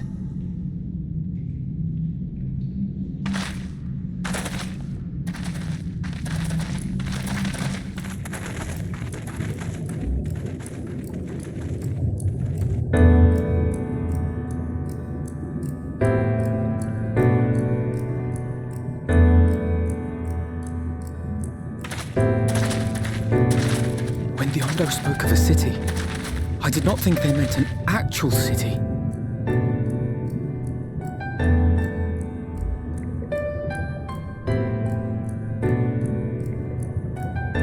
Then we are seeing the same view.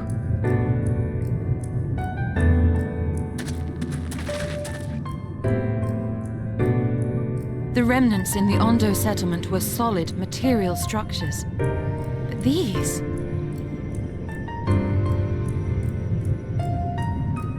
everything here pulses with ether.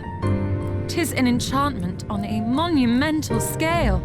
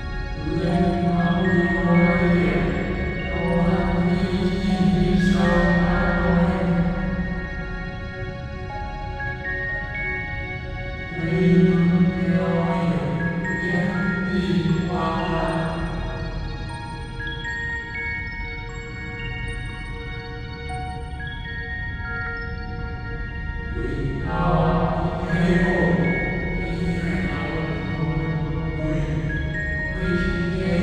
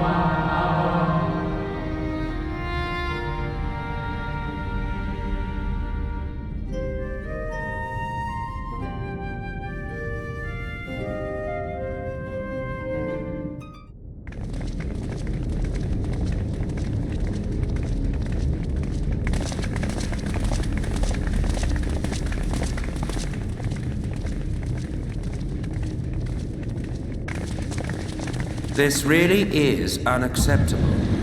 I gave you very specific instructions. Emmett Sulk.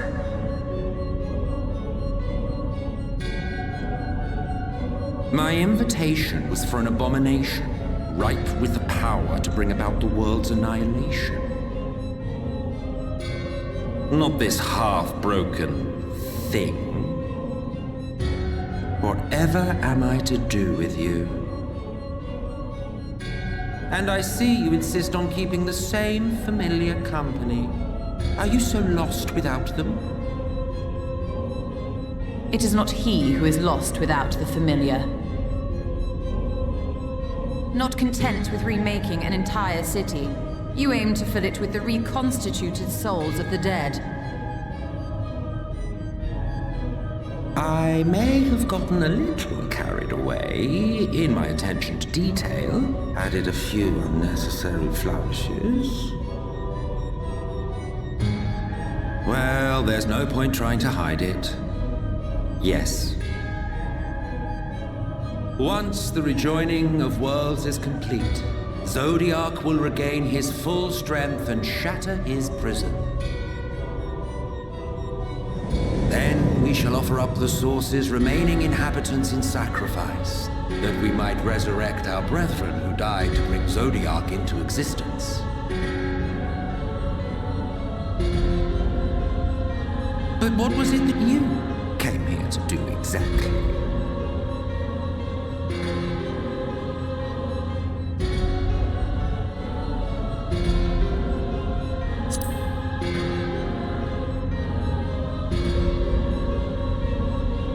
Did you know? One last do-or-die attempt to foil my plans before your mind dissolves into madness. How very, very heroic of you.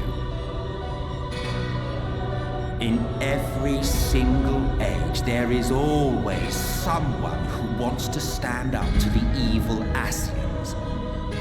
Always the same arrogance, the same insistence that the world belongs to them, as if theirs were the only rightful claim, theirs the only existence worthy of preservation.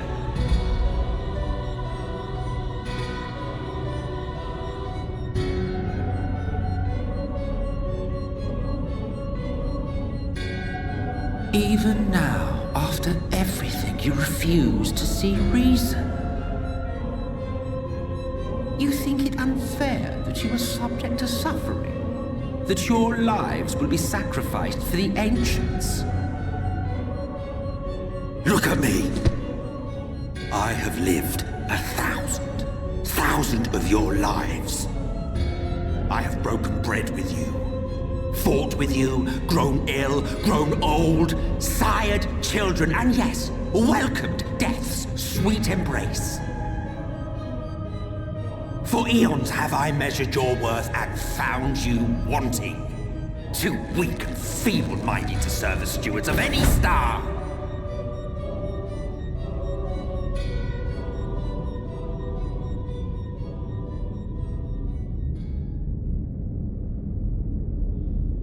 Have your recent spats with Vorthri and his Sin Eaters taught you nothing?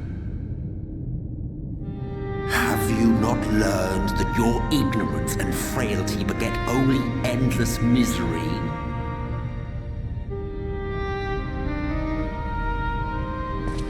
How long do you mean to perpetuate this farce? How much more must I endure your bumbling interference?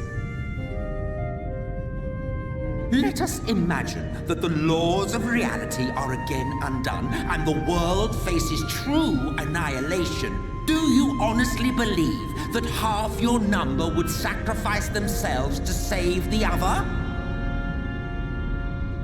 Of course they wouldn't! And if you had witnessed history unfold as I have, you would reach the same conclusion.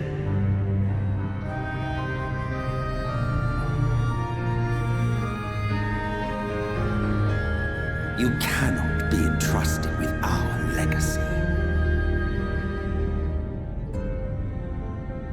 I will bring back our brethren, our friends, our loved ones. The world belongs to us and us alone.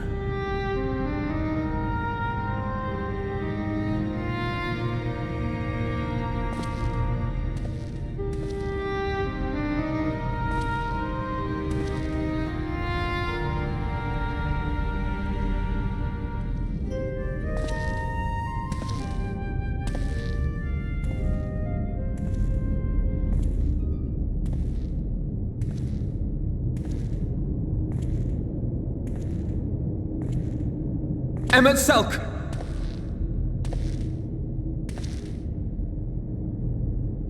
We understand, truly, but it makes no difference. The ones you love are in the past, while ours are here in the present.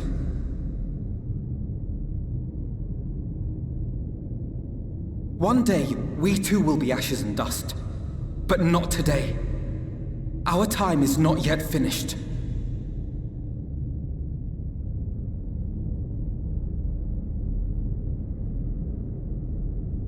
We share your conviction, and that is why we will not abandon our course.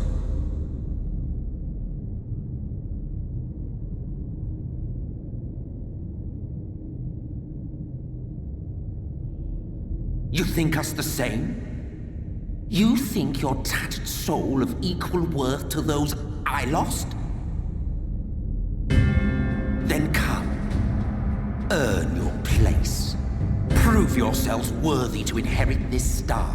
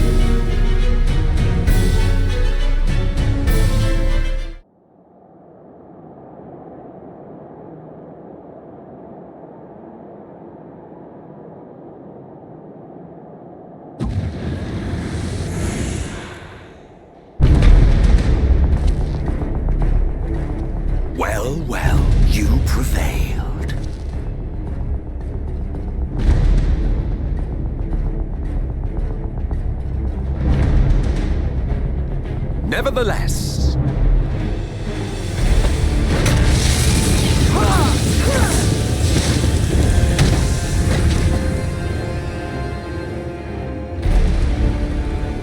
your performance was underwhelming, and I remain unconvinced of your worthiness. Oh, the tower of your misbegotten ilk, no doubt. But should I bring my full strength to bear, well, you would be as leaves in the wind. The gulf between us is a reflection of the disparity between the world as it was and what it has become.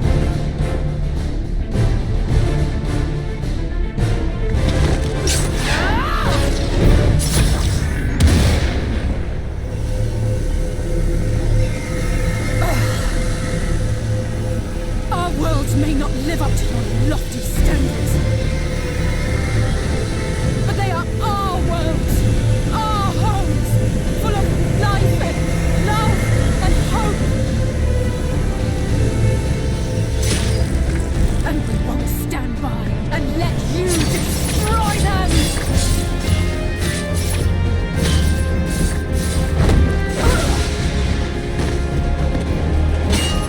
Alize!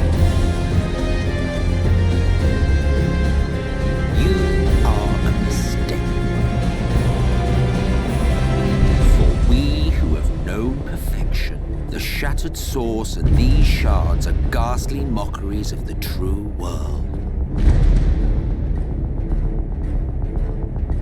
The ephemeral lives you exalt are pale imitations, utterly devoid of meaning.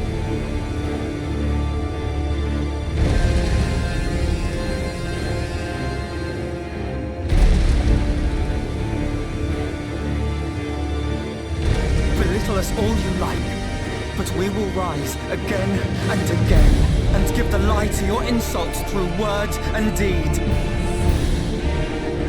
We define our worth, not the circumstances of our creation. More prattle.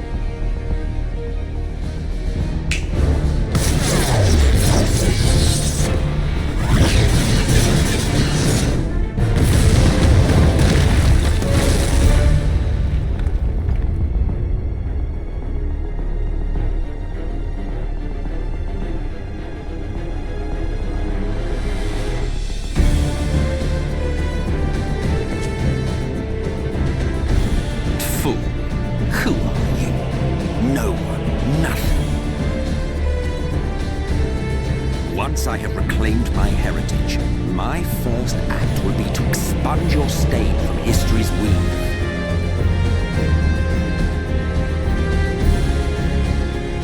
My world will have no need for heroes.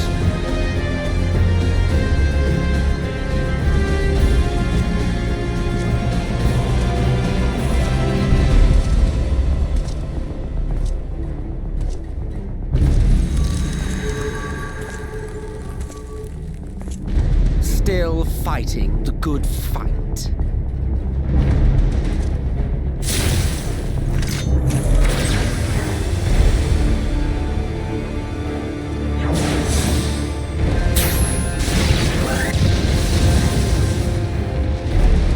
It is true that all we hold dear is fated to fade away.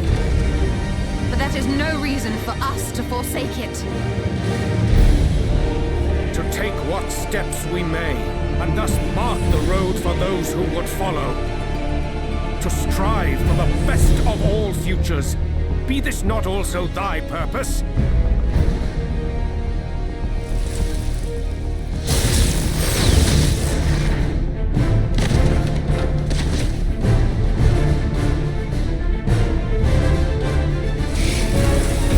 Do not presume to speak of my future.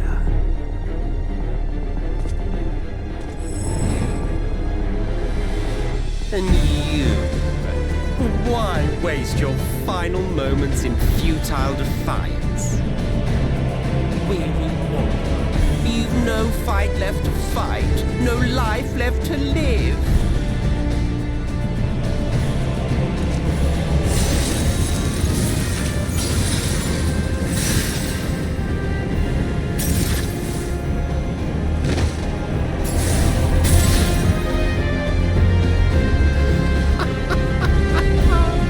You see, the light will not be denied. Surrender to your fate, and let the transformation take you. Rise up in madness and fury. Devour the vermin infesting the land which is rightfully ours.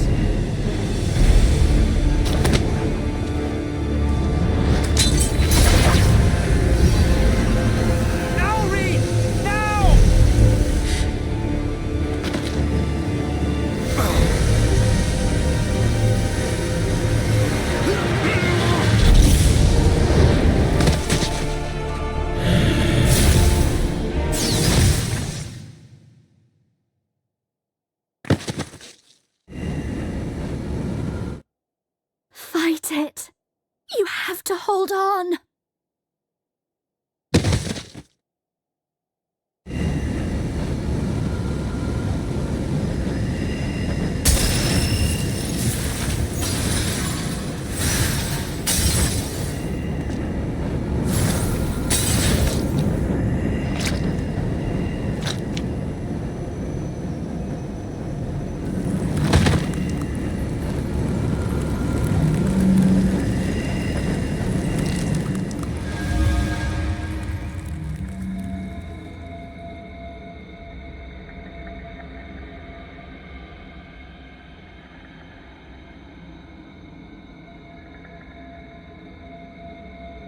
If you had the strength to take another step, could you do it?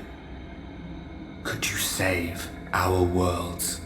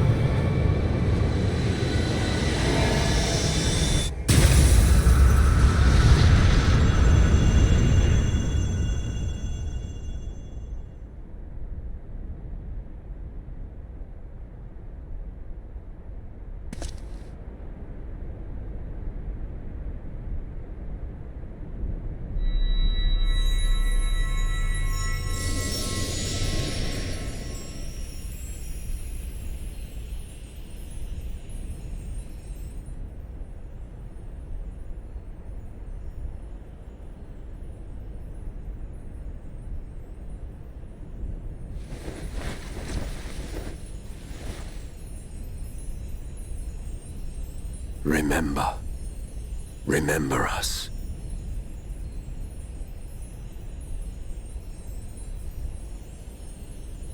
Remember that we once lived.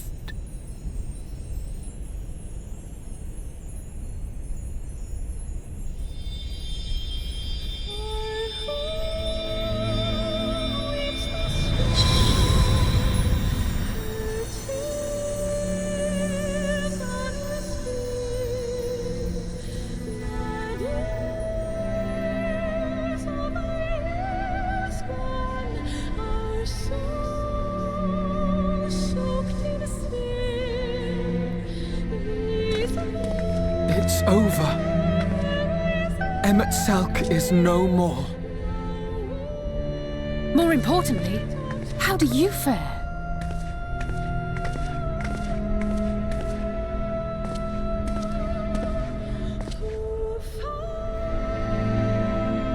What dost thou see? His ether. It is as it used to be. As a disciple of Zodiac, the Ascian was the darkness to your light. I can but assume that when you set your strength against his, the light within you was spent. No, it's more than that. Under the strain of that incredible flood of ether, your soul had begun to break apart, yet now it seems somehow restored.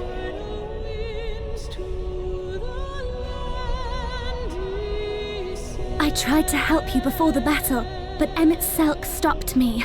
So, how did you... exactly what did you... Can you tell us what happened?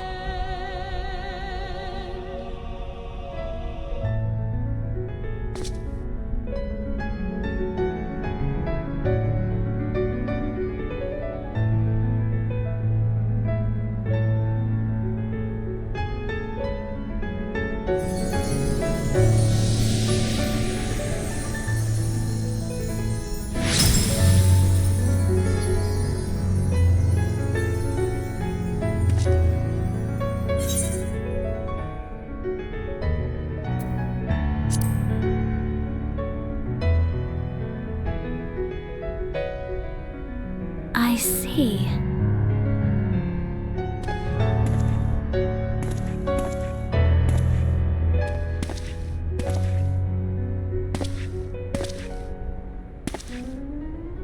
From those who've fallen to those who rise, a prayer to keep us ever by your Where to start? an undying promise that we just I believe I owe you all an apology.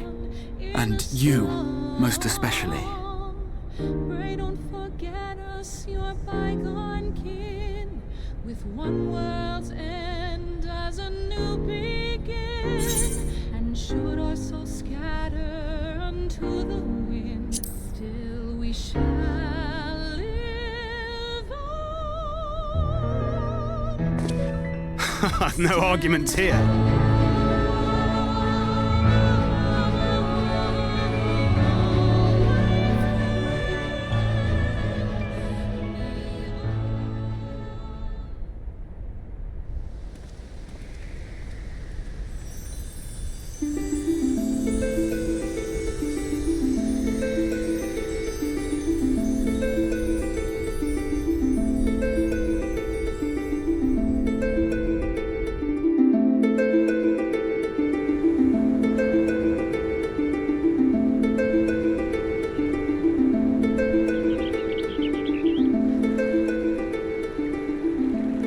So, those mad souls dove straight into the ocean over there, did they?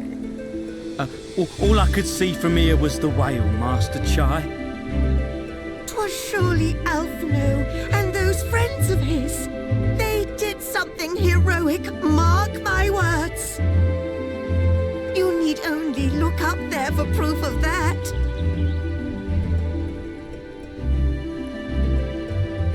As you say, my love.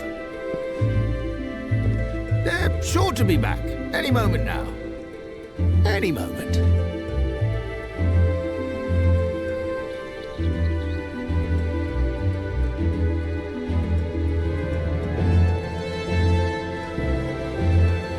They are coming back, aren't they? I couldn't bear the thought of...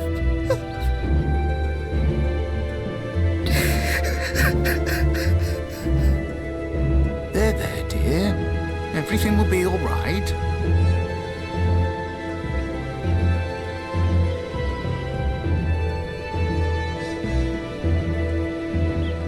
There, look! Over there, over the beach!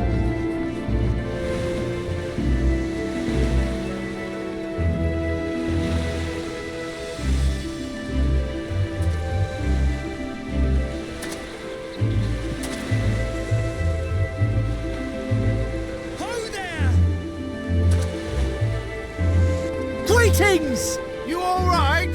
Welcome back!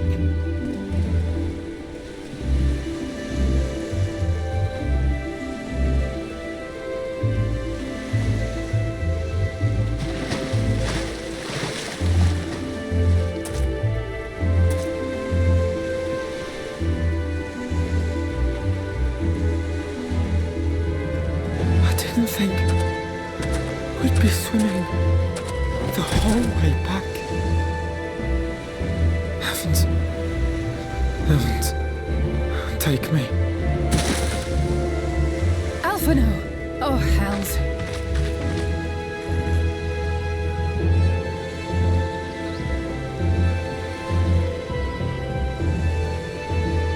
Wait! Where's Urianger? He must have fallen behind. But shouldn't we look for him? He'll wash up, sooner or later. For the love of... Alphino!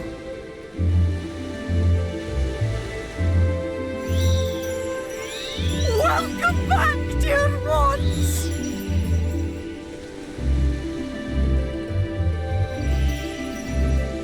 And thus did salvation come to the first.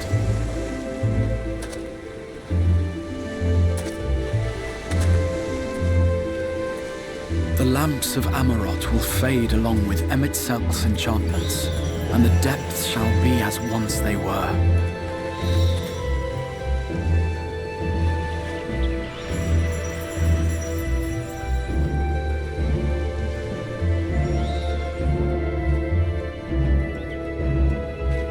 Mount Gulg will one day fall, and the Talos below yield to wind and rain.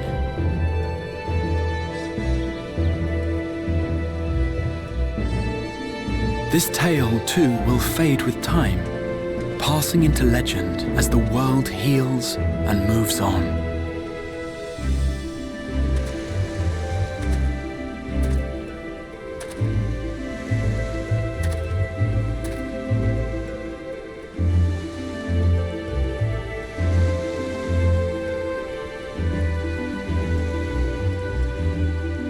Nevertheless,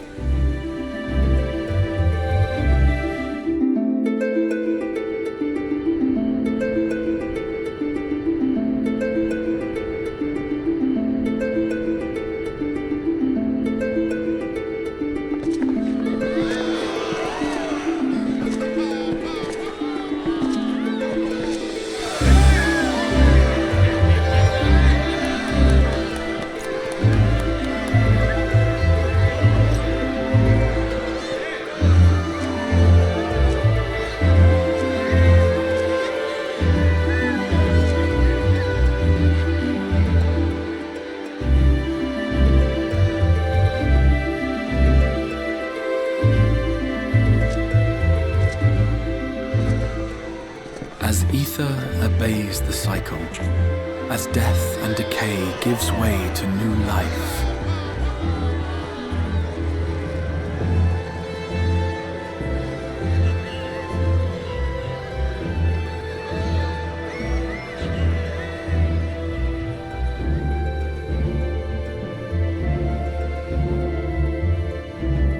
So so too do the memories we share inspire others to rise to greatness. For we who walk before may lead those who walk after.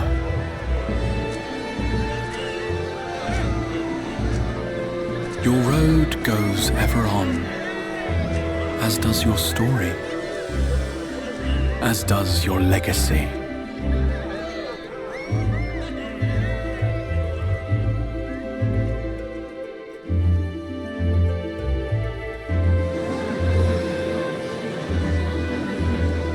Such is the hero's lot, to touch the lives of countless others. Excuse me? You're the Warrior of Darkness, aren't you?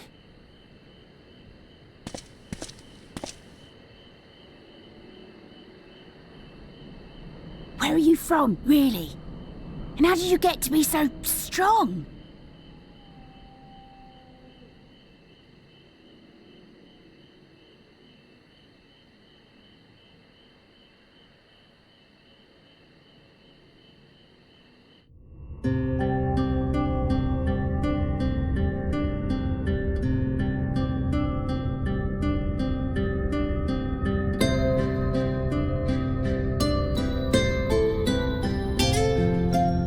By your deeds has the blinding light been banished from these skies, and the Sin Eaters driven to retreat.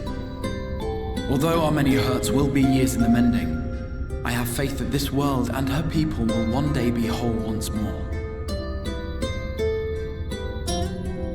With no rejoining in prospect, the Source need no longer fear the coming of an 8th umbral calamity.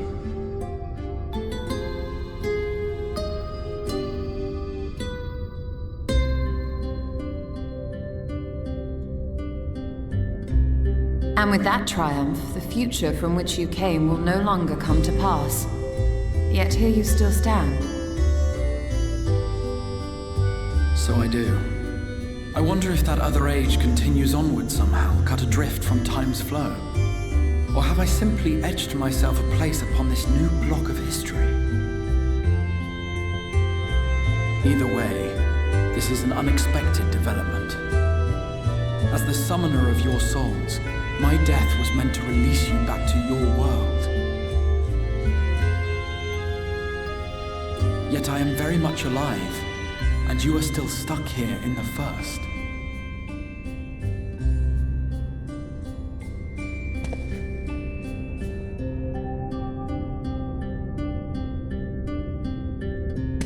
I believe I speak for us all when I say that we are happy to postpone our return if it means your life is spared.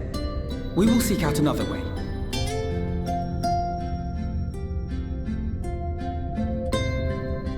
Besides, I never had any intention of rushing home. There are people here I still need to thank, and this means I might actually have time to do so.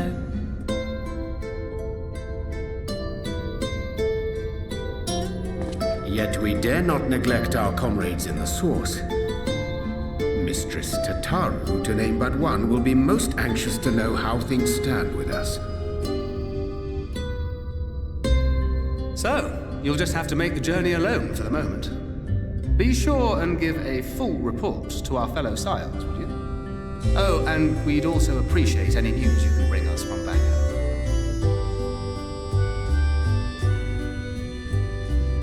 Then I see no reason to delay. I can open the path from here.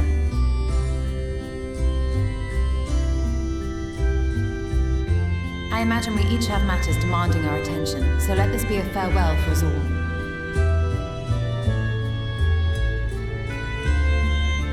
Send word when you've resummoned our friend. Oh, and do try to ensure he arrives within the city next time. Of course. I shall strive for utmost accuracy. No strange forests or unplanned passengers, I promise.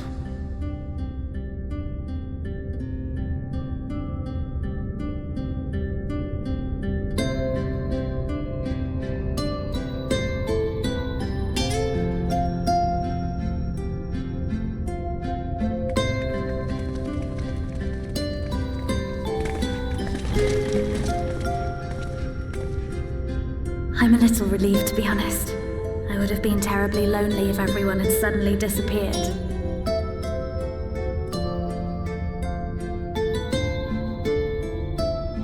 But I understand that you have to go. Safe journey, warrior of darkness. I hope to see you again soon.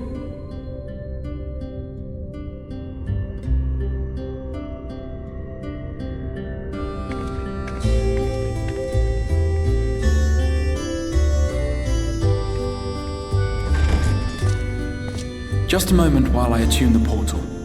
Then you can be on your way.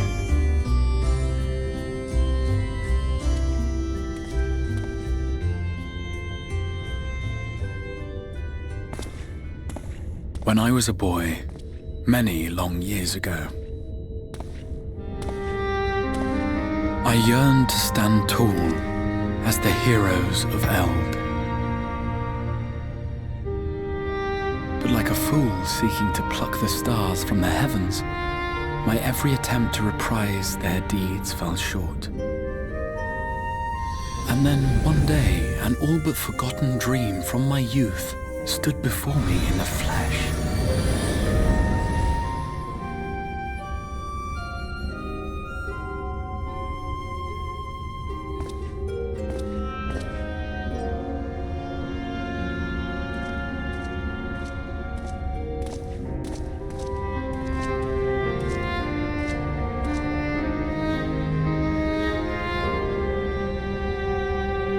A hero who looked at the horizon and beyond and saw I knew not what.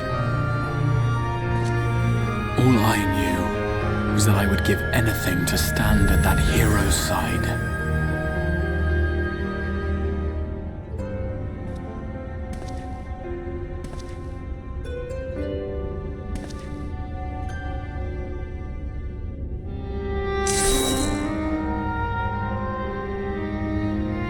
Would that it was so easy.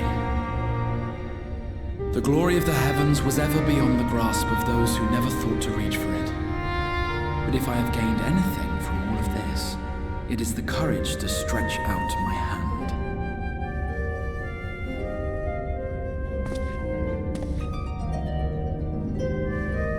Do you hear me, Grahatia? This is no time for sleeping.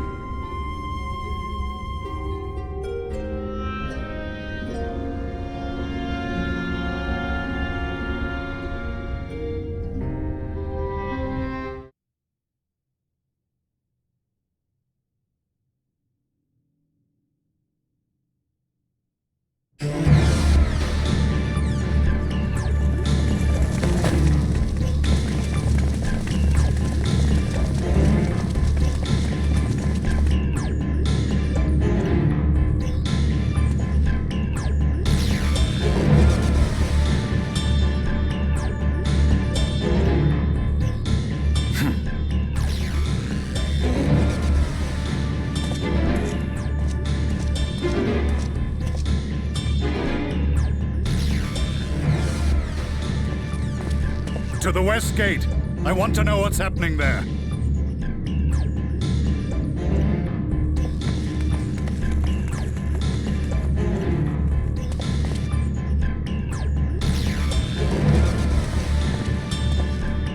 Same as the others, struck down with a single blow. An unfortunate day to draw guard duty.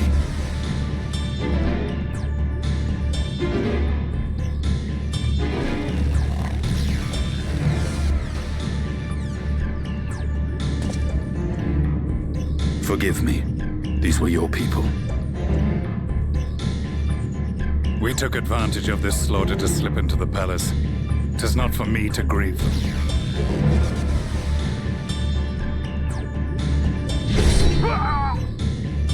That was the Emperor. Wait!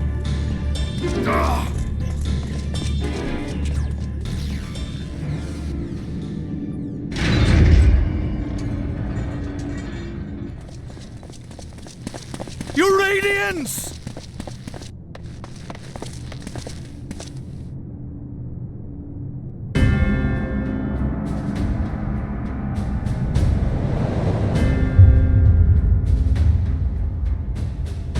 Gaius, You've missed your part in this, I'm afraid.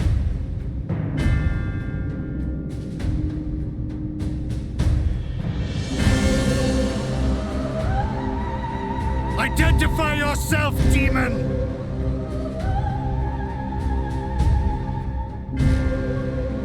You were hoping for the Ascian. The Craven shed this skin and fled, rather than face me. A pity. I was looking forward to crossing blades with myself. But I cannot deny the feeling of satisfaction. Body and soul reunited at last. What now? The game continues, but the pieces have changed. Only if we trust in Paragon's words. A mistake I do not intend to repeat.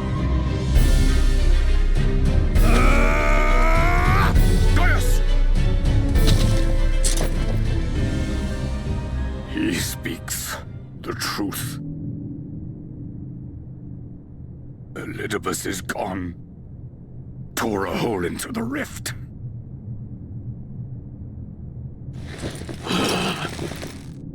Xenos, my foolish, greedy son. Was a second life not enough? Was the Empire too rich a prize to ignore?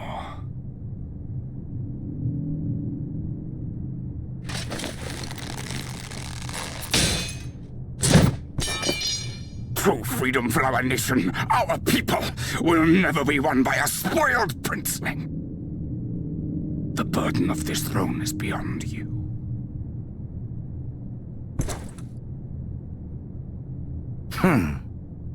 'Tis you, father, who have struggled with this burden. Simply holding the Empire together has occupied your limited faculties. But you may take comfort in knowing that I have no intention of pursuing your tedious agenda. Nor am I interested in ruling over the Empire's lands. I came only to remove that which ruins my sport. I will not have my prey stolen by your petty wars and cowardly weapons.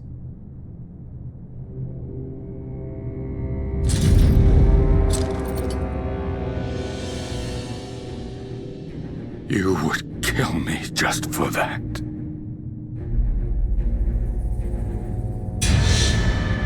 I need no other reason. Any and all who interfere with my hunt Will not do so twice!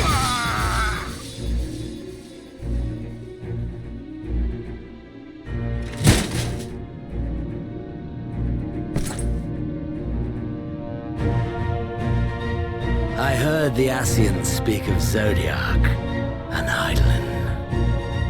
Even the will of this star is but a construct of our own making. We shall gorge upon their strength, and then, my friend, our contest shall begin anew. Xenos!